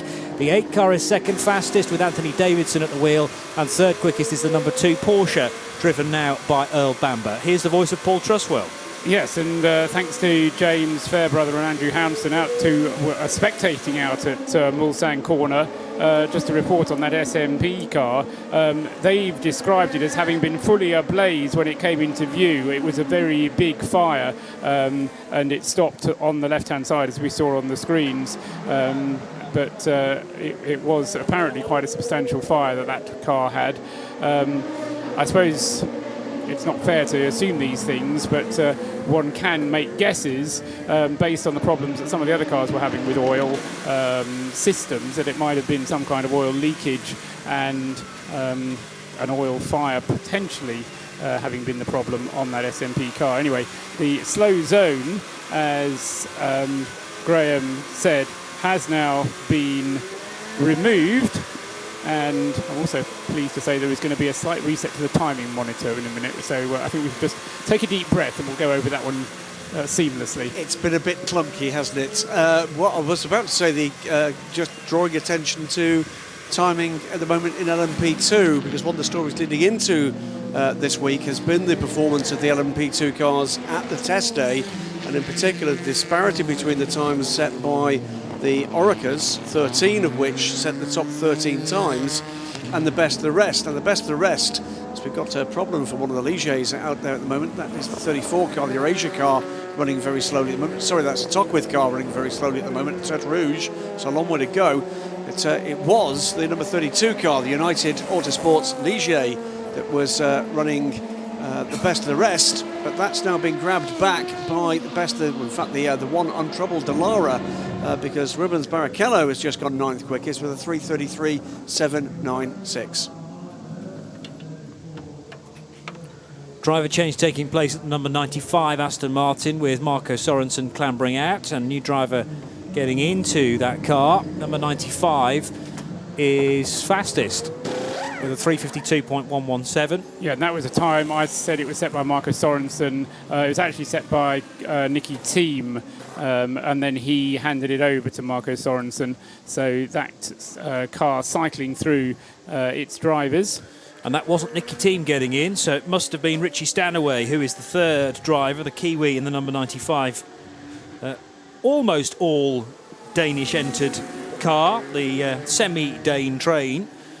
But Richie Stanaway's been racing Works Aston Martins for a good few years now at World Endurance Championship level and here at Le Mans. Significant change indeed for the Dane train car this year, and it's a full and fully funded Aston Martin Racing entry. Not now part of the Young Driver AMR stable, but taken under the wing of Aston Martin. Increased commitment for them moving forward, and with, well, a new car to come at some point. We're expecting to hear news of that probably in the late summer. 95's waiting for some wheels now, interestingly, so Richie's all strapped in and raring to go. I'm not sure whether anyone's told him there's no tyres underneath that car. They're being ordered probably from Dunlop as we speak, but he's ready to go. And of the other GT cars, the 97 is in as well, not very far away from its sister car, and the 67 Ford GT, last driven by Pipo Derani. As I say, that 97 rejoins the session. That car is currently 4th in the timing standings. Across the 12 GT Pro cars on our timing and scoring monitors, 4.7 seconds separates them. The top two separated by just about a tenth of a second between the earlier time set at the top of GT Pro by Nicky Thiem. It's Aston Martin leading both the GTE classes at the moment, the 95 in GT Pro, the 98 in GT Am, with I think a time that was actually set by Paul Dallara. It certainly appeared to be on my timing and scoring screens. Yes, I'm not. Whether or not that was actually accurate is a different matter. You would guess it would have been Ben Ralami. Yes, I'm not entirely sure that the first stint driver IDs In fact, no, I'm getting it now as Pedro Lamy on the first stint for 98. Although, having said that, the 95 car is showing me as having had a double stint from Marco Sorensen. So, as I say, I think there might have been some glitches on the driver ID in the early stages. But so, as far as the Aston Martin is concerned, Pedro Lamy having been shown as the driver in the first stint when the car set its fast lap. But going back to the general point of Aston Martin's first in GTE Pro and GTE AM, I think they can be quite happy with that because although Aston, I mean, Le Mans has been a happy hunting ground for Aston over the years, in recent years it hasn't been such a happy place, and they've had some memorable disasters in the closing stages of the race recently. And I, for one, I mean, it would be nice if they can turn in a good performance this year. And in GT Pro in particular, they've had a horrible start to the WEC. Yeah. They've been well off the pace with what is by far the oldest car in the class now, albeit with its 2016, bells and whistles to try to equalise the car with the brand new breed of GTE Pro cars. But yep, good to see that. And with the 352, Paul, that's a pretty quick time. Yeah, it certainly is, isn't it? Just seeing what they did in the test day. Nowhere close to that. It wasn't as quick as that, was it? No, it wasn't. The fastest Aston on test day was a 3:55, in fact. So clear 3 seconds and more quicker than that for the number 95 car so far. Just over 50 minutes to go of this hour and 40 minutes, this truncated first qualifying session after barrier repairs were required just after Arnage. So 20 minutes out of the track running for the teams this evening. Jose Maria Lopez doing, I won't call it a double stint, but coming into the pits after 5 laps and then going out again in the number 9 car, not yet handing it over therefore to Yuji Kunimoto. And probably of all the drivers, Lopez is probably the one that needs to gain most experience, A, behind the wheel of the Toyota, and also B, at night. So that's the driver of the number 9, the extra Toyota. And I'm interested on your views on this, Graham, is that third Toyota. Having spoken in depth to some of the people at Porsche who were involved with the third car win last year, there is a little bit of a sense of freedom for the third car. And not that it's deliberately sent out as a hare. Absolutely, you can use it tactically. It was the year before, remember, or two Audis, 2 Porsches last year too. But you're absolutely right, and it did give them the opportunity to just add, well, whatever tactic they wanted into the mix. I mean, we're talking in the run-up to test day about what might be the plan for the number 9. You've got Nico Lapierre, man of proven pace. Yuji Kunimoto, who was, to be blunt, not very quick at all at Spa and was clearly in need of more time aboard the car. And then Pachito Lopez, Jose Maria Lopez, who after that big shunt at Silverstone left him injured. He missed Spa. That forced, I think, a sensible move from Toyota to shuffle the order of drivers, putting the well-proven Stefan Sarrazin back into the full-season car for Le Mans only, and putting full-season driver Lopez into the third car. What are you going to do? Are you going to use that as the tortoise or the hare? But what can happen as well is that, if there's a little niggle that you're a bit worried about, maybe you're thinking, I don't want to hit the curbs too much, or I have to just take a little bit longer over my braking in these areas, or just be a little bit more gentle with the tyres. Because you've had more experience with the car, you kind of are a little bit more cautious. Whereas if you haven't had as much experience with the car, there's nothing to lose, but you don't have that quite sensitivity, which might be a bad thing because it might lead to a retirement, but it might equally be a good thing because it ends up with the car being driven at a pace that it wasn't going to be driven at by its regular drivers. Yeah, you may be right. I mean, it's blinding speed. We were talking about Nick Tandy, weren't we? The night's hours back in 2015, blinding speed, but didn't make any mistakes. It could be very different with a driver with less experience. Quite. So we'll see. I just find it an interesting prospect this year's race. Absolutely. Because we've got these 3 Toyotas against the 2 Porsches, and it's not kind of the way that you expect it.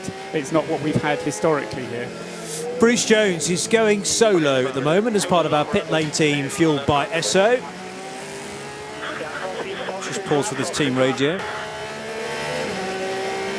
And inevitably missed most of that. Apologies, that was the Porsche number 92 radioing back. So Michael Christensen with some dialogue between the Porsche Works team and his car, which is just approaching Porsche curves now. Man we'll be hearing much more clearly is Bruce Jones in the pit lane.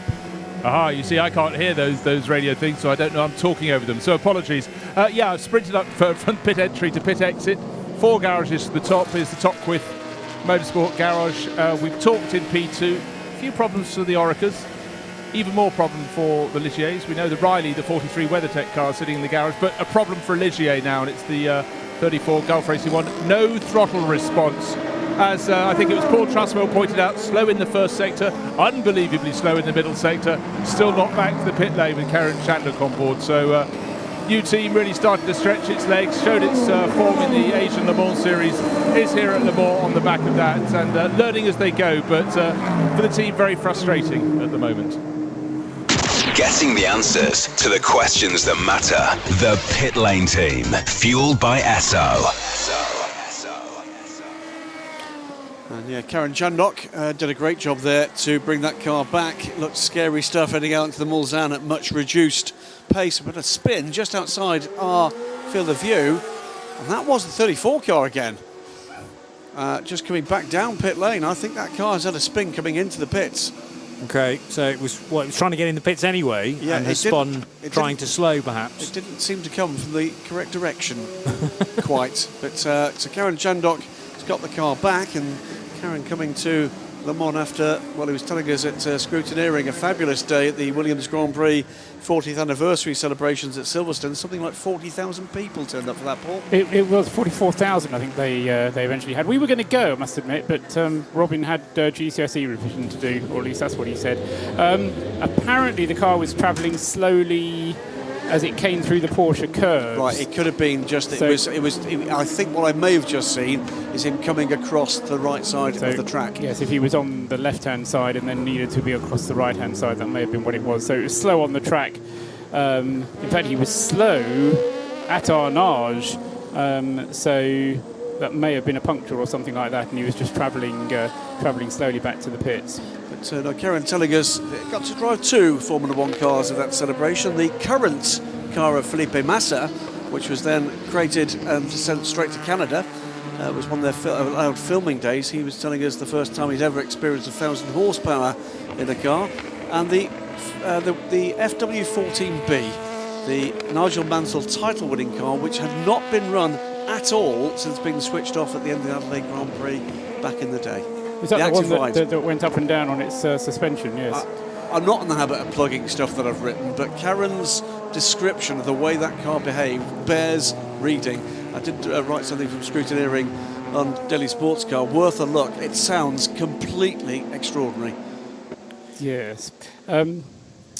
There were further problems, this time for the 35 car at the Ford chicane, and it hammered those sleeping policemen, the sausage curves, and actually threw the light out. The number board was flashing briefly. It was near side-to-side contact with the number 49 ARC Bratislava Ligier. It was rather, well, can we say, tardy through the Ford chicane. I think that caught out the Alpine driver. Not seeing any, or many, if any, improvements in times at the moment as the cars get back up to pace after those slow zones, Paul. But the kind of laps that are being set, I mean, Anthony Davidson's best time of this stint, 3 minutes 22.6. Earl Bamber's best of this stint to 3 minutes 21.7.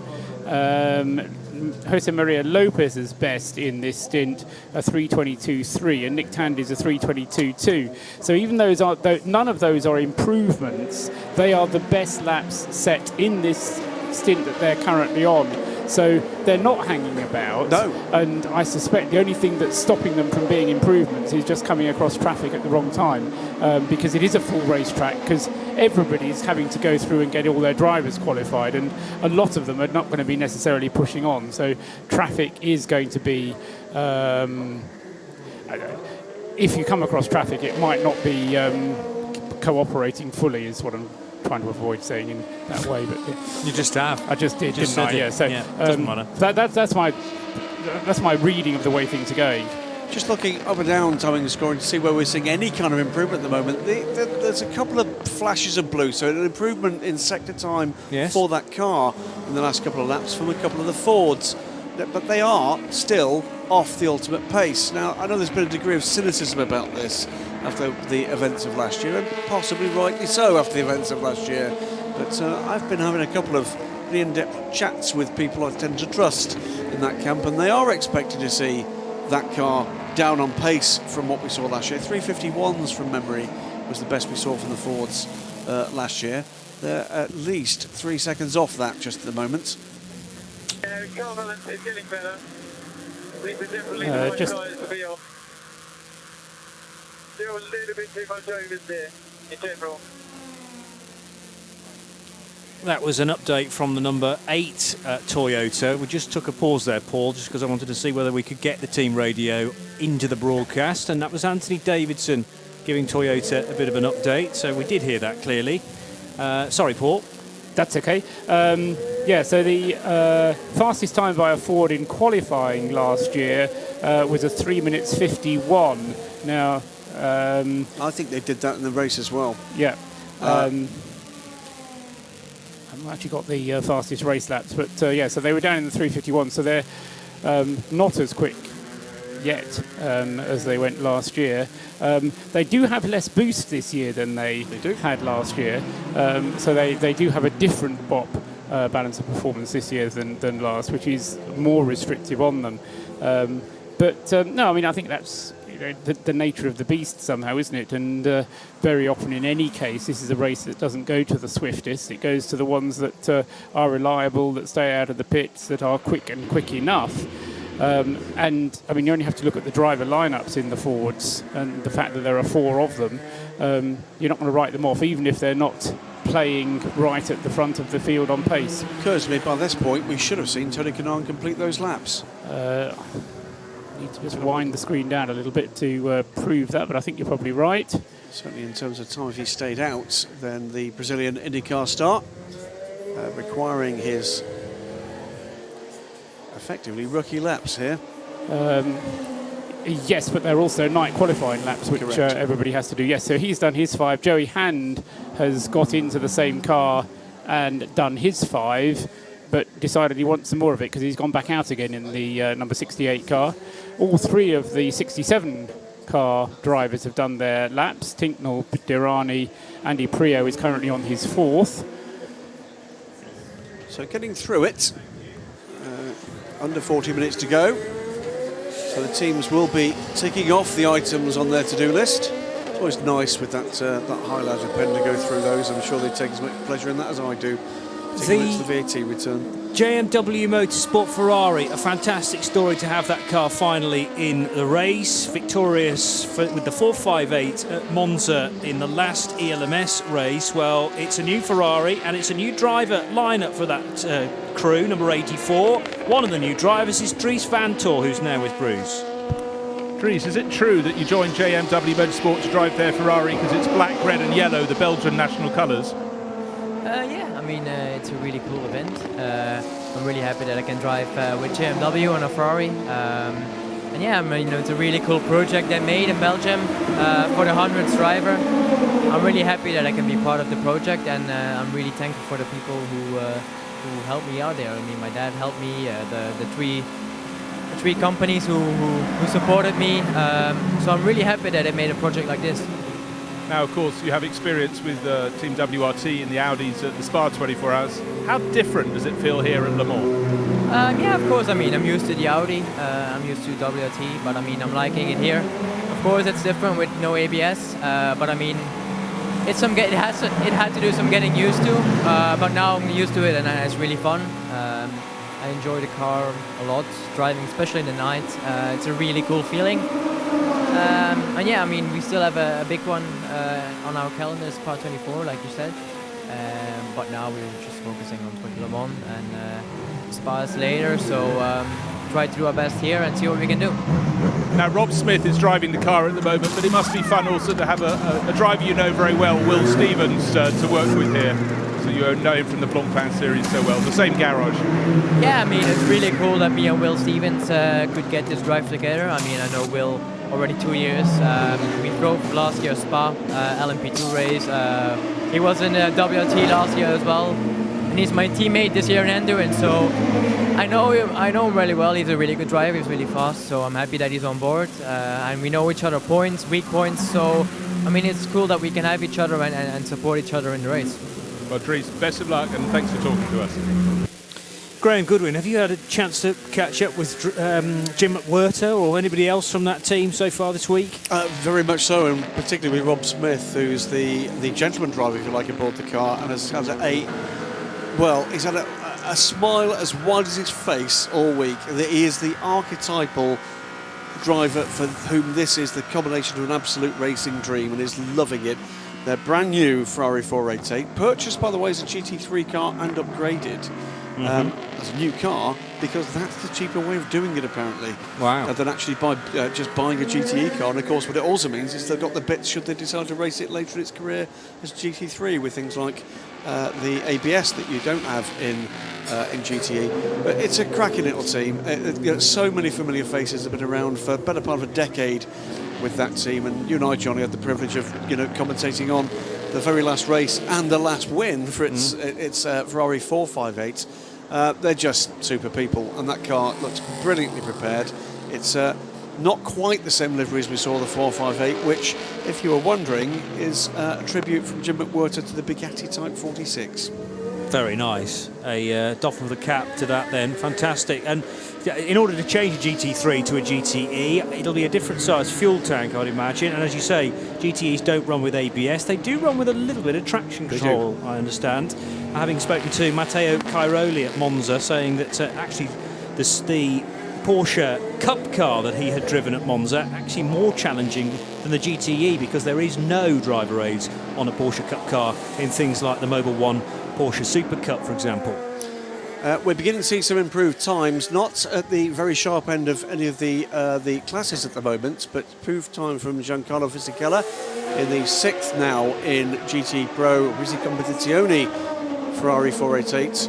That, by the way, another brand new car. This is not the same Ferrari that the team campaign in the IMSA WeatherTech Sports Car Series, but a brand new car for the Le Mans 24 Hours. An improved time from Antonio Garcia, but only 11th quickest so far for the 63 Corvette, and an improved time for Bruno Senna in the number 31 Rebellion Oreca. That puts that car 15th overall, 9th now in the order for the LMP2 class, and that means that the top 9 cars in LMP2 are now all Oreca chassis, including the 2 Alpines, Paul. And the only other improvement, and it can easily be overlooked, is the number 49 ARC Bratislava car, which Konstantin Skalko has just improved with as well, right down at the bottom of the list for the LMP2 cars. So we mentioned earlier Sally Yolok has been the first ever Turkish driver in the Le Mans 24 Hours. Is Konstantin Skalko the first ever Latvian?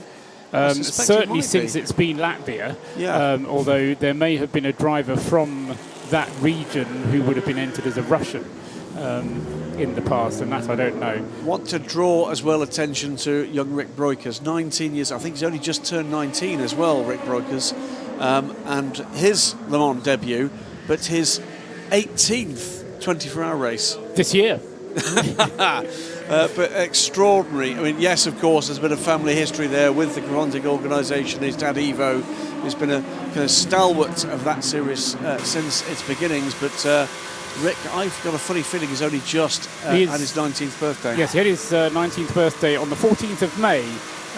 So he is the second youngest driver of the race behind Philip Hansen.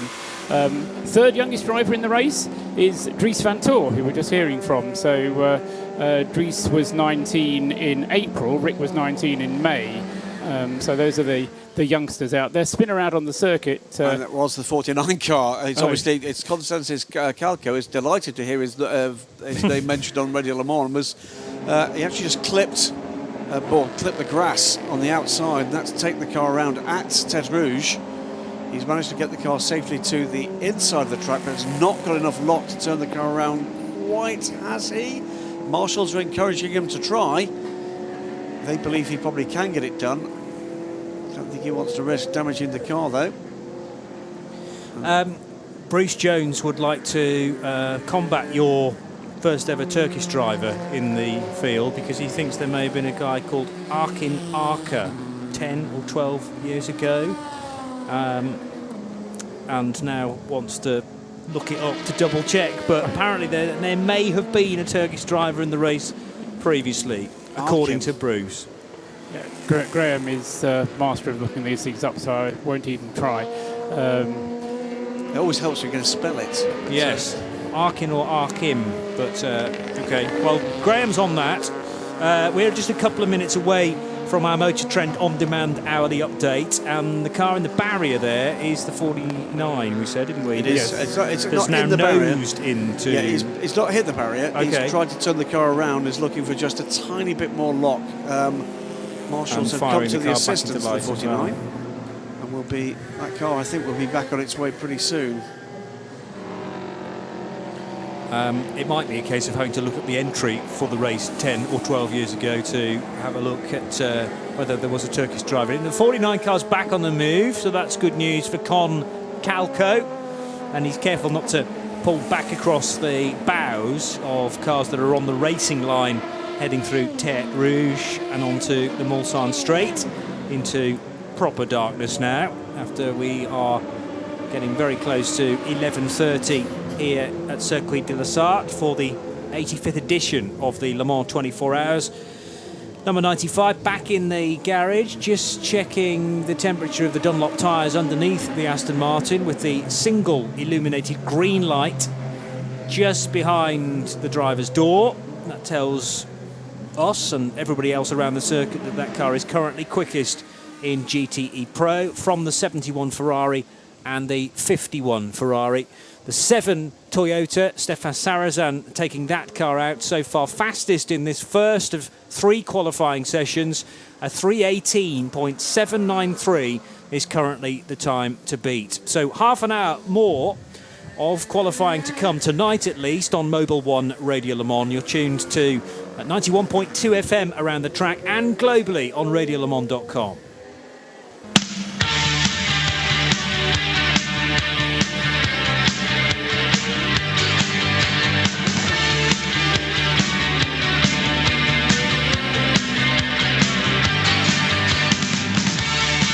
So with the time at 11:30 on Mobil 1 Radio Le Mans, here is our latest Motor Trend on-demand hourly update from Paul Truswell. Yes, I do get the impression that there are more chapters to come in this particular story. We've got a few fast laps, but I think there'll be more to come, either in the next half hour or in the 2 hours or 4 hours. We've got a qualifying tomorrow, but for now, Stefan Sarrazin is the driver of the fastest car out there. He's done a 3 minutes 18.793 was the fastest lap for him. And the second fastest is the number 8 Toyota, a 3 minutes 19.431. Third fastest is the Porsche, number 2, 3 minutes 19.710. Fourth fastest, the number 9 Toyota, 3 minutes 19.958, just over a second separating the top 4 times. Fifth fastest, the number 1 Porsche, 3 minutes 21.165. Sixth fastest, and the final car in LMP1 is the number 4 Collis Enzo Nismo at 3 minutes 28.887 seconds. Seventh fastest is the number 24 Mana Orica. That's done a time of 3 minutes 30.847 seconds.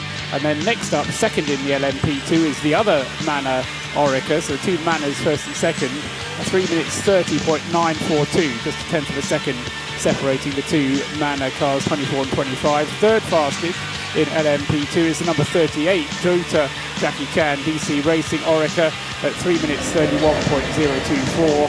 And then fourth fastest in LMP2, number 36, the Signatech Alpine, with a 3 minutes 31.065. And then the other Alpine, fifth fastest in LMP2, and that's the number 75 car, and that's done a 331.439. And then just to round out the top six in LMP2, disappointed to be that far back, I would guess, is the number 13 Rebellion entered Orica, and that's done a 331.636. Less than a second though separating the top six in LMP2. In GTE Pro, the fastest one there is the Aston Martin, the number 95 car of Nicky T, Marco Thomas Sorensen and Ricky Stanaway.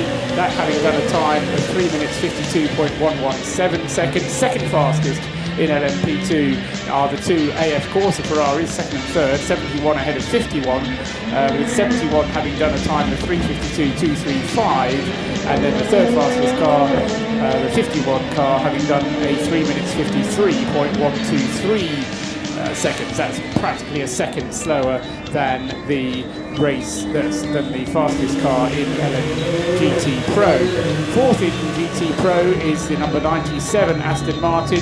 Fifth in GT Pro, the 92 Porsche, and then sixth is the number 82 Risi Competizione Ferrari.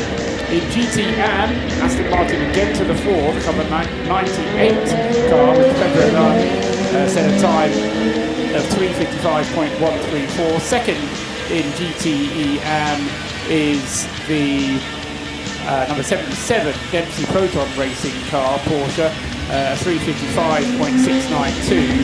Third in GTM is the other Aston Martin, or the next Aston Martin, actually the TF Sport car, number 90 car, which is done a 3:55.953. Fourth in GTE is the Chrome Racing DH Racing Ferrari 488 GTE. Fifth in GTM is the Lada Competizione Corvette, despite its problems, and sixth in GTM is the Clearwater Ferrari car number 61. That's your update. There is half an hour of this session remaining. That's the Motor Trend on demand. Now the update.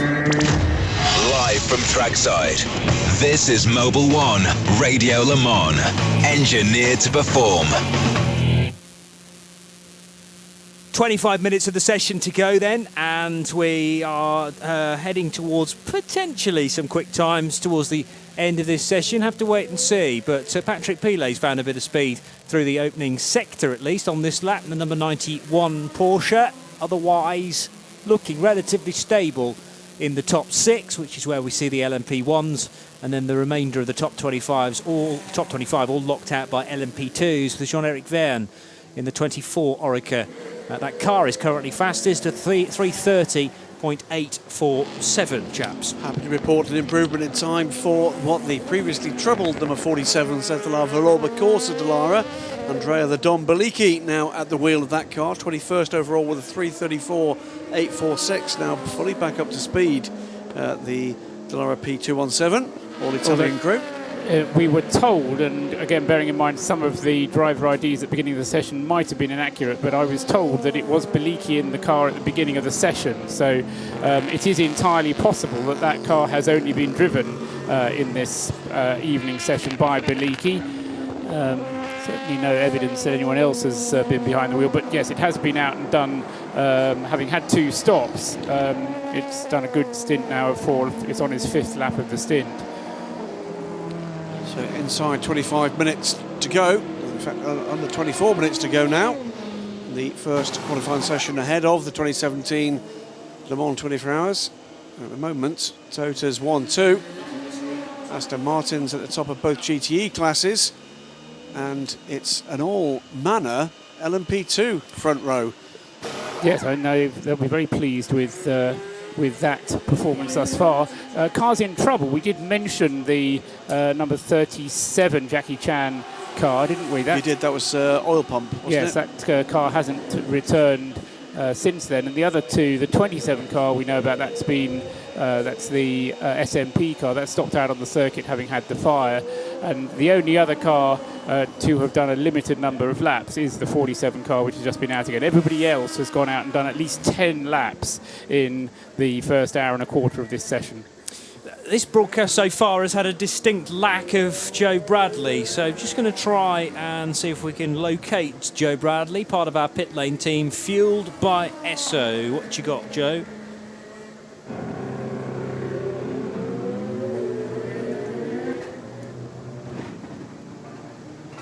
I did suspect that might be the case, but nevertheless it was worth a go. So Joe is down there and talking, be assured of that, but unfortunately not getting him just yet on Mobil 1 Radio Le Mans, but we'll continue to try. The number 9 Toyota has just come in and dealt with very, very quickly there by the team. With a new set of tyres going on, is this going to be a bit of a qualifying run? So no new driver, was there any fuel going in there, Graham?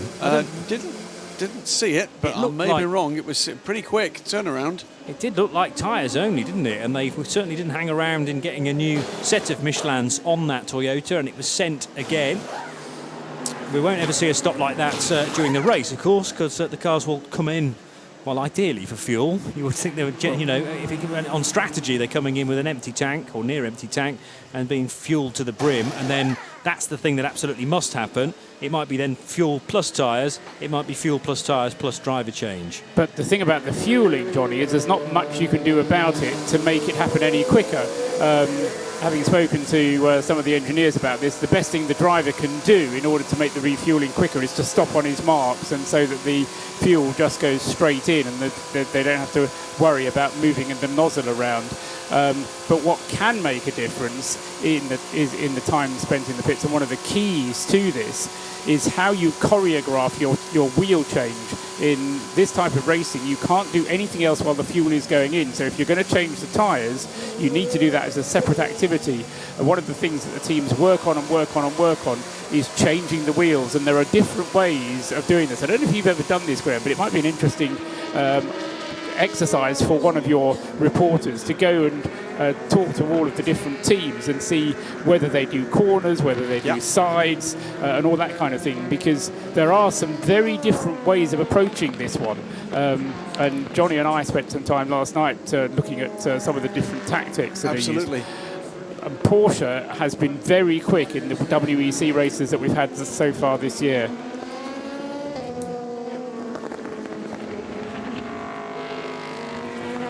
So, as I say, we'll see what transpires come the race, but certainly the expectation is that being able to turn the car around quickly is going to be important. Sorry, Graham.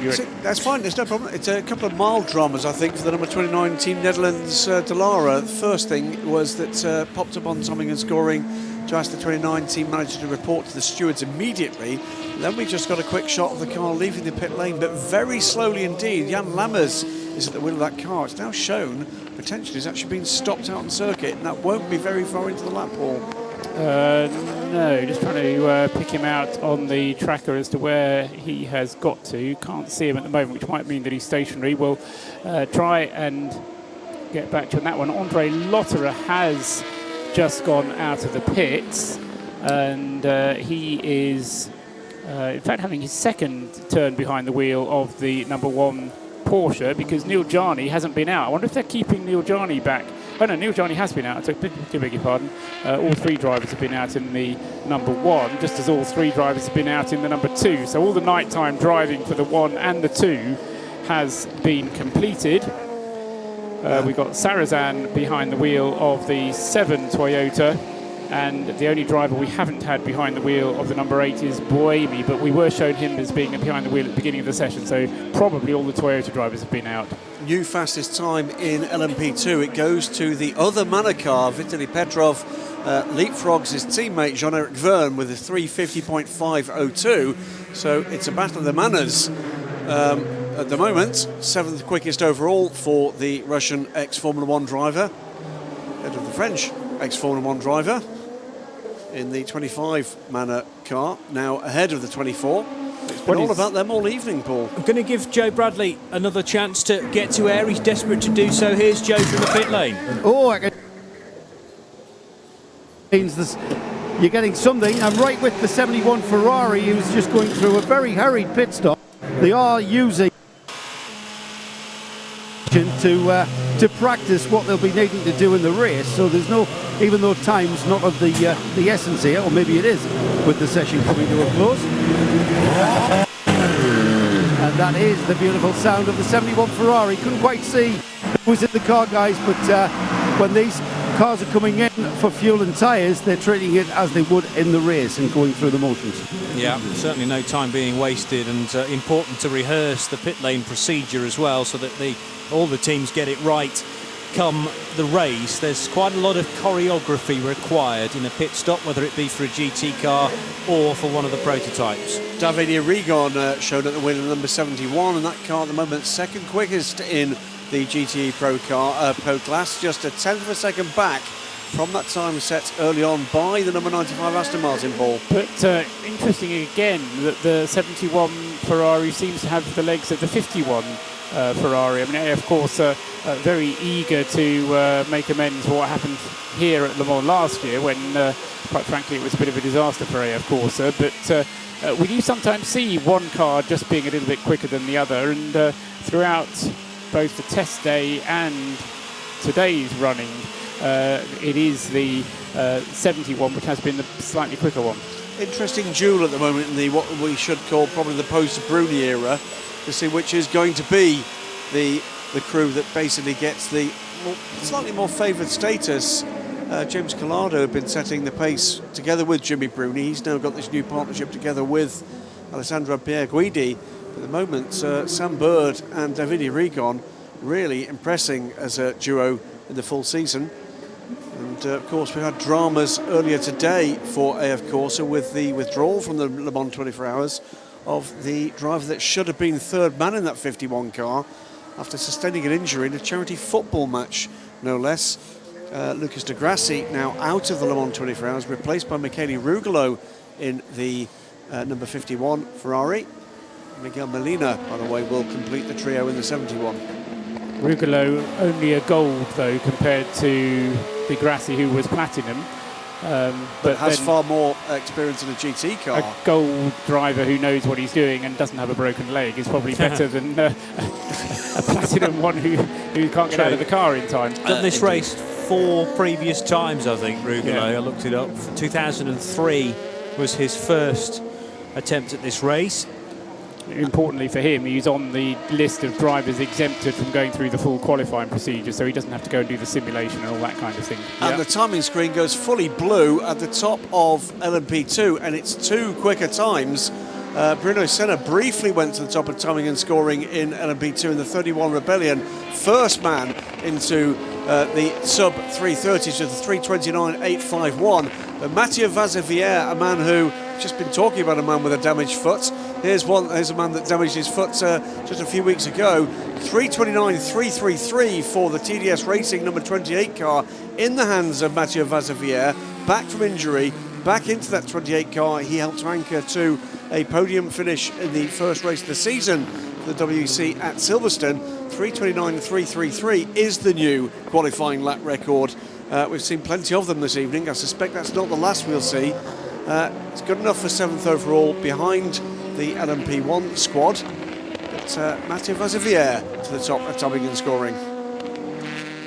LMP2 at least. 14 minutes to go.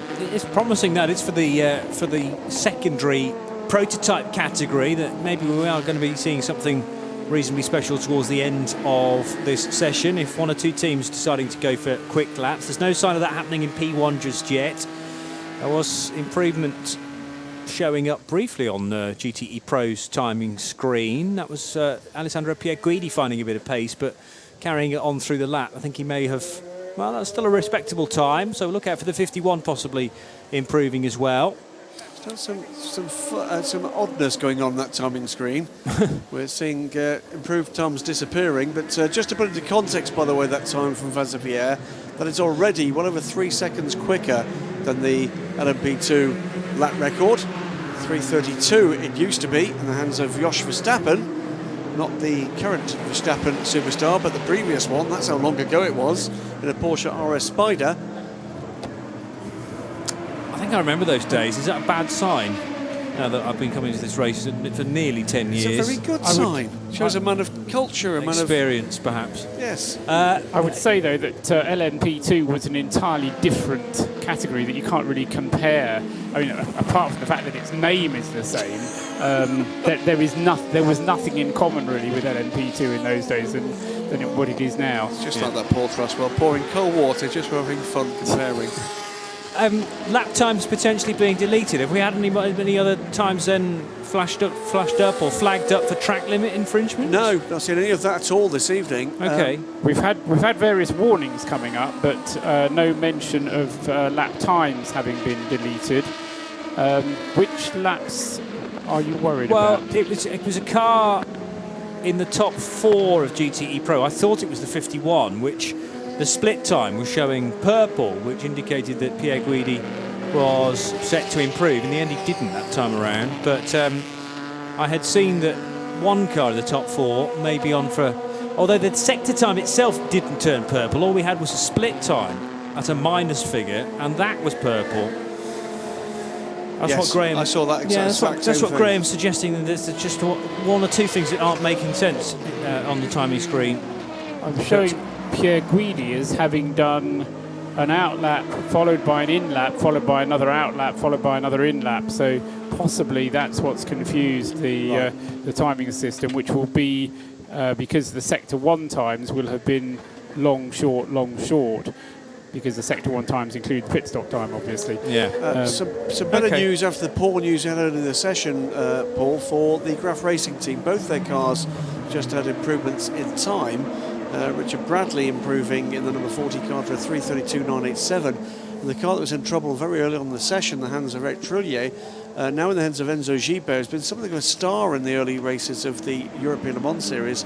That car too posting an improved time. Also now, Memo Rojas pops up with improved time in the number 22 car. That's one of the G-Drive Racing livery cars. This the one, the full season LMS entry for Dragon Speed, and leads the championship. But Mexican driver, one of 2 Mexicans in that car this year, a 3:31.963, and Oreca's are taking hold here again. Now top 12 cars in the order are all Oreca's. Before we get the first of the Dalaras, that's a lap set earlier for the 29 car in the hands of Rubens Barrichello. And then the United Autosports 32, Best de Ligiers, is how far off is that? That is 5 seconds back from the fastest of the Oreca's. And you have to say that the Ben Hanley, the other Oreca, the one that's not in amongst the top 12, Ben Hanley is certainly capable of driving it more quickly than that. So would expect see him having made an improvement. Well, in fact, Ben Hanley's just in the fastest final sector of that car's session so far on an outlap. So looks to be setting about a quicker time as we speak. 2-hour pit lane team fuelled by Esso once again, and Joe Bradley. That's the 92 Porsche with Dirk Werner. Apparently brought...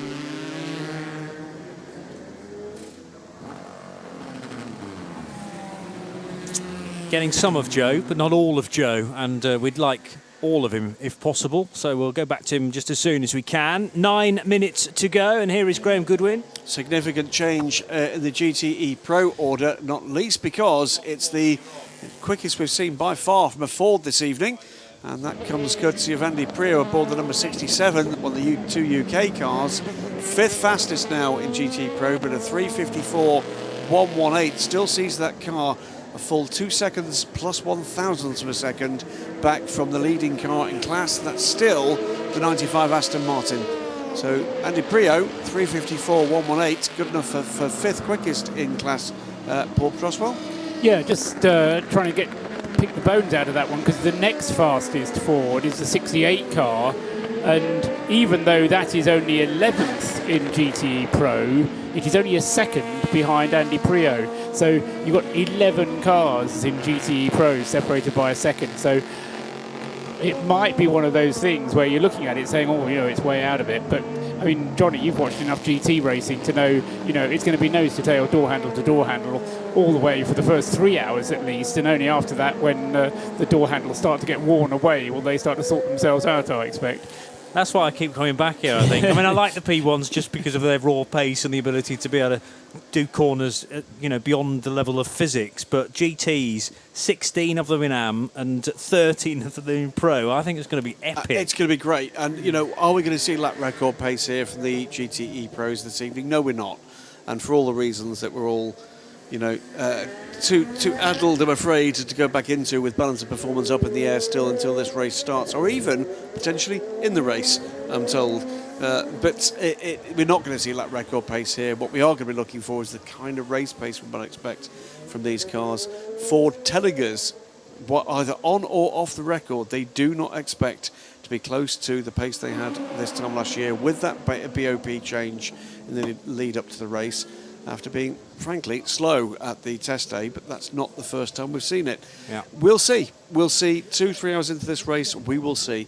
But 354.118 is a significant improvement for that car. I mean, I remember the Fords really struggling in the early phases of last year's race up against the Risi Competizione Ferrari, and it did take them a while. I mean, the problem was it was one Ferrari versus two Fords for the main part of the race, and that two-pronged attack eventually just wore away at the Ferrari. It wasn't on quite as good a pit stop strategy as the Fords. I think maybe they were able to make a little bit of extra distance as well in terms of numbers of laps in the stint, and the Risi car just couldn't fend them off in the end. But I think this is the point Paul's trying to make, when you're fighting for track position, outright pace kind of doesn't really matter because you're busy trying to race with everybody.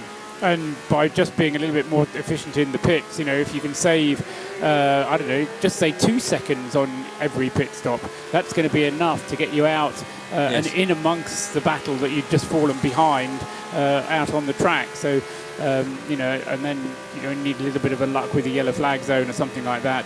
And no, I mean, the race is certainly going to be on in GT, and it's got such depth as well, because it's not just Ford versus Ferrari. No, you've got the Aston Martins, you've got the Porsches. Porsche's back, of course, for this year. And with a very different car. Just a bit. And one that I think has put the heebie-jeebies up the rest of them. They're expecting great things, the rest of the field, from the Porsches.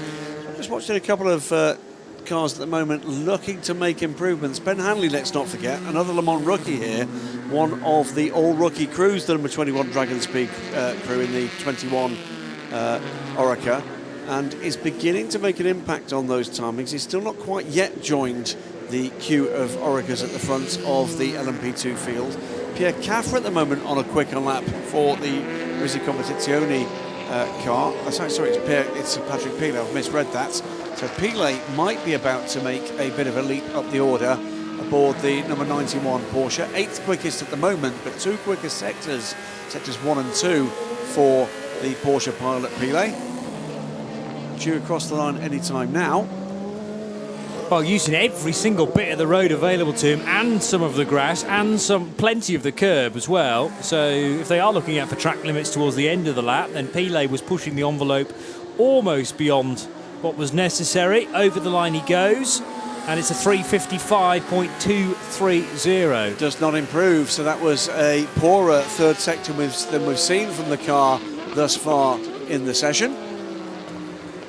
Climbing up the hill once again and under the Dunlop Bridge. He's still pushing. I wouldn't mind betting that this is potentially going to be another quick one from Patrick Pilet. Meanwhile, one Porsche GT going quickly. One Porsche...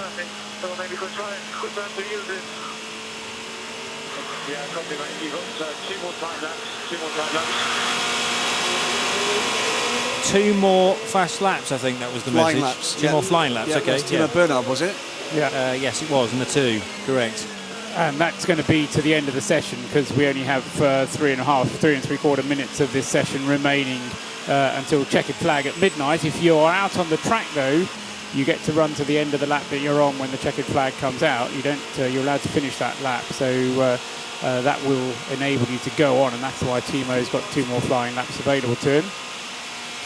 And he has a bit of traffic now, just ahead at Mulsanne corner. 3 cars, in fact, so this may compromise. Oh, big jink there from behind one of the Fords, and that then clearly gets him by 2 more GT cars, but they leave it late coming out of Mulsanne just to get that extra bit of tow, effectively, and then jink out at the last minute from behind that Ford GT.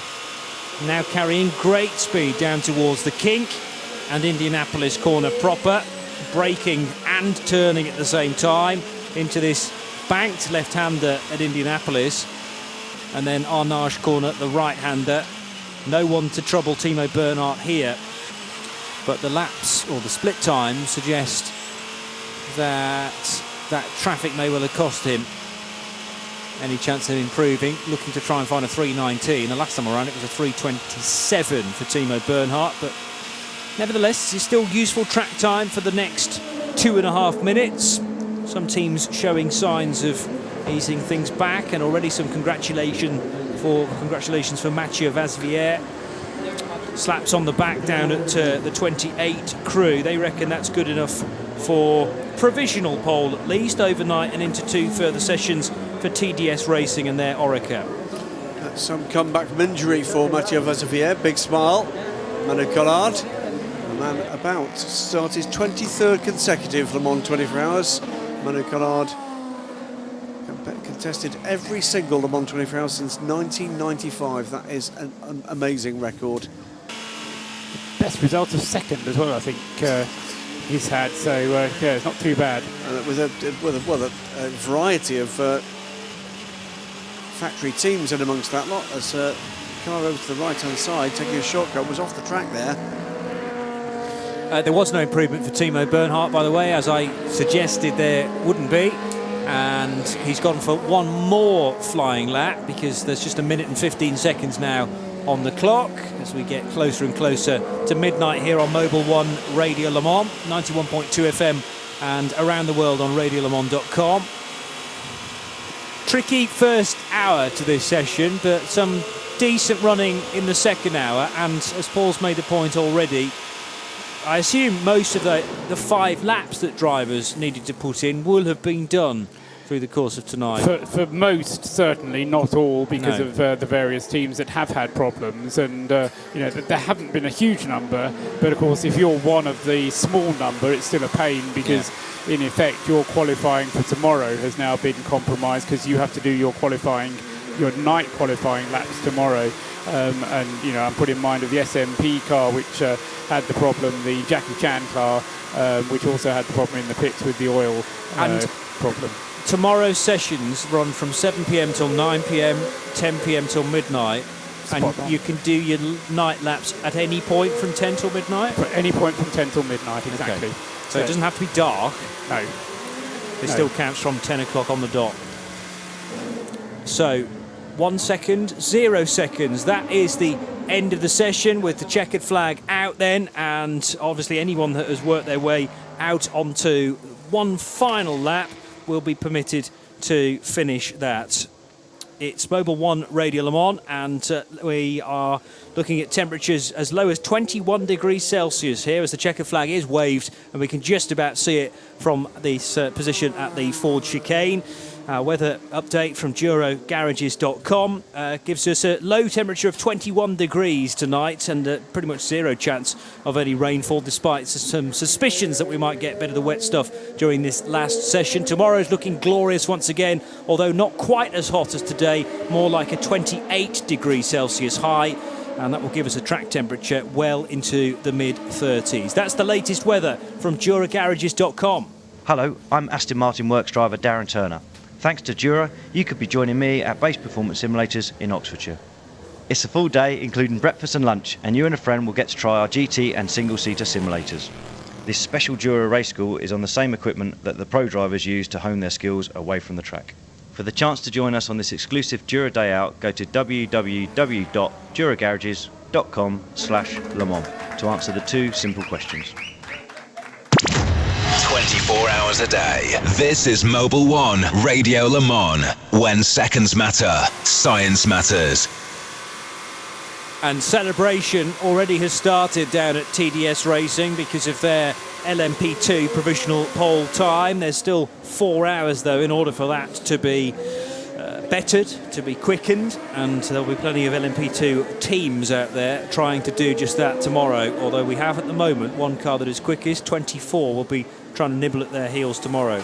One car left out which could improve is the number 9 Yuji Kunamoto driven car. Hasn't actually been desperately quick through the sectors. Here he comes now to take the checkered flag, albeit 2 minutes after the flag started waving, and it was a 3:24 for Kunamoto compared to the best time for that car of 3:19. So it all end up in some ways as you would expect it, with no improvements right towards the end. We always get surprised when there are, and if you always get the surprise, then it's not a surprise anymore, is it? So you kind of get the normal situation happening there. But as I say, I think some of the well, certainly the delay to the start in some of the yellow zones will have made people just concentrate on getting their drivers through the night qualifying regime. So I think that has possibly been good for them. But I do get the feeling that we might be going a little bit quicker than that tomorrow night, because A, it is not a Toyota 1-2-3, and I'm sure Toyota wants that, and B, we have 3 cars at the top of the list separated by less than a second, Graham. We do. I have just seen one improvement in time right at the end of the session. Not a significant one in terms of the overall order. Antonio Garcia going a little quicker, 9th quickest in the number 63 Corvette, 3:54.827. So the top 10 then for the Corvette in the GT Pro category. It seems pretty obvious who we should catch up with right now after that LMP2 performance, because TDS Racing have offered their congratulations. We should do the same here at Mobil 1 Radio Le Mans to Mathieu Vassivière. Mathieu, LMP2 is such a competitive class. It's provisional pole tonight, but what a great job at the end of the session by you. Yeah, sure, it's a really great opportunity to be on pole tonight, but yeah, it's provisional, so we need to keep focus for tomorrow quali, and especially for the race, because it's 24 hours, so it will be long. But the job is done for today, so we are quite happy. Now, during the session, there were a few sort of slow zones, and we lost the first 20 minutes. Was it quite a disruption for you, and for Manu, and obviously for Francois? Yeah, unfortunately for us, it's a bit some trouble, because we need to get some lap time and some lap also for my 2 teammates. But it's for everybody the same, so we are keep going like that, and we are quite okay. We will see what brings tomorrow for the laps. Yeah, for tonight you take home the smile. Well done. Thank you, Mathieu. Thank you. So that's potentially job done, but we maybe think not, actually, with 2 more sessions still to come. And as I say, an indication of how fast LMP2 can go. It's unlikely to come, I think, between 7 and 9, and more likely to perhaps come when the temperatures cool off a little bit between 10 and midnight once more. And maybe the focus will be on overall lap times. I mean, it's good. We've always said, haven't we, about a 24-hour race. Qualifying is good for bragging rights. It's good for the headlines, particularly in LMP1, but it doesn't mean you're going to necessarily win the race. But it does mean, and he's very correct to be both cautious but also happy, a new lap record in that class. Yeah, oh yeah. Albeit a brand new class, effectively. Paul's completely correct. It may be called the same thing, but a Porsche RS Spider is not the same thing as an Orica 07 Gibson. But you can only go as far as the machinery will take you, and Mathieu Vassivière has done that tonight. And the fact that that storyline goes with it, this is about recovering from injury, who even as late as the test day we weren't sure would be here at the race, I think just adds a little bit more spice to it. Great stuff, and good to see that team doing well. TDS Racing, a class outfit. Yeah, no, I think what we're going to see, I mean, we were talking about how good the GTE battle is going to be. I think it is going to be fascinating to see how the P2 battle pans out, but I think what will happen in P2 will be a slightly more long-term event, in that it might not be close, but then we'll see cars dropping back and then catching up. We'll see the different influence of the different grades of drivers on the paces of the cars. So I think the P2 race will take a bit more following, and it will require a bit more attention than the GT battle, which will just be a dogfight, really. I think even if we would have to have the grid set based on these times, what we've seen is very fine balance. And although Toyota, in all the classes, and although Toyota in the P1 class may have the upper hand, Porsche are not out of the reckoning by any means, because they're very close behind indeed. Concerns for Chevrolet at all? Corvettes with 9th and 10th in GTE Pro. I mean, that's obviously not what they set out to do in the session, but I suppose with there being 5 manufacturers, you're always going to have a 5th manufacturer kind of a stone last, if you like, and somebody's got to be there, and we are talking very slim margins between each of those cars. They were dealt a BOP change after the test day, the only team significantly to do so after setting the fastest time. And, I won't go round the houses again with this one, but it's about time we stop that nonsense. It's become a bit of a game about how you play the game. But are Corvette showing all they've got? Don't think so. Right. Is anybody else showing what they've got? Don't think so. And unfortunately, that does take a little away from the show.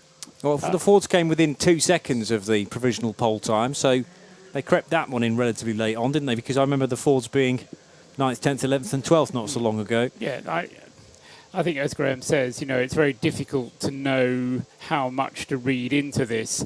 And in some ways, the worst thing that happened with what happened last year was by making a change in the balance of performance parameters as late as they did last year, the ACO set a dangerous precedent, and we'll have to see how they react to it this year, because they can either just do it again, in which case they're then opening it up now to, you do it once, it sets a precedent, you do it twice, it becomes a rule, in inverted commas.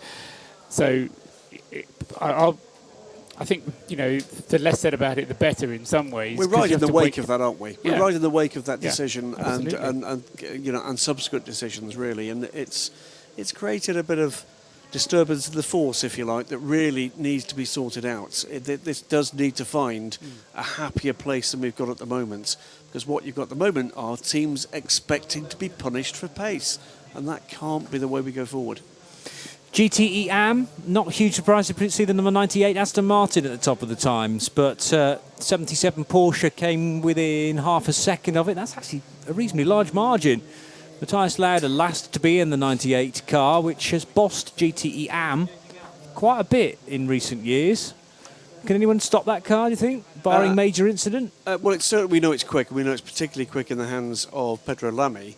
That's 2016 spec Aston Martin against 2015 spec Porsche. So on signal that pace, you have to say that balance isn't that bad. It's not as bad as I think we expected it to be, because on pure pace, those 2016 cars should be about 2 seconds a lap quicker. So that's not bad going, albeit in the hands of Matteo Caroli, who, you and I have both seen him race multiple times, Johnny, and that guy is a star.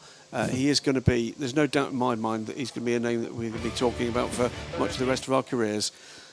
Mobil 1, Radio Le Mans. Thank you, Graham. Thank you, Paul Trustwell. Thank you as well to Bruce Jones and Joe Bradley for all their efforts, part of our pit lane team, fuelled by Esso. That draws to a close our coverage from a live perspective here on Mobil 1 Radio Le Mans for Wednesday. We're now just into Thursday morning, but don't forget we have live shows tomorrow starting at 4 p.m. local time and on 91.2 FM around the track, 3 o'clock if you're in the UK, for Le Mans Afternoon Live, which will be just under 3 hours of just talking Le Mans, basically, and getting the collective involved. Looking forward to qualifying 2, which starts at 6:45 for that 7 o'clock start of Q2 through till 9 o'clock. And we're also, of course, covering qualifying 3.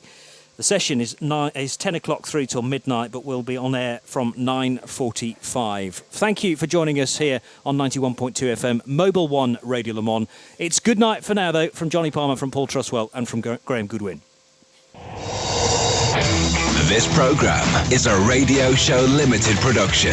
Tell your friends there's more at radiolemans.com.